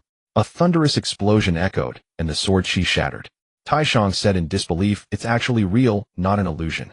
Quasi-saint level cultivators are capable of observing minutely and are seldom deceived by sight. Tong Tian's strike had indeed been blocked. This proves that these blood beasts are not illusions, though at least the one that took the attack is real. Understanding this, the expressions of Yuan Shi and Taishang darkened. However, at this point they could only advance and not retreat. If they truly lost, where would the dignity of the Sanqing go? The reputation of the Pangu Orthodox cannot be tarnished. The two shouted, "Kill." The reputation of the Sanqing was not earned solely through the Pangu Orthodox, but rather by stepping over countless corpses. Reaching the quasi-saint level, there is no one who hasn't killed. Even the famous good man Hong Yun has blood on it. At the same time, the Sanqing harbored a sliver of hope. What if among those hundreds of blood beasts, only a few were real? Perhaps it was just the methods of the river of the underworld causing the illusion. Taishang wielded the Taiji diagram, transforming it into golden bridges to suppress the blood beasts. Yuan Shi frantically waved the Pangu flag, unleashing streams of chaotic energy to harvest the lives of the blood beasts. The one with the highest lethality was undoubtedly Tong Tian, wielding the Killing Immortals sword with great finesse. A brilliant sword light flashed, and a massive blood beast's head was severed. Among the three, Taishang was responsible for suppression, while Yuan Shi and Tong Tian focused on slaying, each with clear roles and seamless cooperation. This was the result of their countless years of honing in the primordial chaos. The three were indeed top-tier beings within the Zixiao Palace, each wielding a supreme treasure. Mere quasi-saints would not last long against them. However, there was no joy on their faces at this moment. The more they fought, the more despairing it became as they realized that all the blood beasts were indeed at the quasi-saint level. This realization gradually sank the hearts of the three. Even though they were slaughtering the blood beasts like chopping vegetables, it was due to their innate treasures and extraordinary attack power. However, while innate treasures are powerful, they also mean consuming a vast amount of magical power with each use. No matter how much they conserved, after a series of over 10 uses, their magical power would be depleted. Taishang anxiously asked, "Third brother, can you set up the Killing Immortals sword formation now?" This was their last hope. The Tao Ancestor said that the power of the Killing Immortals sword formation was boundless, unbreakable by the four saints. If they could set it up, perhaps they could counter the Blood Sea formation. Yuan Shi's eyes lit up upon hearing this, looking expectantly at Tong Tian.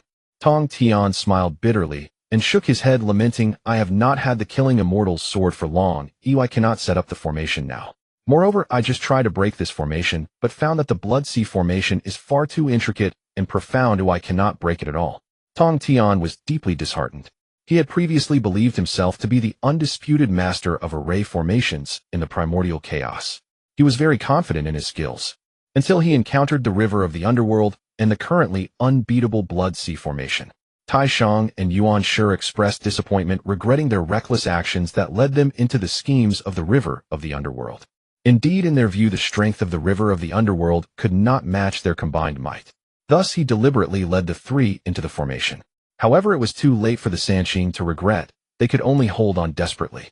Time passed second by second, and the battle grew increasingly intense. The Sanqing had already slain over 30 blood beasts, which was already an astonishing achievement. Although those blood beasts were simple-minded and lacked spiritual treasures, they were still genuine quasi-saints. However, in comparison to hundreds of blood beasts, 30 was insignificant. At this moment, the Sanqing were no longer as carefree as before. The innate treasures in their hands could no longer actively attack, and could only barely protect themselves. Even so, facing the endless attacks of blood beasts left them feeling overwhelmed. The originally clear Dao body was subtly crumbling with bloodstains scratched out by the blood beast's claws all over. The bloodstains were mixed with the undispersed blood evil energy continuously tainting the souls of the Sanqing. Yuan Shi's Dao crown was askew, his clothes in tatters, drenched in blood, appearing utterly disheveled. One blood beast took advantage of his unpreparedness and bit into his thigh. Beast seeking death. Yuan Shi's hair stood on end, his face flushed with anger as he roared. Disregarding the dwindling magical power within him, he raised the Panga flag and struck at the blood beast. Bang! The blood beast's hideous head was smashed by the Panga flag.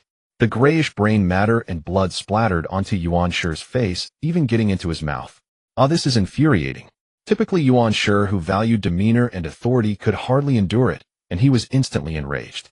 With that single strike, his already limited magical power was instantly depleted. Coupled with his anger, Yuan Shi felt dizzy and nearly fainted. Seeing this, Taishang hurriedly went to support Yuan Shi. Taishang looked at Yuan Shi, who was nearly fainting from anger, and then at Tong Tian, who was wounded all over yet still fighting fiercely. With a helpless sigh, he spoke in a grand voice, "Friend from the river of the underworld, we concede." Yuan Shi anxiously shouted, "Eldest brother, how can we concede? If others find out, what will remain of our Pangu Orthodox's dignity?" Taishang shook his head helplessly. He couldn't forsake the lives of his two younger brothers for the sake of revenge. At that moment, the great formation erupted with a loud bang. The blood beasts, which had originally been ferocious and terrifying, instantly disintegrated and transformed back into blood water. The overwhelming blood evil energy also dissipated in an instant, revealing a clear blue sky. The river of the underworld appeared cheerfully in front of the three saints. "You gamble and lose. Please, I won't see you off." Although the river of the underworld did not show any mocking expression, the Sanqing still felt as though their faces had been slapped fiercely. Their faces turned alternately pale and flushed their entire bodies, shaking with shame and anger. The Sanqing supported each other in their embarrassment, leaving the Blood Sea. After dismissing the three purities Ming, he returned to the Blood God Palace. Yazi and the others had already witnessed Ming, his tremendous power, and were now excitedly gathering around him. "My lord, it turns out the formation outside the Taoist temple is so formidable that even a quasi-saint cannot break through it." Kong Xian and Song Lan were also filled with astonishment. The Great Blood Sea formation had seemed unremarkable in the past, leading them to believe it was merely an ordinary formation. Until today, when Ming used the Blood Sea formation to force the three purities into a hasty retreat. They were all stunned. The three purities were not insignificant figures. They were among the most powerful beings in the entire primordial era. Moreover, they were disciples of saints. Today they had been tormented to the point of despair and utter embarrassment by a mere formation of Ming He. If word got out, it would surely shake the foundations of many. Ming He glanced at Yazi and could guess what he was thinking, warning him, "Don't think that with the Blood Sea formation in place you can rest easy. The future of the primordial era will be an era of saints, and at that time quasi-saints will be nothing to fear." Yazi was frightened by Ming He's serious demeanor and stammered, "My lord, surely it can't be that exaggerated." Song Lan and Kong Xian also looked skeptical, feeling that Ming He was being alarmist. In all the billions of years of the primordial era, only Hong Jun had been born as a saint, which clearly illustrated the difficulty of attaining sainthood. Seeing the disbelief of the three Ming, he chose not to elaborate. If it weren't for the fact that he had traversed from a future world, he too would not believe that the primordial era would soon witness the birth of 6 saints in quick succession. Fortunately, as the protagonist with a golden finger, his future achievements would far surpass those of the 6 saints. For the time being, Ming He planned to enter seclusion for intense cultivation, vowing not to emerge from the Blood Sea until he achieved the Tao of Hunyuan. He instructed the three to retreat and began to claim the rewards from this system. Boom! A tremendous roar echoed through the heavens and the earth. An extraordinary phenomenon occurred. Spiritual energy surged for thousands of miles, and the majestic power of the laws descended from the 9 heavens. In the void, a massive furnace appeared. On top of the furnace, 9 dragons coiled around, exhaling chaotic true fire capable of incinerating all things. Surrounding the furnace, the path of artifact crafting transformed into bands of laws that rose and fell, releasing boundless divine light, illuminating the vast world. Within the divine light, various treasure and divine weapons radiating terrifying auras flew about. The Great Path Furnace, the manifestation of the path of artifact crafting.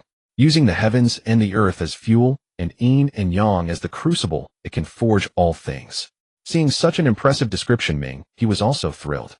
If he was proficient in formations, then he was completely ignorant when it came to artifact crafting. Initially, he planned to cultivate alchemy artifacts and formations simultaneously like other novel protagonists, but soon realized that was pure nonsense, biting off more than he could chew. Just mastering formations alone would require him countless years of research.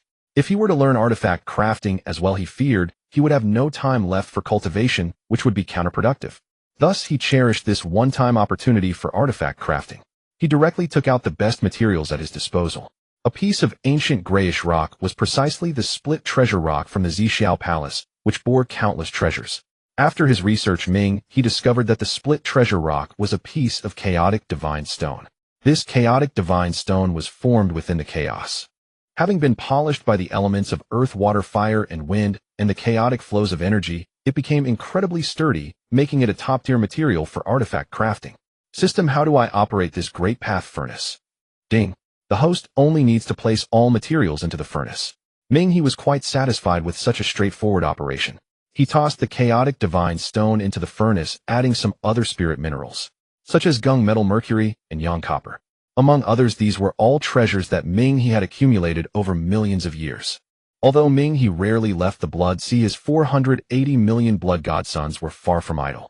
Countless blood godsons roamed the primordial lands collecting various immortal herbs and spirit minerals. Once all the materials were placed in the Great Path Furnace, began its artifact crafting. The 9 dragons exhaled chaotic true fire, enveloping the chaotic divine stone, slowly refining it. The chaotic divine stone was incredibly hard, enduring for 10,000 years without decay, and was immortal. Even using the true fire of the sun, the finest spirit fire for smelting, would require millions of years. However, the chaotic true fire from the Great Path Furnace far surpassed the true fire of the sun. In less than 100 years, the chaotic divine stone had completely melted down. The other materials needed no further mention, they had long since transformed. Artifact crafting, like alchemy, requires a significant amount of time. Ming he sat quietly beside the furnace, cultivating and waiting, and this wait lasted for 3,000 years. 3,000 years later, the Great Path Furnace suddenly shook violently, and then the flames extinguished. From within the furnace, streams of crimson mist rose up, enveloping the sky and forming a sea of red clouds. Whoosh! A 7-colored stream of light shot out from the furnace. Ming he reached out, catching the newly birthed treasure in his hand. As the 7-colored radiance gradually dissipated, Ming he looked down and was instantly dumbfounded. What the hell? It's actually a supreme innate treasure. Ming he had guessed that the treasure produced by the Great Path Furnace would not be of low grade, but he never expected it to be an innate one. The difference between innate and acquired treasures was vast. Innate treasures are born from the innate, and even if damaged, they can heal automatically. Moreover, they contain the power of the Tao laws, bringing boundless benefits from refining them. The rapid advancement of Ming he's path of slaughter owes much to the divine spear and the Azura sword. On the other hand, while acquired treasures may not be inferior in power to innate treasures, they fall short in many other aspects. More importantly, innate treasures can sever corpses, something acquired treasures cannot replace. In the entire primordial era, the only one capable of reversing the innate and forging innate treasures was the Qiankoan cauldron in Nu's hand. Wait a moment, why does this treasure resemble a brick? System, can you explain this?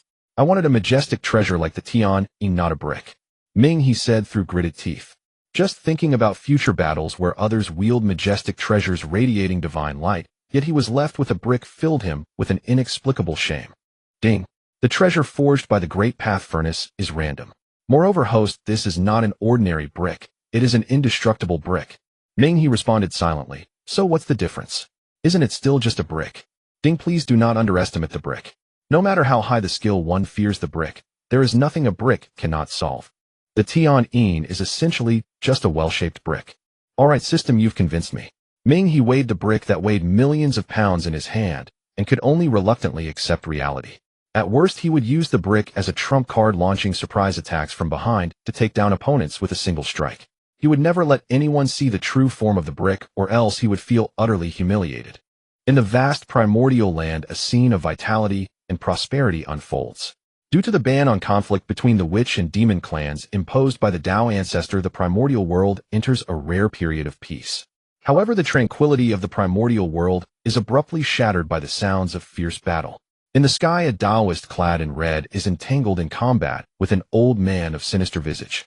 The battle between the two Quasi-Saints is extraordinarily intense. The void shatters under their clash, and the mountains and rivers lie in ruins beneath the terrifying aftermath. Hongyun wields the 9-9 Scatter Soul Gourd, unleashing boundless red sand to block Kunpeng's piercing strike. Kunpeng, do you truly intend to eradicate all? Hongyun shouted angrily. Kunpeng transformed into his true form, his massive wings blotting out the sky, resembling an ancient behemoth. A flicker of hatred crossed his eyes. Hongyun, if it weren't for you, how could I have lost the holy position? Today, if you hand over the Hongming purple chi, I shall spare your life. Though he spoke thus, there was no mercy in his actions. With a mighty flap of his great wings, countless feathers shot out like sharp swords aimed at Hongyun. Each feather carried the sharp metallic energy of Gingjin, capable of slicing through gold and jade. As thousands of feathers were launched, the space became riddled with holes. The endless barrage surrounded Hongyun from all directions, capable of turning him into a pincushion in an instant. Naturally, Hongyun would not sit idly by. He would not believe Kunpeng's lies that surrendering the Hongming purple chi would ensure his safety. In his hand, the 9-9 Scatter Soul Gourd released immeasurable divine sand, forming a tornado that enveloped him. The sharp feathers pierced into the whirlwind, ground down to powder by the grains of red sand. Meanwhile, Hongyun seizes the opportunity to activate his escape light and flee. Seeing Hongyun attempting to escape, Kunpeng was naturally unwilling to let him go. To seize the Hongming purple chi, Kunpeng had plotted for countless years in the shadows. Hongyun and Xinyuanzi of Wuzhuang Temple are close friends, rarely apart. Kunpeng, being alone, could only strike when Hongyun was isolated. He had been lying in wait for over 1,000 years, and now he could not let this chance slip away. Moreover, if Hongyun escaped today, he would become wary, and the next opportunity to encounter such a favorable situation would be difficult. He immediately shouted in rage, "Hongyun, where do you think you're going?" With that, he flapped his gigantic wings and pursued. The two engaged in a chase across the skies of the Primordial World. He fled, he chased, neither could escape. What neither of them noticed was that behind the clouds, two towering figures were hiding. Besides these two, gazes from all over the Primordial World were watching intently. Some observed, some hesitated, and others wished to partake in the spoils. In the west at Mount Shumi, Jin and Zhuanti exchanged glances and smiled. That Kunpeng has finally been unable to hold back his hand, Zhuanti remarked, unable to suppress a laugh. Once Hongyun is dead, the karmic ties between us will naturally conclude. Jane hypocritically chanted a Buddhist incantation, Amit Ba. Hongyun, my friend, do not blame us. It is truly the karma of the holy position that is too great. If you do not die, it will be difficult for us to repay the debt. The Primordial World emphasizes the cycle of karma, and retribution is inescapable. Hongyun had granted them 2 holy positions by offering his seat at the Zixiao Palace. Thus the two owed Hongyun a karmic debt. To eliminate a karmic debt, there are generally 2 methods. One is to compensate the other with benefits to repay the debt. The second is for the person who owes the karmic debt to die, and the debt will naturally no longer need to be repaid. If it were a common karmic debt, they could have repaid it. However, relinquishing a holy position is an enormous karmic debt. Zhuanti and Jane would likely have to sell themselves short to repay it. Since they did not wish to repay the debt, they could only ensure Hongyun's death. Using another's hand to kill, as long as Hongyun dies at Kunpeng's hands, the karmic debt they owe will naturally be absolved. At the Blood Sea, the Mingi was savoring tea. Although the tea of enlightenment has little effect for him now, it is still a nice choice to satisfy his appetite. The way of tea is also a form of cultivation, aiding in calming the mind and focusing the spirit. In the dojo, Yaji and Kong Xian, 2 natural enemies, are engaged in a duel. A young boy named Song Lan cheered and clapped for encouragement beside them. Suddenly, Mingi seemed to sense something and raised his head to look. He saw 2 streaks of light passing by in the distance. Ding! Hongyun is being pursued by Kunpeng. Please make a choice, host. Choice 1, intervene and save Hongyun. Reward top quality spirit treasure, 4 symbols pearl. Choice 2, stand by and watch as Hongyun falls. Reward a strand of Hongming purple chi. Choice 3, let the clam and the snipe fight and take the Hongming purple chi. After Hongyun's death, reward innate spiritual root bienhua. A gleam flashed in Ming's eyes, piercing through layers of void.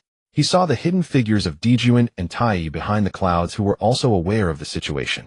Mingi sneered disdainfully. The dignified emperor of the demon race engages in such insidious acts. How lacking in grace. He did not wish to stir up trouble, but he was also unwilling to let the Hongmeng purple chi fall into the hands of his two adversaries. Thus, he could only choose the third option. Although he had made up his mind, Mingi did not intend to intervene directly. The Hongmeng purple chi is now a hot potato. If he were to obtain it openly, he could not imagine how much trouble would come knocking at his door. Fortunately, the Blood Sea is his territory, and quietly taking the Hongmeng purple chi would not be difficult. High above the 9 heavens, although Hongyun is the first cloud to take form between heaven and earth, his speed is astonishing. Yet he is still no match for the divine beast Kunpeng, who can soar 3,000 miles and rise 90,000 miles into the sky. Hongyun is ultimately caught up. A chilling, killing intent flashed in Kunpeng's cold eyes.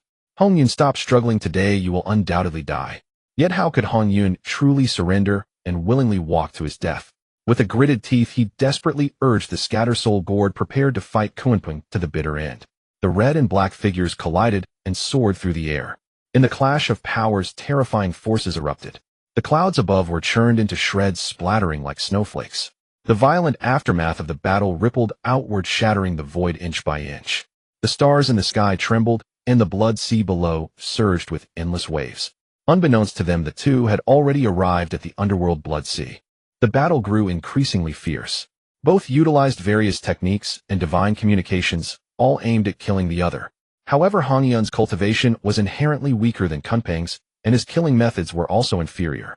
Moreover, he had been secretly ambushed by Kunpeng at the start and was already injured. At this moment, Hongyun gradually fell into a disadvantageous position.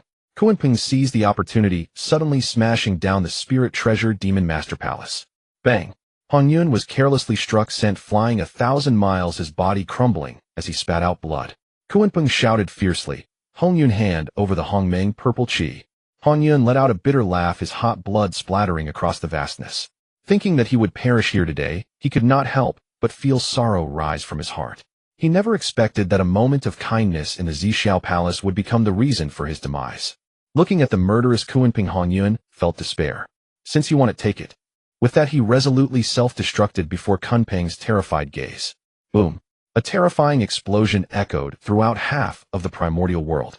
At Mount Wanshou Wuzhuang Temple, Xinyuanzi gazed towards the direction of the Blood Sea, feeling a sense of foreboding as tears flowed down his face. Hongyun, my friend. Although the power of the exploding red cloud was terrifying, Kunpeng managed to evade the core of the explosion with his incredible speed, sustaining only minor injuries. Moments later, as the brilliance faded, the body of the red cloud had already turned to dust, dissipating between heaven and earth.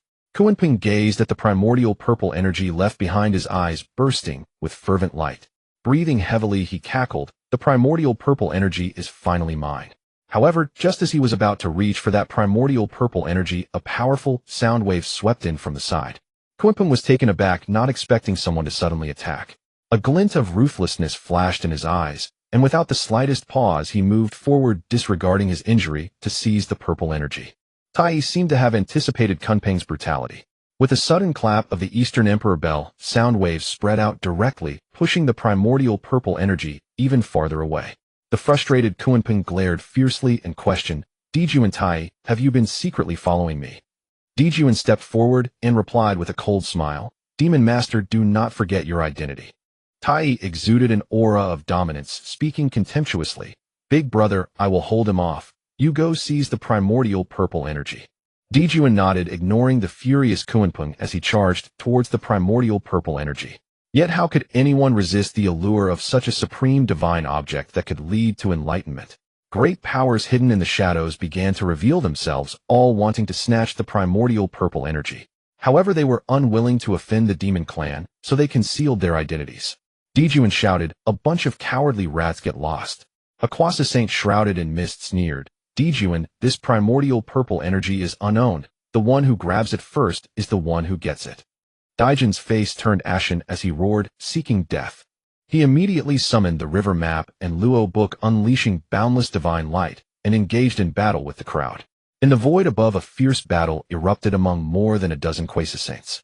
Various spiritual treasures howled as they emitted endless divine might, producing powerful collision sounds. Seeing more and more people joining the fray for the primordial purple energy, Kunpeng's expression grew increasingly grim. His hatred for Dijuan and Tai reached an all-time high.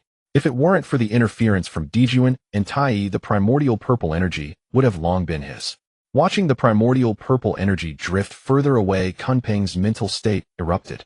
With a fierce determination, he unleashed his desperate moves, burning his vital essence. His colossal wings flapped vigorously, and his speed suddenly increased several times. In the blink of an eye, he flew over 10,000 meters, and he was now merely a few meters away from the primordial purple energy. This distance was nothing more than a mere reach for a quasi-saint. Kunpeng felt ecstatic, laughing maniacally. The primordial purple energy is mine. The others witnessing this were enraged and shouted fiercely, Kunpeng, how dare you? You wretched beast, stop. Put down the primordial purple energy, and I will spare your life. Instantly, numerous spiritual treasures and divine abilities surged towards Kunpeng. The heavens roared, and the void trembled. Boundless divine light erupted as dozens of quasi-saint attacks were unleashed, their power horrifying. With a bang, the void shattered like a broken mirror. Kunpeng saw his hand about to touch the primordial purple energy, and an expression of triumph spread across his face. However, in the next moment, the smile on his face froze. He saw the void where the primordial purple energy resided suddenly rupture, and the dark chaos directly swallowed the purple energy. Ah, my primordial purple energy. Kunpeng howled at the sky in fury. He was so close, just a moment away from obtaining the long-desired primordial purple energy. His dream of enlightenment was right before his eyes, yet he missed it once again. In a frenzy, Kunpeng attacked the void relentlessly, trying to locate the vanished primordial purple energy. At this moment, the others also neglected their internal strife, each releasing their divine sense to search. However, the primordial purple energy seemed to have truly vanished into thin air, eluding their every attempt to find it. In the Blood God Palace, the primordial purple energy which everyone was frantically searching for was casually played with by Ming in his palm. Ming let out a chuckle. Anything that enters my territory is mine. When a wild goose passes, feathers are plucked. When a beast runs, its skin is left behind. Even a beggar passing by must leave his bowl behind. The arrival of the primordial purple energy into the chaos was not a coincidence, but rather orchestrated by Ming in the shadows. With his late quasi-saint cultivation coupled with the concealment of the supreme treasure, the heavenly mystery plate. Even if Dijuan and Kunpeng were to calculate, they would only find that the purple energy had escaped into the chaos and vanished. Thus, no matter how unwilling Kunpeng was, he could only accept the outcome of having wasted his efforts. To Ming, the primordial purple energy, which others viewed as a treasure, was of no use at all. He effortlessly stored it into the creation gourd. Before him was a red gourd, which was the soul dispersing gourd, the protective treasure of the red cloud. As he opened the gourd, a remnant soul emerged. It was the red cloud from the previous explosion. It turned out that the red cloud's prior self-detonation was merely a disguise for escape. Knowing that Kunpeng would never let him go, he self-destructed his body, hiding a remnant soul within the spiritual treasure gourd. Unexpectedly, the soul dispersing gourd and the primordial purple energy were both obtained by Ming. The weak remnant soul of the red cloud said, "Thank you, fellow Taoist Ming, for saving my life." The red cloud understood that since the other party did not immediately erase him, it meant there was no intent to kill. Ming nodded, saying, "Rest assured, fellow Taoist Hongyun, I will hand over the gourd to Zinyuanzi." The red cloud bowed to express his gratitude, then returned to the gourd as he was far too weak. The reason Ming saved the red cloud was actually to build rapport with Zinyuanzi. To deal with enemies, one must gather a group, strike a group, and divide a group. Ming never considered fighting alone, even in a world like the primordial where strength is revered. Though the heavenly lord's cultivation surpassed all in the primordial, the Zixiao ultimately could not escape the fate of disintegration. Aside from the mixed disciples of the Zixiao, the heavenly lord's arrogant personality was also a significant factor. Otherwise, Taishang would not stand on the side of Yuanshi. And what better way to build a good relationship with Zinyuanzi than to save his good friend the red cloud? In the void above, those who had searched in vain for the primordial purple energy could only depart in disappointment. Dijuan sighed heavily, his face filled with reluctance as he spoke. The last trace of primordial purple energy is gone. Does heaven truly wish to cut off our path to enlightenment? Tai arrogantly replied, "Big brother, if it's gone, it's gone. I refuse to believe that we cannot achieve enlightenment without primordial purple energy. If Ming dares to attempt the laws of enlightenment, are we not even as good as he is?" Tai's words renewed Dijuan's confidence. Now the only way forward is to destroy the witch clan, unify the primordial, and use the fortunes of the heavenly Tao to attain sanctification. Tai fervently declared, "Big brother Tai will certainly help you rule the world." Time flows endlessly. The fall of the red clouds is merely like a pebble dropping into the ocean. Though it splashes a bit of water, it quickly settles down. In the northern wilderness, a goddess with a human head and a serpent body wanders aimlessly. This goddess is none other than Nuwa, the empress of the monster clan, and the only female disciple of the Tao ancestor Hongjun. Nuwa gazes at the vibrant wilderness, yet feels no joy within her heart. A trace of sorrow appears on her beautiful face, and she utters her doubts and frustration. Where exactly lies the opportunity to become a saint? The primordial purple energy stirs, indicating that her chance to attain the Tao has emerged. However, that glimmer of spiritual light seems hidden within the clouds, appearing and disappearing. Unable to see clearly or grasp it, the restless Nuwa left the palace of Nuwa and wandered the vast wilderness in search of her opportunity. Suddenly Nuwa spotted a great river ahead. In a moment of childlike joy, she sat by the riverbank and began to mold clay. First, Nuwa imitated the creatures of the monster clan, shaping various animals: cattle, chickens, sheep, tigers, snakes, birds. Then, filled with enthusiasm, she shaped dragons, phoenixes, and even creatures from the shaman clan. As expected of one skilled in the laws of creation, each clay figure came to life under her hands. Observing the vibrant wilderness, a sudden flash of inspiration struck her, making her feel that something was still lacking. Why not create a race? With that thought, she began to mold clay in the likeness of herself, and immersed in her clay creations, Nuwa did not notice as the primordial purple energy within her gradually merged with her being. The blood sea and the underworld river were in seclusion, striving to attain the Tao of chaos. Suddenly the void trembled, and the spiritual energy surged wildly. The underworld river opened his eyes and exhaled a breath of turbid air, speaking in frustration. The seventh time, and I've failed again. This was already his seventh attempt to break into the realm of the great Luo Golden Immortal, and each time ended in failure. System, is there any way to become a saint instantly? The underworld river asked expectantly.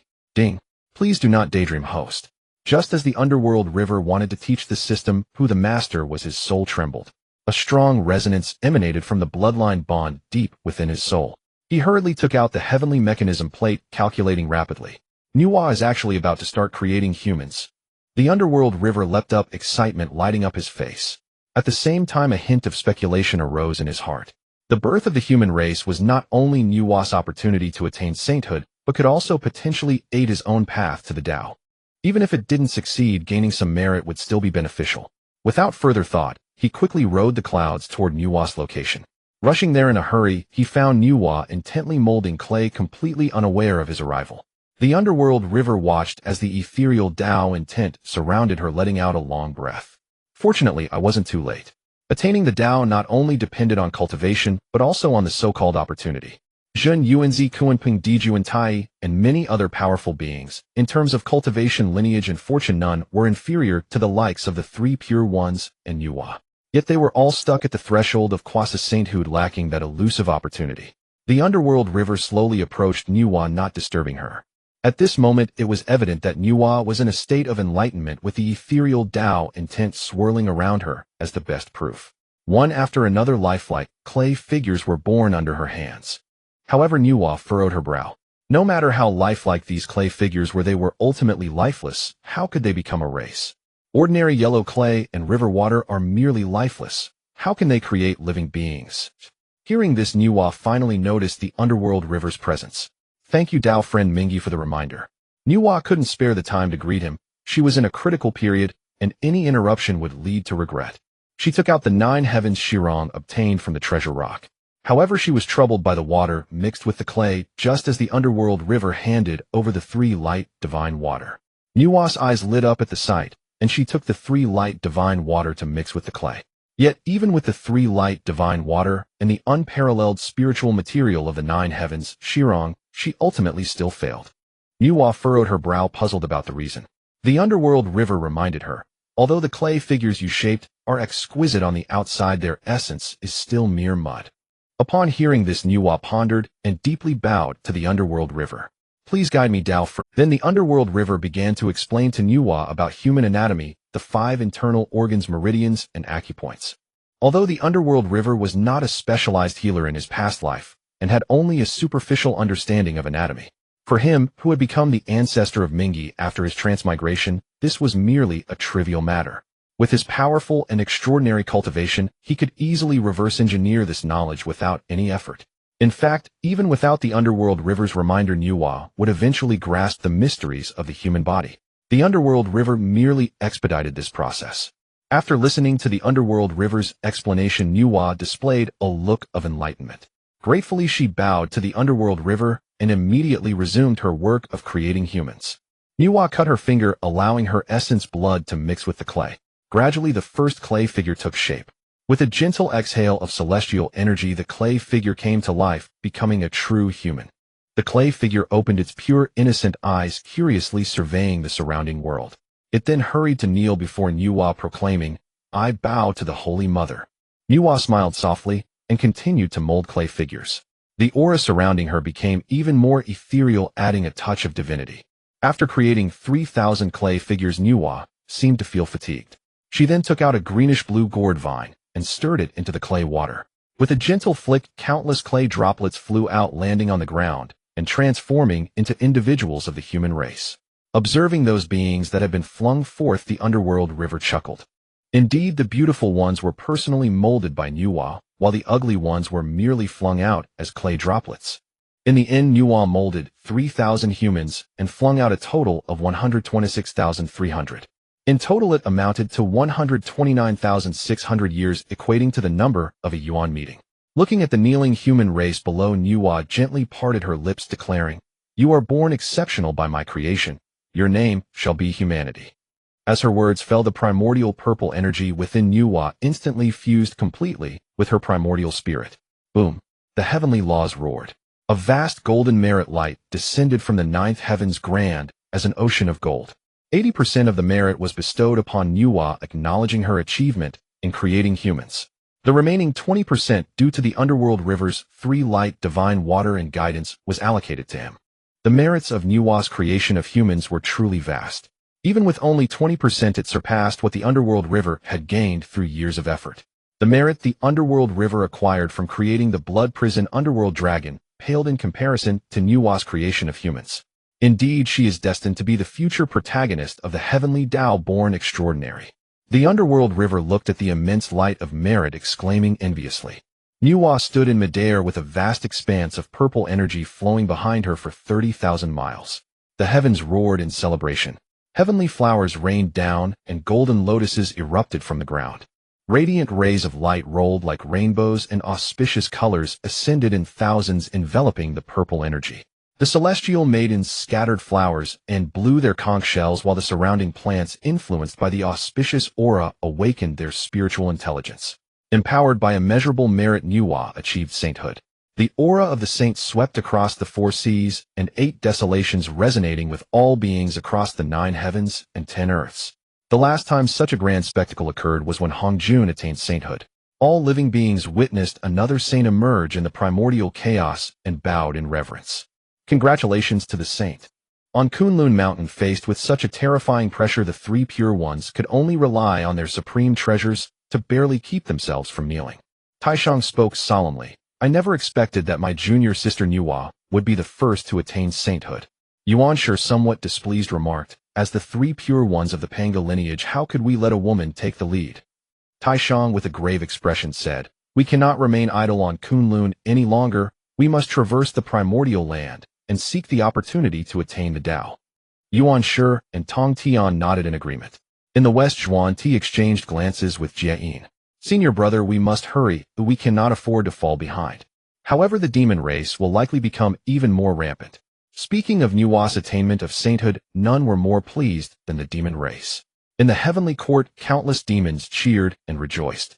With Hongjun's precedent, who would still be unaware of the might of a saint? Now that Nuwa had attained the Tao, the demon race had gained another top-tier powerhouse of saint level. What was the trivial witch race compared to that? Beneath the saint, all are but ants. Even the 12 ancestral witches, no matter how powerful, cannot contend with a saint, even one with the weakest battle power gained through merit. Deep within the chaos, the gates of the Purple Cloud Palace, which had been silent for millennia, finally opened again. Hongjun sat cross-legged on a lotus seat. At this moment, he had merged with the Tao, his face devoid of expression, resembling the unfeeling and loveless heavenly Tao. His gaze tranquil as water pierced through the 33 heavens to witness Nuwa's attainment of sainthood. Nuwa has become a saint, and the human race has come into being. The day of my Xuanmin's rise is not far off. A faint smile appeared on Hongjun's indifferent face, only to vanish swiftly. Nuwa felt the overwhelming and terrifying power within her. Even with her high cultivation and strong heart, joy could not help but surface on her face. Nuwa smiled at Ming He and said, "Thank you for your assistance, fellow Taoist." Ming He replied indifferently, "It was but a small effort. The saint is too gracious." The surrounding human race gazed at Nuwa's holy visage, and a surge of affection welled up in their hearts. "I pay my respects to the Holy Mother." Nuwa glanced reluctantly at the human race, then turned to Ming He and said, "Fellow Taoist, just now the Tao Ancestor issued a command for me to establish a dojo in the chaos. I wonder if I can entrust the care of these humans to you for a while." Ming He readily agreed. Even if Nuwa hadn't asked, he could not abandon these humans. After all, in terms of seniority, these humans were all his ancestors.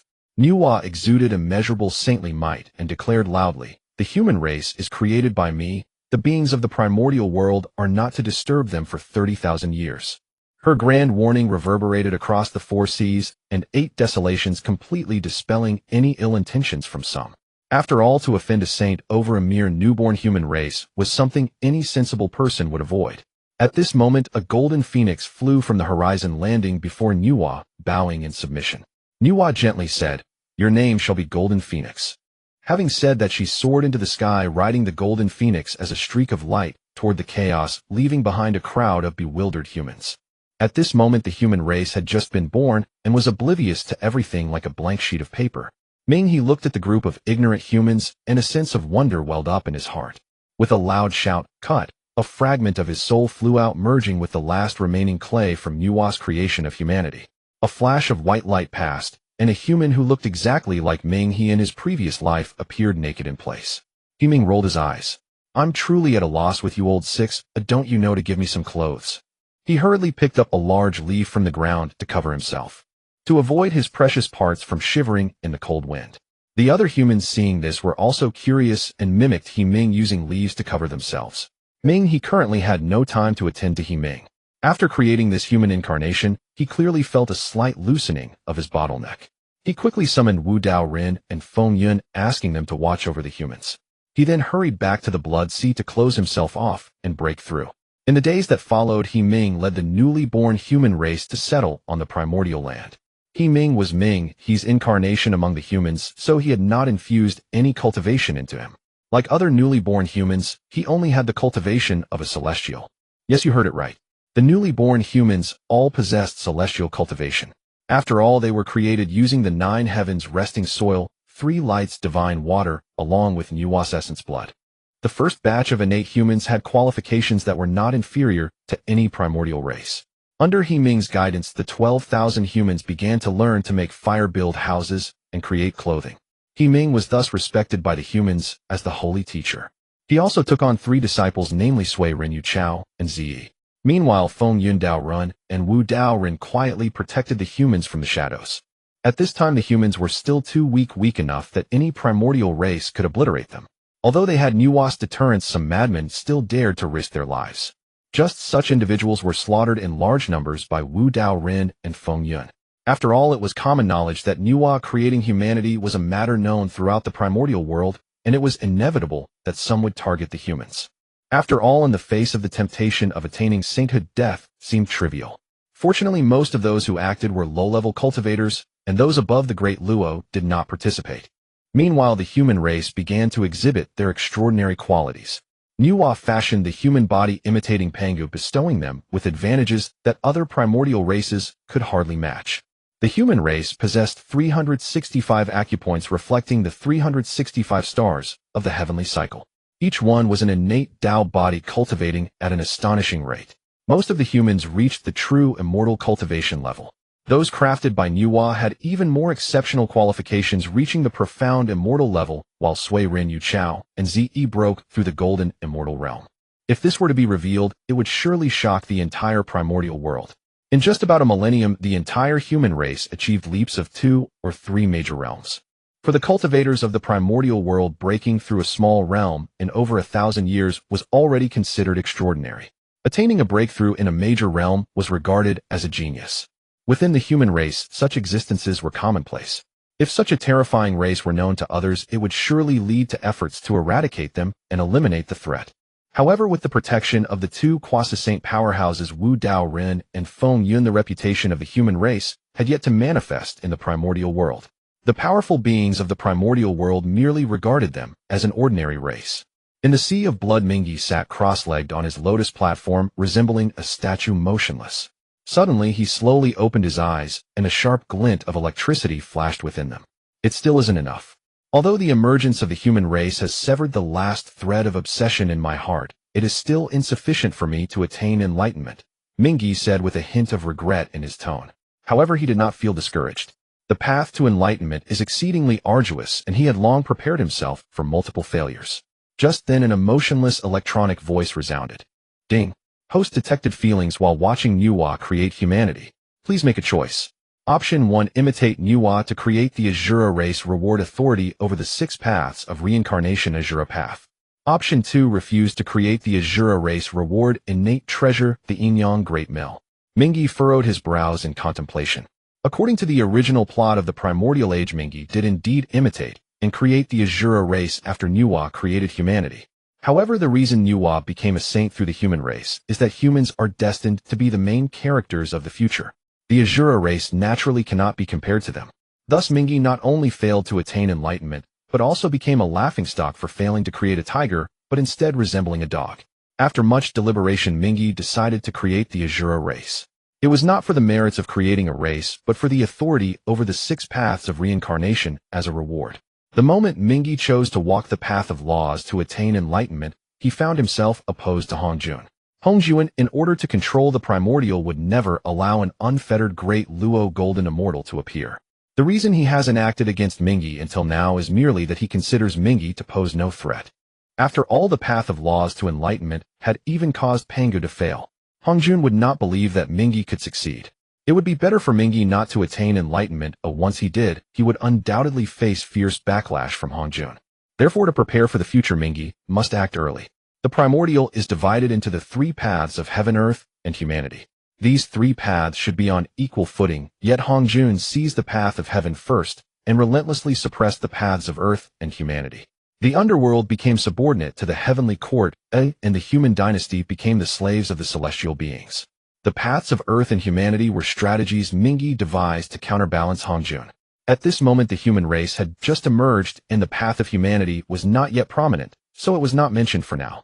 In the path of earth, 2 important figures were the ancestral shaman Hutu and the ancestor of earth immortals, Jin Yuanzi. The key lies in the underworld, which governs the life and death cycles of all beings in the primordial. Its importance is no less than that of the heavenly court. This can be seen from how various forces in later generations scrambled to seize territory within the underworld. The Buddhist Ksitigarbha Bodhisattva and the Taoist Taijuku Tianzuan truly overshadow the reputation of the underworld's master Hutu. To intervene in the underworld, it is essential to obtain the authority of the 6 paths of reincarnation. With these thoughts in mind, Ming stepped into the air above the sea of blood. Creating a race was not difficult for a powerful being like Ming, who had reached the late stage of Quasi-Saint. Moreover, he had personally observed Nuwa creating humanity, giving him far more experience than the average person. With a wave of his hand, the sea of blood surged into a frenzy. Columns of blood shot into the sky, startling the entire sea of blood. Yaji Kong Xian and others exchanged glances, unsure of what was happening. With a thought, the primordial reversal array within the sea of blood rumbled to life. An immeasurable amount of blood flowed into it, which was then transformed into pure essence blood. Since he planned to create the Azura race, Ming naturally aimed for perfection. In the previous primordial age, the Azura had a notorious reputation. Males were bloodthirsty and warlike, while females were lustful and lecherous, truly a group of evil outsiders. Ming had no intention of creating a bunch of such trash. He refined the grievances and malevolence within the sea of blood, using the primordial reversal array, retaining only the purest bloodlines, stripping away the evil inherent in the Azura's nature. Of course, he still retained their ferocity and combativeness. With a wave of his hand, the 3 light divine water flew out and merged with the blood. With his hands forming seals, his fingertips danced. Threads of laws transformed into silken strands swirling in his palms, while flashes of spiritual light flickered. Ming's ink-black hair billowed, as if he were a supreme sovereign creating the world. The blood in the sea of blood also began to writhe, slowly forming human shapes. Ming looked up to the sky and shouted, "Azura race, arise." His voice thundered like a storm shaking the land for miles. Tall Azuras emerged from the sea of blood. The Azuras bore a resemblance to humans, having heads and limbs, though their appearances were somewhat bizarre. Some had 8 arms, some had 3 heads, some had 4 legs. Although they looked strange, the males were imposing and powerful, while the females were graceful and enchanting. They were not ugly, not the kind to make one want to vomit. The heavens and earth trembled with a roar. Golden flowers fell, emitting a fragrant aroma as celestial maidens danced in the skies, their lutes and zither ringing in harmony. A massive pillar of merit 100 meters wide descended from the heavens and landed atop Ming's head. The Azura race created by Mingi numbered 3,000 all at the golden immortal level. Among them were the 4 great demon kings Zixiao Bo, Sun de Fan Tian, Yusei Tian, and Shiva, all possessing the cultivation of Tai golden immortals. Zixiao Bo Sun was the strongest of the Azura demon kings. Under the leadership of the 4 great demon kings, the Azuras all knelt before Mingi. We pay our respects to the ancestor. In the midst of this earth-shattering shout, Mingi felt his soul tremble. A profound power surged into his body. This is the luck of the race. As the leader of a race, one can receive the blessing of racial luck. The power of luck is deeply mysterious, possessing various uses comparable to a weakened version of merit power. It can accelerate cultivation and enhance one's fortune. Jun, as the leader of the demon race, has countless matters to attend to daily, leaving little time for cultivation. Yet he remains on par with the other great powers, even often taking the lead, all thanks to the support of the luck of countless demons. Mingi had also previously subdued the Blood Prison Dark Dragon race. However, the Blood Prison Dark Dragons still belonged to the Dragon race, so the racial luck could not fall to him. The Azura race had just been born, and their luck was not strong, yet Mingi gained a glimmer of insight from it. After instructing Yazi and others to settle the Azura race, Mingi returned to the secret chamber to enter closed-door cultivation. He slapped his forehead, and the Tao Creation Jade Tablet appeared. Next to the Tao Creation Jade Tablet, a black aura of luck fluctuated up and down, exuding a sense of killing and destruction. Mingi was utilizing the Tao Creation Jade Tablet to comprehend the laws of slaughter from the luck of the Azura race. Now Mingi resembled a large water tank. The water tank was already filled to most of its capacity, just short of being full. However, the pond from which he drew water had already run dry. The emergence of the Azura race was like discovering a new source of water for Mingi. Chains of laws manifested in the void, and waves of blood-red mist filled the entire space. The towering pillars of laws gradually grew. However, the speed of growth was nowhere near as significant as before, moving as slowly as a snail. 9,100 zhong, 9,200 zhong, 9,300 zhong. Until it reached 9,900 zhong, the law pillar completely stopped growing. Just 100 zhong short. Mingi felt as if his mindset was about to explode. It was like sprinting towards the finish line, only for the opponent to suddenly halt. Stuck at the doorstep, unable to advance or retreat, it was a most uncomfortable feeling. Ming, he currently finds himself in a peculiar state of cultivation. He has broken through, yet not entirely. To be precise, he has 1 foot at the threshold of the Primordial Supreme Golden Immortal, while the other remains outside. Though somewhat disheartened, Ming, he remains optimistic. At the very least, he is a step closer to achieving enlightenment. Gradually accumulating these steps will lay a solid foundation for his future path to transcendence. In the primordial world, after thousands of years of rest and recuperation, the population of the human race has expanded from several 100,000 to over 10 million. Their bloodline's reproductive capacity is astonishing. The footprints of humanity have already exceeded the boundaries set by Nuwa, spreading across the vast primordial land. Ming, he silently approves of this. Only by enduring various hardships can humanity gradually grow stronger and become the true protagonists of the world. Flowers in a greenhouse cannot withstand the wind and rain. Fortunately, the various races of the primordial realm, intimidated by Nuwa's renown, tend to avoid the human race and refrain from provoking them. Thus, the human race has developed without encountering major calamities. In the ancestral land of humanity, Ming stands before a massive black stone wall, holding a piece of white stone, sketching and writing upon it. Below, a group of human children listens attentively to Ming's lesson, none of them distracted. This is because Ming teaches methods essential for the survival of the human race, like methods for igniting fire by friction, weaving nets for fishing, and hunting skills. Under Ming, he's protection. Although humanity faces no strong enemies, their lives are not easy. While every individual of the current human race possesses a physique comparable to that of special forces in later generations, the primordial environment is far harsher than in later times. Ferocious beasts, diseases, venomous creatures, and other crises could claim a life with a single misstep. However, Ming does not offer overly advanced knowledge, only basic skills that ensure the survival of the human race. Even the teaching materials consist solely of illustrations without the prior invention of written language. The strength of humanity is the strength of the entire race, not just that of an individual. These concepts need to be explored by the sages of the human race step by step. Once humanity forms a habit of dependency, it becomes fatal for a race. The heavens are vigorous. Humanity must strive tirelessly. Just as Ming is teaching an elder with white hair and beard riding a green ox steps into the territory of humanity. The green ox strides leisurely with its sturdy limbs. Elder, why have you come to this domain of humanity? The question comes unexpectedly from the mouth of the green ox beneath the elder. The white-haired elder smiles and says, Sister Nuwa borrowed humanity to achieve sanctity, which indicates that this human race is extraordinary. Perhaps I can find my path to enlightenment here. The man and the ox slowly walk towards Ming. At this time, the primordial humans are very simple, having developed the virtue of respecting the elderly and cherishing the young. Seeing the elder approach, the humans step forward to greet him. Ming puts down his chalk and also steps forward. Although the elder conceals his identity, he cannot escape Ming's keen perception. After all, there are no other powerful beings in the primordial realm who ride green oxen except for Taishang. What brings you to our human race, elder? Ming asks with a bright smile, showing no concern that his identity might be exposed. He shares the same origin with the innate human race, both having been molded from the same clay, without any distinction. Taishang strokes his beard and smiles, saying, I have heard that humanity was created by the saints, so I came out of curiosity to see.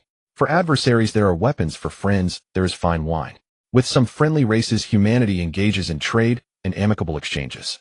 Thus the humans harbor no suspicion and become even more enthusiastic. Ming smiles, saying, then please, elder. After that he returns to continue his lesson. Afterward, Taishang establishes a thatched hut near the human race and settles down. Every day, he wanders among the humans, observing what peculiarities this newly emerging race possesses. The more he observes, the more astonished Taishang becomes. The reproductive capacity and cultivation comprehension of humanity far exceed any race in the primordial realm, subtly revealing the demeanor of the protagonists of the primordial world. 100 years swiftly pass. Taishang gradually realizes the opportunity for his own enlightenment. On this day, he no longer conceals his identity and reveals his true cultivation level. Suddenly, golden light flickers all around him, and auspicious clouds envelop him. Divine dragons soar and dance, and colorful phoenixes guard him on either side, with celestial music resounding endlessly.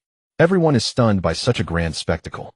Taishang, looking at the astonished expressions of the crowd, displays a satisfied smile, feeling that his expenditure of spiritual energy to create these phenomena was not in vain. A quasi saint is not a saint, so naturally there are not so many phenomena accompanying him when he travels. Moreover, the current cultivation levels of humanity are not high enough to perceive the immense power he possesses. In order to establish his holy image and to smoothly convey his teachings later, Taishang intentionally expends spiritual energy to create such a grand scene. However, seeing Ming's calm demeanor, he feels somewhat surprised. He assumes that Ming is simply resolute and unaffected by external matters. In the reverent gazes of the crowd, Taishang rides the green ox and approaches Ming, smiling. Are you willing to become my disciple? Ming scoffs internally. Taishang truly has a clever scheme. He is a revered teacher among humanity, holding great prestige. Taishang's desire to take him as a disciple is merely to seize the fortune of humanity in order to become a saint. Without a moment's hesitation, Ming directly declines with polite words. Thank you for your kind offer, immortal. I only wish to dedicate my life to humanity and have no desire to seek enlightenment. Taishang's confident smile freezes in disbelief as he stares at Ming. Do you know what you are saying? Do you realize you are rejecting a future saint? His regulations for accepting disciples are extremely strict, and as a result he has had no disciples thus far. Now, in order to acquire the fortune of humanity, he values Ming's identity as the revered teacher of humanity, which is why he is willing to offer a spot as a disciple. Yet the other party declines without a second thought. Even if he feels furious for the sake of his path to enlightenment, he can only endure in silence. With his status being refused once means any further words would be beneath him. He can only leave in a huff. Although Ming's response surprises Taishang, he does not dwell on it too much. He believes that once his golden cord Tao is revealed, all of humanity will flock to him to hear his teachings. As for Ming, a foolish person, he will never enjoy a variety of dishes in this life. Taishang sits down on the ground and begins to explain the golden core Tao he has created. The golden core Tao is a cultivation method he painstakingly developed over 100 years of observing humanity deemed most suitable for them. He believes that even if others discover humanity's unique traits, they will never compete with him.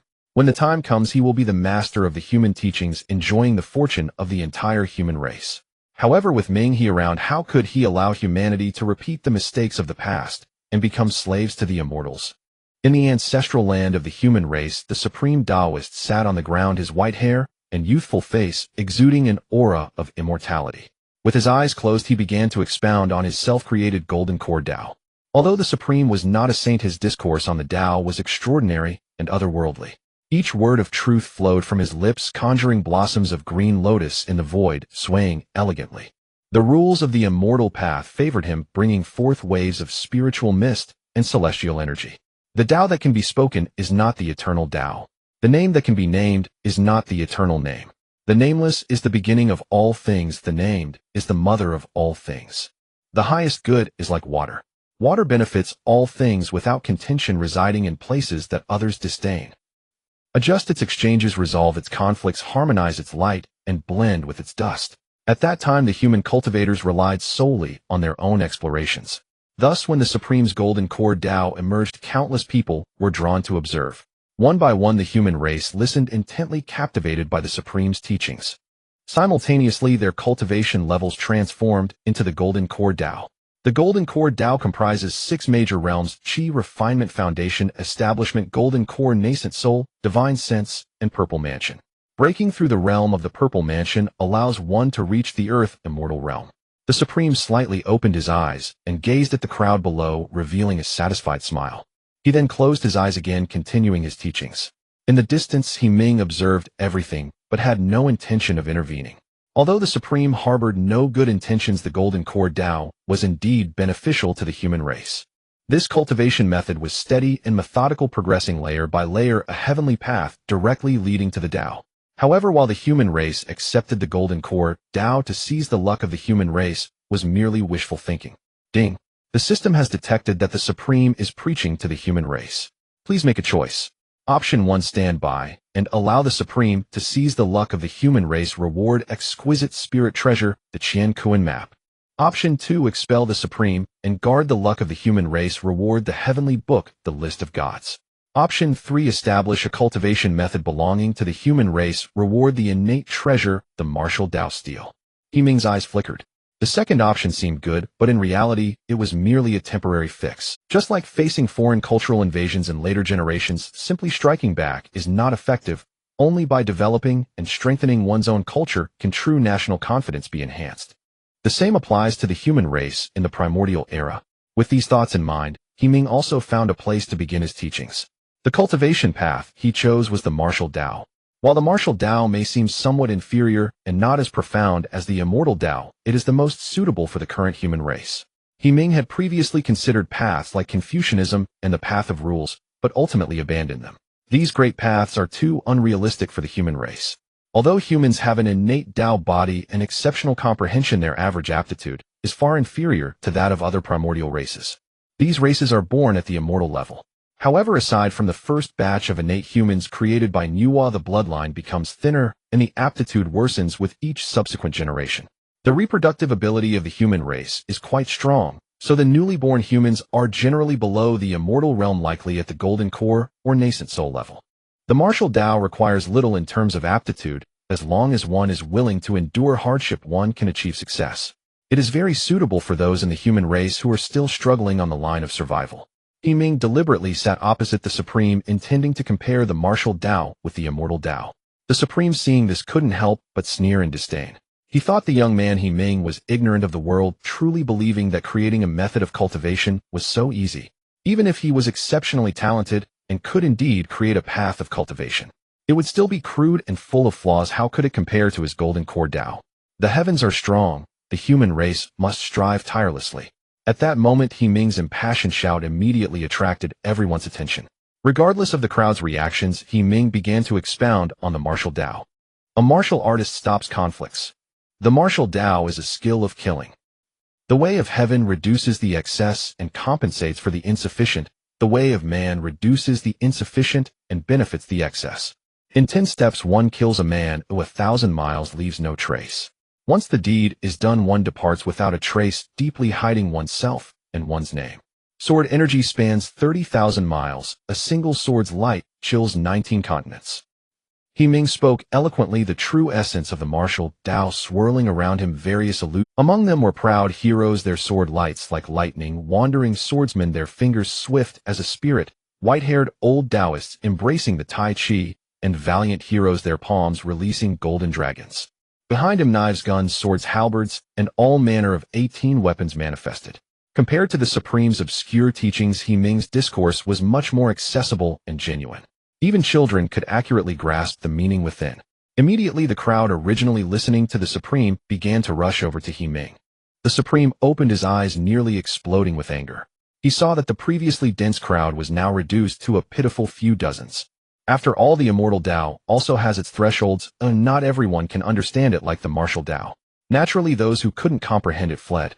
The Supreme glared across at the martial Tao, cursing inwardly. What martial Tao? It's crude and unrefined. How can it compare to the profundity of my immortal Tao? A bunch of foolish people abandoning the immortal Tao for the martial Tao is simply mistaking fish eyes for pearls. Enough. The Tao is transmitted to those with fate. Such a simplistic martial Tao can only deceive those with low aptitude. The true seeds of cultivation remain under my guidance. Hundreds, or even thousands of ordinary cultivators cannot compare to a single cultivation genius. Looking at the few dozen who still adhered to the righteous path, the Supreme comforted himself in this way. However, in the subsequent teachings, he intentionally replaced some of the difficult and obscure phrases, striving to make his content a bit more accessible. Yet, even so, it did not reverse the disadvantage. Even the few dozen people who remained seated began to show a trend of gradually decreasing. The Supreme widened his eyes in shock, not understanding what was happening. In his expectations, once his golden core Tao was revealed, it would undoubtedly be pursued by countless people emptying the streets. Why was things not going according to script? The reason was quite simple. It was because Ming interspersed specific methods of the martial Tao within his teachings. For example, the 9 manual Tai Chi fist and the 18 dragon subduing palms, all of which were inspirations he gained from martial arts novels of his past life. Although Ming's cultivation level was not high, with the presence of the main body in the underworld river, it was not difficult to deduce and enhance these martial Tao techniques. While the cultivation realm is fundamental, divine abilities are merely external. However, how many could truly understand this principle? Compared to cultivation level, divine abilities more clearly showcase the results of training. While one struggles to cultivate, others have already mastered various powerful martial Tao techniques. With an unbalanced heart, it was only natural that everyone rushed to Ming's side. The Supreme was well aware of this, but felt helpless. Even if he verbally dismissed it, he had already recognized that the martial Tao was indeed more suitable for the human race than the golden core Tao. Recognition is one thing, but reality is another. In the struggle for the fate of the human race, the Supreme will not willingly concede. Proving one's Tao is not as simple as discussing principles among the human race and establishing a sect. The Supreme wants to prove his Tao and establish a teaching for humanity. His golden core path must gain the acknowledgement of the human race. This is the power of teaching. Immediately, he emanated a quasi-saint's pressure, intending to dominate through sheer force. When the terrifying pressure swept over the crowd, it felt like a gentle breeze, but when it focused on Ming, it roared like turbulent waves. Such exquisite control skills clearly demonstrate the strength of the Supreme's cultivation. Ming let out a cold laugh. The Supreme is out of tricks using such methods without fearing the loss of the Panga lineage's reputation. However, since the opponent does not follow the rules, he need not be courteous. He stood up, towering in the void, and shouted to the heavens, "The Tao is above. I am Ming of the human race. Feeling that the path ahead for humanity is blocked, I shall establish the martial Tao today. To protect the Tao with martial might, may our human race strive unceasingly, each one like a dragon. Let the Tao bear witness, martial Tao arise." Ming's expression was resolute, his voice like thunder resonating across the vast wilderness. Spiritual energy trembled for billions of miles, the stars in the sky swayed. Countless martial Tao laws descended, surrounding Ming as if bowing to the master of martial Tao. The crowd in the wilderness was also taken aback, showing expressions of disbelief. Creating a new path is something only those with immense cultivation can achieve. Yet this Ming is merely a weak human. What capability does he possess to create the martial Tao? Could it be a joke? Naturally, it is not a joke, and no one dares to jest with the Tao. In an instant, everyone turned their curious gazes towards the human race. The Tao rumbled, emanating waves of joy. Ming's establishment of the martial Tao is a great benefit for humanity and a significant merit for the Tao. Boom. A vast ocean of merit light descended accompanied by various auspicious signs of the Tao. Celestial maidens played the zither, white cranes soared, fish leaped over dragon gates, and dragons and phoenixes sang together. The fragrance of golden lotuses filled the air, and the sounds of the great Tao echoed continuously. Ming's aura suddenly surged, and under the support of such immense merit his cultivation directly broke through to the quasi-saint realm. His figure was tall and majestic, looking down upon the heavens. He emanated the regal aura of the master of martial Tao, akin to an unparalleled divine king radiating extraordinary grace. The aura, far stronger than that of an ordinary quasi-saint, made hearts tremble. Wow, so much merit. The human race can produce such a prodigy, they should not be underestimated. This martial Tao has some resemblance to the practices of the witch race. Some merely watched the spectacle, while others grew interested in this martial Tao. The stones from other hills can serve to polish jade. The path to proving Tao is so arduous, having an additional route might inspire new insights. Within the ocean of merit, a divine light flashed, dazzling the eyes of the onlookers. Ming reached out to catch a piece of an ancient stone tablet emanating endless martial Tao energy. Martial Tao tablet, a congenital supreme treasure, recording the true meanings of all martial Tao in the world belonging to the master of martial Tao. Ming did not expect that this time the system's reward would be distributed in such a manner. The surrounding powerful beings had eyes filled with jealousy, yet no one dared to make a move to snatch it. Not only did they fear Ming's quasi-saint cultivation, but they were also apprehensive of the Saint Nuwa behind the human race. As the divine light dissipated, Ming slowly descended, looking at the Supreme with a smile that was not quite a smile. Tao friend, you have lost. The Supreme's expression changed from dark to light, feeling a deep frustration in his heart. The golden core path has lost to the martial Tao. I want to retaliate, but the opponent has already broken through to quasi-saint. When has the Supreme ever suffered such a loss? The more he thought about it, the angrier he became, shouting angrily at Ming. Since you have now broken through to the quasi-saint realm, let us engage in a contest. Let's see if your martial Tao is stronger or my golden core path is mightier. Ming chuckled. The Supreme is indeed an old fox. How can an old quasi-saint compete fairly with a newly ascended quasi-saint? Isn't that just bullying? Moreover, he could not refuse. If he backed down now, the martial Tao would naturally be seen as inferior to the immortal Tao in the future. Truly, the Supreme, known for his cunning among the six saints, has executed this overt scheme excellently. All right, today I will make you lose convincingly. Ming stood his ground, his words filled with dominance. The Supreme shouted angrily, arrogant. The dragon-shaped cane in his hand, filled with boundless spiritual power, shot towards Ming like a cannonball. Ming's eyes sharpened as he clenched his fist, his entire body tensed up. Drawing upon all his strength, he suddenly punched out. Heavenly Frost Fist. With this punch, the heavens and earth changed color. A cold aura is seemingly rising from the depths of the nine hells, spread out, freezing a vast expanse into frost. Bang! With a punch thrown, the winds and clouds changed, and the dragon-shaped cane was directly sent flying by this terrifying force. The Supreme, in shock, exclaimed, "What terrifying power! If I did not know for certain that the opponent is human, I would have thought it was some ancestor of the witch race." Putting away his previous contempt, the Supreme's expression gradually became serious. With a thought, a series of terrifying lightning bolts, the Ta Ching divine lightning appeared. The San Qing, as the true lineage of Pangu, naturally inherited some of Pangu's divine abilities, and this lightning technique is one of them. The Ta Ching divine lightning, as the Supreme's main means, is naturally extraordinarily powerful. Even a great Luo golden immortal struck by this lightning would suffer serious injuries at best, or die completely at worst. With a swoosh, countless Ta Ching divine lightning fell like raindrops, overwhelming the area and surrounding Ming. The azure lightning flickered, emitting terrifying fluctuations. Ming transformed his fist into a palm, his spine like a great dragon, mobilizing all his vital energy. His entire being radiated like a blazing sun, emitting scorching heat that illuminated the heavens and earth. The wind from his palm whistled faintly, echoing with the sound of a dragon's roar. Roar! The dragon's roar shook the heavens and earth as 18 true dragon phantoms spiraled out, emanating terrifying dragon might. Each ancient true dragon swung its sharp claws, roaring and lunging at the Ta Ching divine lightning. Boom! The thunder erupted, bursting forth with dazzling, blinding light. Seeing that his two attempts to strike had no effect on his opponent, the Supreme grew angry. He directly summoned the Taiji diagram, intending to settle the score. The Taiji diagram transformed into a golden bridge spanning the realm, instantly suppressing and shattering the true dragon phantoms. Waves of terrifying suppression surged towards He Ming. He Ming's expression grew serious as he summoned the martial Dao tablet. The ancient and weathered stone tablet fell like a shooting star from the sky, resembling a world crashing down. Boom! The Taiji diagram and the martial Dao tablet, two congenital supreme treasures, collided, unleashing a shocking explosive force. The martial Dao tablet contained countless martial Dao powers, making it an incredibly strong offensive treasure. In contrast, the Taiji diagram leans towards defense and suppression. This clash slightly tilted the scales against it. Even a slight disadvantage is a tremendous opportunity in the eyes of Quasi-Saint experts.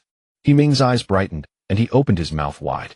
A terrifying ultrasonic sound wave bellowed forth, launching an attack toward the unguarded Supreme. Roar!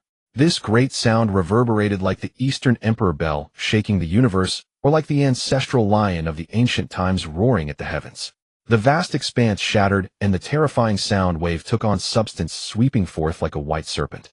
The Supreme Elder hurriedly attempted to summon the Linglong Pagoda for defense, but was still a moment too late. A buzzing sensation filled his head, and blood began to flow from all 7 orifices. Puff! The Supreme Elder suddenly spat out a mouthful of fresh blood, his complexion turning as pale as paper. This lion's roar technique had directly wounded him, causing his body to sway unsteadily, nearly unable to stand. At this moment, the Supreme Elder felt both shock and anger. He was astonished by He Ming's formidable strength and enraged that he, a seasoned Quasi-Saint, had suffered at the hands of a junior. In a fit of rage, his hair stood on end and his face flushed red. Compared to his previous calm demeanor, he now resembled a volcano on the verge of eruption. The Supreme Elder no longer dared to underestimate He Ming and unleashed his full power. With the mysterious yellow Linglong Pagoda above his head and the Southern Flame flag beneath his feet, the Taiji diagram radiated boundless golden light, suppressing the heavens. With a slap of his Taoist crown, the 3 corpses of goodness, evil, and attachment leaped out, surrounding He Ming completely. It was clear they were taking advantage of He Ming's recent breakthrough, unprepared to face them. Faced with the assault of 4 powerful beings, He Ming not only showed no fear, but instead displayed a fierce battle intent. Having just broken through his unstable realm, was perfect for honing his martial arts against these opponents. Fight! He Ming shouted, his blood boiling within him, forming a torrent of battle aura that surged into the sky. The Supreme Elder's eyes were filled with murderous intent as he joined forces with the 3 corpses to attack He Ming. A world-shattering battle suddenly erupted, capturing the attention of countless powerful beings. After all, he is young and reckless, unaware of the need for patience. The Supreme Elder is a seasoned Quasi-Saint, his cultivation reaching the heavens and the earth, truly a match for him. Don't be fooled by his current grandeur. When Yuan Shi and Tong Tian arrive, this young man will have a real spectacle to witness. The crowd murmured, but their words were unanimously pessimistic about He Ming. However, He Ming had no time to pay attention to their idle chatter. The Supreme Elder, destined to be the future leader of the 6 Saints, felt a measure of pressure even after unleashing his full strength. Yet pressure also served as motivation. In the presence of such a formidable opponent, He Ming's martial arts prowess was vividly displayed. He effortlessly wielded various martial arts techniques, whether through palms, fists, fingers, or legs. Every part of his body became a lethal weapon. The battle grew increasingly fierce. The void was shattered and then mended countless times, while vast mountains and rivers lay in ruins. Mountains collapsed and rivers were severed. Had it not been for the hidden protection of the Mosquito Taoist and Feng Yun, the entire human race might have perished in this unforeseen calamity. He Ming grew more ferocious with each battle, his eyes filled with a bloodthirsty rage. His fierce demeanor shocked those around him. A madman, truly a madman. Such a fighting style is akin to injuring 1,000 enemies while harming oneself 800. It's quite similar to that group of reckless ancestor witches. Yet despite this reckless fighting style, the Supreme Elder found himself steadily retreating. Cultivators of the immortal path are not adept at physical combat. When faced with a martial artist like He Ming, they are sure to suffer once in close quarters. The Supreme Elder, lacking understanding of martial arts, was caught off guard by He Ming, who closed the distance. Now, even if he wanted to create distance, it was already too late. Boom! With a tremendous sound, the Supreme Elder was accidentally struck by the martial Dao monument, causing him to spit blood and fly backward for 1,000 miles. He Ming, holding the martial Dao monument, resembled an unparalleled beast, his eyes radiating a bloodthirsty light. The Supreme Elder was drenched in blood, his body covered in gruesome wounds. Most horrifying were the 5 bloody holes in his shoulder, deep enough to see the white bone. These were the result of an accidental poke from He Ming's finger. The atmosphere grew increasingly tense, even the air was filled with silence. The crowd instinctively swallowed hard, their eyes wide in disbelief at the scene before them. A dignified disciple of a saint, an innate deity of the primordial era, had actually been defeated by a postnatal human. Elder brother. At that moment, two voices called out as Yuan Shi and Tong Tian arrived, just in time. He Ming furrowed his brows, but felt no excessive worry. What did it matter if the three pure ones arrived? At worst, he could have the Mosquito Taoist and Feng Yin intervene. This battle would surely make everyone understand that the human race cannot be bullied. Tong Tian, seeing his elder brother's miserable state, couldn't help but explode in anger. Elder brother, I will avenge you. With that, he drew his sword and charged at He Ming. Yuan Shi's gaze was also fierce as he glared at He Ming wielding the Panga banner, which exuded chaotic energy. Just as another battle was about to erupt, the phoenix cry echoed from the horizon. A golden phoenix cloaked in divine light slowly descended, transforming into a palace maid. The golden phoenix stood upon the clouds and spoke aloud, by the decree of the goddess, do not engage in combat. Within the human race, others are permitted to spread the Tao, but no harm must come to the human race. Otherwise, do not blame this palace for disregarding the bonds of kinship. The last sentence was spoken with the voice of Nuwa. The Supreme Elder's expression shifted between green and white. Although Nuwa did not explicitly state it, her words were a warning to him. However, circumstances were beyond his control, and he could only helplessly accept. Nuwa was no longer his junior disciple, but the second saint of the primordial era. The will of the saints cannot be defied, especially that of a female saint. In later times, Dxin merely wrote a lewd poem and ended up with the destruction of his nation and the loss of his people, earning a name cursed throughout history. Thus, one must never offend women, especially those with power. Seeing Nuwa intervene, He Ming was also willing to give her face. Primarily, he had no choice. If he truly dared to block the Supreme Elder from entering the human gates to spread the Tao, he would surely find himself in trouble. The next day, Hong Jun would likely come to find him for tea. When He Ming returned to the ancestral land of the human race, everyone looked at him with eyes filled with admiration and reverence. Previously, the immortals and deities were seen as omnipotent and immensely powerful. But now He Ming had shown them through facts that even immortals and deities had to cultivate step by step and could indeed be defeated. Saint Master! Saint Master! Saint Master! Countless humans cheered joyfully, loudly celebrating He Ming. Suddenly, a young human boy dashed up to He Ming. Saint Master, I want to learn skills from you. He Ming patted the boy's head and asked with a smile, why do you want to learn skills? The boy with an innocent face replied, I want to be able to protect the human race, just like the Saint Master. He Ming's smile blossomed even brighter. Good, then you shall be my disciple from now on. By the way, what is your name? Xindu. He Ming. Just as he was about to turn away, the Supreme Elder's expression suddenly changed. Tong Tian noticed the Supreme Elder's expression and asked in confusion, Elder brother, what's wrong? The Supreme Elder's face grew increasingly grim as he sighed. I calculated that there would be a disciple in my fate, yet this connection has now been severed. Tong Tian, hearing this, dismissed it with a laugh. Perhaps that future disciple has encountered some accident. There are countless young talents in the primordial era. It's easy to find another one later. Yuan Shi sneered coldly. Do you think Elder brother is like you taking in any disciple? Watching the two quarreling again, the Supreme Elder felt his heart sink. I'm tired, I'll let it all be destroyed. In the early morning, a golden sun slowly rose from the east, illuminating the vast wilderness. The human populace began their daily routines, with men venturing out to hunt beasts, while women gathered berries at home. Amidst the busy atmosphere, a crisp and resonant voice, delivering a sermon, stood out sharply. At the very center of the ancestral land of the human race, a grand hall loomed majestically. Engraved upon the hall were three ancient, weathered, and powerful characters: War God Hall. This was the place established by He Ming for the transmission of teachings to the human race.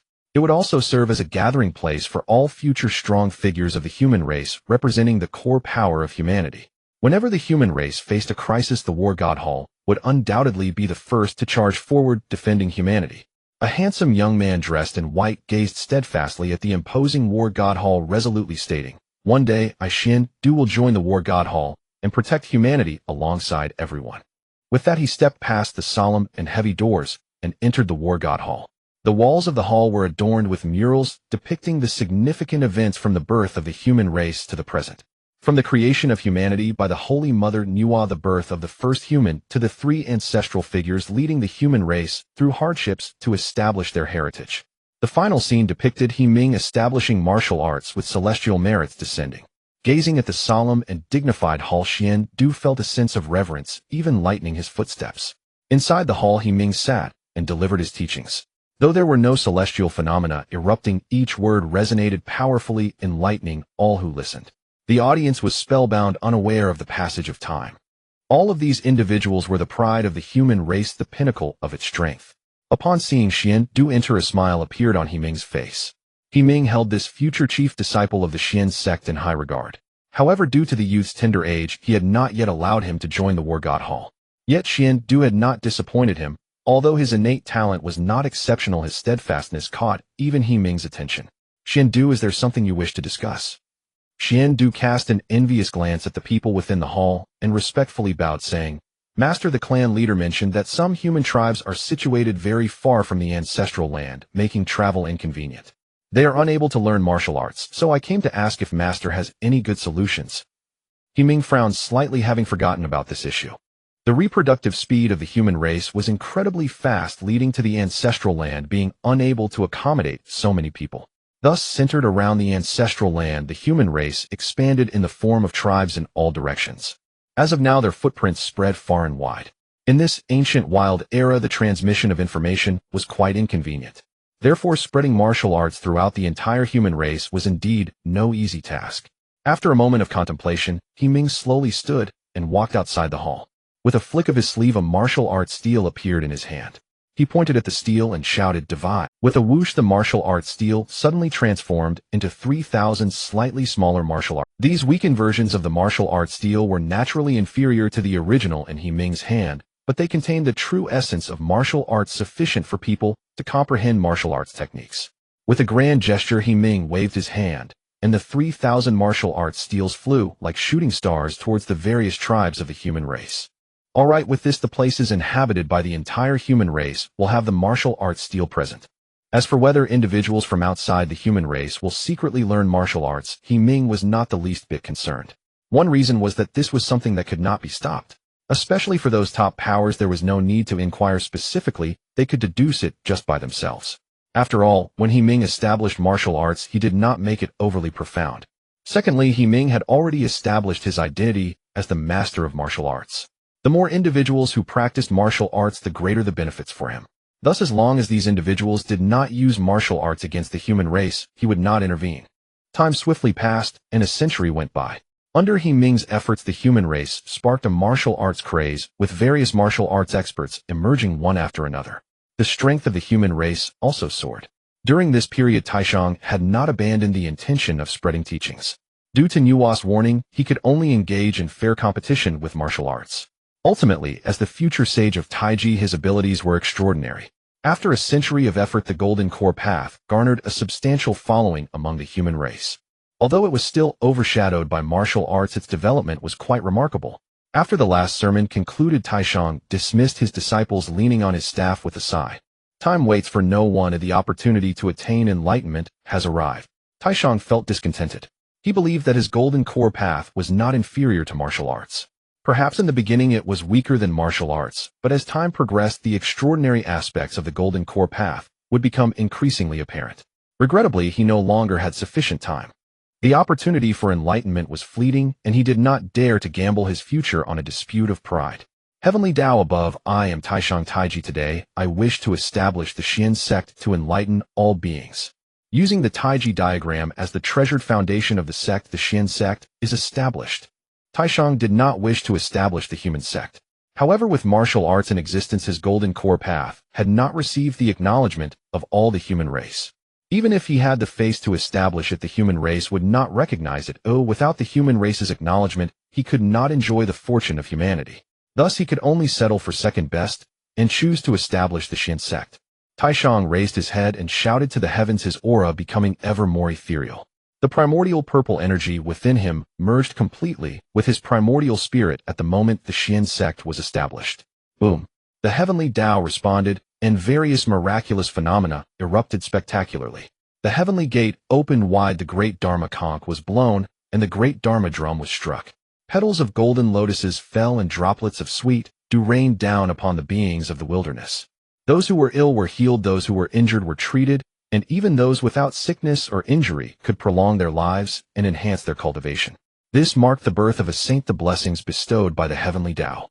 A pillar of merit descended from the heavens, and its immense presence once again drew the attention of the beings in the wilderness. Taishang, is he about to attain enlightenment? Countless powerful beings murmured, their voices filled with shock. It was incredibly fast. Nuwa had only become a saint a few years prior, and now Taishang was following closely behind to attain enlightenment. Countless powerful beings murmured, their voices filled with shock. It was incredibly fast. Nuwa had only become a saint a few years prior, and now Taishang, the former, was sustainable, continuously benefiting from the fortune of the human race. The latter was a one-time transaction. He would pass down the golden core path, gain a wave of fortune, and then nothing more. Taishang could no longer suckle off the human race like a myth, nor could he control the ascension and decline of the human emperor. Meanwhile, Taishang gazed at the descending light of merit with a look of disappointment. This amount of merit was truly too little, far inferior to what Ming had received when establishing martial arts. Fortunately, Taishang did not expect to become a saint solely through the merits of establishing a sect.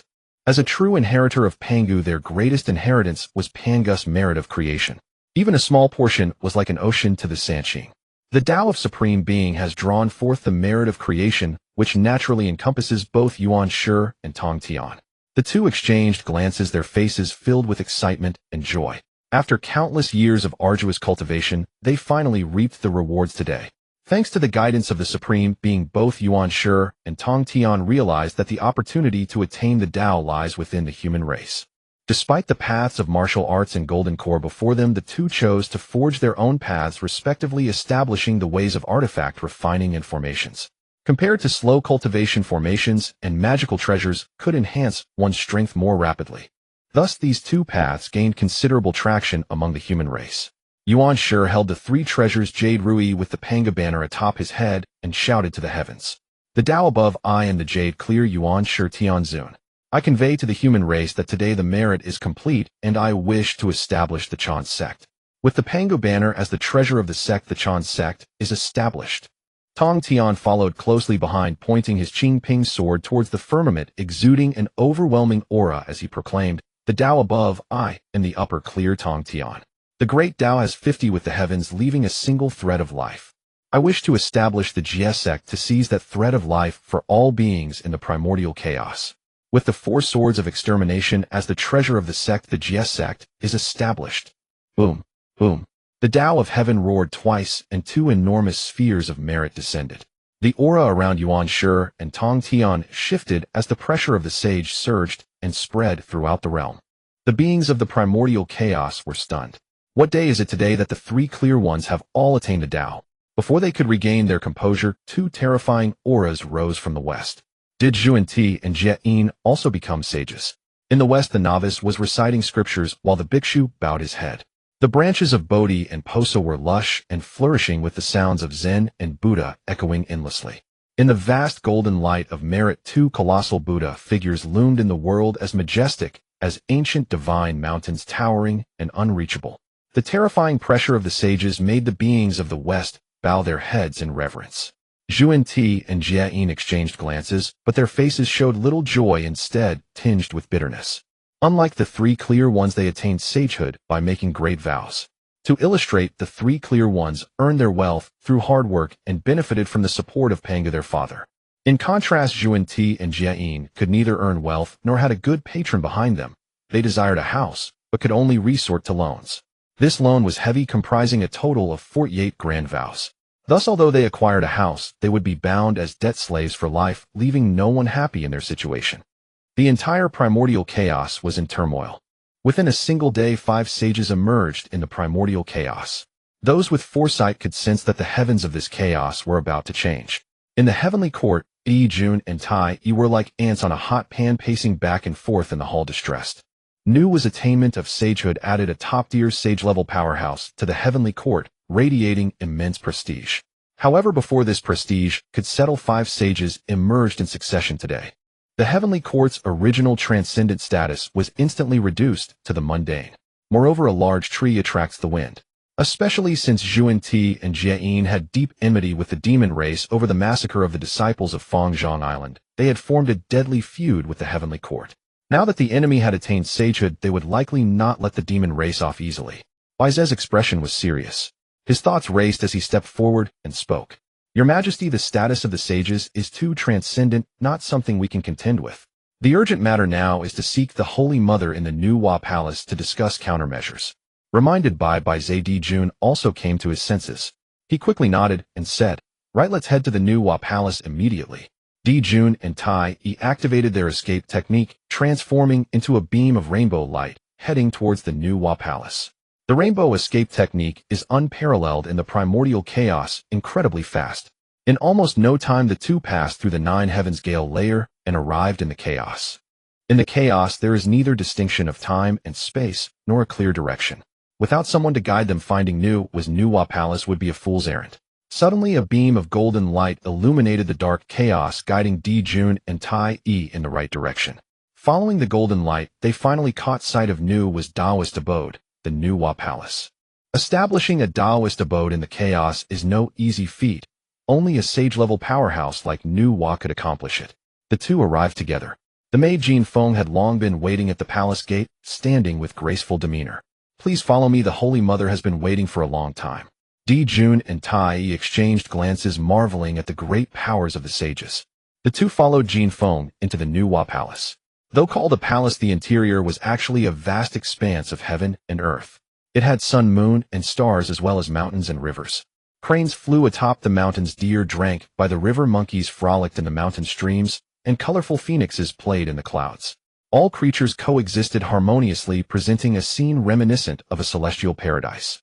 The two entered the main hall and beheld the current sage of the demon race, the Holy Mother Nuwa.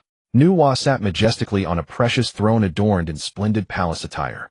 Her celestial bearing was enchanting, her beauty unmatched, captivating the world, showcasing the grace of the primordial world's foremost goddess.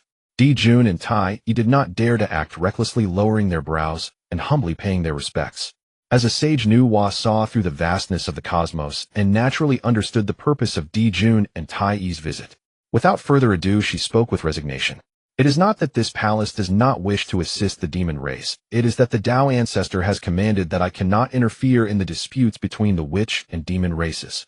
Dijun and Tai's expressions changed dramatically, astonishment evident on their faces. How can this be? Isn't the Tao Ancestor favoring the witch race? Tai said with dissatisfaction, harboring grievances against Hong Jun's actions. Dijun's expression was also solemn. It seems that with Nuwa attaining sagehood, the demon race not only gained no benefits, but rather lost a quasi-sage powerhouse. Moreover, as the leader of the demon race, Dijun was even more contemplative. He faintly sensed that a massive black hand loomed over the heads of the witch and demon races. The deeper he thought, the more he felt a chill. Seeing the two with grave expressions, Nuwa quickly offered words of comfort. However, it is not just I who have been placed under a restriction. The three clear ones are the same, and they absolutely cannot intervene in the matters of the witch and demon races. Upon hearing this news, the expressions of Dijun and Tai finally improved slightly. They were not afraid to contend with the witch race, but opposing the sages left them uncertain. With Nuwa's assurance, they could momentarily set aside their worries about the enmity with Xuan Ti and Jiayin. Remembering how frightened they had been, Dijun felt a surge of grief and anger. Resolutely, Dijun decided that the demon and witch races must determine a victor. If the demon race triumphed, he could unify the primordial chaos and then use the merit to attain the Tao, no longer fearing other sages. If they lost, he would perish and all would be over. Yet before that, he must firmly tie Nuwa, this sage, to the demon race's war chariot. As long as Nuwa was present, even if the demon race were to lose to the witch race, they would not be completely annihilated. With his thoughts swirling, Dijun bowed deeply. Your Majesty, I have one more request. With a single wave of his hand, Dijun conjured a glowing orb out of thin air. Within the orb, countless gray mists surged, yet they were firmly trapped by the outermost layer of scorching sunfire. Nuwa focused her gaze and discovered that those gray mists were actually fragments of souls. These souls belonged to various demon races, tigers, leopards, jackals, wolves, and even a miniature Kuanpung among them. In astonishment, Nuwa said, "This is..." Dijun's expression remained calm as he replied, "These are fragments of the souls of countless demon race citizens from the primordial era, which I now entrust to you, my lady." Nuwa's beautiful eyes trembled slightly, and with a bitter smile, she said, "What is the need for this?" Dijun was handing over the life and death authority of the entire demon race to her. What he sought was merely the protection of the demon race by Nuwa. Ultimately, she accepted the glowing orb, indicating her agreement to Dijun's request. Nuwa took out a golden gourd. With a light touch of her delicate fingers, the souls of the demon race populace were drawn into the gourd. After releasing several puffs of clear chi, the golden gourd emitted a burst of white light, undergoing a mysterious transformation. As the white light dissipated, a large flag appeared in its place. The flagpole resembled a massive beam radiating 5 colors, casting 1,000 reflections. Above it, there was a hazy presence, seemingly containing black and white energies, within which small green tadpoles swam back and forth. This treasure is the demon summoning banner, Nuwa said softly. Upon seeing Nuwa accept the demon summoning banner, Dijun felt a sense of relief. It was not that he did not trust Nuwa, rather the current situation in the primordial world was fraught with uncertainty, and the demon race could encounter unforeseen troubles. Nuwa discerned the determination in Dijun's face, feeling a pang of sorrow within. What did it matter if one was a sage? They were merely puppets of the heavenly Tao, unable to even assist their own kin. In that moment of confusion, she questioned whether attaining sagehood was right or wrong. Dijun Tai noticed Nuwa's unusual demeanor and hurriedly took his leave. In the western spirit mountain, Juani was feeling quite frustrated. He had thought that by becoming a sage he could crush the demon race and trample through the sea of blood, redeeming his past humiliations. Yet he found himself confined by the Tao Ancestor. Although he was not allowed to participate in matters of the primordial world, it was effectively house arrest. Watching the calm and composed Jane, Juani anxiously said, "Senior brother, are we really going to just stay in the spirit mountain and do nothing?"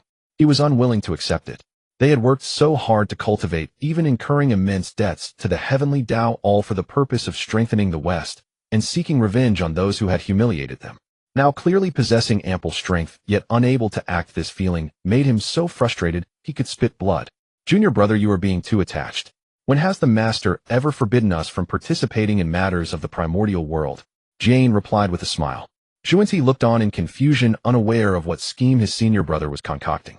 Jane continued, "The Master only said that sages cannot participate in primordial affairs."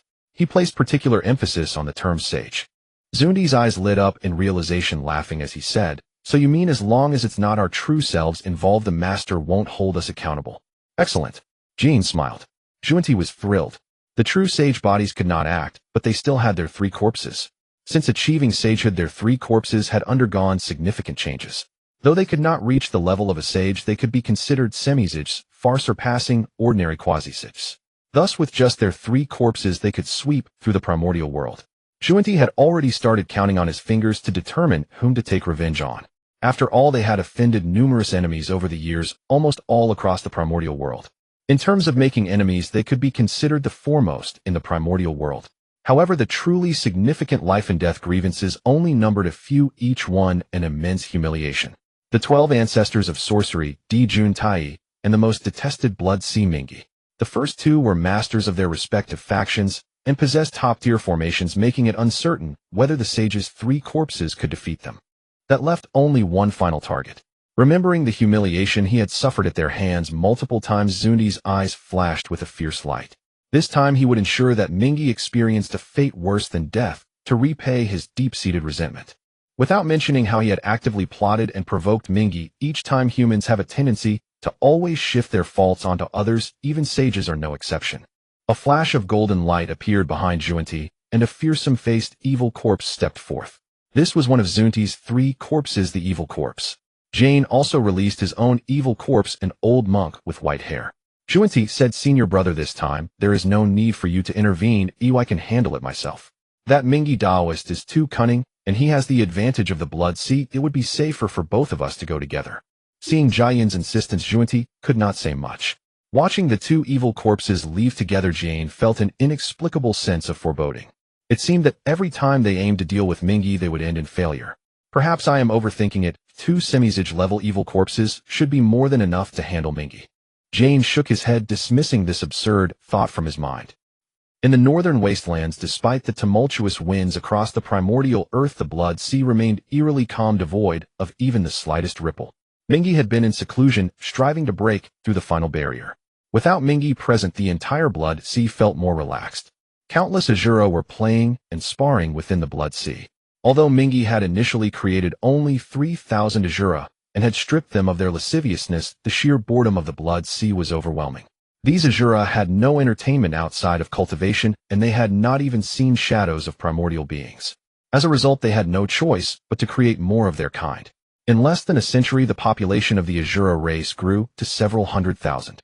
Born from slaughter and feeding on demonic energy, such beings were destined to be incompatible with the heavenly Tao. Thus, the Azura's reproductive capacity was quite poor. So while 100,000 might not seem like a lot, it was already a considerable number. The evil corpses of Jane and Junti arrived at the Blood Sea and immediately noticed the throngs of Azura. Looking at the oddly shaped Azura, Jane couldn't help but ask what kind of beings are these that they can survive in the Blood Sea. Junti extended his hand to calculate, quickly understanding the backstory.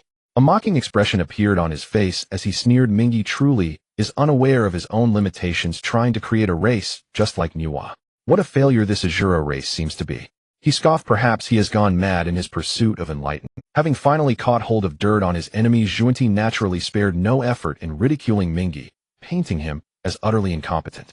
Watching the Azura battle fiercely in the Blood Sea, a glint of brightness flashed in Jiayin's eyes. This Azura race is quite promising. If they can be converted, they could serve as guardians for the West. Although Junti was focused on revenge, he also coveted the vast resources of the Blood Sea. He immediately agreed. Indeed, the Azura have a connection with our West. We should convert them to help them escape their suffering as soon as possible. The two spoke without any deliberate concealment, naturally attracting the attention of others. A burly Azura approached, questioning loudly, "Who are you? What are you doing in the Sea of Blood?" The evil corpse Zhuan Ti joined his hands together, radiating boundless Buddhist light. Amitbach. Under the golden light of salvation, the previously fierce Azura suddenly appeared dazed. Slowly regaining his senses, he looked at Zhuan Ti with a face full of fervor, as though he were a devout worshipper kneeling down, like one paying homage to a true deity. The Azuras in the distance were horrified by this bizarre scene. The Azura king Bo Sun stepped forward, shouting at Zhuan Ti, "You seek death, daring to cause trouble in the Sea of Blood." His fierce face suddenly twisted with rage. He hurled a punch at Zhuan Ti. The terrifying force stirred up massive waves of blood, crashing down with the weight of 1,000 tons. Zhuan Ti smiled slightly, not taking the blow seriously. He simply pressed down with his large hand. The originally turbulent waves of blood immediately froze, as if paused, then collapsed with a crash. Bo Sun's face darkened, knowing he was definitely no match for the opponent. Yet being inherently combative, an Azura would never easily concede. With a flicker of spiritual light, a pitch-black scythe appeared in Bo Sun's hand, exuding a terrifying aura of slaughter. This was the Hell Scythe, obtained from the fractured treasure rock by the River of Souls, later bestowed upon Bo Sun. Holding the superior spiritual treasure, Bo Sun felt a surge of confidence. The dark, ominous scythe cleaved through the air like the legendary Grim Reaper, aiming to reap all life. Everyone saw a flash of black light slicing through the void, heading for Zhuan Ti's neck. Unfortunately, Bo Sun's cultivation level was still too weak. Although this attack was powerful, it was hardly worth mentioning to the evil corpse Zhuan Ti, who was at the half-saint level. Zhuan Ti smiled, lightly pointing his finger. The sharp black light, capable of wounding a great Luo golden immortal, shattered like a mirror. Bo Sun's pupils contracted sharply, and waves of shock surged through his heart. Though he knew the opponent was strong, he never expected them to be this powerful. Zhuan Ti smiled while playing with the flower, saying, "You and I have a connection. Why not cultivate in my western region?" Bo Sun, as the leader of the 4 great demon kings of the Azuras, was inherently proud and would bow to no one except the River of Souls. Seeing Zhuan Ti wanting to subdue him, he couldn't help but curse angrily. The Azuras were not a civilized race, and Bo Sun unleashed a stream of curses with all his. Zhuan Ti's expression darkened a bit as he coldly said, "Stubborn as a ghost, but today you have no say." Behind him, heavy rays of salvation Buddhist light shot out, illuminating Bo Sun. Bo Sun had previously witnessed the terrifying power of the salvation Buddhist light, so how could he dare to be illuminated by it? He hurriedly retreated. However, the speed of the salvation Buddhist light was incredibly fast, reaching Bo Sun's face in the blink of an eye. Just as Bo Sun was about to be illuminated by the Buddhist light, a 5-colored divine light flew in from afar. With a loud bang, the 5-colored divine light collided with the salvation Buddhist light, both vanishing into nothing. 3 people flew in from the distance, namely, Yazi, the leader of the blood prison, Ming Long Shuesha, and Kong Xian, who had come to save him. Zhuan Ti, seeing his salvation Buddhist light shattered by a great Luo golden immortal, couldn't help but show astonishment. The usually silent Jiayin suddenly spoke up, saying, "As expected of the son of the Yuan Feng, this supernatural ability is indeed formidable." Upon hearing this, Zhuan Ti suddenly felt a surge of jealousy. He worked tirelessly for the prosperity of the West while the River of Souls had managed to subdue both the Dragon and Phoenix clans. The power of the Sea of Blood appeared to be even stronger than that of the West. This was even more detestable than the River of Souls overpowering him in strength. It was a blow to his spirit. Yet thinking it over, the River of Souls was still stuck at the half-saint level, while he had already broken through to saint, which balanced his heart. Moreover, the greater the power of the Sea of Blood, the more benefits the West would gain after subduing it. He couldn't help but feel a sense of pride. Over there, Yazi whispered, "This is troublesome. It's Zhuan-Ti and Jieyin from the West. They are old enemies of our master." Shueisha's face turned serious as he swallowed hard. "Saint, don't say anything. The master can't even deal with them right. It's not a saint, it's the three corpses," Kong Xian said decisively. As the young patriarch of the Phoenix clan, his vision was naturally extraordinary, and he immediately discerned that the two before him were not true saints. Of course, mainly because the Golden Phoenix in the Zixiao Palace was also a member of the Phoenix clan, so he could know some hidden matters about the saints. Yazi sighed. "Even the half-saints are beyond our ability to handle. After all, the three of them were merely of the great Luo Golden Immortal level."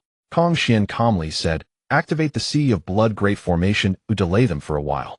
Our master will sense the commotion and immediately break out." Yazi and Shueisha nodded in agreement. Everyone returned to the Blood God Palace immediately. Zhuan-Ti, seeing this, sneered, treating it as the dying struggle of ants. Raising the seven treasures mysterious tree, a beam of colorful light shot out, enveloping everyone. Yazi shouted, "Activate the Sea of Blood Great Formation." Boom. The entire Sea of Blood suddenly boiled with massive beams of light shooting into the sky. The Sea of Blood Great Formation released a blood-red barrier firmly protecting the entire Blood God Palace. The seven treasures mysterious technique struck the blood-red barrier, causing ripples to ripple outward. The colorful light dissipated, but the formation showed no signs of damage. Zhuan-Ti was astonished. With his half-saint cultivation, even a casual strike would be enough to break through an ordinary half-saint's defenses. What kind of formation was this to be so powerful? Jieyin quickly reminded, "This formation is mysterious. Unleash your full strength to avoid any prolonged troubles." All right. They did not take the formation or the River of Souls seriously, but they still dared not waste time. Because the River of Souls had once aided Nuwa in protecting the human race, a connection had been formed. Who knew if Nuwa would lend her aid? Although they wouldn't fear a saint like Nuwa if the two of them teamed up. But why did they feel guilty? Although the three corpses that came this time were not the true bodies, who could say if the Dao Ancestor would permit it? What if Nuwa went to the Dao Ancestor to complain? If the Dao Ancestor were to impose punishment, they would truly be left speechless and unable to voice their grievances. Thus, they must quickly eliminate the River of Souls, not allowing him any chance to turn the tables. The two unleashed their full might, delivering terrifying attacks upon the formation. Although the Sea of Blood Great Formation could not be broken by a saint, the two were the three corpses of saints, effectively half-saints. Thus, the formation would not hold them back for long. After several hours, the barriers of the formation began to show signs of cracks. Breaking through was merely a matter of time. Shueisha looked at the swaying formation, anxious as fire. Why hasn't the master emerged yet? If he doesn't come out soon, we will really be finished. Yazi said, "What are you afraid of? The formation hasn't broken yet." Boom. The Sea of Blood Great Formation shattered. Yazi stared in shock, stammering, It broke." Everyone glared angrily. "Shut your ravenous mouth." Boom. The heavily enchanted divine staff, weighing thousands of pounds, crashed down, directly shattering the hard barrier of the Great Formation. Looking at the panicked crowd, Zhuan-Ti smiled with delight. "Rather than struggling in vain, you might as well join me in the West. Dreaming your blue sky and white sun dream. Anyone who joins the West is a fool." Yazi cursed angrily. Zhuan-Ti was furious and shouted, "Bastard, you court death." The enchanted divine staff suddenly fell, bringing forth a thunderous roar. This strike evidently used all his strength. Even a Deluo Golden Immortal would be severely injured if not dead from it. Yet Yazi showed no fear, transforming into his true divine beast form. Raising the Ancestor Dragon sword, exhaling boundless golden energy, he resolutely slashed towards Zhuan-Ti. The Ancestor Dragon sword radiated divine light, transforming into an illusory figure of the Ancestor Dragon roaring towards the heavens. Zhuan-Ti looked down with disdain, saying, "Ancient bones, how dare you show off your power?" With a clang, the Ancestor Dragon sword was directly sent flying by the immense force of the enchanted divine staff. Yazi suffered backlash, blood spurting forth, his face instantly turning pale. Kong Xian's expression turned serious as he shouted, "Kill." A brilliant five-colored divine light erupted behind him, swirling with the power of the five elements. The five elements pearl suddenly shot out, releasing dazzling brilliance that dazzled the eyes. The blood slaughter transformed into the blood prison infernal dragon, creating endless waves of blood that surged like a flood. Zhuan-Ti stood in the void, his divine might towering like a mountain, as if a supreme being looked down upon the mortal realm. You overestimate yourself. It would be better to follow me back to the west for cultivation. He casually extended his hand, and spiritual energy trembled in fear for millions of miles. A colossal hand formed from spiritual energy appeared, descending slowly with the might to annihilate the world. The five elements pearl was sent flying, its spiritual light extinguished. The boundless sea of blood was directly evaporated by overwhelming magical power, transforming into a wisp of white mist. In the face of absolute strength, all resistance and struggle were futile. Though the giant hand fell slowly, the crowd couldn't even flee. A pressure akin to a blazing sun from a saint weighed heavily upon their hearts, rendering their legs immobile. Beneath a saint all are but ants. Even Deluo golden immortals, facing the pressure of a saint, could only wait for death. Kong Xian's eyes flashed with unwillingness as he gathered all his magical power, desperately resisting.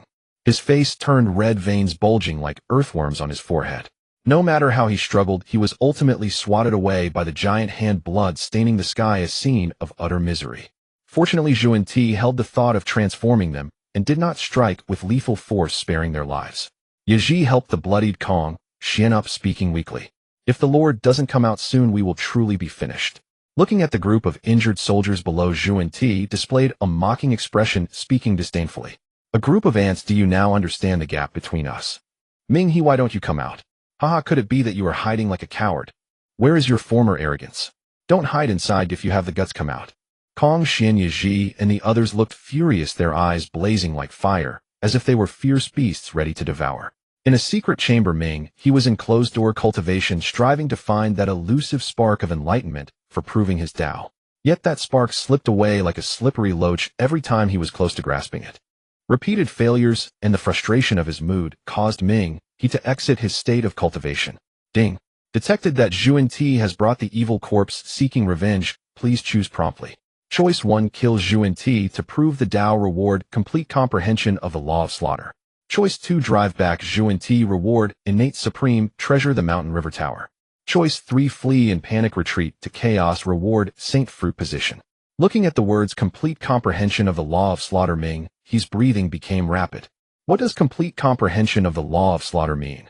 It means he could prove the Tao. Tempted by the allure of proving his Tao, Ming He didn't even carefully look at the other choices and directly chose the first one. Just as he turned off the system panel, Ming He heard Zhuan-Ti's arrogant voice. Without thinking, he directly retorted angrily, what are you barking about? In the Blood God Palace, Zhuan-Ti, who had been enjoying mocking and ridiculing, was suddenly interrupted by a furious shout. Instead of getting angry, Zhuan-Ti was delighted. Of course it wasn't because he was shameless. It was because his old enemy Ming He finally showed himself. Ming He, you finally dare to come out. Zhuan-Ti had been waiting for this day for a long time.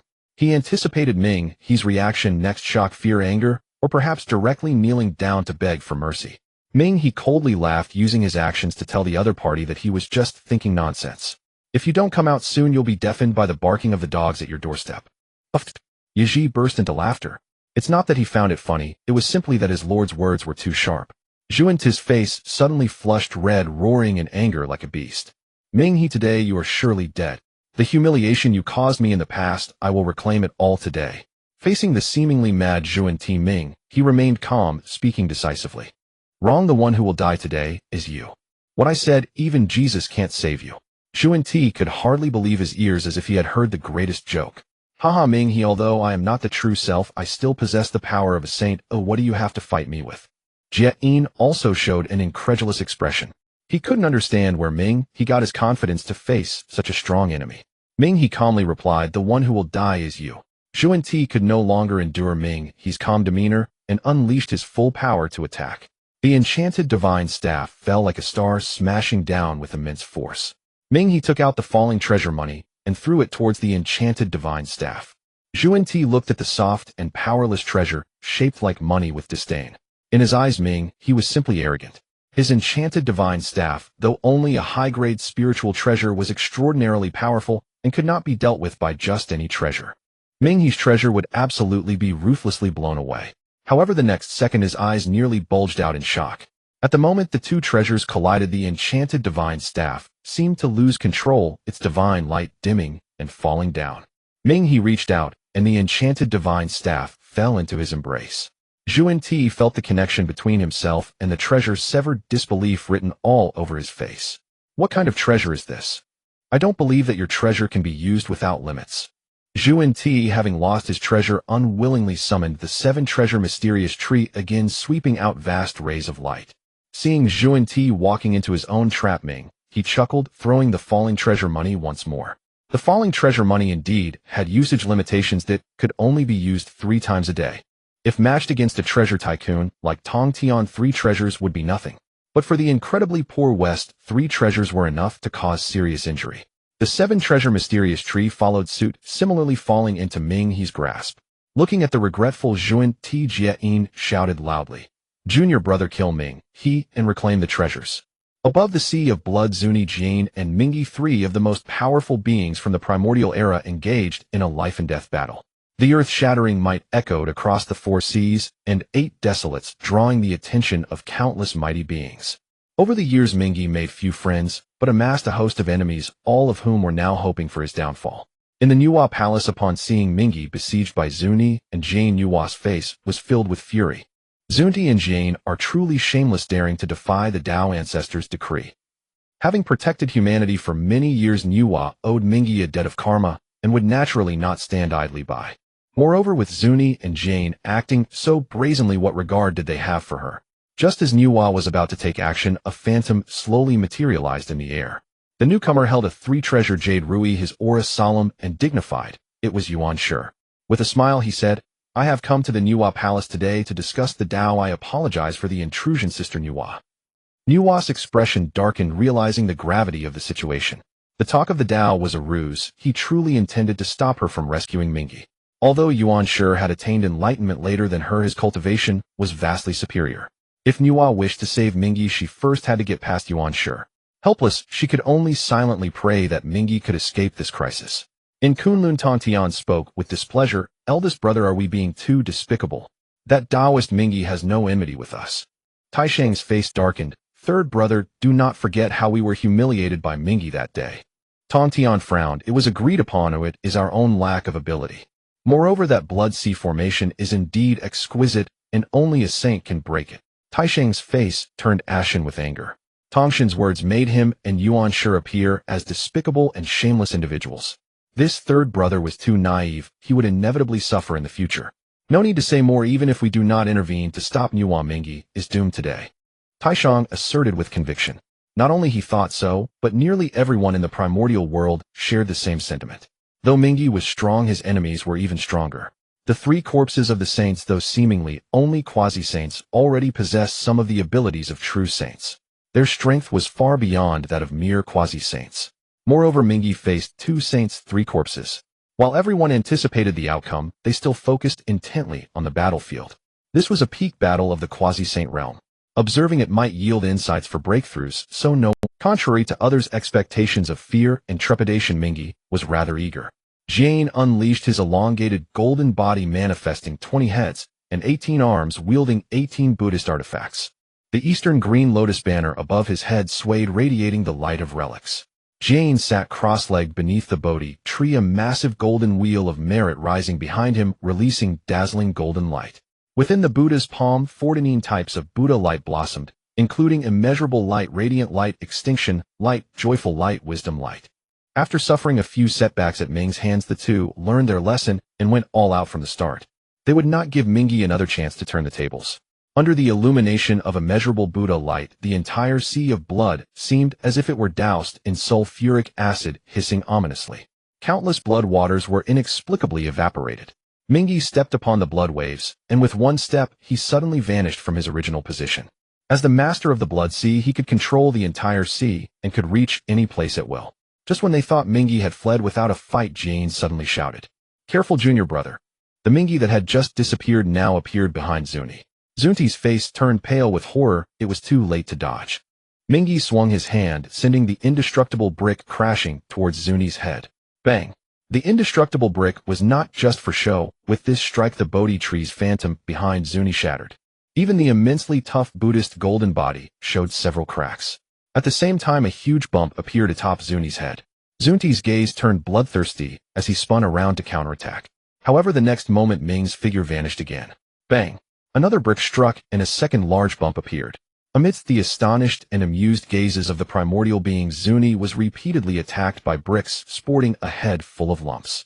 While it resembled the hairstyle of the Buddha from later generations. Below, the Yazi couldn't help but cackle, nearly choking with laughter.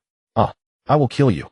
After being beaten like a gopher, Zuni could no longer contain himself and shouted in a frenzy. Jane, as the elder brother, gradually grasped the key and shouted loudly, "Junior brother, lead Mingi away from the Blood Sea. He will then be unable to teleport."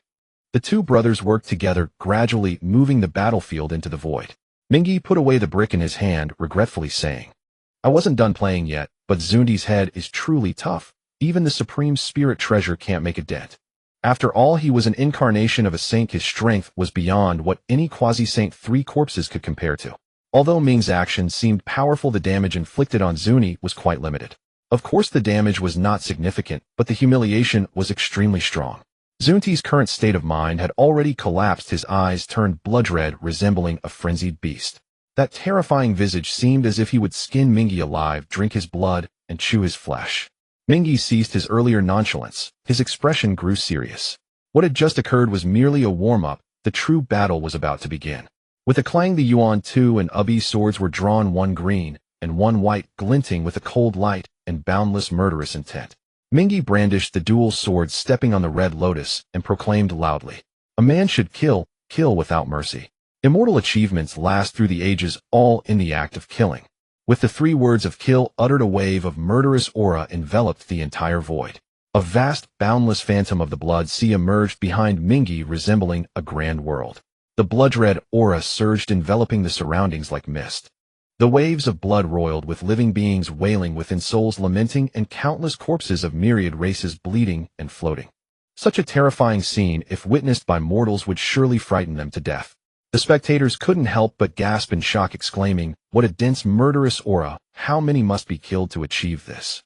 Mingi rarely killed, as he had always stayed in the Blood Sea and seldom ventured out.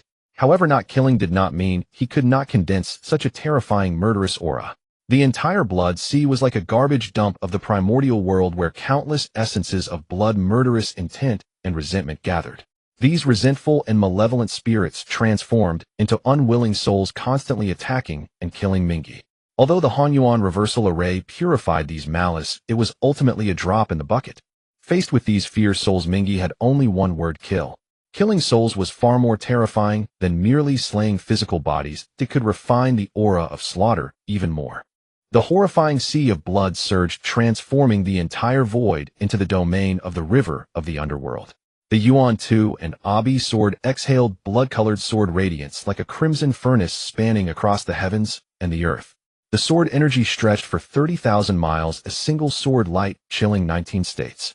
The sword energy roared like a dragon, howling through the 9 heavens. When the sword fell, it was akin to the divine punishment of the heavens, carrying an unyielding momentum to slay all. Tantian could not help but rise and shout, "What a fine sword! After this battle, I must discuss the Tao with my friend of the river of the underworld." Although Taishang did not understand the sword path, he could tell that the river of the underworld's combat power was extraordinarily formidable. An absurd thought suddenly surged in his mind, and he shook his head vigorously. Impossible. Below the saint all are but ants. No one can defy the heavens, and slay a saint no one can. In the face of such a terrifying sword technique, Zhuanti and Jijing's expressions turned grave. They had anticipated that the river of the underworld would be strong, but they never expected it to be this strong enough that both felt an intense threat. "Junior brother, be swift and decisive. This person must not be left alive." Jijing's entire body radiated with Buddhist light as 18 Buddhist arms simultaneously thrust towards the river of the underworld. The river of the underworld's expression turned cold as he swung his sword once more. A sword energy soaring to 10,000 zhang burst forth, cleaving the void and carving a profound chasm. The sword light shimmered with blood, emanating a bloodthirsty aura, severing all of Jijing's Buddhist arms. Jijing's face turned pale, and the Buddhist light around him dimmed significantly.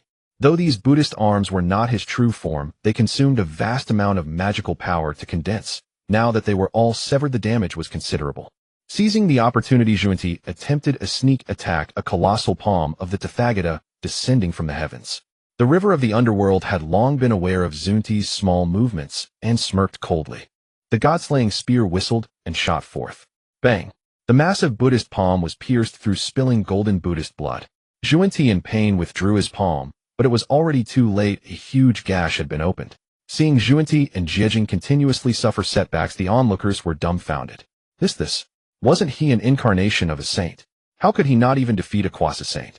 If Zhuanti and Jiejing knew their thoughts, they would probably jump out and curse. It's easy for you to say, is the river of the underworld an ordinary quasi-saint? His battle power is monstrous. You can up no can no BB. Zhuanti said with a grim expression. Senior brother used that move. Alright, a saint must not be insulted. Jiejing decisively replied. In an instant, a terrifying power surged from the two of them, sweeping across the heavens and the earth like ripples. This power was like the overwhelming celestial might, vast as the sun, compelling one to bow down in worship. The powerful beings inhaled sharply. This aura is the power of a saint. The power of a saint is the strength that belongs to a saint. Though Zhuanti and Jiejing had previously been suppressed by the river of the underworld, it was because their methods still fell within the quasi-saint realm. However, the power of a saint far surpasses that of a quasi-saint.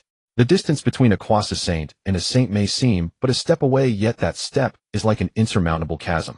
The gap between them is even greater than that between mortals and great Luo golden immortals. It is this chasm that has blocked countless brilliant and talented beings, causing many to halt here. The crowd secretly thought the river of the underworld is in danger. The river of the underworld's eyes narrowed slightly, realizing that this was his opponent's trump card. Waves of deathly threats gradually enveloped his heart, making him feel as if he were sitting on needles. At the same time, he could also sense the bottleneck that felt as if it had been locked down was finally showing signs of loosening. A smile involuntarily appeared on his face. The crowd. They did not know whether they were seeing ghosts or if the river of the underworld had gone mad. How could he still smile in such a dire situation? Damn. Indeed, those who can reside in a place like the Sea of Blood are all abnormal. Zhuanti's gigantic Buddhist form towered 10,000 zhang high, majestic as a mountain, looking down upon the river of the underworld. River of the underworld, today is your day of demise. Like a deity high above, he pronounced judgment upon the ants. Zhuanti and Jiejing both struck simultaneously, two massive Buddhist palms closing in from either side. This strike is not a true attack in the traditional sense, but a conceptual causal attack. Above and below, all around, there is nowhere to escape, nowhere to avoid. No matter where you flee, this strike will follow like a homing missile. There is no escape, only acceptance. The river of the underworld's eyes sparkled with divine light. In his eyes there were no Buddhist palms, only the immense power of the heavenly Tao. Like chains, like vast nets, they descended upon him from all directions. There was not a single flaw, not a single chance for survival. This is the terrifying aspect of Saint's power. The corners of the river of the underworld's mouth curled into a light smile. Since I cannot dodge, then I shall sever this binding net. With a firm grip on the sword hilt, he did not rush to strike. He was building momentum. However, to outsiders, the river of the underworld's preparation appeared as if he was helplessly awaiting death. The crowd below in the Sea of Blood was sweating with anxiety. Yiji's face was pale, his eyes revealing terror. It's over, it's the end. Kong Xian stared intently at the river of the underworld with eager anticipation. Although he was forced into becoming a disciple when he first joined, the hundreds of years of imparting teachings and resolving doubts had led Kong Xian to develop sincere respect and admiration for the river of the underworld as his master. In the Zixiao Palace, Nuwa's expression was as deep as water, having attempted to rise several times. Yet upon seeing the smiling Yuanshi opposite her, she sat back down. In her heart, she bore a grudge against the three pure ones for their domineering actions. All of them are disciples of saints. Your arrogance shows a lack of respect for others. However, Yuanshi paid no mind to Nuwa's thoughts. At this moment, he was beaming with pride, a face full of smugness. When had Yuanshi ever suffered such grievances in his life? Yet he was humiliated in the Great Blood Sea formation. Not only was he beaten like a drowned dog, but he was also splattered with filthy blood. This was a profound humiliation for Yuanshi, who valued dignity. At that time he swore that he would not be a gentleman if he did not repay this grudge. Now, as the river of the underworld was about to fall, his past disgrace would also be washed away. Ignoring all the various discussions and gazes from the crowd, the river of the underworld remained focused on building momentum. even as the Tongtian Buddhist palm was about to arrive before him. The blood light on the Yuan Tu and Abi sword was gradually turning black. It was the power of the law of slaughter. He infused all his insights into the law of slaughter into this single sword. The river of the underworld was quite confident in this sword. Firstly, he was confident in his own strength. Secondly, Zhuanti and Jiejing were not the true bodies. As long as they were not true saints, he had no fear. Finally, just as the terrifying Buddhist palm was about to reach the river of the underworld, he drew his sword. The sword was unsheathed. To kill one is a crime, to slay 10,000 is to be a true hero. Slay 900,000 and you are the hero among heroes. Zhuanti sneered as if looking at a dead man. A dying struggle. The river of the underworld drew out his sword. With the astonished eyes of all, he executed an extraordinary sword strike. A single sword stroke erupted, shaking heaven and earth, moving gods and demons to tears. Its resonance thundered across the primordial chaos, reverberating through the 4 seas and 8 wastes, illuminating the myriad realms of the cosmos. Every living being across the primordial chaos, no matter where they stood, instinctively raised their heads in stunned awe at this terrifying blade. This was no ordinary sword technique. It was the sword of cosmic law imbued with the essence of slaughter itself. Beneath the heavenly Tao, all beings were but insignificant insects. Only a lawborn force equal to the heavenly Tao could contend with the quasi-saints Zhuanti and Jian, whose power stemmed from sainthood itself. The sword light blazed like an aurora, cleaving the heavens as it collided head-on with the colossal Buddhist palm descending upon it. Within the palace of Yuan, Yua smiled faintly. Yuanshi's expression darkened by the moment. Tai Shang remained impassive, his face like still water, while Tongtian watched with rapt fascination, studying the sword stroke in meticulous detail. Boom! A deafening detonation shattered the air. A colossal mushroom cloud surged skyward, tearing the void asunder with a rending shriek, revealing the fathomless blackness of primordial chaos. Oh! Piercing cries of agony echoed forth. Divine senses belonging to mighty cultivators, daring to peer into the battle, were instantly obliterated by the cataclysmic force. When a city gate catches fire, even the fish in the pond suffer. The wars of the supreme are unforgiving. Those of insufficient strength who recklessly intrude upon such conflicts court only their own demise. All present glimpsed only a blinding flash of white light. That razor-sharp sword chi spanned heaven and earth. A mere glance at its brilliance seared the eyes with unbearable pain. Zhuanti and Jian's pupils contracted violently.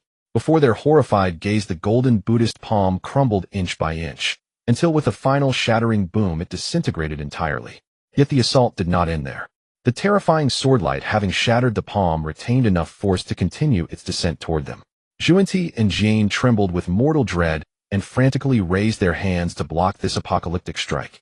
But against such a heaven-shaking, earth-rending ultimate sword stroke, all resistance proved futile. The Bodhi phantom split cleanly in two. The Zixiao golden body collapsed. Sacred Buddhist blood streamed across 1,000 miles of sky. Boundless Buddha light winked out. Divine artifacts shattered into dust. Even the power of sainthood offered no defense against this annihilating law of slaughter, the very embodiment of cosmic destruction. Zhuanti and Jian's faces contorted in abject terror as they unleashed one final furious roar of defiance before death claimed them. No. Whoosh. A blinding white light flashed. 2 noble heads soared skyward. Sword chi erupted inward, pulverizing their internal organs and extinguishing every spark of life within. Their severed heads struck the ground, eyes wide open in unrelenting, unyielding death glare. Rumble. The heavens roared, a thunderous, wrathful bellow, as if the heavenly Tao itself had been provoked.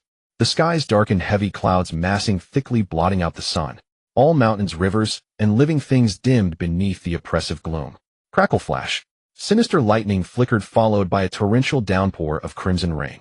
Every being across the primordial chaos felt an overwhelming sorrow rise in their hearts, tears streaming unbidden down their cheeks.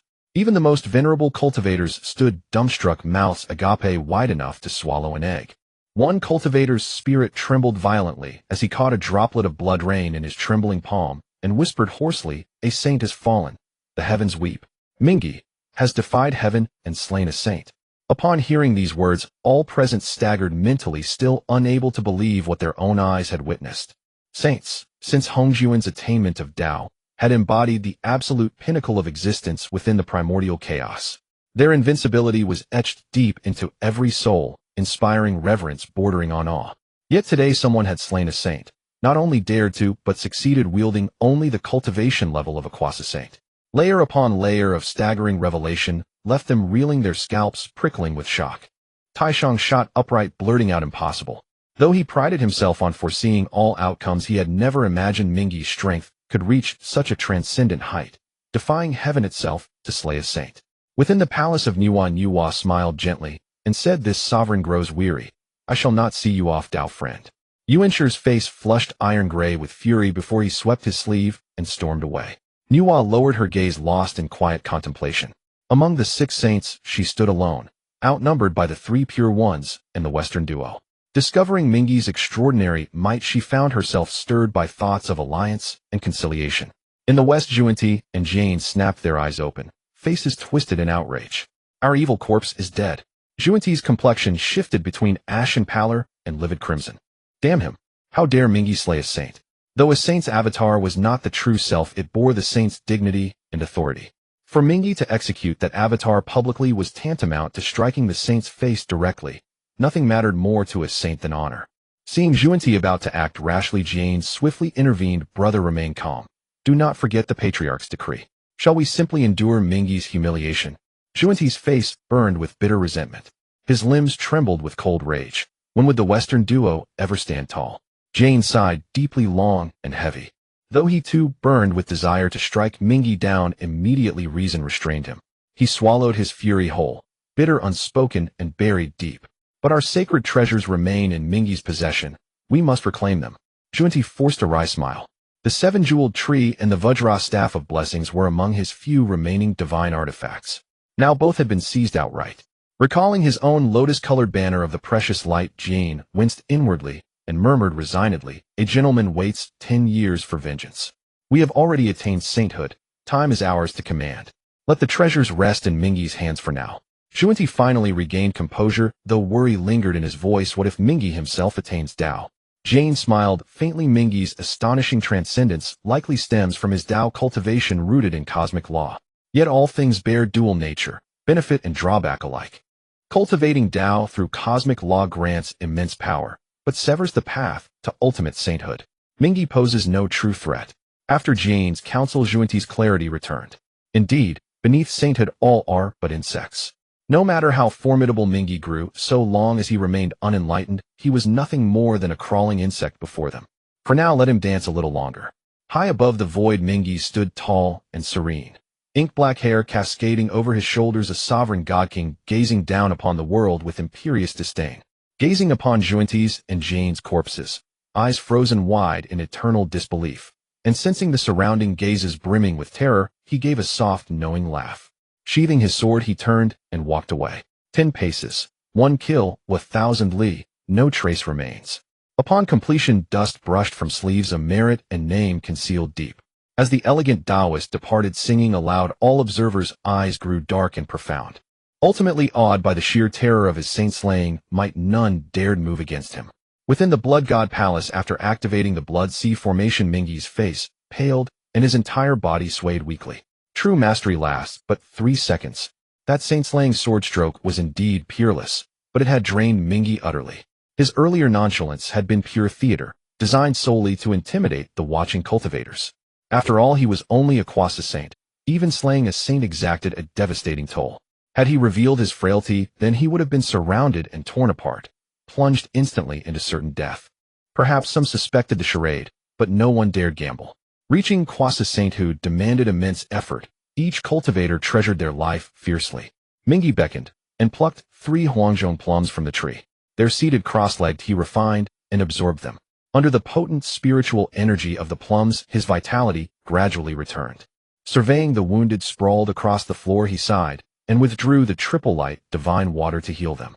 After issuing final instructions, he sank the entire Blood God Palace to the depths of the Blood Sea and began preparing for his ascension to the rank of Supreme Immortal of the mixed primordial Tao. System claimed the reward. Ding. The understanding of the law of slaughter is being transmitted. Ming, he sat cross-legged in the secret chamber, quietly feeling the insights transmitted by the system. The heavenly mechanism disk floated above, shedding glimmering lights, concealing the secrets of the world, preventing others from discovering Ming, his path to enlightenment. The system did not disappoint Ming. He knew profound insights of the great Tao emerged in his heart. The void trembled, spiritual energy surged, and the laws of heaven descended. The Yuan Tu and Abi swords trembled in Ming, his embrace emitting an excited hum. A phantom of a blood sea appeared behind him, enveloping the entire space in boundless blood and killing intent. Ming, he felt a tremor in his soul, arriving in a wondrous space. It was a realm of chaos filled with emptiness. No heaven, no earth, no sun, no moon, no stars, no chi. Chains of law power converged upon him like a net of heaven and earth.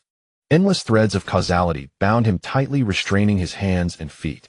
The threads woven by causality were far more entangling than any rope in the world, and no one could dispel them. The heavens rumbled, and a terrifying black thunderbolt suddenly struck down. In such a dire situation, even a quasi-saint would undoubtedly perish, but Ming, he was not an ordinary quasi-saint. Ming, he shouted, "Burn!"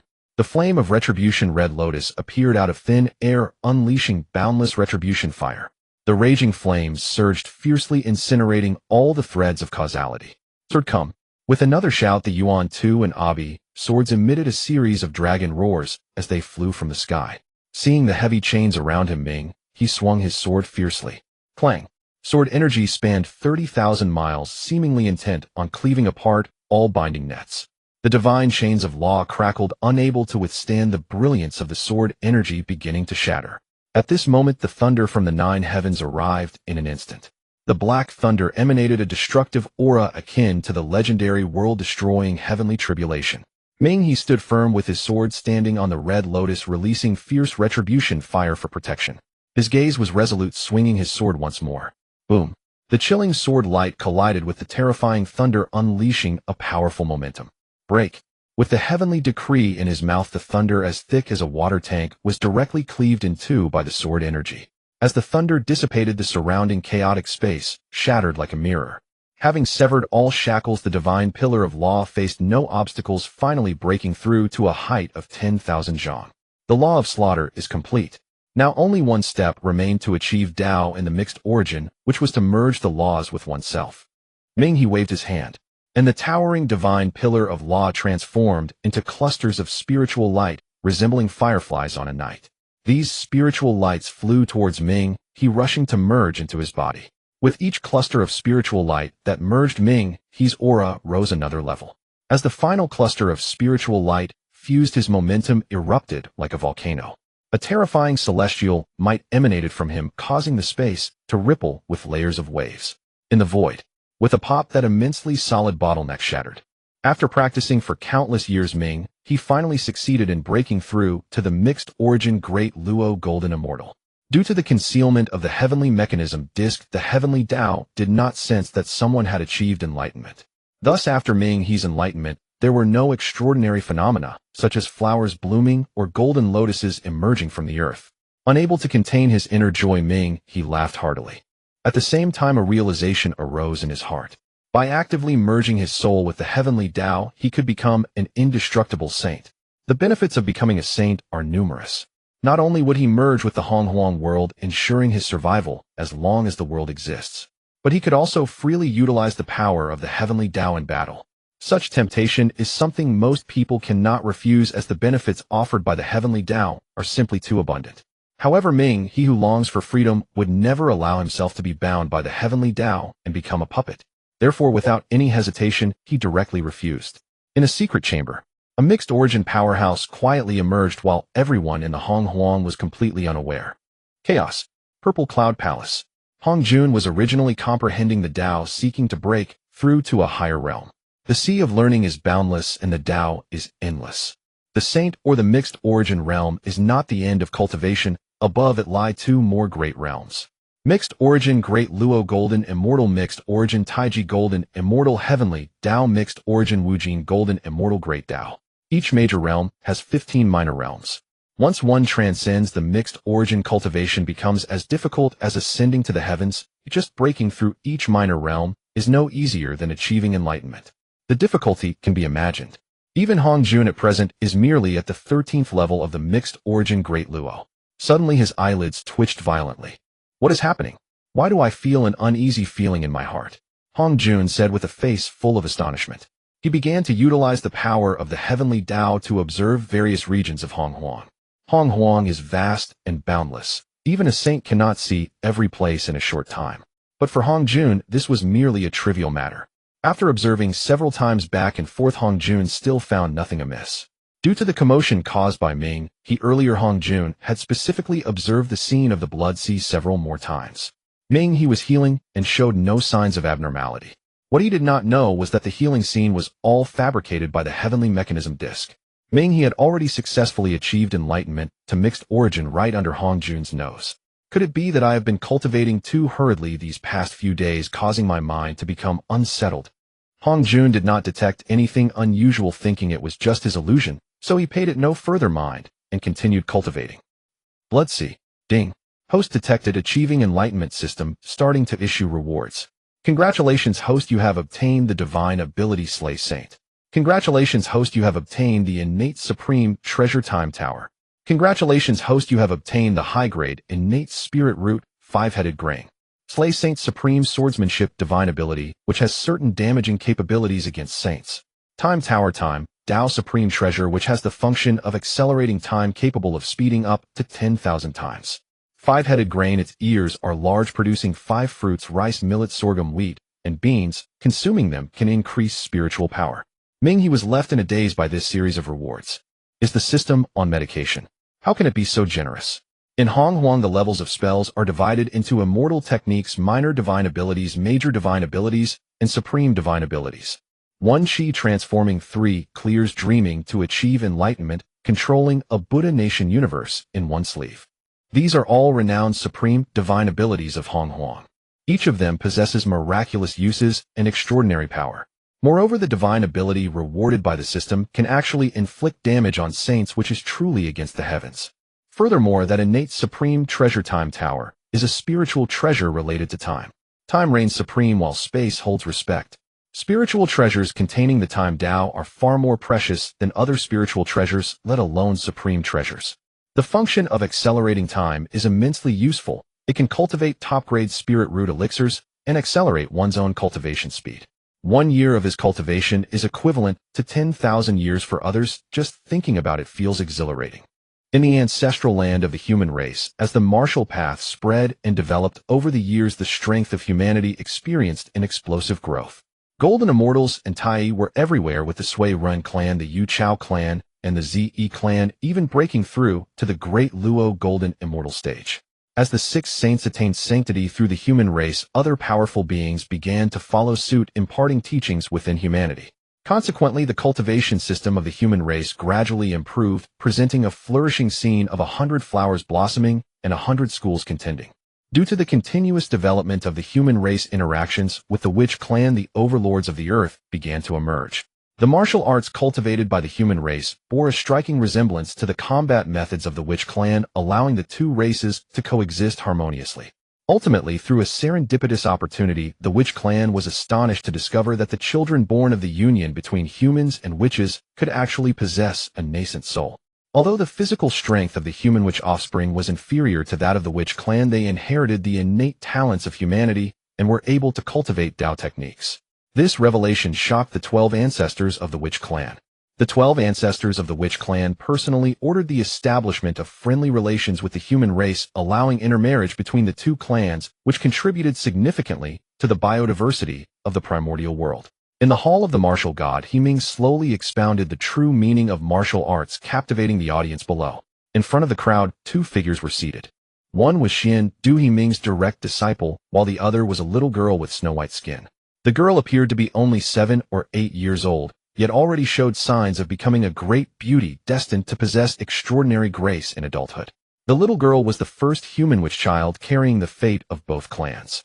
When she was born, celestial merits descended, and the heavenly path celebrated her arrival. Recognizing her extraordinary talent, Ming took her as his disciple. By the way, the little girl's name was Change. Indeed, it was the Change of Legend who ascended to the moon. After the teaching concluded, everyone else departed, while Ming continued to provide special instruction to Xian Du and Change. After all, they were his direct disciples, and he naturally wanted to invest more effort into their education.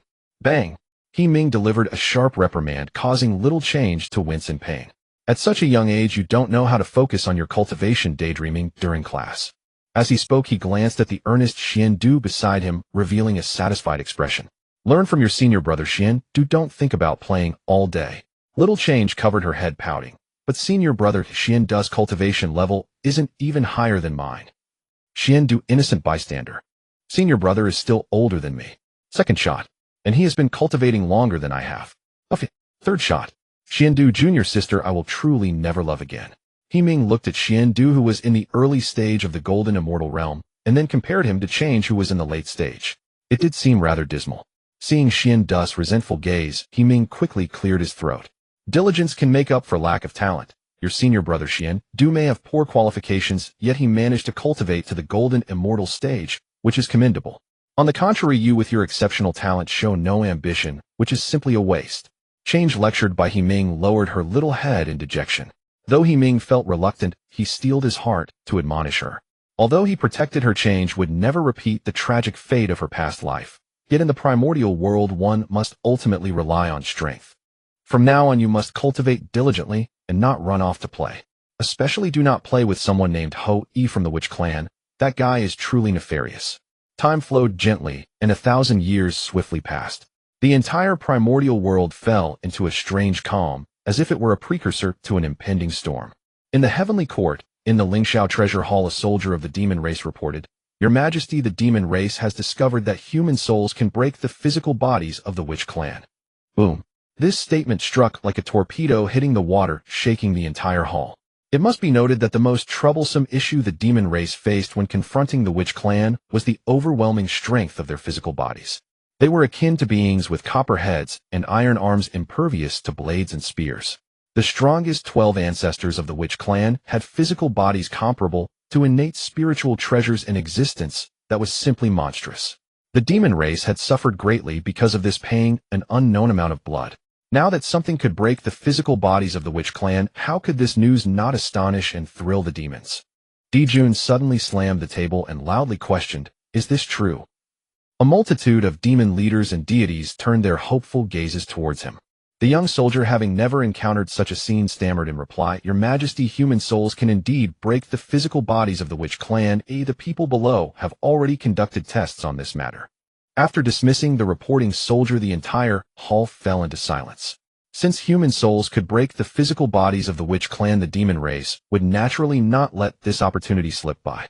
However, no one dared to speak up first, for humanity was created by Nuwa. Even the so-called wise one of the demon race, Baizé, remained silent, fearing to attract trouble. Finally, Dijun's voice shattered the long silence. "Notify all demon warriors to hunt down humans, extract their souls, and forge a sword to slay the Witch Clan. As for matters with the Lady Nuwa, if blame comes down, I will bear it alone." In normal times he would certainly not wish to offend a saint. However, now that Nuwa was confined in chaos, offering no support to the demon race, Dijun could only seize this hope represented by humanity. At this moment he stepped forward and smiled. "Elder brother, need not worry, humanity is merely a little toy created by the lady. After all these years she has not interfered, so I suppose she does not care. We do not intend to exterminate humanity, we only wish to forge a sword to slay the Witch Clan, so it is likely that the lady will not blame us." Dijun and Tai-E understood that all the saints were confined, but the other demons were unaware. Tai-E was not as coarse as he appeared. Instead, he was shrewd beneath the surface.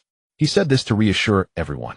Upon hearing Tai-E's words, Baizé and the others felt that what he said indeed made sense. Nuwa had indeed shown an indifferent attitude towards humanity over the years. In an instant, the previously anxious feelings of the crowd vanished. This operation must be swift. Gather enough human souls as soon as possible so as not to raise the suspicions of the Witch Clan. I, along with Tai-E and the 10 great demon leaders, will personally go to battle. Kunping and Fushi will remain to guard the heavenly court. Fux's expression stiffened, realizing Dijun was wary of him, fearing he might report to his sister Nuwa, so he deliberately left Kunping to monitor him. Kunping wore a bitter expression. Ever since the last incident involving the seizing of the primordial purple chi, Dijun had grown wary of him, even forcing him to surrender a strand of his nascent soul, branding him with the demon banner. Now that his life was in someone else's hands, he could only obey orders. Moments later, the drums of war sounded, and the flags fluttered. Countless demons prepared for battle, rushing towards the human territories below with bloodlust. At Mount Kunlun, the gaze of the Taishang reflected the scene of the demon race's expedition, and he stroked his beard with a smile. In that case, let this poor Taoist lend you a hand. Behind him, the Taiji diagram appeared, releasing myriad golden lights swirling through the void. The entire heavenly mechanism was like muddy water, disturbed, chaotic, and unclear. Even if Nuwa herself were to derive it, she wouldn't be able to predict anything. In this battle, Ming is undoubtedly doomed to die. When that time comes, as martial arts decline, my golden core Dao will surely dominate among the entire human race.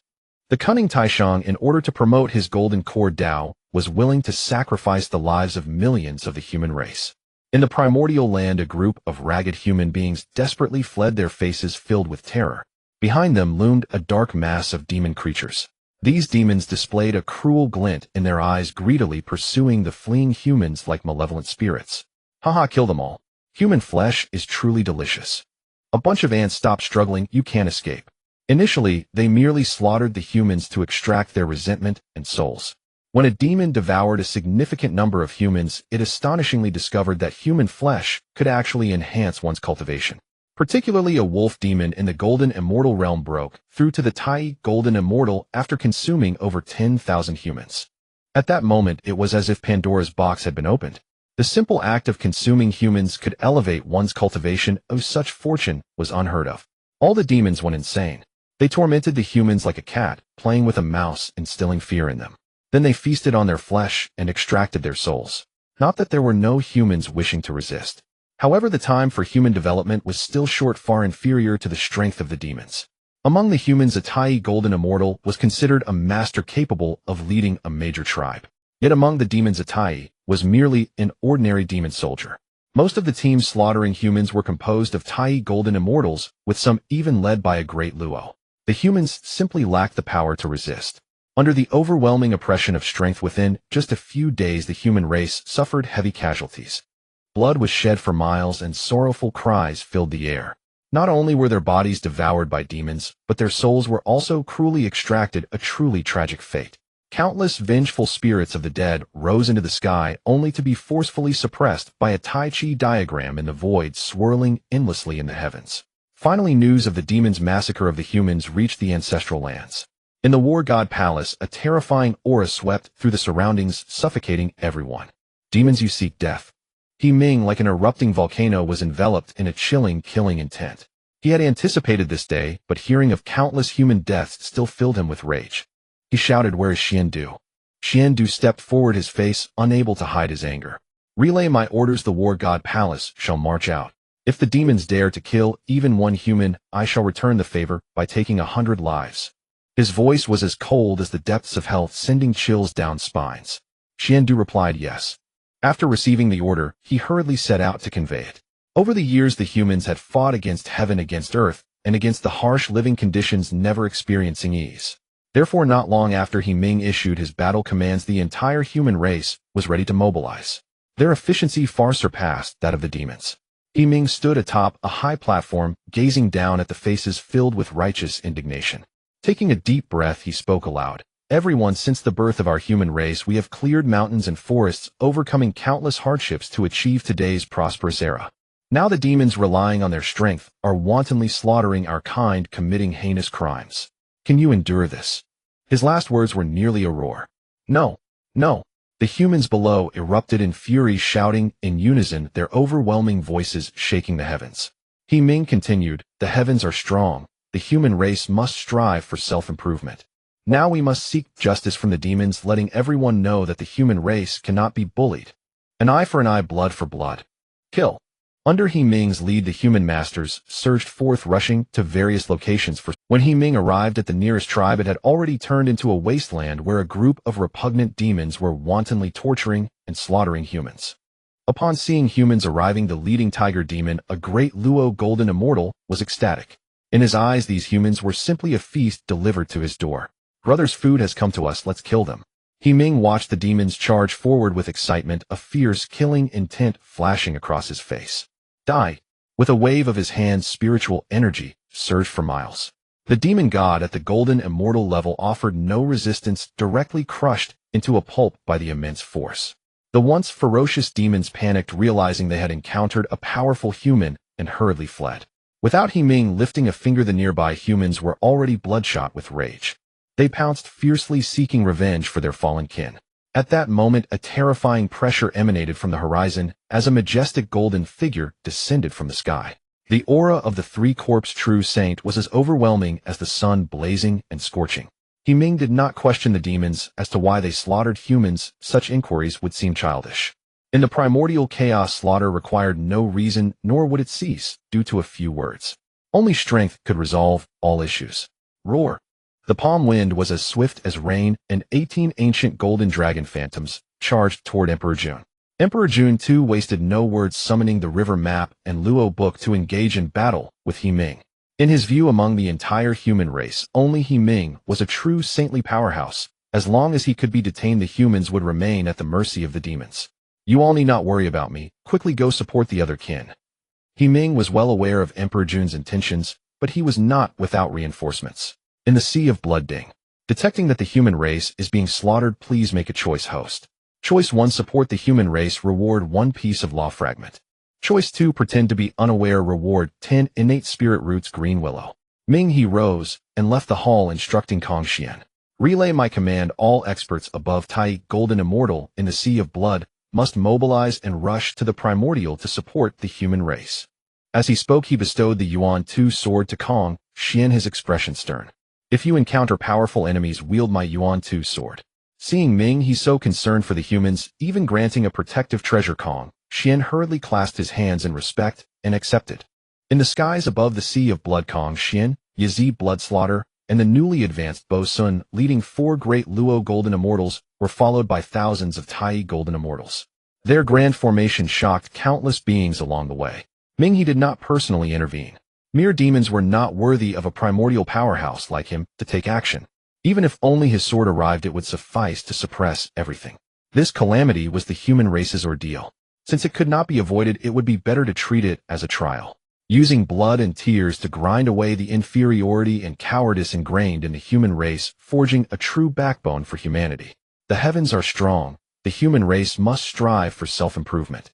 The people of the Sea of Blood ran madly, and soon they reached the human territory. Ahead, leading the demons in their massacre, was one of the 10 demon lords by Fong. Even when facing an established great Luo powerhouse, Kong Xian showed no fear. Behind him, the 5 colors divine light surged into the sky, embodying the power of the 5 elements, shooting toward his opponent. The calm wilderness had long been disturbed, igniting the flames of war once more. This time, however, the protagonists were not the Wu clan, but the human race. Though the human race initially suffered heavy losses, the situation began to improve gradually once the war god Hall intervened. The humans were no longer facing a one-sided slaughter, but were starting to counterattack. In this battle, countless human prodigies emerged. A young man wielded a 3-foot-long azure blade, his expression stern, exuding the aura of a swordsman. Opposite him stood a bear-like beast towering 100 feet high, its body resembling a mountain. With a furious roar, it summoned ancient divine mountains, hurling them toward the swordsman.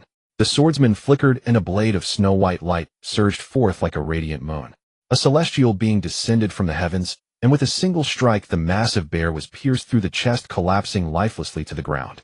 On another battlefield, an elderly man with white hair embraced the principles of Tai Chi, his feet firmly planted in the balance of Yin and Yang. 2 wolf demons at the Tai golden immortal realm were caught in his playful maneuvering. Ultimately, the explosive forces of Yin and Yang shattered the wolf demons, brains extinguishing their life force. The most striking figure was a woman clad in red, embodying unparalleled elegance. With silver needles shooting forth like a torrential rain of pear blossoms, she reaped countless lives of the demon clan. Even if the demons were of the same realm, ordinary ones could not withstand more than 3 moves under her hand. There were also humans who did not cultivate martial arts. They rode swords through the heavens, skillfully wielding various methods. Some used magical treasures, others cast talismans, and some set up intricate formations.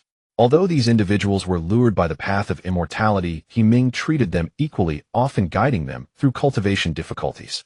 They would never betray their race and willingly fight for it. Each of these individuals was a prodigy of the human race, a backbone of humanity.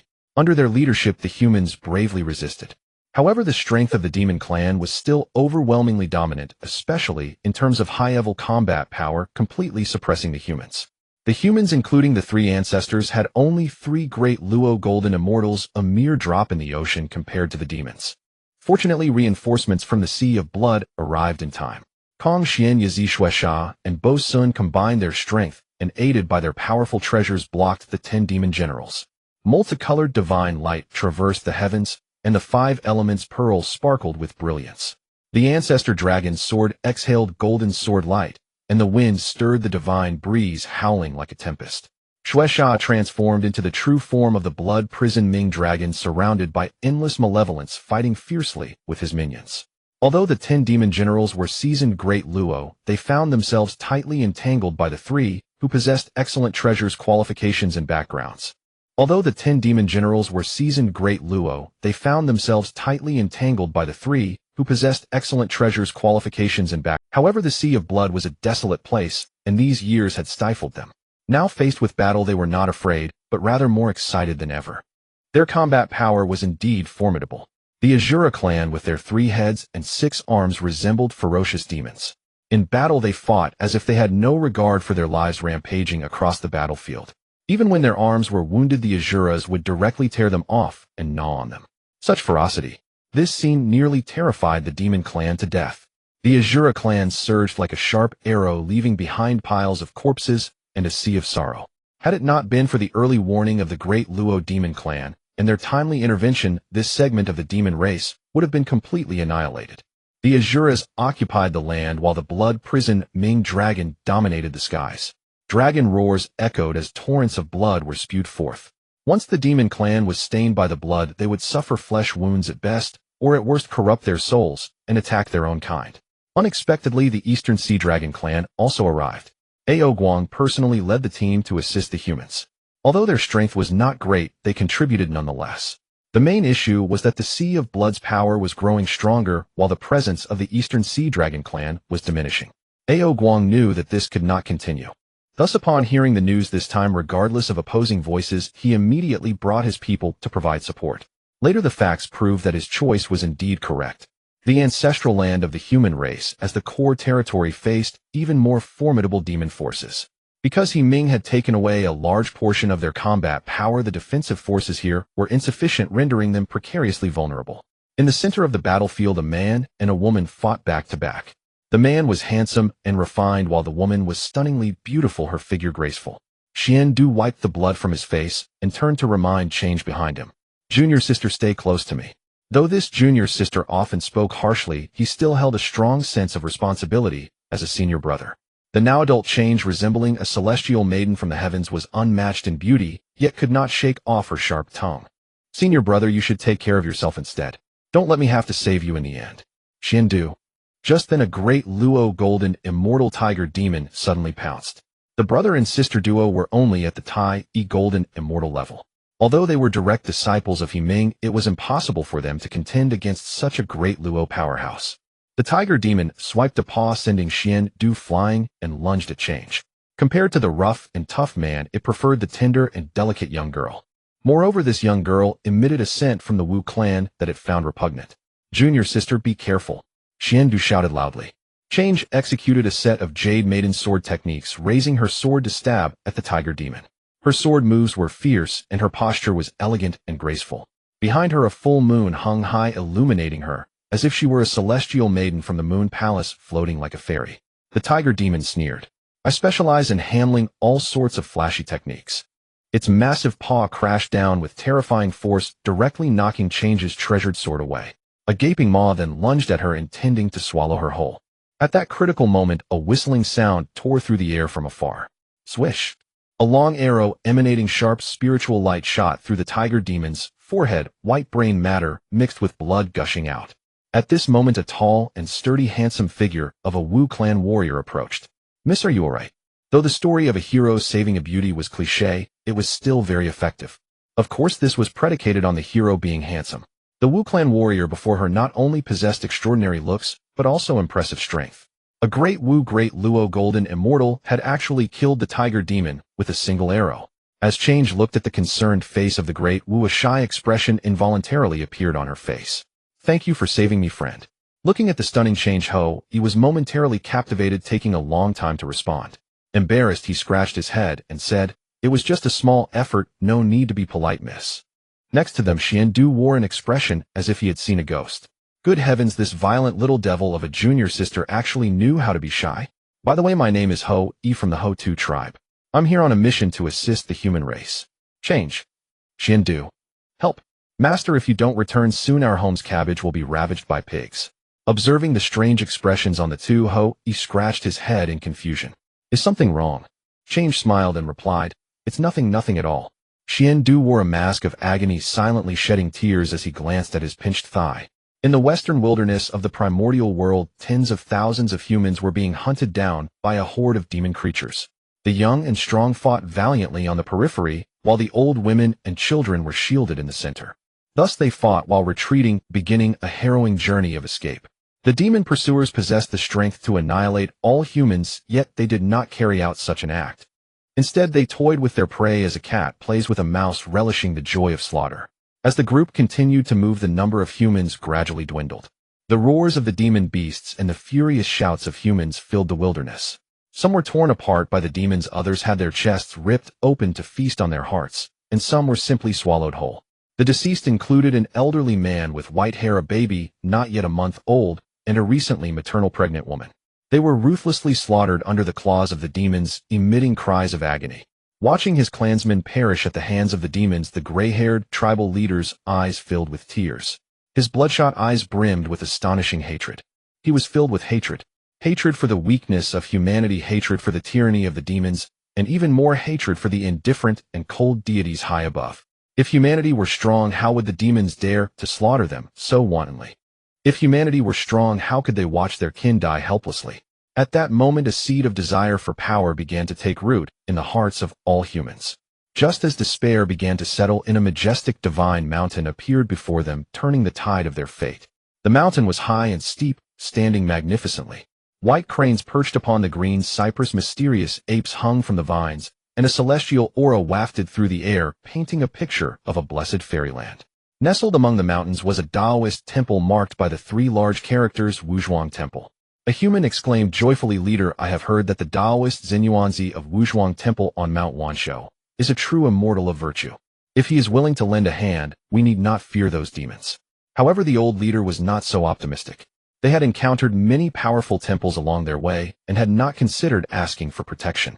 Yet each time they were turned away. If it were under normal circumstances, these powerful beings would not mind offering assistance to gain the favor of the Holy Mother. But this time the pursuers were demons, the overlords of the primordial world, and they dared not offend them. They all closed their doors, choosing to ignore the plight.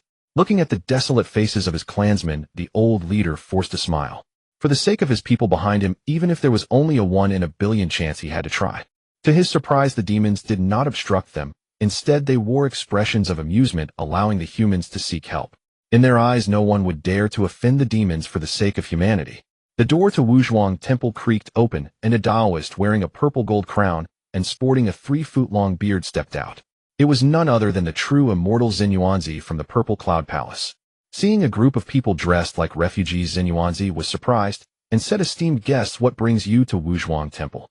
The old leader, with tears streaming down his face, said, "To be honest, we are here seeking refuge. The demons are cold-blooded and ruthless, slaughtering our people. We are left with no choice but to resort to this plan.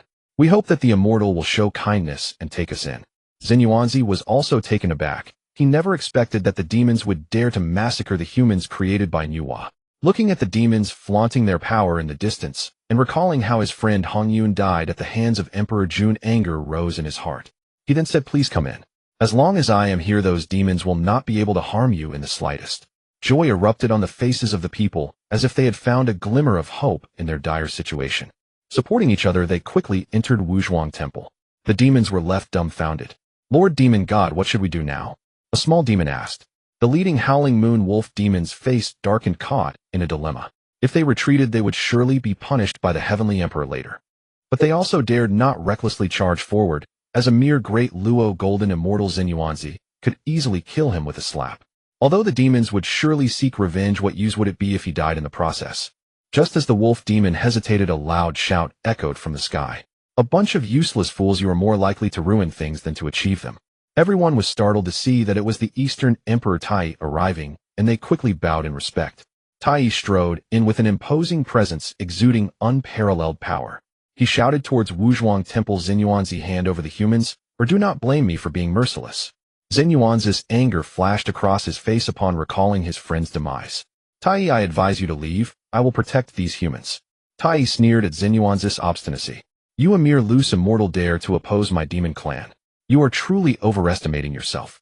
With a wave of his hand, the Eastern Emperor Bell materialized, radiating immeasurable divine light. Ding! The Eastern Emperor Bell vibrated, crashing down towards Wuzhuang Temple with overwhelming force. Xinyuanzi held the earth book, and the ginseng fruit tree behind him rustled, causing baby-like fruits to sway. A yellowish golden barrier rose, enveloping the entire Wuzhuang Temple. Boom! A cloud of dust surged, shaking the void and stirring the stars. In the face of the powerful strike from the Eastern Emperor Bell, the yellow-golden barrier remained unscathed. However, Tai was not the least bit angry. He coldly smirked and said, I will see just how long your earth book can hold out. After saying this, the spiritual energy within him surged like the Yangtze River, relentlessly bombarding the Eastern Emperor Bell. Xinyuanzi's expression turned grave. Tai was right. Although his earth book could connect to the power of the earth veins and offered unparalleled defense, it could not withstand the continuous bombardment of a primordial treasure. Sure enough, it was not long before cracks appeared on the surface of the yellow-golden barrier, looking as if it were about to collapse. The old human leader noticed Xinyuanzi's predicament and couldn't help but smile wryly. Stepping forward, he deeply bowed and resolutely said, the grace of the immortal in protecting us today will be remembered by humanity for generations to come. But we do not wish to drag you down with us. You should still hand us over. Xinyuanzi furrowed his brow, caught in a dilemma. Looking at the determined faces of the humans before him, he gritted his teeth and said, since I have promised to protect you, I will not go back on my word. Xinyuanzi summoned all his magical power, desperately maintaining the barrier. However, under Tai's relentless attacks, the yellow-golden barrier was eventually shattered. With a thunderous crash, the barrier broke into countless pieces. Xinyuanzi's face turned pale from the backlash, and the earth book fell from the sky, its divine light dimmed. Tai shouted, kill them all, not a single human shall remain. The old leader watched the wrathful demons approaching, coughed up blood, and roared towards the heavens. Today the demon clan is lawless, wantonly slaughtering humans. The blood feud between our two clans runs deep. We cannot coexist. As long as humanity exists, the demon clan must perish. The old leader's tears streamed down his face, his words dripping with blood, each one piercing the heart. Behind him, the human clan roared in unison, as long as humanity exists, the demon clan must perish. The overwhelming momentum shook the heavens, carrying endless hatred straight into the skies. Boom! The heavenly Tao rumbled in response to the vow of the humans. Tai's expression darkened upon witnessing the scene. A boundless dread towards the human race surged within him. Kill all the human beings, eradicate their kind, and annihilate their clan. Let's see how they seek revenge. The human race's oath truly frightened him. He could no longer care about the Saint Nuwa. The human race must be eradicated at the roots, otherwise they would become a great threat to the demon race in the future. Kill. Countless demons surged like a black torrent rushing towards Wuzhuangwen. A rolling black, demonic aura enveloped the sky, heavy as clouds, suffocating the humans. Faced with demons that far surpassed them in both strength and number, the humans showed no fear. Their faces were resolute as they fought the demons with weapons in hand. Even knowing they were bound to die, not a single person begged for mercy. This was the spirit of the human race. A tragic atmosphere permeated the battlefield. Meanwhile, Tai had already engaged in a fierce battle with Xinyuanzi. However, Xinyuanzi, skilled in defense, but not in offense, found himself at a disadvantage against the domineering Tai. Tai fought with a grand and imposing aura akin to a dragon or tiger. The Eastern Emperor Bell in his hand shook the heavens, causing countless stars to fall. The spiritual energy was in chaos for miles, and the solid void shattered inch by inch under the terrifying sound waves. Xinyuanzi, holding the earth book, retreated step by step under the torrential attacks. Boom! Tai seized the opportunity and slammed down the Eastern Emperor Bell. Xinyuanzi unwittingly took a hit, spitting out a mouthful of blood, and his aura weakened. Looking at the pale-faced Xinyuanzi, Tai let out a cold laugh. With a swift motion, a gigantic palm of flames composed of boundless sun true fire appeared, descending violently upon the human race. Xinyuanzi was merely a scattered immortal, not worth worrying about, but he could not rest easy knowing the humans were not yet dead. Recalling the unwavering curse oath from earlier, Tai, he felt a surge of fear. The human race must die. Jin Yuanzi attempted to intervene, but being gravely injured, he was powerless. With a long sigh, he turned his head away, unable to bear witnessing the impending tragedy. The giant flaming palm blazed like a hellfire descending upon the world. Countless humans gazed with sorrowful eyes, yet their hatred was unwavering. They glared fiercely at the demons as if they would cling to them, even in the form of malevolent spirits. Just as the humans were about to perish beneath the giant palm, a lazy voice echoed. Bullying the weak, the dignified demon race's Eastern Emperor is nothing but this. A figure in a green robe appeared in the sky, gently waving a folding fan made from a banana leaf. A gentle stream of water seemed to flow down from the heavens, blocking the human's path. Tai Yi's eyes flashed with disdain. His son True Fire was a top-tier spiritual fire of the primordial age. How could ordinary water deal with it? Yet the next second, he could no longer smile. The nine heavens' weak water like a ribbon entangled the giant flaming palm. With a sizzling sound, the scorching True Fire was extinguished, rising in countless white smoke. The nine heavens' weak water was also a top-tier spiritual water of the primordial age, not inferior to the three light divine water held by the river of underworld. Naturally, it was unafraid of Tai Yi's son, True Fire. Both were on the same level, and with the elemental power of water overcoming fire, the son, True Fire, was predictably extinguished. A flicker of caution crossed Tai Yi's eyes as he coldly questioned Fengyun. Who are you to dare meddle in the affairs of my demon race? Fengyun looked at the severely wounded humans below, his eyes flashing with killing intent. Seeing that Fengyun ignored him, Tai Yi's expression darkened. When had he, the esteemed Eastern Emperor of the Heavenly Court, ever been treated with such disdain? Furious, he disregarded everything else and directly summoned the Eastern Emperor Bell, charging towards Fengyun. Fengyun stood tall in the sky, once again waving his spiritual treasure, releasing torrents of weak water like a celestial river. With a roaring sound, waves surged violently. In an instant, countless demons were swept into the weak water, their flesh ground to dust and blood eroded by the terrifying weak water.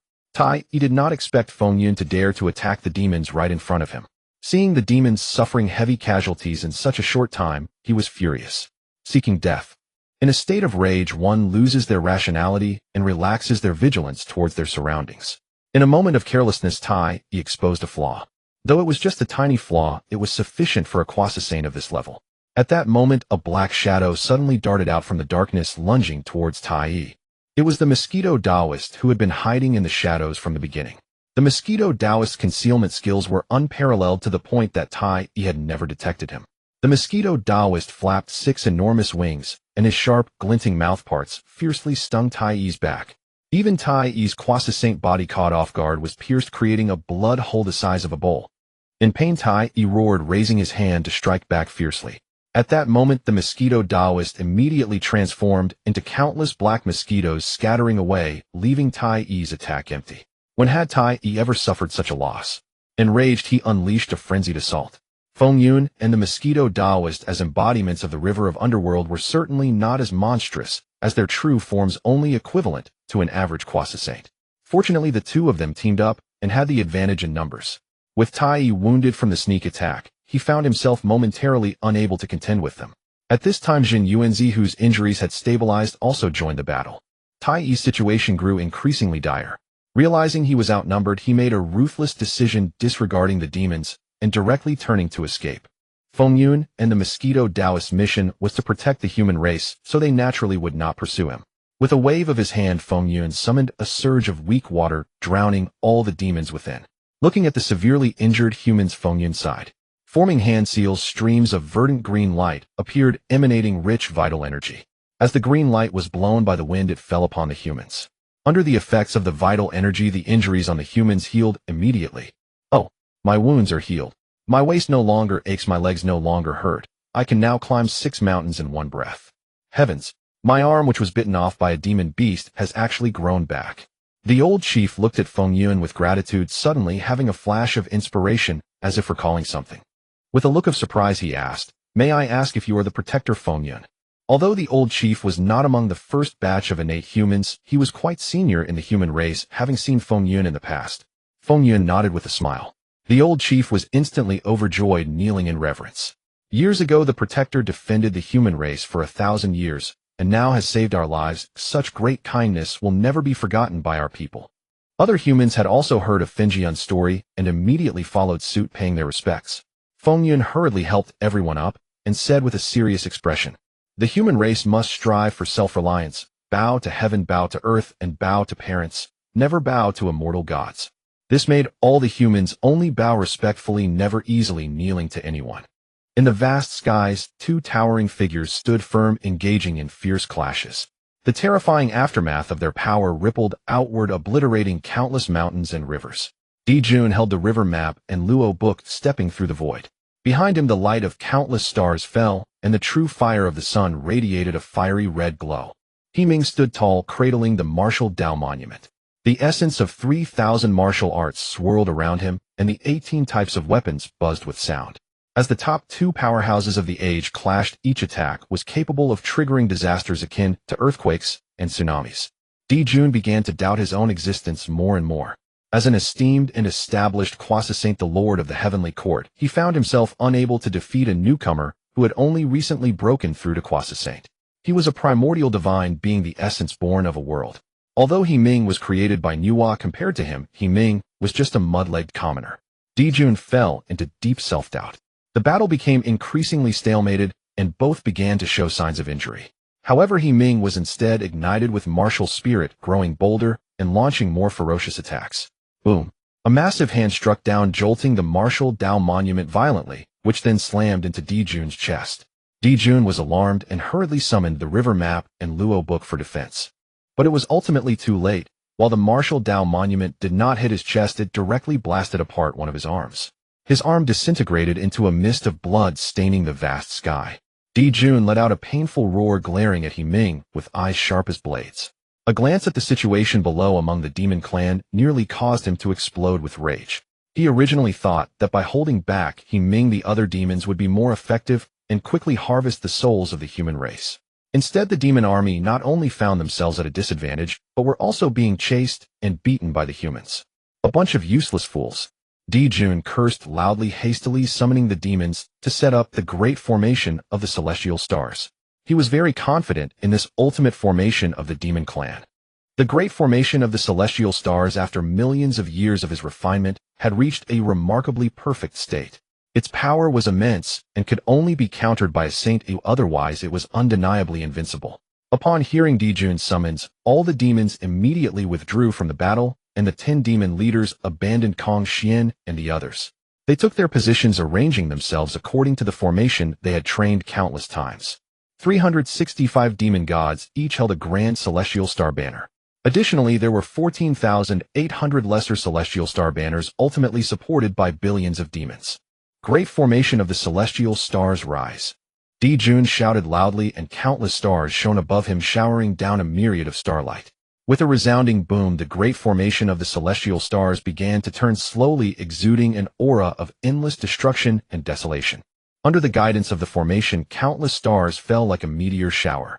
If these stars were truly allowed to fall, the human race would undoubtedly suffer heavy casualties.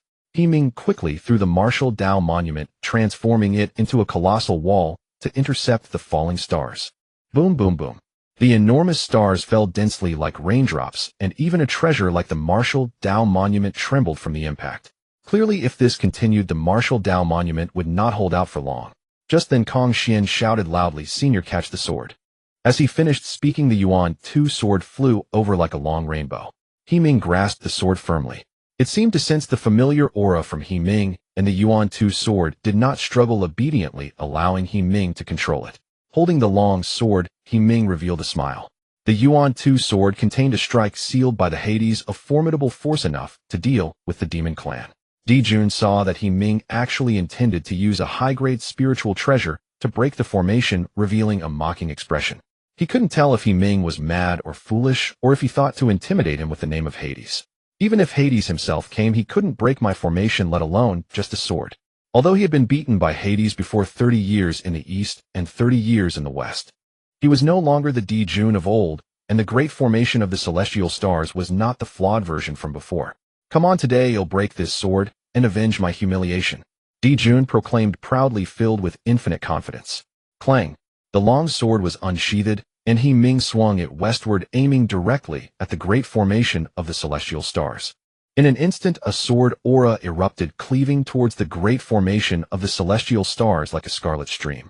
The sword light was chilling, radiating a blindingly sharp, cold glow. At the same time, a terrifying aura that sent shivers down one's spine spread across the sky. The entire primordial world was stirred at this moment.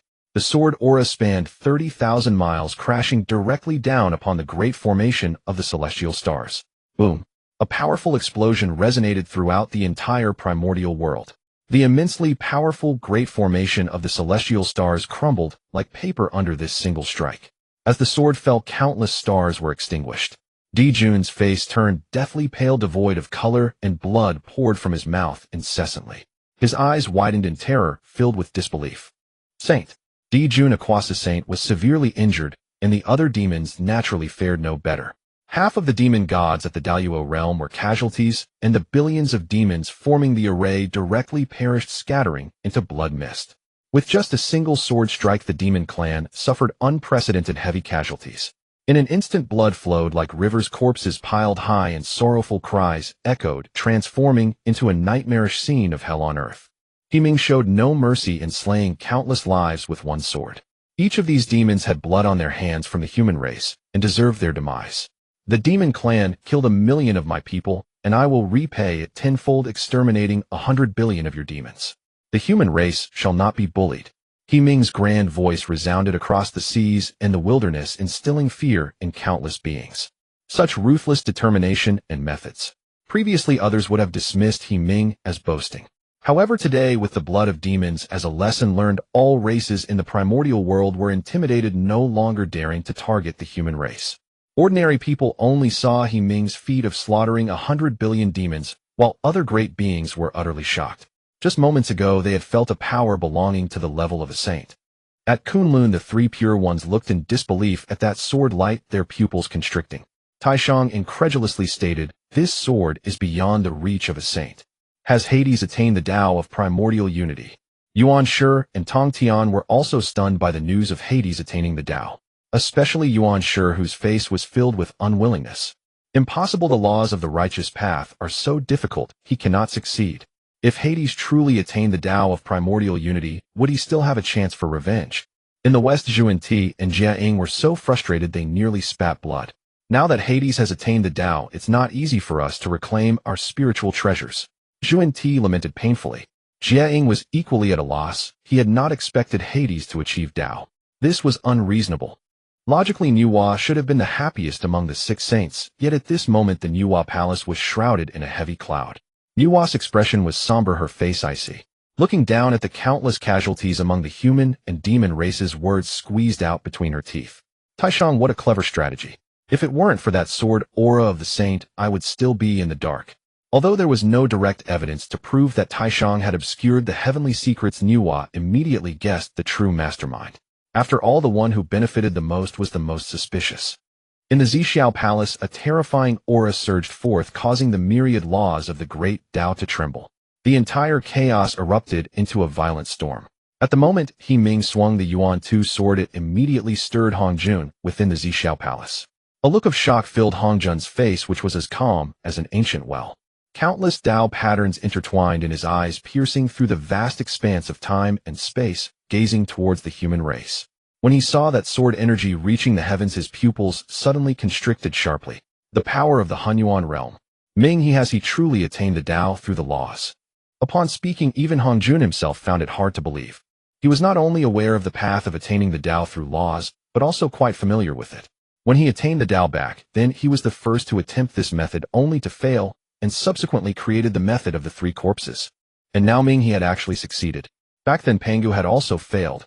How could anyone succeed? At this moment Hongjun was filled with mixed emotions, fear, murderous intent, and a hint of jealousy. It was akin to a goddess he had licked for years without any response, suddenly running off with someone else.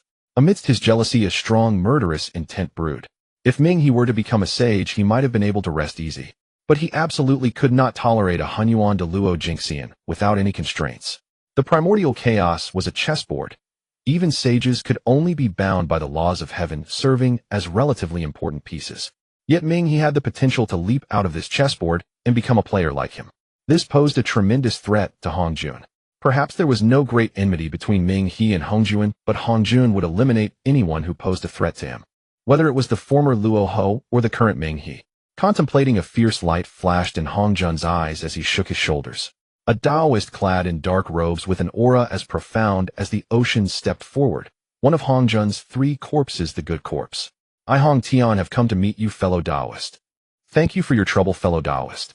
Although Hong Jun was in harmony with the Tao of Heaven, he was also trapped within the Zixiao Palace, and could not easily venture outside.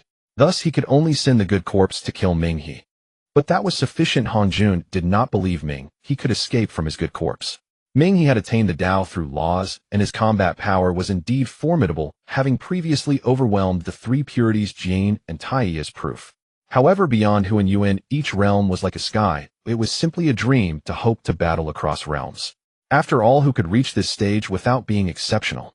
Moreover, Hong Jun's good corpse was a powerful being of the 7th heaven of Hunyuan de Luo, far surpassing Ming He by more than 1 or 2 realms.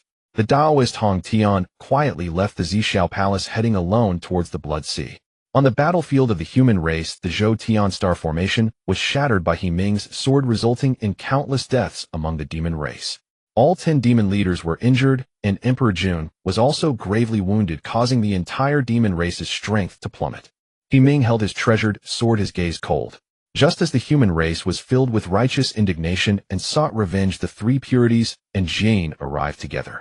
They had no choice but to come. If He Ming truly killed Emperor Jun, the entire demon race would be finished. At that point, the Wu clan would dominate a situation they did not wish to see. Taishang spoke first. The Tao Ancestor has said, do not stir up disputes for 10,000 years. Although the demon race was at fault first, fellow Taoist, you have also slaughtered countless demons. This matter can thus be considered even. He Ming looked at the so-called sages, his eyes full of derision.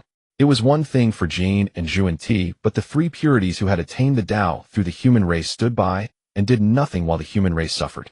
Now that it involved their own interests, they rushed out to defend the demon race. What kind of sages were they? Merely a group of hypocrites.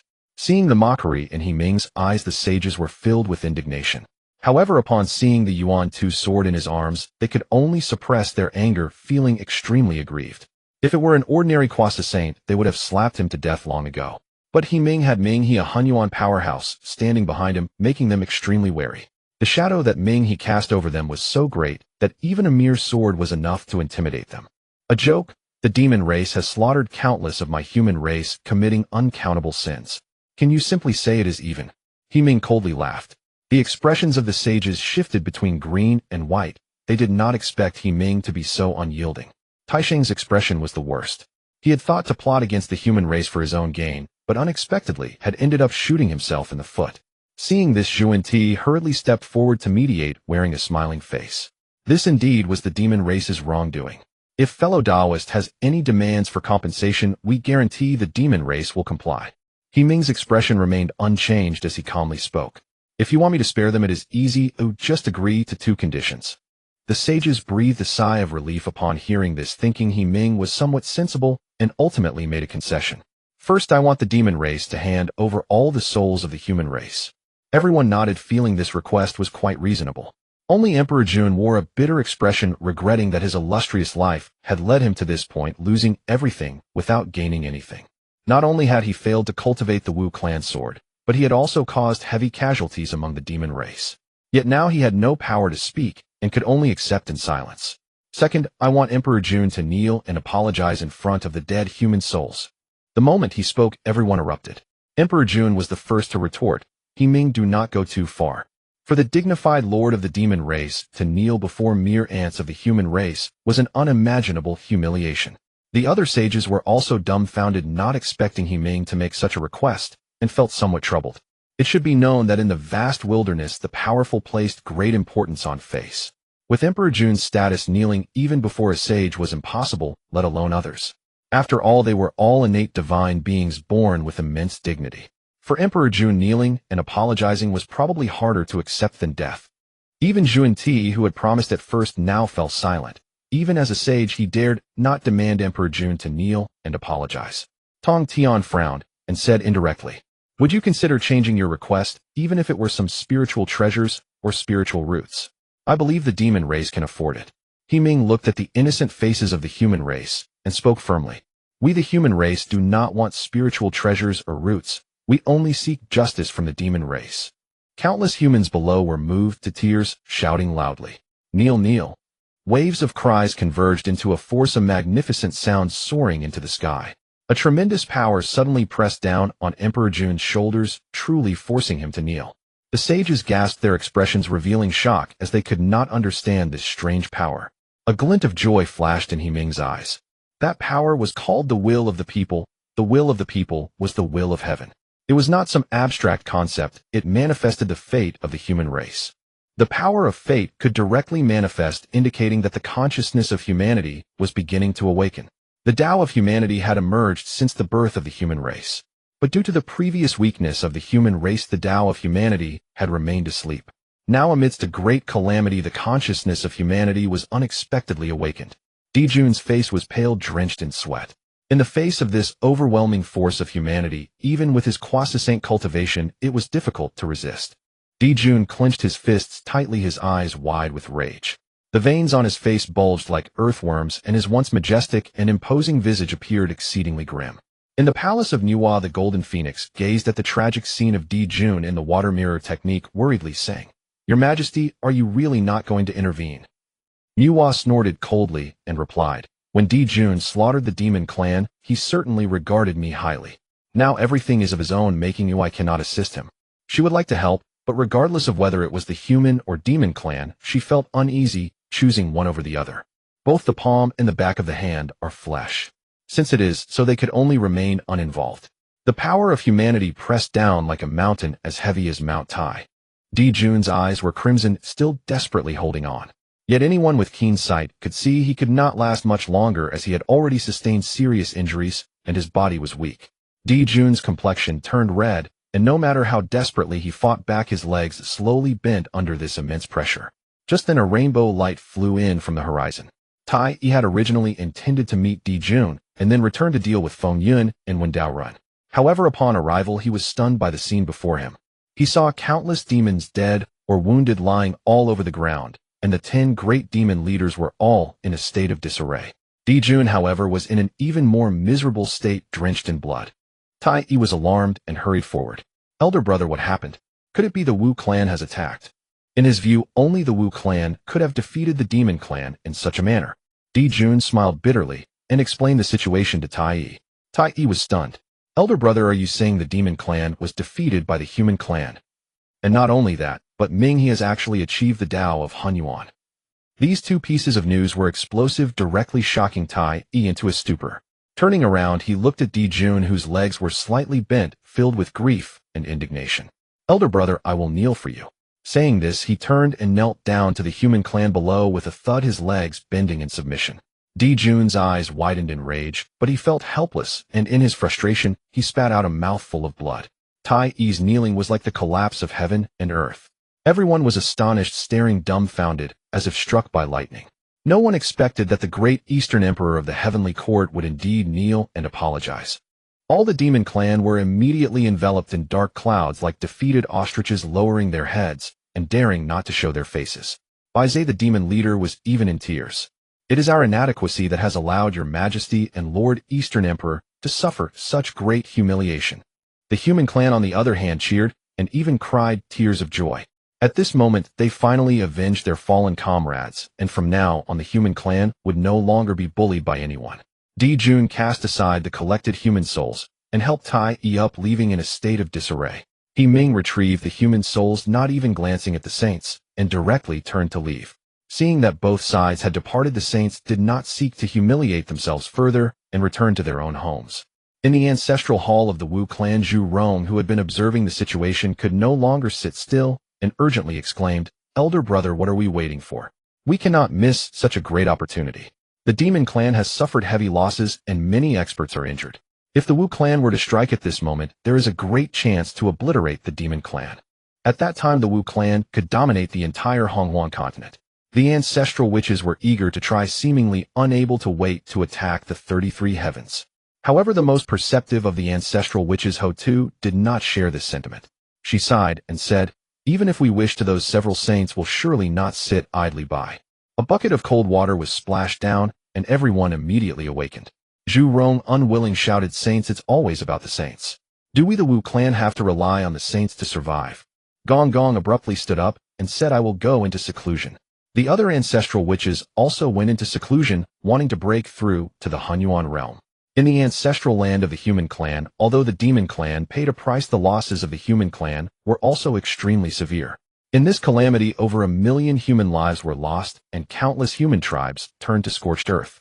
Ming said nothing, because he knew that no matter how much encouragement was given, the pain of losing loved ones could not be erased in a short time and could only be healed by time. However, the atmosphere of sorrow did not last long. To thank the Wu clan, Kong, Xian Yazi, and others for their help, the human clan held a grand banquet. At the banquet, compared to the Wu clan and the Azura clan, the Dragon clan was even more popular. Although they did not contribute much in the great battle, they were much more attractive than the oddly shaped Wu clan and Azura clan. Each was mighty and imposing, brimming with spirit, and extremely favored by the human clan. In fact, to express their gratitude, some tribes regarded the Dragon clan as the totem of their tribes. From then on, the Dragon clan became the totem divine beast of the human clan. Upon hearing this news, Ao Guang was almost overjoyed to madness. A race's totem divine beast is not something that can be taken lightly. It is connected to the fortune of the race. With the Dragon clan becoming the totem divine beast of the human clan, they would be able to enjoy the fortune of the human clan. Although the current human clan is not powerful, behind them stand the two saints Nuwa and Ming, making their future prospects quite bright. At this time, being able to ally with the human clan was a tremendous blessing for the Dragon clan. Not to mention the future, just considering the present.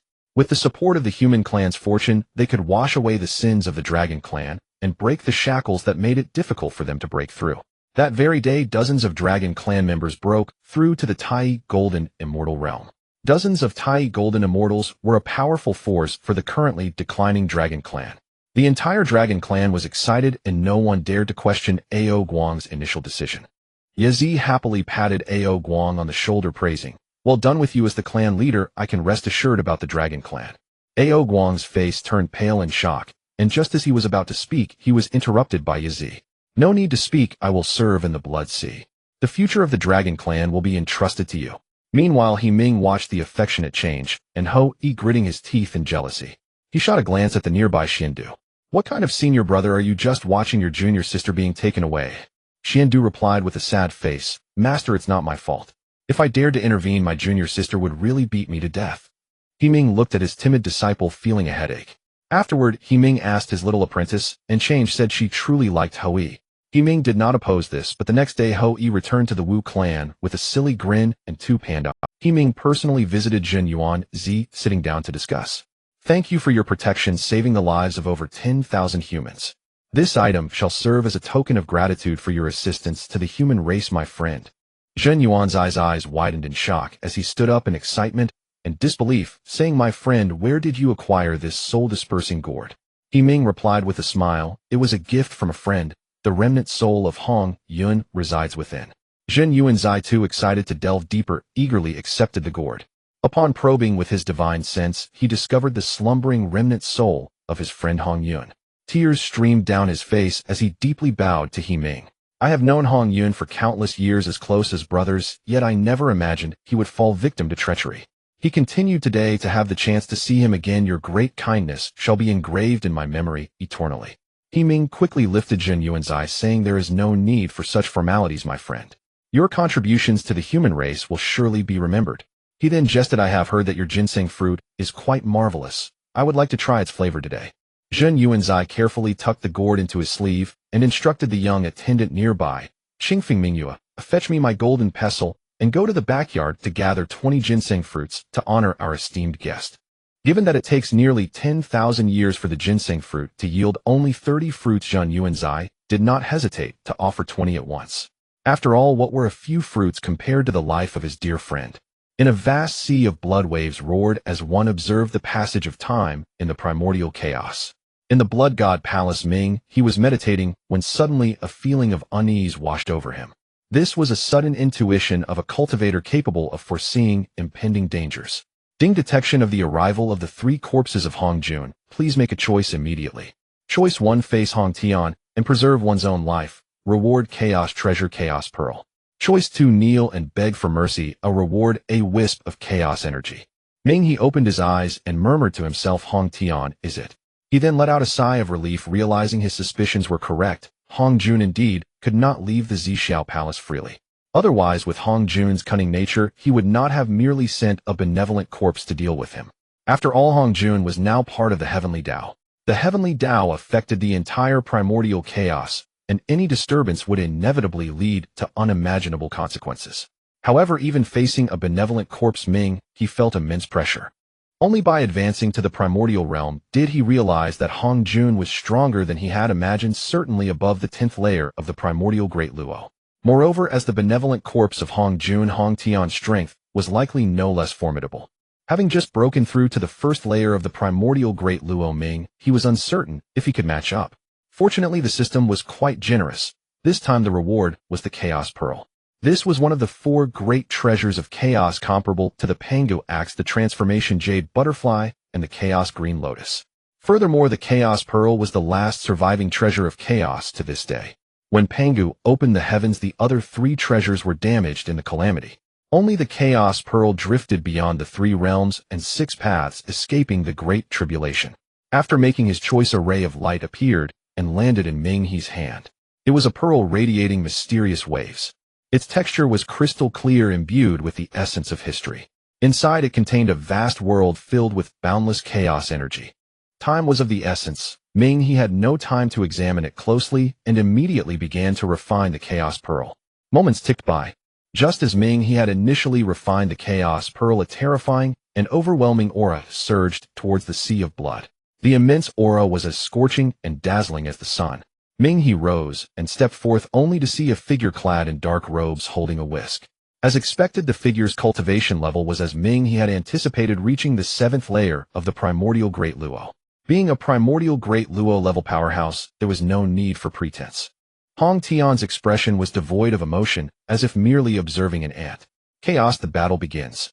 Though the current primordial world could withstand battles of saint level, it would still incur significant damage.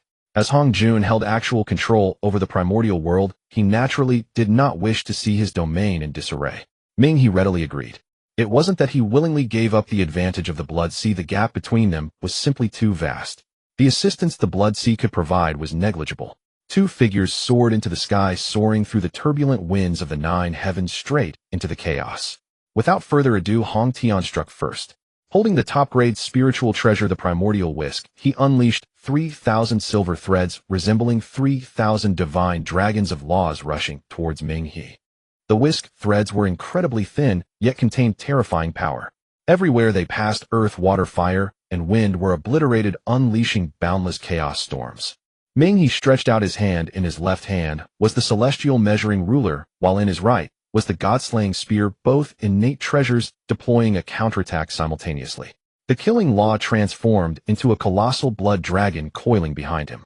The god-slaying spear spewed forth streams of black mist, exuding endless destructive power. The celestial measuring ruler scattered golden flowers radiant with divine light. As the 3 spiritual treasures collided, the weakest primordial whisk surprisingly gained the upper hand. Fortunately, the god-slaying spear and celestial measuring ruler reacted in time, joining forces to suppress the primordial whisk. Boom! A thunderous explosion resounded in the desolate chaos. Ming He looked down, his hands gripping the spiritual treasures felt numb and trembled violently. Hong Tian's expression turned cold as he gazed at Ming He with murderous intent. Anomalies must be eradicated. He unleashed the whisk once more without holding back. 3,000 silver threads filled the sky, endless laws of the Tao descended, stirring up the might of annihilation. Ming He took a deep breath, knowing he was no match for his opponent. He would not foolishly push himself, instead, he summoned the Chaos Pearl. A flash of chaotic divine light surged forth as the Chaos Pearl shot towards Hong Tian. Under the terrifying power of the Chaos Treasure, the once majestic whisk, akin to a divine dragon, instantly transformed into a trembling 4-legged snake. Finally, a change appeared on Hong Tian's previously calm face. Shocked, he exclaimed in disbelief, "How could the Chaos Pearl be in your possession?" Hong Jun had once coveted this Chaos Treasure.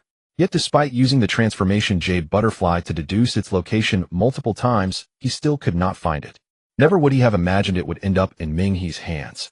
At that moment, the Chaos Pearl was already approaching Hong Tian. A wave of intense danger surged within Hong Tian, prompting him to retreat immediately, trying to escape the attack range.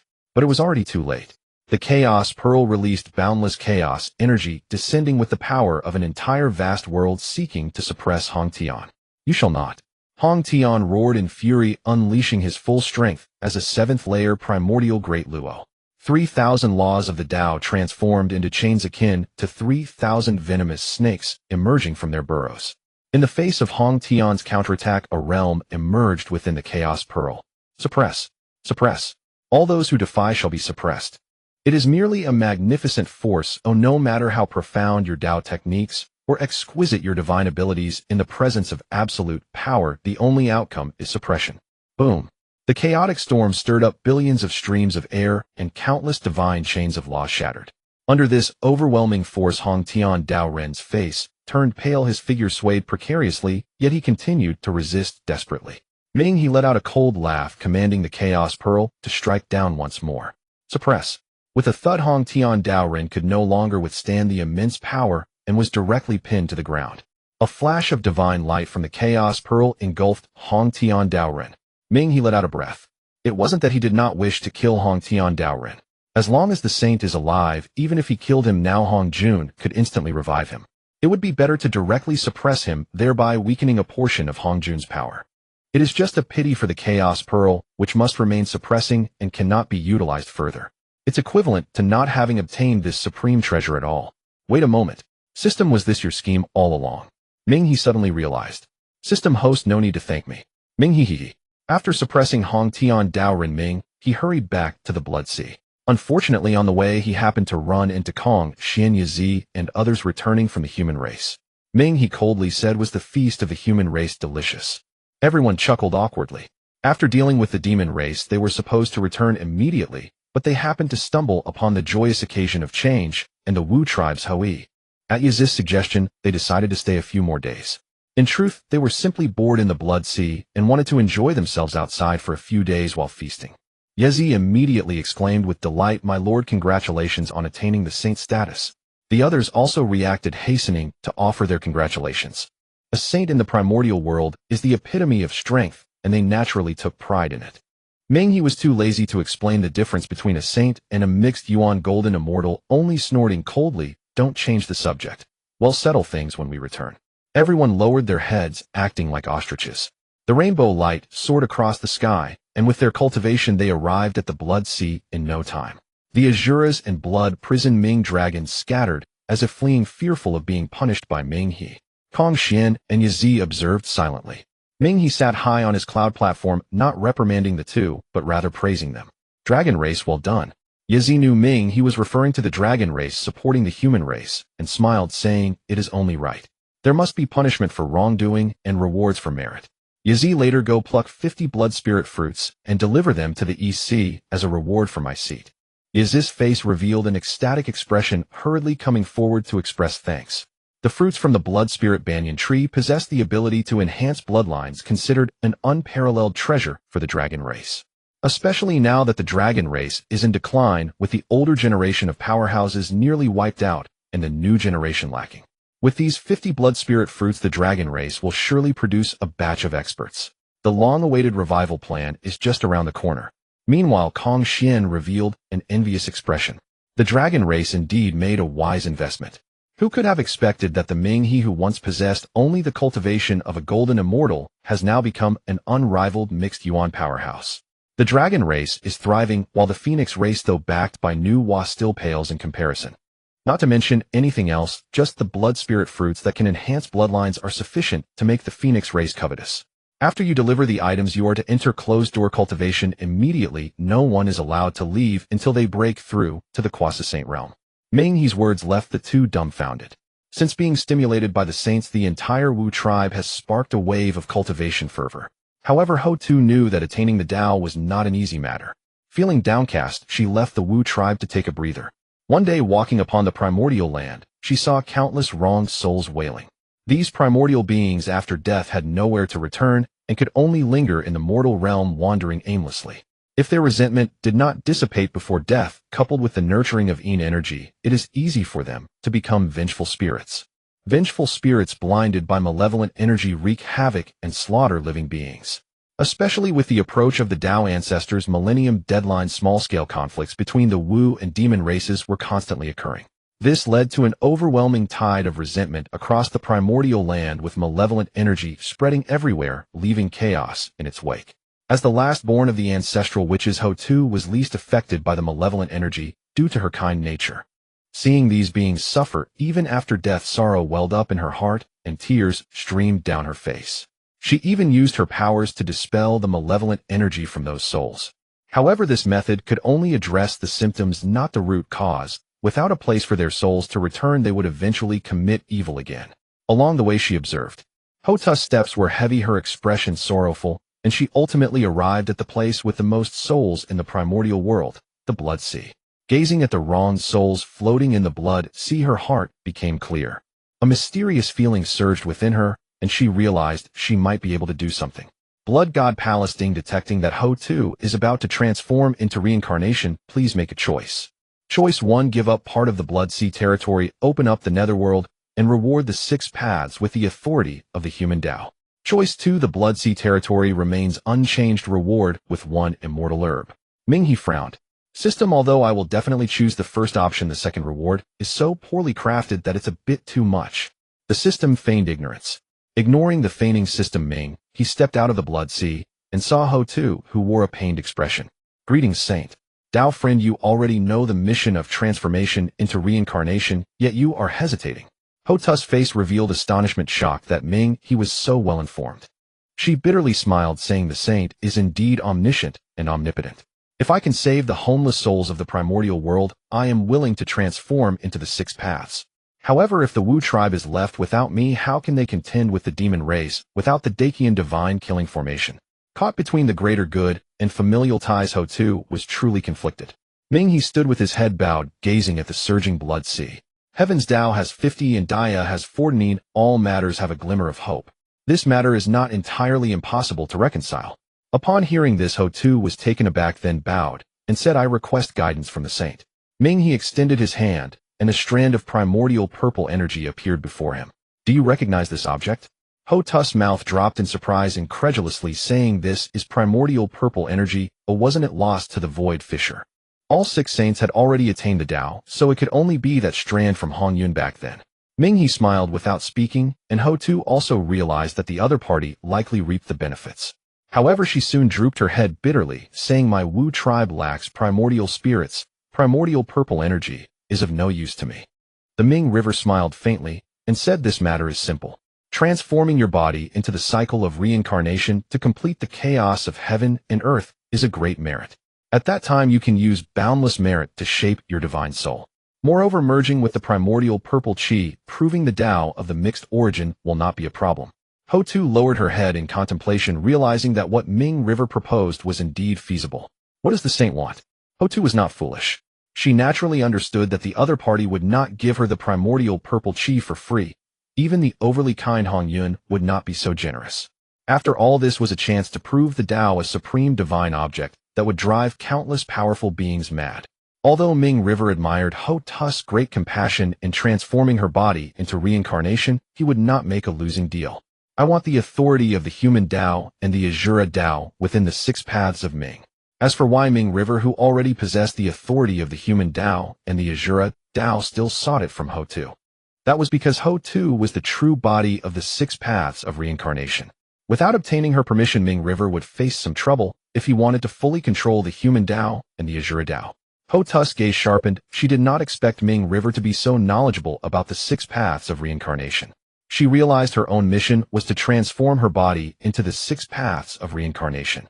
The 6 paths are divided into the heavenly God path, the human path, the Azura path, the hungry ghost path, the hell path, and the beast path, with the first 3 being the 3 good paths, and the latter 3 being the 3 evil paths. Ming River's request for the human Tao and the Azura Tao equated to occupying 1/3 of the 6 paths. However, if he could trade for the primordial purple chi to successfully prove the Tao, then the 2 authorities could certainly be given. Ho-Tu slowly replied, all right. She suddenly patted her chest, coughed out 3 drops of ancestral witch blood, and handed them to Ming River. Please take these 3 drops of blood to the witch clan. I believe my brothers can cultivate a new ancestral witch. Ming River received the ancestral witch blood and stepped aside. I will protect the Tao for you. Ho-Tu nodded, glancing longingly in the direction of the witch clan before swearing to the heavens. Heavenly Tao above, today, I, Ho-Tu of the Pangu clan, wish to transform into reincarnation with the body of an ancestral, which allowing the souls of the fallen to reincarnate. After the chaos, the souls of all beings shall enter the 6 paths of reincarnation. After speaking, Ho-Tu flew into the air above the Blood Sea, unleashing her terrifying cultivation at the Quasi-Saint level. She pointed forward and shouted, 6 paths of reincarnation manifest. As Ho-Tu's powerful ancestral, which body slowly crumbled, countless life essences and magical powers transformed into 6 dark wheels. In the witch clan hall, the 11 ancestral witches, hearing Ho-Tu's voice of transformation, could not help but feel deep sorrow, bursting into tears. Di Jiang wept openly, choked with emotion. Little sister, why must it be this way? One family rejoiced while another grieved. The witch clan was engulfed in endless sorrow, while the demon clan celebrated joyously. The previous disheartened mood of the demon race was swept away as they cheered and rejoiced. In the Zixiao Palace, Bai Zhe stood up and smiled, saying, "Congratulations, Your Majesty. Congratulations, Your Majesty." With Ho-Tu transforming into reincarnation, the witch clan has lost a powerful expert. The great array of divine slaughter will also be difficult to maintain, and the witch clan will no longer be a match for our demon clan. Di Jun also smiled widely, agreeing with Bai Zhe's words. In the last witch demon war, the witch clan had relied on the great array of divine slaughter to inflict heavy casualties on the demon clan.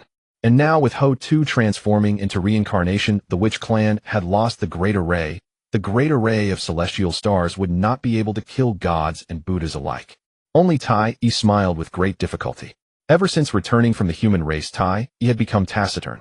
The terrifying killing intent occasionally radiating from his eyes made everyone feel a chill. But thinking about it under the watchful eyes of everyone, to kneel and apologize without dignity was unbearable for anyone, let alone someone as proud as Tai Yi. Not only the witch and demon races, but countless powerful beings of the primordial world, including the Zixiao Palace and Kunlun Mountain, were also watching the scene of Ho-Tu transforming into reincarnation. In Zixiao Palace, Hong Jun furrowed his brow tightly. Seeing the figure of Ming River, an ominous feeling surged in his heart. Last time, when he sent Hong Tian Daoren to subdue Ming River, he did not expect that Ming River possessed a treasure like the Chaos Pearl. As a result, Hong Jun's first attempt ended in failure. Every time he thought of it, Hong Jun felt immense regret. He regretted not discovering Ming River as a threat sooner and not eliminating him, allowing him to grow. Now that he had harmonized with the Tao, there must be a great calamity to emerge. He was powerless against Ming River. With this thought, a flash of determination crossed Hong Jun's eyes. He must accelerate the witch-demon calamity.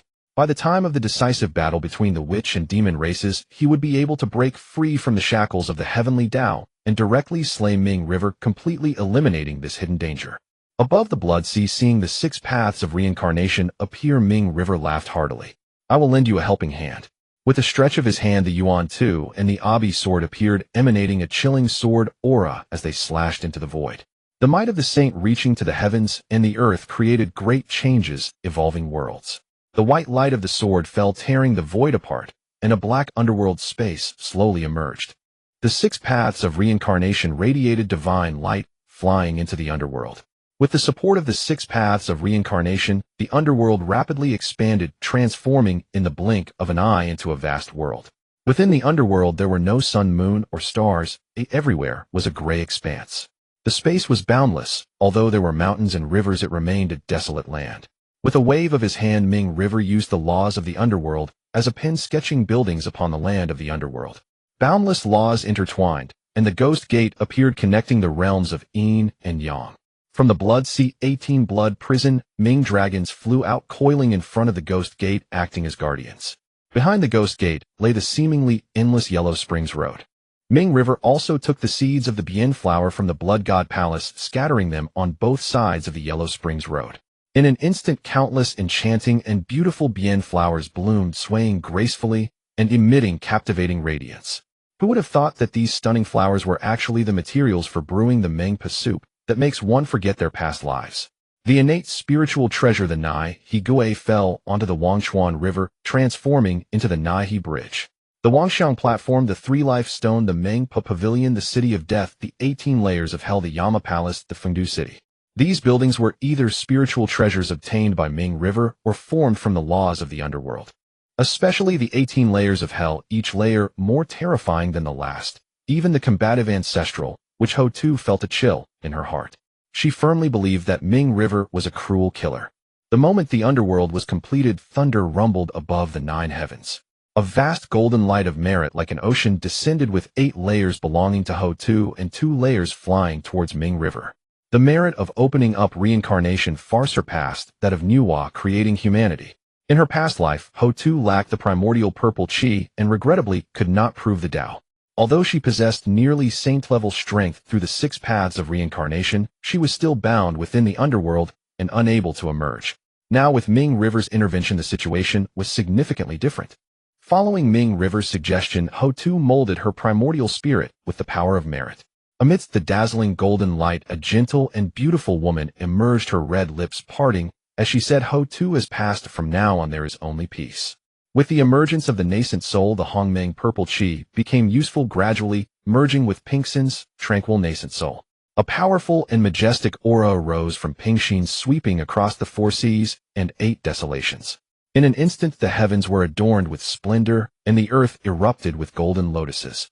White cranes danced in the sky, fairies scattered flowers, and the sound of bells and drums echoed as colorful ribbons flew through the air. Pingxin had attained the Tao and become a saint. However, unlike the 3 purities and others whose souls were entrusted to the heavenly Tao, Ho-Tu had achieved the status of an earthly Tao saint. All beings of the primordial era gazed in astonishment, familiar with this aura beyond any doubt.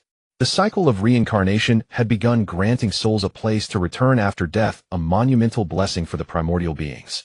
They all bowed in gratitude. Saints' compassion. A myriad of voices blended together, causing the heavens and earth to tremble. Meanwhile, the wandering souls and restless spirits in the primordial realm rejoiced and wept eagerly, heading toward the underworld, hoping for rebirth.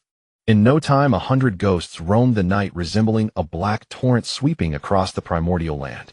Wherever they passed, living beings retreated. In the Zixiao Palace, Hongjun sensed the aura of Ho-Tu attaining the Tao and stood up with a start. With an incredulous expression, he exclaimed, "What is happening? How did Ho-Tu attain the Tao?" Before him, the Taoist jade tablet shimmered with light, unraveling the events that led to this moment.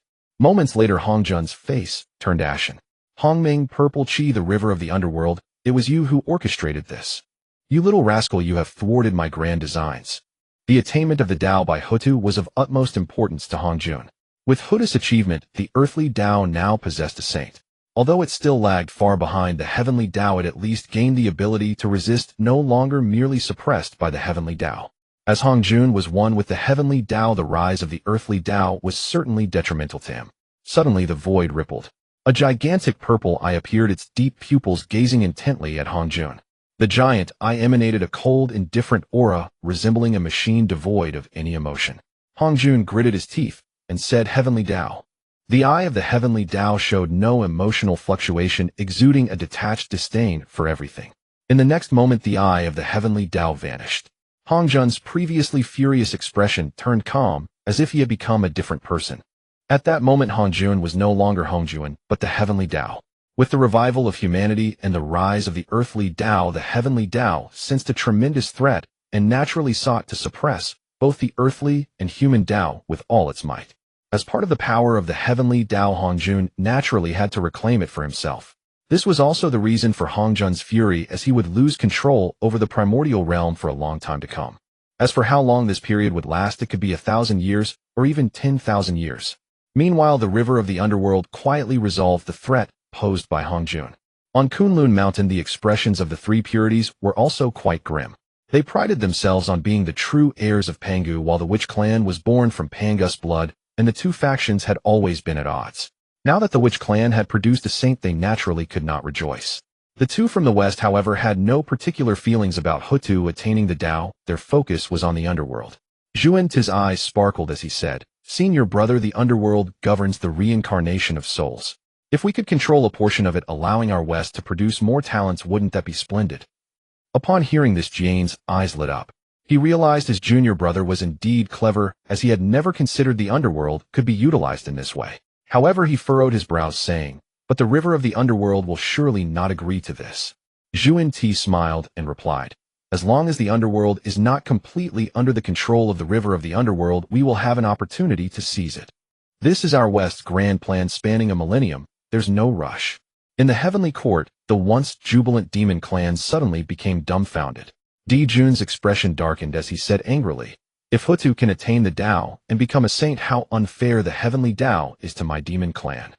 Baize stepped forward to advise, "Your Majesty need not worry. The witch clan has a saint, and so does our demon clan. The two saints will counterbalance each other. The demon clan has only lost one expert, while the witch clan lacks a foundation for their grand formation. In comparison, the demon clan still holds the advantage." Upon hearing this, Di Jun felt Baize's words made sense, and his expression improved. In the land of the underworld, Pingxin waved her hand, and two streams of dark light shot from the 6 paths of reincarnation toward the river of the underworld. The river of the underworld reached out to catch them, and the two dark lights transformed into 2 large seals inscribed with the heavenly Tao runes for human and Azura. The river of the underworld held the 2 seals aloft and shouted, "Come forth." The remnant soul of the Eastern King emerged from the creation, gourd merging with the laws of the underworld. As the divine light dissipated, an emperor dressed in black royal robes wearing a coronet stepped out. The emperor of Fengdu held the book of life and death in his left hand, and the judge's pen in his right, emanating an aura of dominance. "I am the emperor of Fengdu, destined to be the ruler of the underworld." The Eastern King manifested as the first ray of the supreme yang energy in the world, possessing the fate of an emperor, perfectly suited to bear the incarnation of the emperor of Fengdu. The emperor of Fengdu bowed to Pingxin, saying, "I pay my respects to goddess Pingxin." Very well. Pingxin had no objections to sending an incarnation to govern the underworld, as the other party controlled 2 of the 6 paths of reincarnation. As long as the majority of the authority over the 6 paths remained in her hands, it was sufficient. Pingxin then clapped her hands, and an elderly woman with gray hair appeared as her incarnation. "You shall be named Mengpa." As the ruler of Fengdu, Mengpa stood beside the Naiha bridge beginning to brew the Mengpa soup. The river of the underworld smiled and said, "In the early days of the underworld with countless souls, it may be too much for you to handle alone, so I will send some Azuras to assist in the underworld." Pingxin was overjoyed upon hearing this. She had just been worried about this matter. Though the 6 paths of reincarnation had been opened, the souls accumulated over the long years in the primordial realm were endless, and various matters required attention. Even as a saint, she found it challenging to handle everything. While she could seek help from the witch clan, given the impending calamity between the witches and demons, it would be difficult to borrow many assistance. The river of the underworld had just helped her resolve this trouble. "Then I thank you, fellow Taoist." The Azuras were indeed well suited for the role of ghost messengers in the underworld. With their fearsome appearance, they could keep the vengeful spirits and evil ghosts in line. After the affairs of the underworld concluded, the river of the underworld returned to the Sea of Blood to refine the merits obtained this time. Hutu's transformation into reincarnation benefited all beings of the primordial realm. Even if she only received a fraction, it was immensely valuable. With a wave of her sleeve, a fragment emanating a mysterious aura appeared. This was not a fragment of the creation jade tablet, but a fragment of the laws. Although both contained the principles of the great Tao, they were fundamentally different. The creation jade tablet merely recorded the laws, while the law fragment embodied the laws themselves. The laws contained in the fragment did not require arduous contemplation, though one could comprehend them directly, akin to the creation jade tablet plus. However, there was one point: the law fragment contained only one law, and was a one-time consumable. The one in the river of the underworld's possession perfectly aligned with his blood laws. The river of the underworld sat cross-legged, immersed in the ocean of laws, effortlessly absorbing various insights. For the river of the underworld, born from the sea of blood, the path of blood was even simpler than the path of slaughter, enabling rapid cultivation. In the blood god palace, fragments of laws hovered above the Ming river, comprehending the great path of blood. Radiating the essence of a sage, it shone like a blazing sun, dazzling and impossible to behold. Even the stones in the cultivation area, after a long time, absorbed a hint of the sage's essence, becoming extraordinary. If released, who knows how many cultivators would scramble for them. Behind the Ming river, the shadow of a blood sea emerged, crashing and swirling with heavy blood waves. Puffs of blood-colored mist lingered in the secret chamber, manifesting the great path of blood. As time passed, the fragments of laws above the Ming river grew smaller and smaller, eventually melting into the air like ice. Ming river exhaled lightly. A wisp of white vapor rose into the air, within which a world evolved, and was born only to shatter in an instant. Feeling the cultivation within his body, Ming river spoke with slight dissatisfaction. "So much merit has only elevated my cultivation to the 3rd level of the primordial great luo. If other sages were to hear Ming River's words, they would surely spit blood in anger. After attaining the primordial Tao, they cultivated diligently every day, yet lingered at the first level, unable to break through. Ming River had suddenly broken through 2 levels, but was still unsatisfied. Truly how pretentious. The Blood Sea Kong Xian seeks an audience with the ancestral witches. Following the master's orders, I bring 3 drops of ancestral witch blood from the Empress of Peace.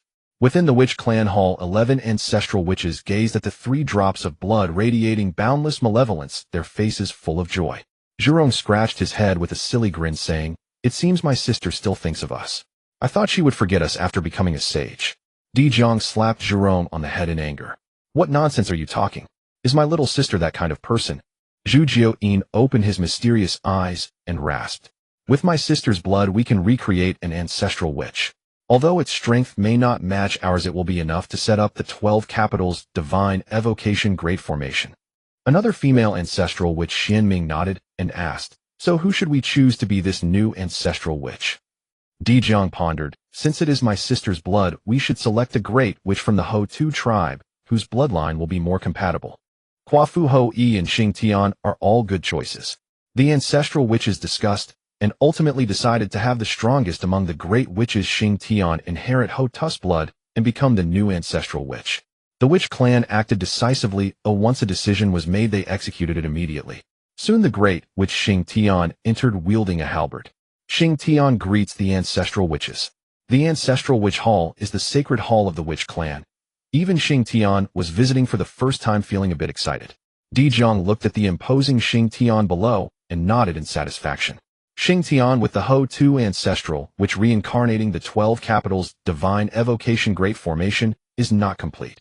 To contend against the demon clan, we have decided to select you as the new ancestral witch. Xing Tian was taken aback and quickly said, "I am weak and dare not stand alongside the ancestral witches." In the witch clan, apart from Pangu, the 12 ancestral witches are the highest reverence for all witches. The Ho-Tu ancestral, which was the gentlest among them, and Xing Tian greatly admired her, fearing to offend. Di Zhang said solemnly, "This matter was agreed upon by the Ho-Tu ancestral witch. It is also to contribute to our witch clan. You need not refuse further." Compared to the irritable Zhurong, who scolded, "You coward, are you not a son of the witch clan? If we tell you to do it, just do it." Hearing it was Ho-Tu's request, Xing Tian could only accept. The 11 ancestral witches each contributed a drop of blood along with the 3 drops from Ho-Tu and had Xing Tian consume them together. They also set up a great formation to gather the malevolence of heaven and earth, aiding Xing Tian in solidifying the body of an ancestral witch. The ancestral witch's blood contains Pangus bloodline power, a supreme divine object for ordinary witches. With the help of the ancestral witches, Xing Tian finally broke through to the Quasi-Saint realm. He became the 13th ancestral witch of the witch clan. Di Zhang revealed a gratified smile. "Not bad, Xing Tian, we did not misjudge you." However, having ancestral witch blood does not guarantee the creation of an ancestral witch. The most critical aspect is the body of the ancestral witch. It requires breaking the great witch's body inch by inch and infusing it with endless malevolence to condense a body that is unafraid of spirit treasure attacks. This process is extremely painful, and any slight misstep could result in failure. Yet throughout the entire ordeal, Xing Tian did not utter a single cry of pain, truly a man. Xing Tian shyly smiled. "It's all thanks to the ancestral witches." Di Zhang said, "Since you have become an ancestral witch, we shall address each other as brothers from now on. I greet all my brothers." "Haha, not bad, we have gained another brother." As Xing Tian returned from the ancestral witch hall, countless witches saluted him along the way, calling him the ancestral witch. Xing Tian felt as if he had become weightless. The witch clan was still in a primitive and wild era, with their way of life consisting of hunting and eating during the day and fighting and cultivating at night. Although the witch clan could abstain from eating, they often hunted and feasted. Firstly, to satisfy their appetites, and secondly, to enhance their vitality and hone their cultivation. The demon clan, being large in stature and rich in vitality, became the best food for the witch clan, and the initial conflict between the 2 clans arose from this. At this moment, it was daytime, and most of the able-bodied witches had returned from hunting, shouldering bloody prey. Upon returning to the Ho-Tu tribe, Xing Tian saw Ho-Yi, who had no prey in hand, only a bunch of white spiritual flowers. He couldn't help but furrow his brows displeased as he said, "Ho-Yi, why didn't you go hunting?" Ho-Yi carefully cradled the flowers in his hands and replied, "I didn't go. A change wanted moon spirit flowers, so I went to help her pick some." Xing Tian was very dissatisfied with Ho Yi's lack of diligence. Ho Yi, you are the great witch of the witch clan. How can you be so obsessed with love every day? Before Ho Yi could respond, a stunning white figure appeared. It was his wife Change. She had come out to greet her husband, but overheard Xing Tian's words. What do you mean by being unproductive? Who can match the prey I catch every day? You, on the other hand, a singleton with no woman at your age, have the nerve to criticize others. Change, with her sharp tongue, had also absorbed some of the witch clan's fiery temperament over the years. When she cursed, it was merciless, cutting to the quick.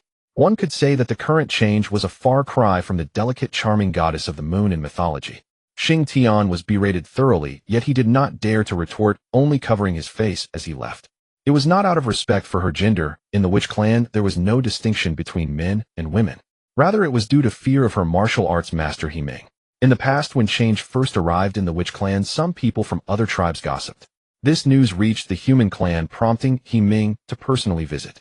He directly beat the two tribal leaders, the ancestral witches Zhurong and Gong Gong, into a pulp, instilling fear in the entire witch clan.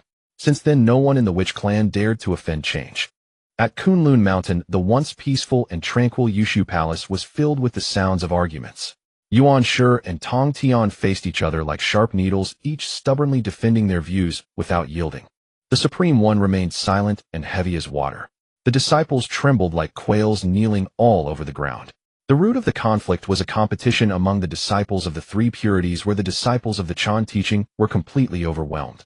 This left Yuan Shi, who had always looked down on the disciples of the Chan teaching, very displeased. Thus he made a few sarcastic remarks. Tong Tian, of course, would not tolerate Yuan Shi's provocations and immediately retorted. The core reason for their argument lay in their differing philosophies of the Tao. Yuan Shi advocated following the will of heaven, while Tong Tian argued for seizing the thread of destiny, declaring that his fate was determined by himself, not by heaven. Their philosophies clashed like fire and water, sharply opposed to one another. Both were formidable beings of the Hunyuan realm, possessing a strong Tao heart, and steadfastly adhering to their beliefs, leaving neither able to convince the other. As time passed, contradictions naturally began to arise, with the disciples merely serving as the fuse. Seeing Yuan Shi continuously attacking the origins of his disciples, Tong Tian finally could not bear it any longer. He shouted loudly, Yuan Shi, since this Zixiao Palace cannot accommodate my Chan disciples, we will not impose ourselves here any longer. Disciples, follow me. Tong Tian, in a fit of anger, swept his sleeve and led his disciples away from Zixiao Palace. Yuan Shi did not expect Tong Tian to be so resolute, and couldn't help but feel a bit regretful. Wanting to say something to retain him, but feeling too embarrassed, he could only turn to the Supreme One beside him. The Supreme One sighed deeply and leaned on his staff. Kunlun Mountain's fortune is too shallow to bear the fate of our three purities. It is time to part ways. You can keep this Zixiao Palace. I should also seek a place for my own Tao. After saying this, without waiting for Yuan Shi's reaction, he shook his head and left. Yuan Shi was left in a daze, having been inseparable from his brothers for countless millennia, and now they were actually parting ways. However, he was after all a Hunyuan sage, and soon his gaze regained its determination. Tong Tian, the truth will prove that my Tao is correct. The Chan teaching's attempt to go against heaven will ultimately lead to a bad end. With the separation of the three purities, the entire primordial world was stirred. As for the claim that Kunlun Mountain could not bear the fate of the three sages, anyone with insight could see it was merely an excuse. Only a fool would believe it. The separation of the three purities brought a sigh of relief to many. The unity of the three purities and their three supreme sages was truly daunting. They were figures no one could provoke. Now that the three purities had split, the happiest were undoubtedly the two from the west. Zhuanti gleefully remarked, the three purities prided themselves on their unity, yet now they have parted ways. Zhuanti harbored significant resentment towards the three purities. Back when the two of them went to the east to seek fortune, they were often thwarted by the three purities, using arguments from the east and west. Now that the three purities had separated, it was a good thing for them in the west.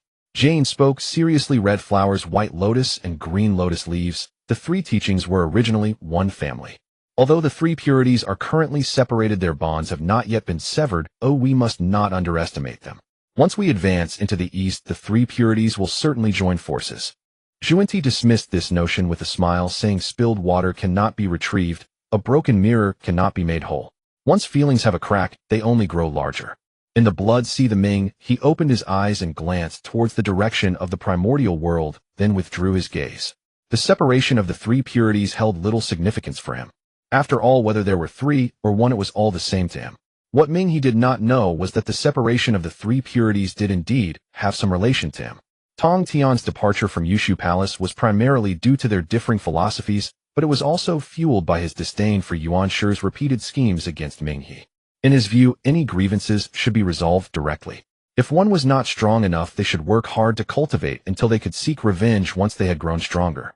Using underhanded and despicable methods was something that the proud Tong Tian could not look up to. After leaving Kunlun Mountain, the cold wind blew and his mind cleared up. However, having already made harsh statements, Tong Tian in his pride would never turn back. His eldest disciple Duo Bao Doran was full of self-reproach, saying, "Master, it is all our fault for causing you to fall out with second senior uncle." Tong Tian saw his disciples being so understanding and grew increasingly disdainful of Yuan Shi's elitist theories, becoming even less willing to return to Yushu Palace. "This matter has nothing to do with you. It is merely a clash of philosophies between Yuan Shi and me." Duo Bao then asked, "So, Master, where shall we go now?" Tong Tian replied calmly, "The shores of the East Sea, far from the conflicts of the primordial world, would indeed be a peaceful place. We shall seek a Dao venue there." The disciples all agreed. Under the leadership of Tong Tian, they rode on clouds heading towards the East Sea. The powers of the saints are extraordinary. In less than a moment, the vast and boundless East Sea was right before their eyes. Tong Tian looked out and saw an island in the distance rich in spiritual energy, seemingly an extraordinary place. The island resembled a golden tortoise shrouded in rain and mist, enveloped in clouds and mist with rainbow light filling the sky, and colorful clouds reflecting the sun, resembling a fairyland. When everyone landed on Golden Tortoise Island, they found the surroundings lush with trees and exotic flowers, and herbs exuded fragrance throughout the seasons. Tong Tian couldn't help but reveal a satisfied smile. "This place is rich in spiritual energy and beautiful scenery. It is perfect for establishing our Chan teaching Dao venue." The disciples were also beaming with joy. They had long since wanted to leave Yushu Palace, where they were constantly reprimanded by second senior uncle, and now they enjoyed their current carefree life. At this moment, although the Chan teaching had many disciples, it was still far from the grand scene of countless immortals coming to pay their respects in the future. Tong Tian felt a pent-up breath of indignation in his heart after being driven out of Yushu Palace. He secretly resolved to prove that his Chan teaching was indeed the correct path. Thus he proclaimed himself as the master of Tong Tian, widely opening the doors at the Bo Palace on Golden Tortoise Island, imitating Hong Jun by lecturing on the Tao. However, compared to Hong Jun, Tong Tian was far more inclusive. Anyone who came to Golden Tortoise Island to listen to the teachings was welcomed without any restrictions. The news was like a storm across the primordial world, making countless cultivators ecstatic. Listening to a saint's teachings was an irresistible temptation for any cultivator. If one could catch the eye of a saint, even if it was just to become an outer disciple, it would be an immense opportunity. According to logic, besides Hong Jun, there were a total of 8 saints in the primordial world. However, these saints either had extremely strict requirements for accepting disciples like the Supreme One and Yuan Shi, or were ancient bachelors like Nuwa and Ming He. Tong Tian, as a saint who was so inclusive, was exceedingly rare. As for Zhuanti and Jane, Hanno Dog would even go to that place in the west. In no time, countless primordial cultivators surged towards Golden Tortoise Island in the East Sea, an endless stream. Their momentum far exceeded that of the past, when the Zixiao Palace lectured on the Tao. In contrast to the attention-grabbing Tong Tian, the Supreme One was much more low-key. He wandered leisurely with a blue bull aimlessly drifting across the primordial land. Ultimately, he settled at a place called Shoyang Mountain, establishing the Dao venue known as the 8 Scenic Palace. Due to the Xiantong Grandmaster getting there first, the Supreme One had not yet taken on any disciples. However, while lecturing on Dao at Shoyang Mountain, he accepted 8 outer disciples, collectively known as the 8 Immortals of Upper Cave. Above the sea of blood, 2 beams of golden light streaked across the sky. 2 Taoists, their expressions filled with sorrow, and their auras ethereal, appeared. The first Taoist spoke. "Senior brother, do you think the Mingi will return our spiritual treasures?" The second Taoist sighed deeply. The 2 concealed their forms and suppressed their auras, adopting a much lower profile than their previous arrogance. Waves splashed in the blood sea as a figure in blood-red robes, handsome in appearance, walked through the void. Looking at the awkward expression of the first Taoist, he coldly remarked, "You 2 never visit without a reason. Oh, what brings you here?" The first Taoist forced a smile, seemingly oblivious to the sarcasm in the Ming's words. "Taoist Mingi, we have come to reclaim our spiritual treasures." Mingi chuckled coldly, saying, You two sent 3 corpses to attack me, yet you still wish to retrieve your treasures. Who gave you such audacity? A flicker of shame and anger crossed the first Taoist's eyes, but the situation compelled him to restrain himself. Taoist, those treasures are of no use to you. You might as well return them to us. Our brotherhood would be immensely grateful. The treasures bore unique prohibitions imprinted by the saints. Thus, even if a saint of equal status seized them, they could not remove the imprint, nor could they be used. Ming sneered. Those treasures now belong to me, and whether they are useful to me or not is none of your concern. After all, my home is not very stable, and they would make good coasters. The first Taoist felt like spitting blood upon hearing this. The treasures he regarded as his lifeblood were dismissed by the other party as mere coasters, which was utterly humiliating. The second Taoist quickly grasped the agitated first Taoist and sighed, saying, "If Taoist Ming is willing to return those treasures, we would be willing to exchange them for an equivalent item." Ming became intrigued. The treasures were indeed useless to him, not because he could not remove the imprints, but simply because he looked down on them. He had a plethora of innate treasures. How could he covet a few pieces of junk? The second Taoist extended his hand, and a black gas appeared, emanating a dense aura of malice. The moment the black gas appeared, it attracted everyone's attention. This is a fragment of the primordial power of the demon ancestor Luo, who, the second Taoist explained slowly. Years ago, Luo who self-destructed, devastating half of the spiritual veins in the West, thus leaving behind this fragment of primordial power in those veins. Had it not been for the need to reclaim the treasures, the second Taoist would not have readily offered this primordial power. Ming's eyes narrowed as he pondered deeply. It must be said that the primordial power of the demon ancestor Luo, who was indeed very appealing to him. After all, Luo, who was no ordinary being from the primordial chaos. It was said that his true identity was that of one of the 3,000 primordial demon gods, the god of slaughter. The first Taoist likely did not know his true identity, though otherwise he would never have dared to bring forth Luo's primordial power. Although he was greatly tempted, Ming maintained an outwardly calm demeanor. A fragment of primordial power is not enough to reclaim all the treasures. I can return the 7 treasures mysterious tree and the god-enhancing scepter to you. Seeing Ming's shamelessness, the first Taoist could not help but feel furious. You? The second Taoist, fearing his younger brother would act impulsively, quickly intervened and said helplessly, "Then let it be so." The first Taoist incredulously exclaimed, "Senior brother, that Eastern Blue Lotus treasure flag is your ultimate treasure.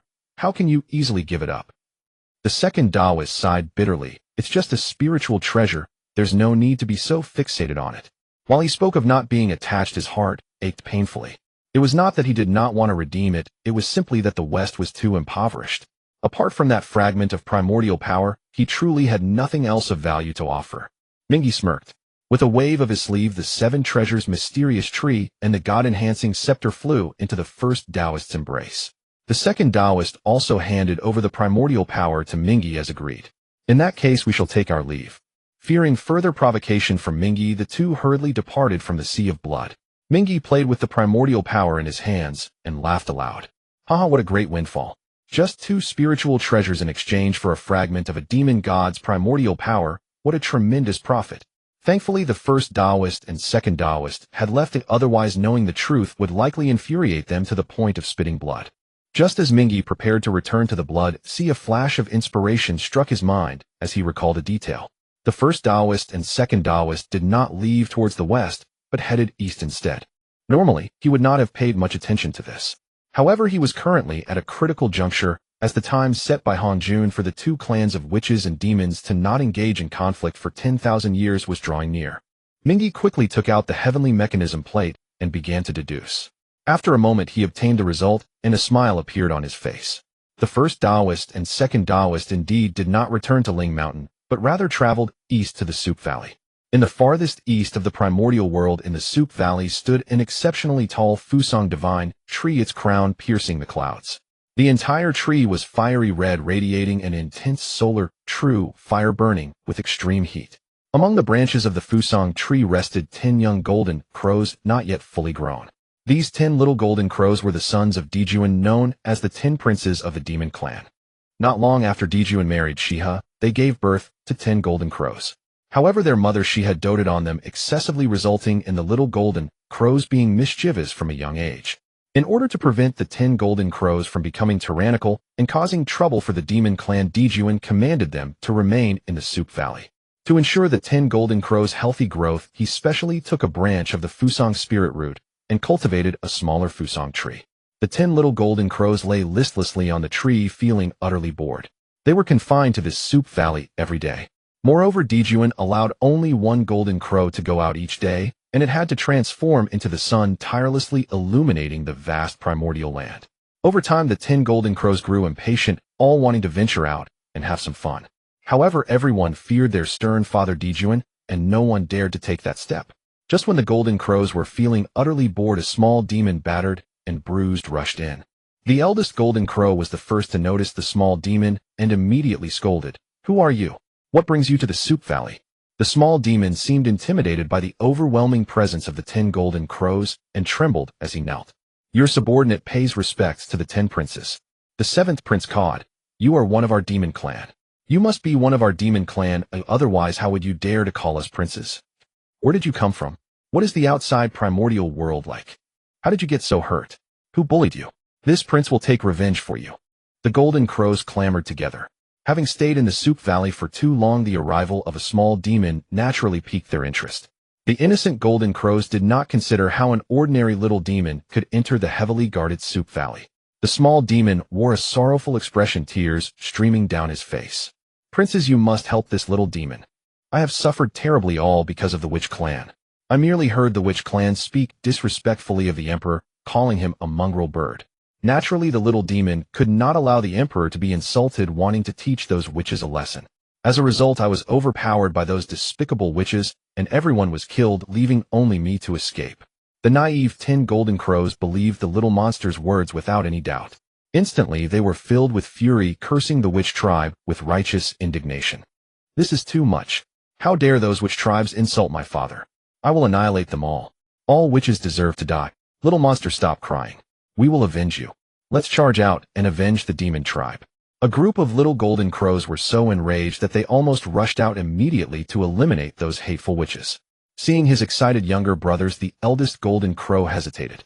"We cannot go out. What if father..." Initially furious, the golden crows suddenly lost their spirits like frostbitten eggplants.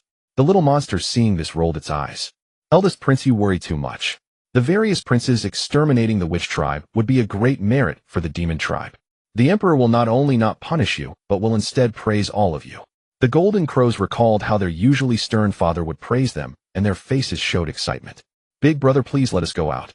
We are going to kill the witches. We promise not to play around. We promise. We promise." The eldest golden crow finally relented under the pleas of his younger brothers. "All right, but we will follow you and keep an eye on you."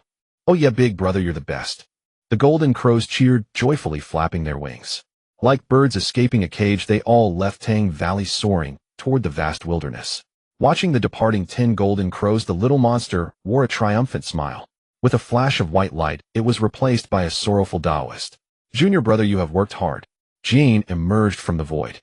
Zhuan Ti smiled and said, "It is merely playing with a group of beasts."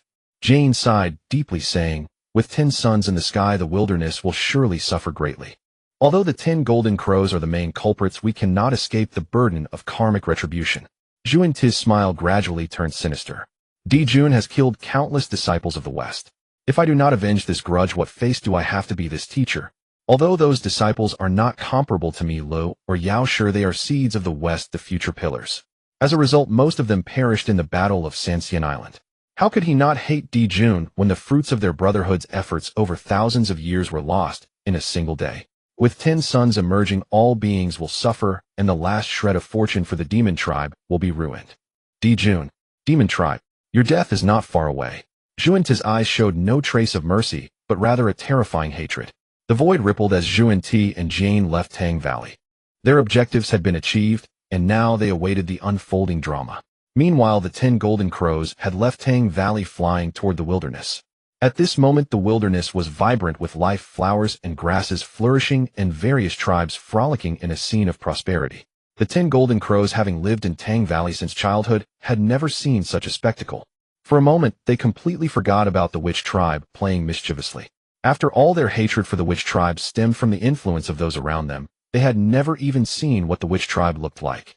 While the 10 golden crows were carefree, the beings in the wilderness were suffering. The Golden Crow tribe was the sun's divine beasts, able to control the scorching true fire of the sun from birth. Although the 10 golden crows were young, the solar true fire they unintentionally emitted was still incredibly powerful. Naturally, highly skilled cultivators were not afraid. However, these cultivators were merely a drop in the ocean in the vast wilderness, with more being low-level cultivators like Earth Immortals and Heaven Immortals. With the 10 suns rising, the solar true fire diffused into the sky, causing the temperature across the wilderness to rise sharply. Instantly, the grass and trees withered, rivers dried up, and the earth cracked. The crops in the fields could not withstand the scorching heat and wilted. The sweltering weather made food and water scarce, leading various tribes to fight fiercely over resources, spilling blood endlessly. As the ruling witch tribe, they naturally bore the brunt of it.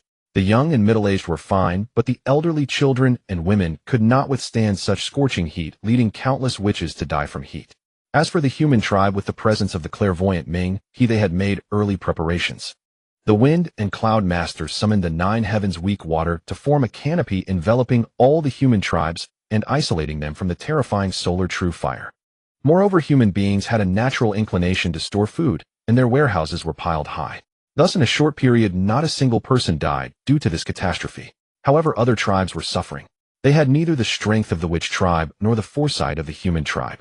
With the emergence of 10 suns without any defenses, almost all low-level cultivators within those tribes perished. The peaceful wilderness was thrown into chaos due to the emergence of the 10 golden crows, with countless deaths and suffering. The death toll increased daily, almost counted in billions. A terrifying aura surged into the sky, engulfing the entire heavens. Above the river of time, a 3-legged golden crow soared, signifying the manifestation of the demon tribe's fortune. However, at this moment, this golden crow was not in a good state, as its originally brilliant feathers were entangled with strands of gray-black karmic force. The golden crow flapped its wings desperately, but these karmic forces clung to it like maggots on rotten flesh, refusing to let go. Surrounding these karmic forces were the wails, curses, and cries of countless beings in the wilderness. Under the terrifying entanglement of karmic force, the golden crow's fortune diminished, becoming languid. The golden crow let out a mournful cry, awakening the demon tribe. Just then, above the river of time, there was a golden lotus platform and a blue treasure flag. The golden lotus platform and the treasure flag radiated light, suppressing the golden crow's cries and obscuring the heavenly secrets. Meanwhile, the demon tribe's heavenly emperor Dijun was in the heavenly court discussing strategies against the witch tribe with various demons. Unaware of the happenings on the wilderness, he had no idea what kind of catastrophic calamity his sons had caused. Above the void, the 10 golden crows were happily frolicking. As their wings flapped, they released streaks of scorching solar true fire. These solar true fire fell to the ground, either incinerating a mountain or evaporating a river. As the 10 golden crows soared, they arrived at a witch tribe settlement. Although the 10 golden crows had never seen the witch tribe, they had heard descriptions of the witch's features from other demon tribes. "Those ugly big brutes must be the witch tribe," one golden crow exclaimed in surprise. "That's right. I heard from Father that the witches are all as big as small mountains. They are the enemies of the demon tribe. Oh, let's go kill them." Yes. Let's kill them. Father will definitely praise us." Only then did the group of little golden crows remember their purpose for coming out, chattering excitedly, with faces full of enthusiasm. The 10 golden crows flapped their wings, swooping down towards the Wu tribe's settlement below. This was merely an ordinary Wu tribe lacking any skilled warriors, and thus could not withstand the ferocious flames of the 10 golden crows. The true fire of the sun spread like wildfire, sweeping away the entire Wu tribe. All the Wu people were reduced to charcoal amidst their agonizing wails. "Haha, these Wu people are so weak. I haven't even made a move, and they've all perished. Legends say these Wu people are incredibly fierce, but it seems that was merely a deception. If Father Emperor knew how powerful we are, he would surely praise us." The 10 little golden crows chattered with excitement. Perhaps their initial victory had given them unparalleled confidence, and the 10 golden crows began to continue their onslaught against the Wu tribe. Despite their youth as the princes of the heavenly court, they had enjoyed various heavenly treasures since childhood. Their cultivation had reached the realm of the Tai Golden Immortal. Coupled with their immensely powerful true fire of the sun, they roamed freely in the wilderness, looking down upon all. One by one, the Wu tribes fell to them. Although they encountered skilled opponents, the 10 golden crows were not foolish.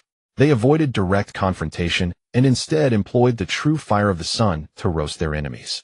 Faced with such a top-tier divine fire, even a Tai Golden Immortal could be reduced to ashes in an instant. After they slaughtered another Wu tribe, they finally caught the attention of a powerful Wu shaman. This individual was none other than Kwafu, the shaman of the Hooded tribe. Seeing his kin being burned alive, Kwafu was enraged and shouted furiously, "Bastards, you dare to kill my Wu tribe. Prepare to pay with your lives." He swung his enormous peachwood staff and aimed it at the 10 golden crows. The golden crows continued to spew forth the true fire of the sun, attempting to repeat their previous strategy to kill Kwafu. However, Kwafu was a top-tier Wu shaman, and even a typical Deluo expert would not be his match. Although the true fire of the 10 golden crows was formidable, it was still insufficient against Kwafu. The peachwood staff suddenly extended to a length of 10,000 meters, spanning the heavens and earth, shattering the ocean of flames. The void trembled and sparks flew in all directions. Seeing this, the eldest prince hurriedly exclaimed, "Not good, this giant is formidable, we cannot engage him, Hedon." This was the first time the 10 golden crows faced a setback, and they were all frightened, circling anxiously in the air. "Big brother, what should we do? We can't defeat him." The eldest prince calmly contemplated for a moment, and then said, "Let's set up the 10 Suns Array." The 10 Suns Array was a mighty formation passed down by Emperor Jun, capable of incinerating heaven and boiling the sea. The other golden crows also calmed down and began to arrange the formation. With a unified cry, the 10 golden crows emitted a long call, their golden forms shooting towards the sky like arrows. With their wings flapping, boundless true fire of the sun erupted, and the 10 golden crows seemed to transform into 10 suns. They formed a circle, intertwining with one another. Suddenly the flames soared into the sky, scorching the earth. The 10 Suns Array surrounded Kwafu completely, unleashing boundless true fire. Under the enhancement of the formation, the power of the flames increased tenfold. Kwafu was also enraged. With a loud roar, he unleashed his towering shaman form, engaging the golden crows in battle. The peachwood staff in his hand stirred up fierce winds, causing waves of spatial disturbance. The terrifying aftermath of the battle turned the vast land into ruins. The 10 golden crows did not directly confront Kwafu, employing a tactic akin to kite flying. If they couldn't win, they would flee. Kwafu, of course, would not relent. He took off in pursuit with his long legs. As children of the earth, the Wu tribe moved swiftly on the ground, not slower than riding on clouds. Kwafu, with his long strides, could traverse a mountain range in a single step and then leap across a great river. With his feet on the ground, he was able to cross space, covering thousands of miles with each step. With the peachwood staff in hand, Kwafu exerted himself to chase the sun, his enormous feet traversing the wilderness. Even though Kwafu was a mighty shaman, he was drenched in sweat and parched under the scorching sun. Kwafu, unable to continue the chase, stopped to drink water from the great river to quench his thirst. He opened his mouth wide as if a dragon was swallowing a whale, and the surging water flowed into his belly. In one breath, Kwafu gulped down the water of 10 great rivers. These rivers were among the vastest in the wilderness, each over 10,000 meters wide. Compared to them, the later Yangtze and Yellow rivers were mere small streams. The 10 golden crows noticed Kwafu's fatigue and began to counterattack. The 10 suns released endless true fire, scorching Kwafu. Boom. Finally, Kwafu, utterly exhausted, collapsed like a mountain. The peachwood staff in his hand flew out, transforming into a peach orchard. Due to the peachwood staff being refined by the true fire of the sun, it became an extraordinary artifact capable of restraining demon tribes. Kwafut. A mournful voice echoed from afar as a robust man carrying a bow and arrow appeared. This was Ho-E, the great shaman who had come to seek Kwafu. Seeing that the 10 golden crows had killed his friend, Ho-E's heart filled with rage, and he immediately drew his bow, preparing to shoot down the golden crows in the sky. This bow was known as the sun-shooting bow, and the arrows were made of xianbing. Their power was extraordinary, having slain countless powerful demons. Whoosh! Ho-E drew back his bow, and arrow of xianbing flying forth with an unstoppable force. Moreover, the arrow was imbued with the power of the heavenly path. The havoc caused by the 10 golden crows led to immense suffering, and the overwhelming grievances even shook the heavenly path. Amidst the infinite karma and resentment, the heavenly path could no longer tolerate the 10 golden crows. The arrow streaked through the sky like a shooting star, its power unfathomable. Initially, the 10 golden crows did not take Ho-E seriously, especially since Kwafu had already perished at their hands. It wasn't until the terrifying arrow approached that they felt a bone-chilling coldness. Boom! The xianbing arrow pierced through the brow of a golden crow. The terrifying chill erupted, instantly extinguishing the life of the golden crow. Seeing this, the other golden crows were filled with dread, abandoning their sadness and hurriedly trying to escape. Ho-E's expression was cold, and he prepared to release 3 arrows in quick succession. Whoosh! Whoosh! Whoosh! 3 piercing sounds echoed as 3 more golden crows fell, transforming into fireballs plummeting towards the wilderness. Having shot 4 arrows, he still had strength left. After hesitating for a moment, he ultimately decided to remove one of the 6 arrows on his bowstring. Even he had never tried firing 6 arrows simultaneously, so it was better to be cautious. Whoosh! The 5 arrows soared through the air, all hitting their mark. All 5 golden crows perished, leaving only the smallest of the 10 golden crows. At that moment, Emperor June, who was discussing affairs in the heavenly court, felt a sudden pang in his heart. Suddenly, Emperor June spat out a mouthful of blood, his face filled with grief as he cried out in agony, "My sons!" At the moment when 9 golden crows met their demise as their father, Emperor June, sensed the severance of his bloodline, realizing that his sons must have encountered misfortune. He hurriedly left, heading towards the wilderness. As Emperor June departed from the heavenly court, he caught sight of the trembling figure of the 10th Prince Luya in the sky. Feeling the dissipating aura of his other 9 sons in the air, Emperor June was furious. You seek death. Before he even arrived, a terrifying quasi-saint pressure surged towards like a vast ocean. Seeing Emperor June approaching, he quickly reached for the last arrow. However, in the next moment, a powerful pressure swept over like a raging tide. Ho's body trembled violently, completely immobilized by this immense pressure. Looking at the last golden crow in the sky, regret flickered in his eyes. He knew that in front of Emperor June this arrow would never be shot. Suddenly, he felt a lightness on his shoulder, and the heavy pressure vanished. Ho's face lit up with joy. Not bothering to consider the reason, he effortlessly knocked another arrow. The movement was fluid, without any hindrance, as he shot the final arrow with all his might. Whoosh! The mystical ice arrow contained terrifying power of heaven and earth, shooting towards the 10th golden crow Luya. Emperor June's pupils constricted violently, both shocked and frightened. He was astonished that he could break free from his pressure, yet terrified that his only remaining son was also in grave danger. "Little 10, get away." Emperor June shouted, his hands holding the river map and Luo book, shooting forth a brilliant divine light towards the mystical ice arrow. Although his movement was a step behind he was indeed a powerful being of the quasi-saint realm. The river map and Luo book acted decisively with a loud bang, directly knocking the mystical ice arrow away. Ho's expression showed disappointment, while Emperor June let out a heavy sigh of relief. In the blood sea, the eyes of the river of the underworld sparkled with spiritual light, reflecting the scene of the mystical ice arrow being knocked away. The most important thing for a family is to be together. The river of the underworld extended his right hand, transforming it into a sword-like finger, gently flicking. A faint, nearly invisible red light flickered on the mystical ice arrow. In the next moment, the knocked-away mystical ice arrow suddenly turned and shot towards the 10th golden crow again. Puff! Blood erupted. The 10th golden crow's gaze became vacant, losing all vitality as its body plummeted from the sky. Thus all 10 golden crows perished under Ho's arrows. Both Ho and Emperor June were stunned by this sudden turn of events, staring in disbelief at the scene.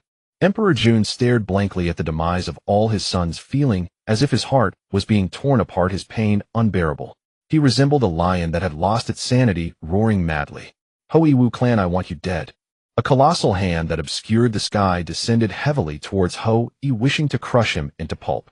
For Ho, the murderer, Emperor June only wished to skin him alive for revenge on behalf of his 10 sons.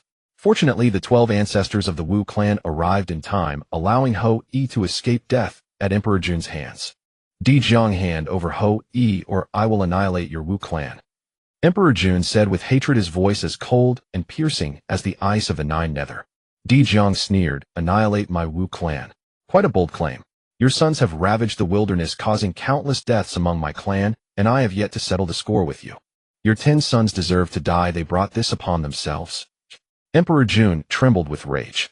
However, with the 12 ancestors gathered, he knew he could not touch Ho at this moment. He could only bury his grief deep within. With a determined gaze, Emperor June spoke resolutely. "After 1,000 years, the battle between the Wu and the demons will settle all grievances.